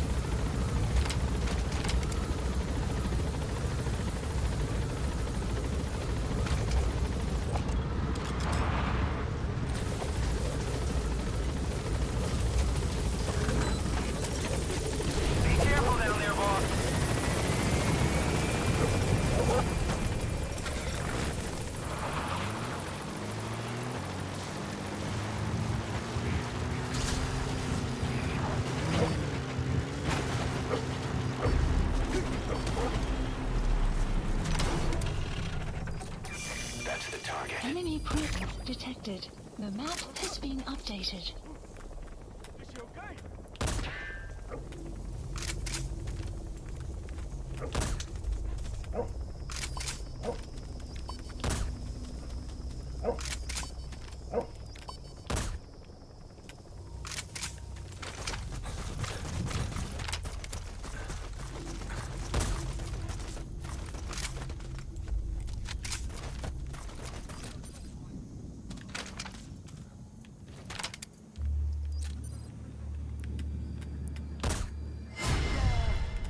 Are you for real, game?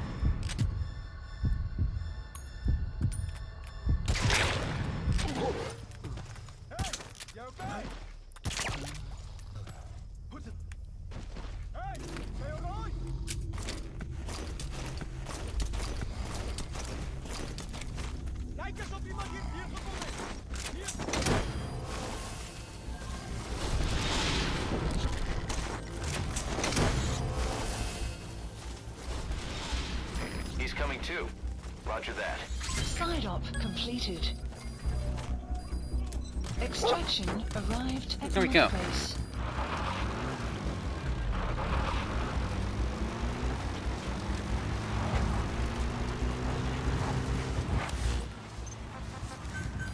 Please select support helicopter requested. There we go. Support's back, and now we leave.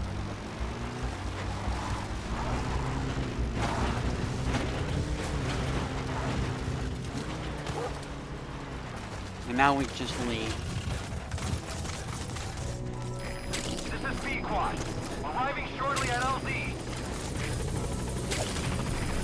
Wow. B-Quad. On station at LZ. He's soon. Easy peasy.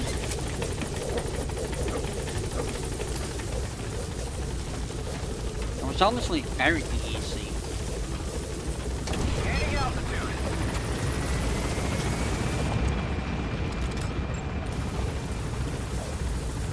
Alright, now let's hope that this allows me to do the last pass thing.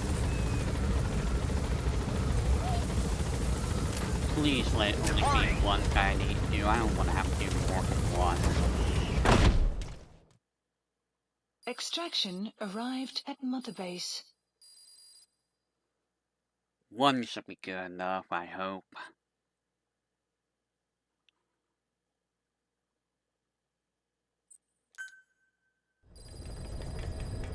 Side ops list updated. Please select a landing heading to Mother Base.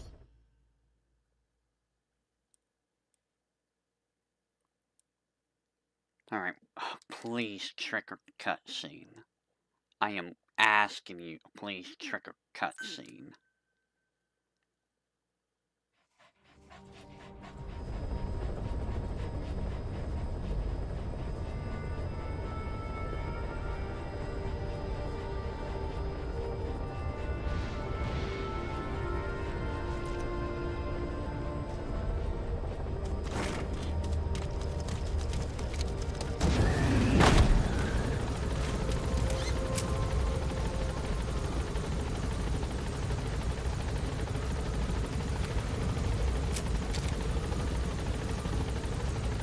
Please, please, please trigger this cutscene. I'm begging you. Analysis complete. I am begging you, please. Analysis complete. Trigger cutscene. Please. Please trigger it. Please. Please.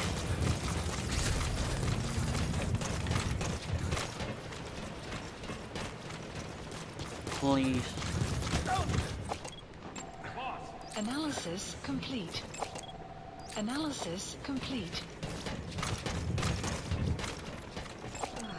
Analysis complete. How about a mock back? Please trigger. Snake? Are you kidding me? It didn't trigger. Are you for real? I gotta do more? Snake. Dude, are you for real?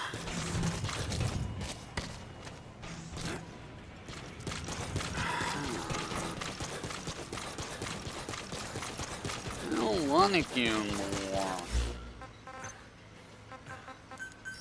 Please landing zone confirmed. I really don't want to do more. Arriving shortly at LZ.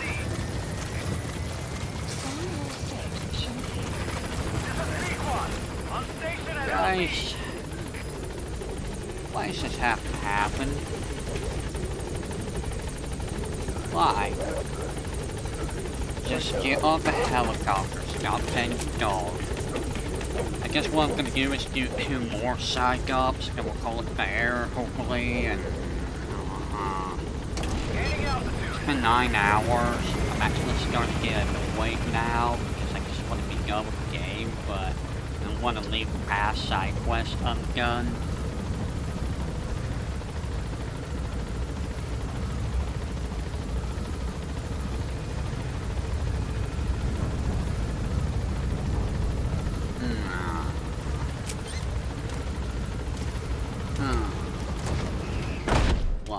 Why you gotta do this, Kojima? Why do you have to make this so convoluted? So convoluted, trigger a cutscene.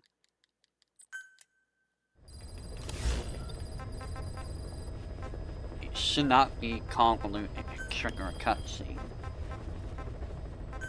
Please select a landing zone. Heading to Central Africa. Deploying.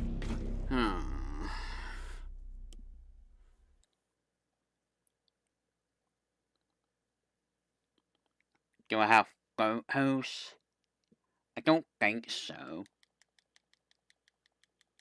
I don't think you can look at photos. I mean, I'll try, but I doubt you can look at them. Why? Do you think I don't have a photo or something? Because she has all 10 of them on her wall.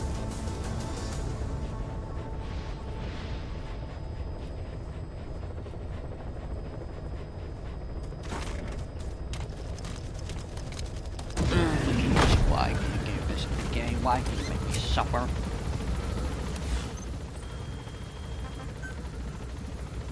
It's not gonna be a resource.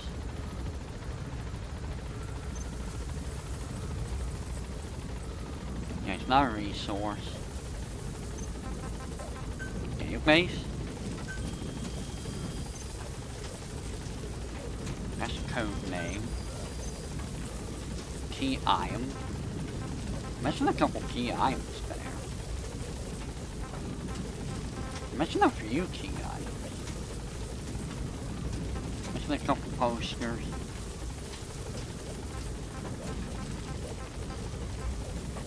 Yeah, see, there's one more photo. Like, there's literally just one more photo here. I can't look at them.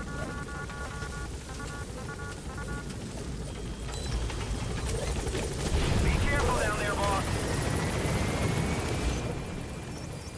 Marker placed. I'll just do a couple of these real quick.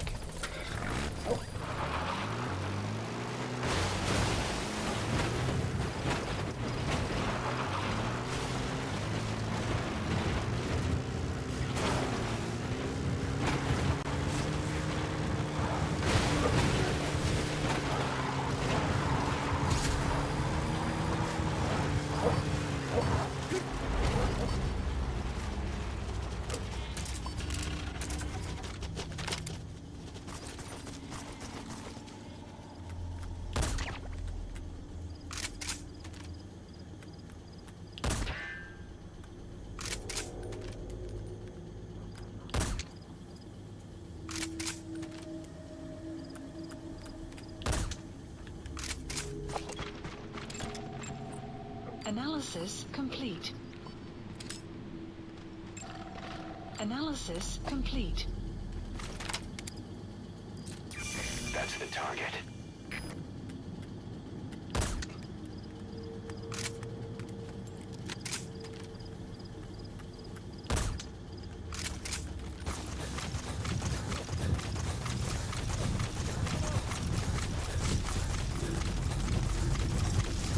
I might as well grab him.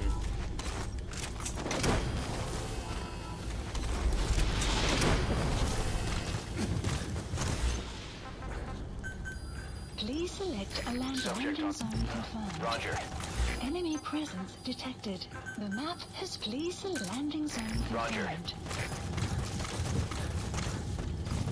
Extraction arrived at Mother Base.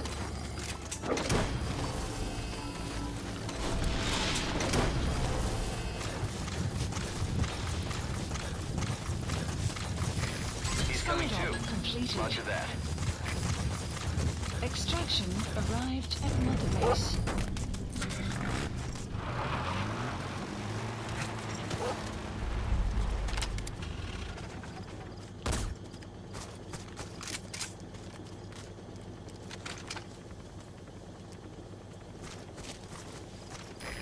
This is B-Quad.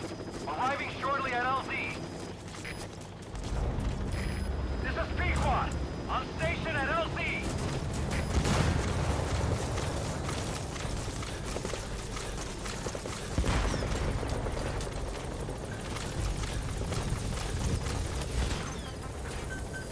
Please select landing zone confirmed. Roger.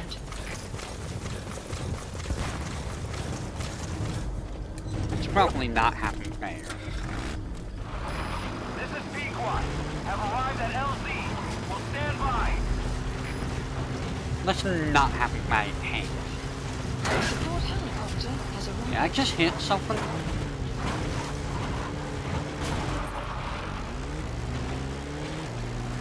I think I hit something.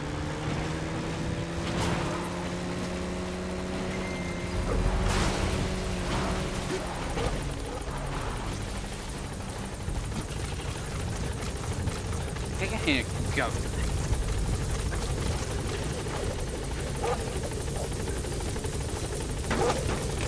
Okay, I'll do one more Cyclops just to make sure that, you know. See, the Cyclops go so fast when you're not, you know, trying to get everyone.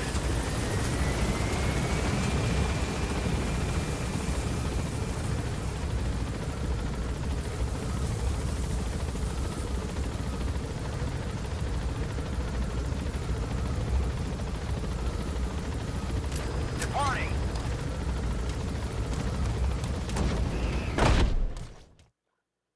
I'll do one more just in case. Extraction arrived at Mother Base. I kind of want to take a look at the achievements after this, just to see what they have. Side ops list updated. Please select a landing zone. deploying. So I'll go ahead and do this.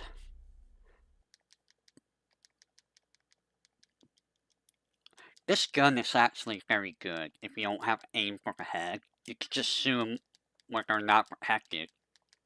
It's very good for that, at least. But yeah, this is my longest stream and or video ever.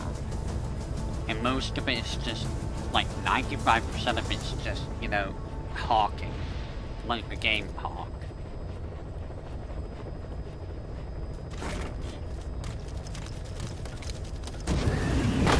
Which is kind of insane if you really think about it.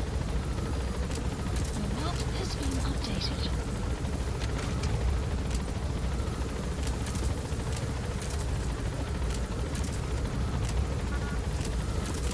I don't know why it does that. Marker placed.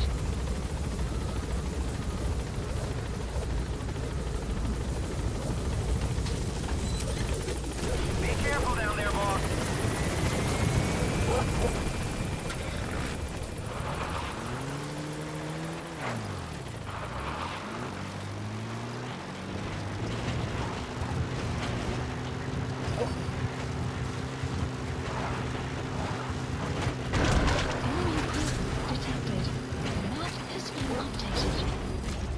There's my truck.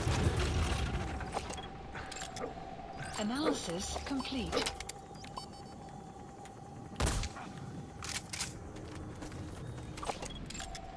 Analysis complete.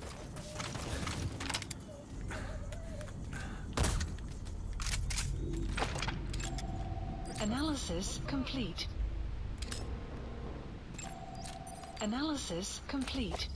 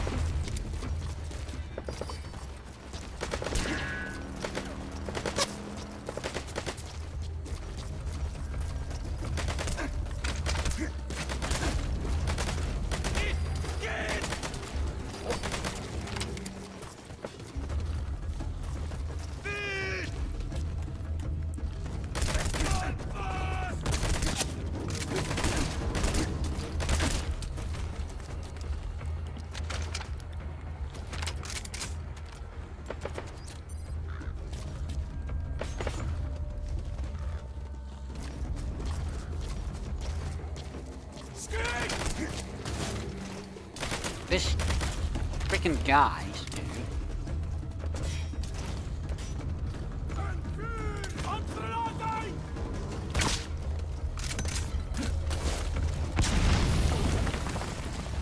These guys.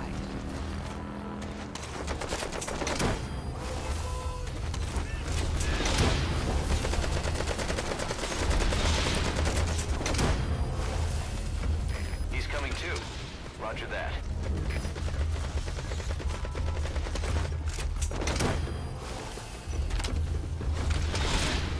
Huh? Huh?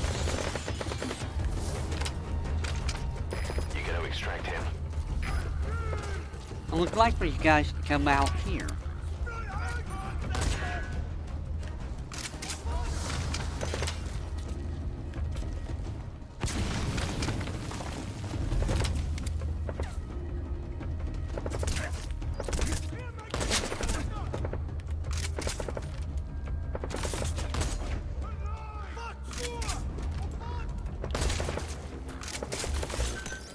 Supplies requested.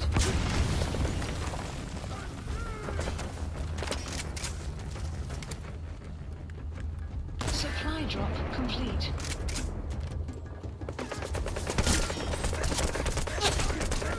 Yeah. I'm gonna run up and machine gun you.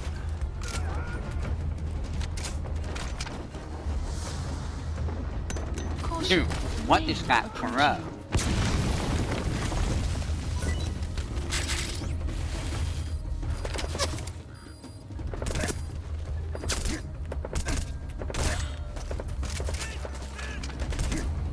What?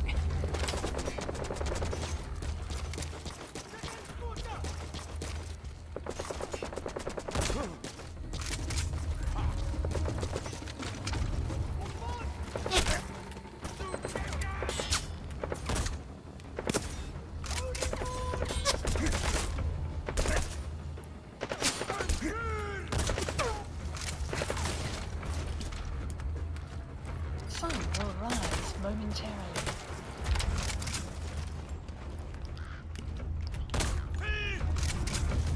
Can you all, like, just go sleep, please?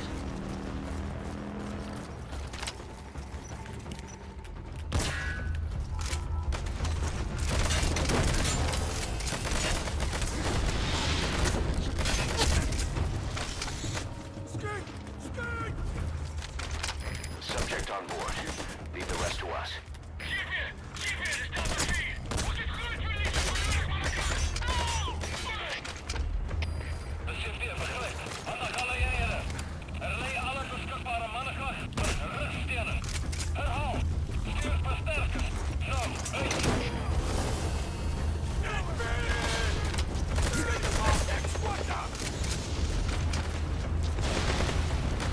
You gotta extract him.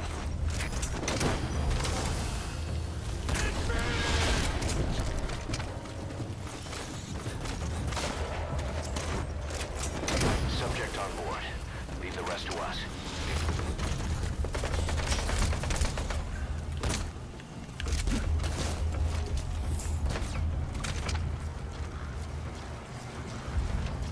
You have arrived at your destination.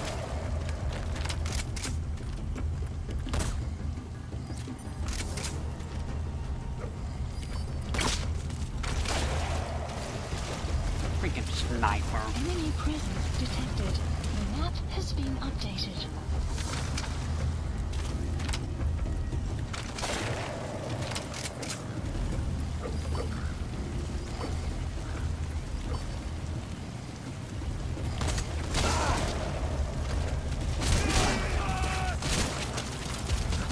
Don't get up, you fool. Oh, fucking shotgunners. Dude, fucking shotgunners, dude. Fuck shotgunners. God damn it. I fucking hate shotgunners. Really, you're gonna waste my time like that, game? Because I'm a fucking shotgunner? Fucking goddamn it. I fucking hate wasting time in games because of one thing like that. because, ooh, we're gonna throw a shotgun at you. Gonna throw a shotgunner at you.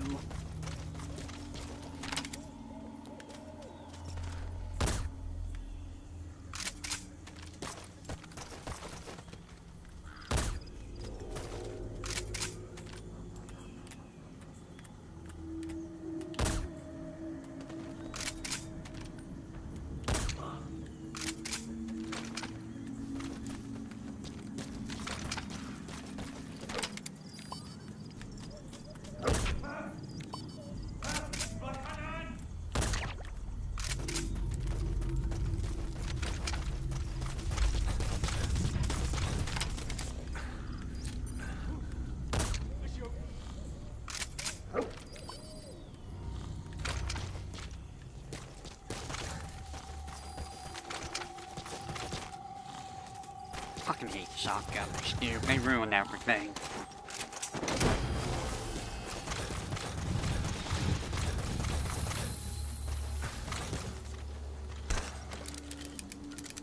You gotta extract him.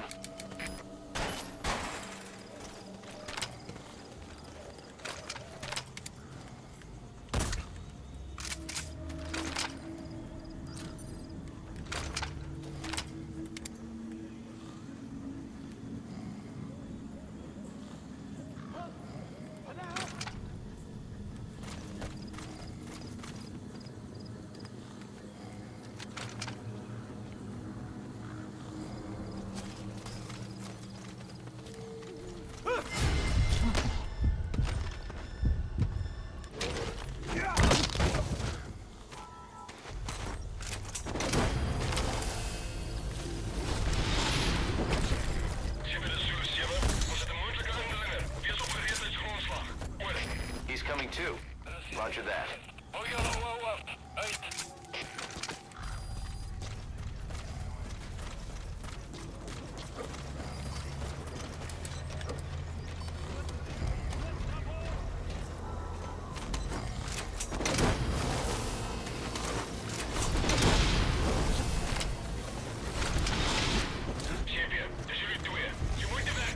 You gotta extract him.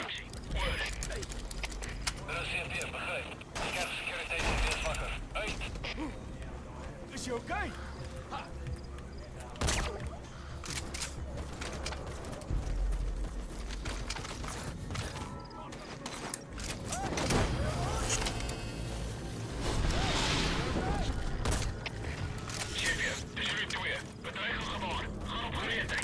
He's coming too. Roger that. That's the target. Supplies requested.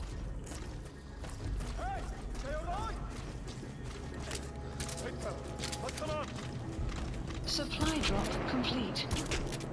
Is je oké?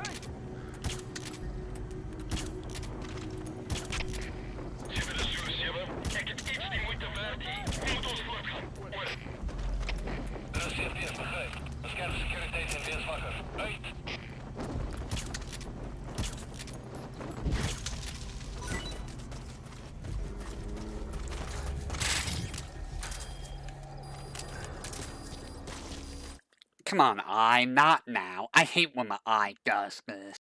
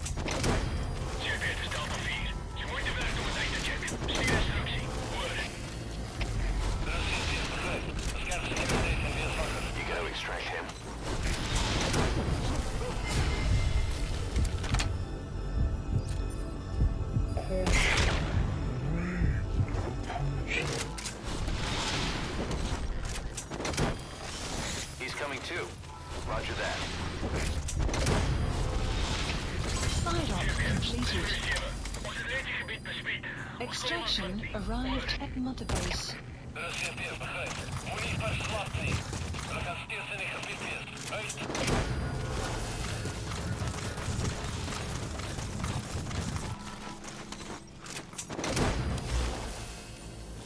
You gonna extract him?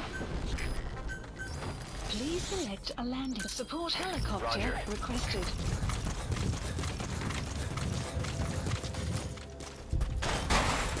Sun will rise momentarily.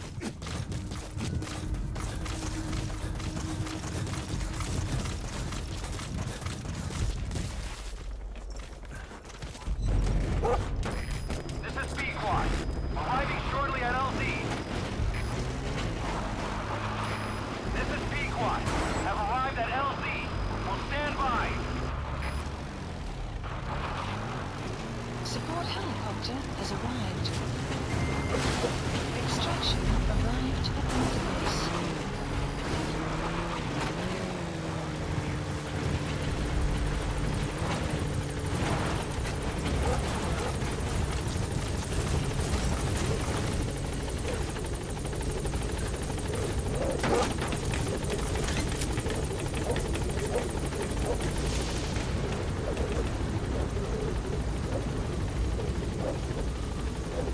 Gaining altitude.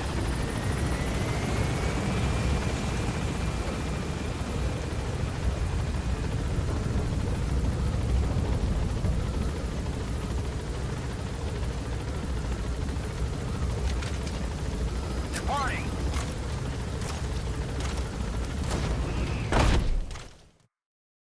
Extraction arrived at Mother Base.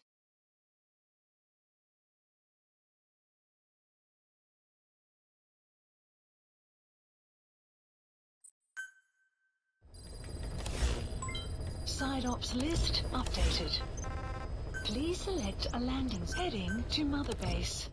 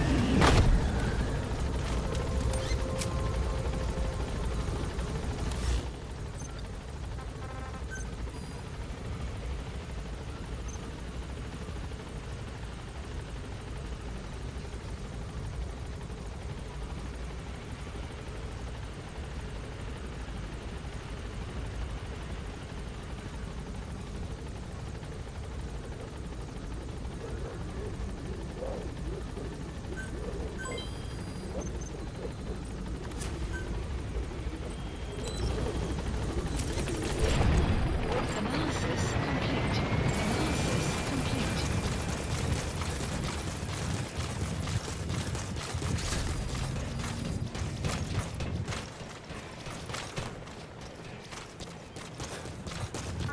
Boss, welcome back. Analysis complete. Analysis complete.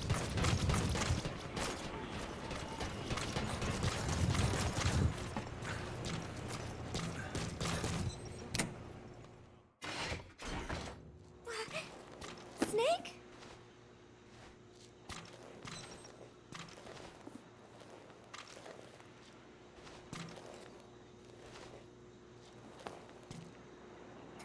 Thank you. Come back again, okay, Snake?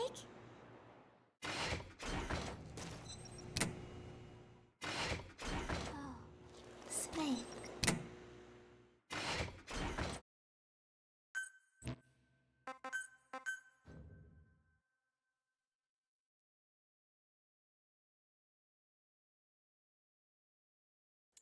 Okay, you know what? I need to stop. It's almost 4:30 in the morning. I need sleep. I need to take care of a couple things. I will catch you guys next time, whenever that may be. I'm done with this game. This is the finale. If the game's gonna act like this, I'm just done. I'll catch you next time for the next game.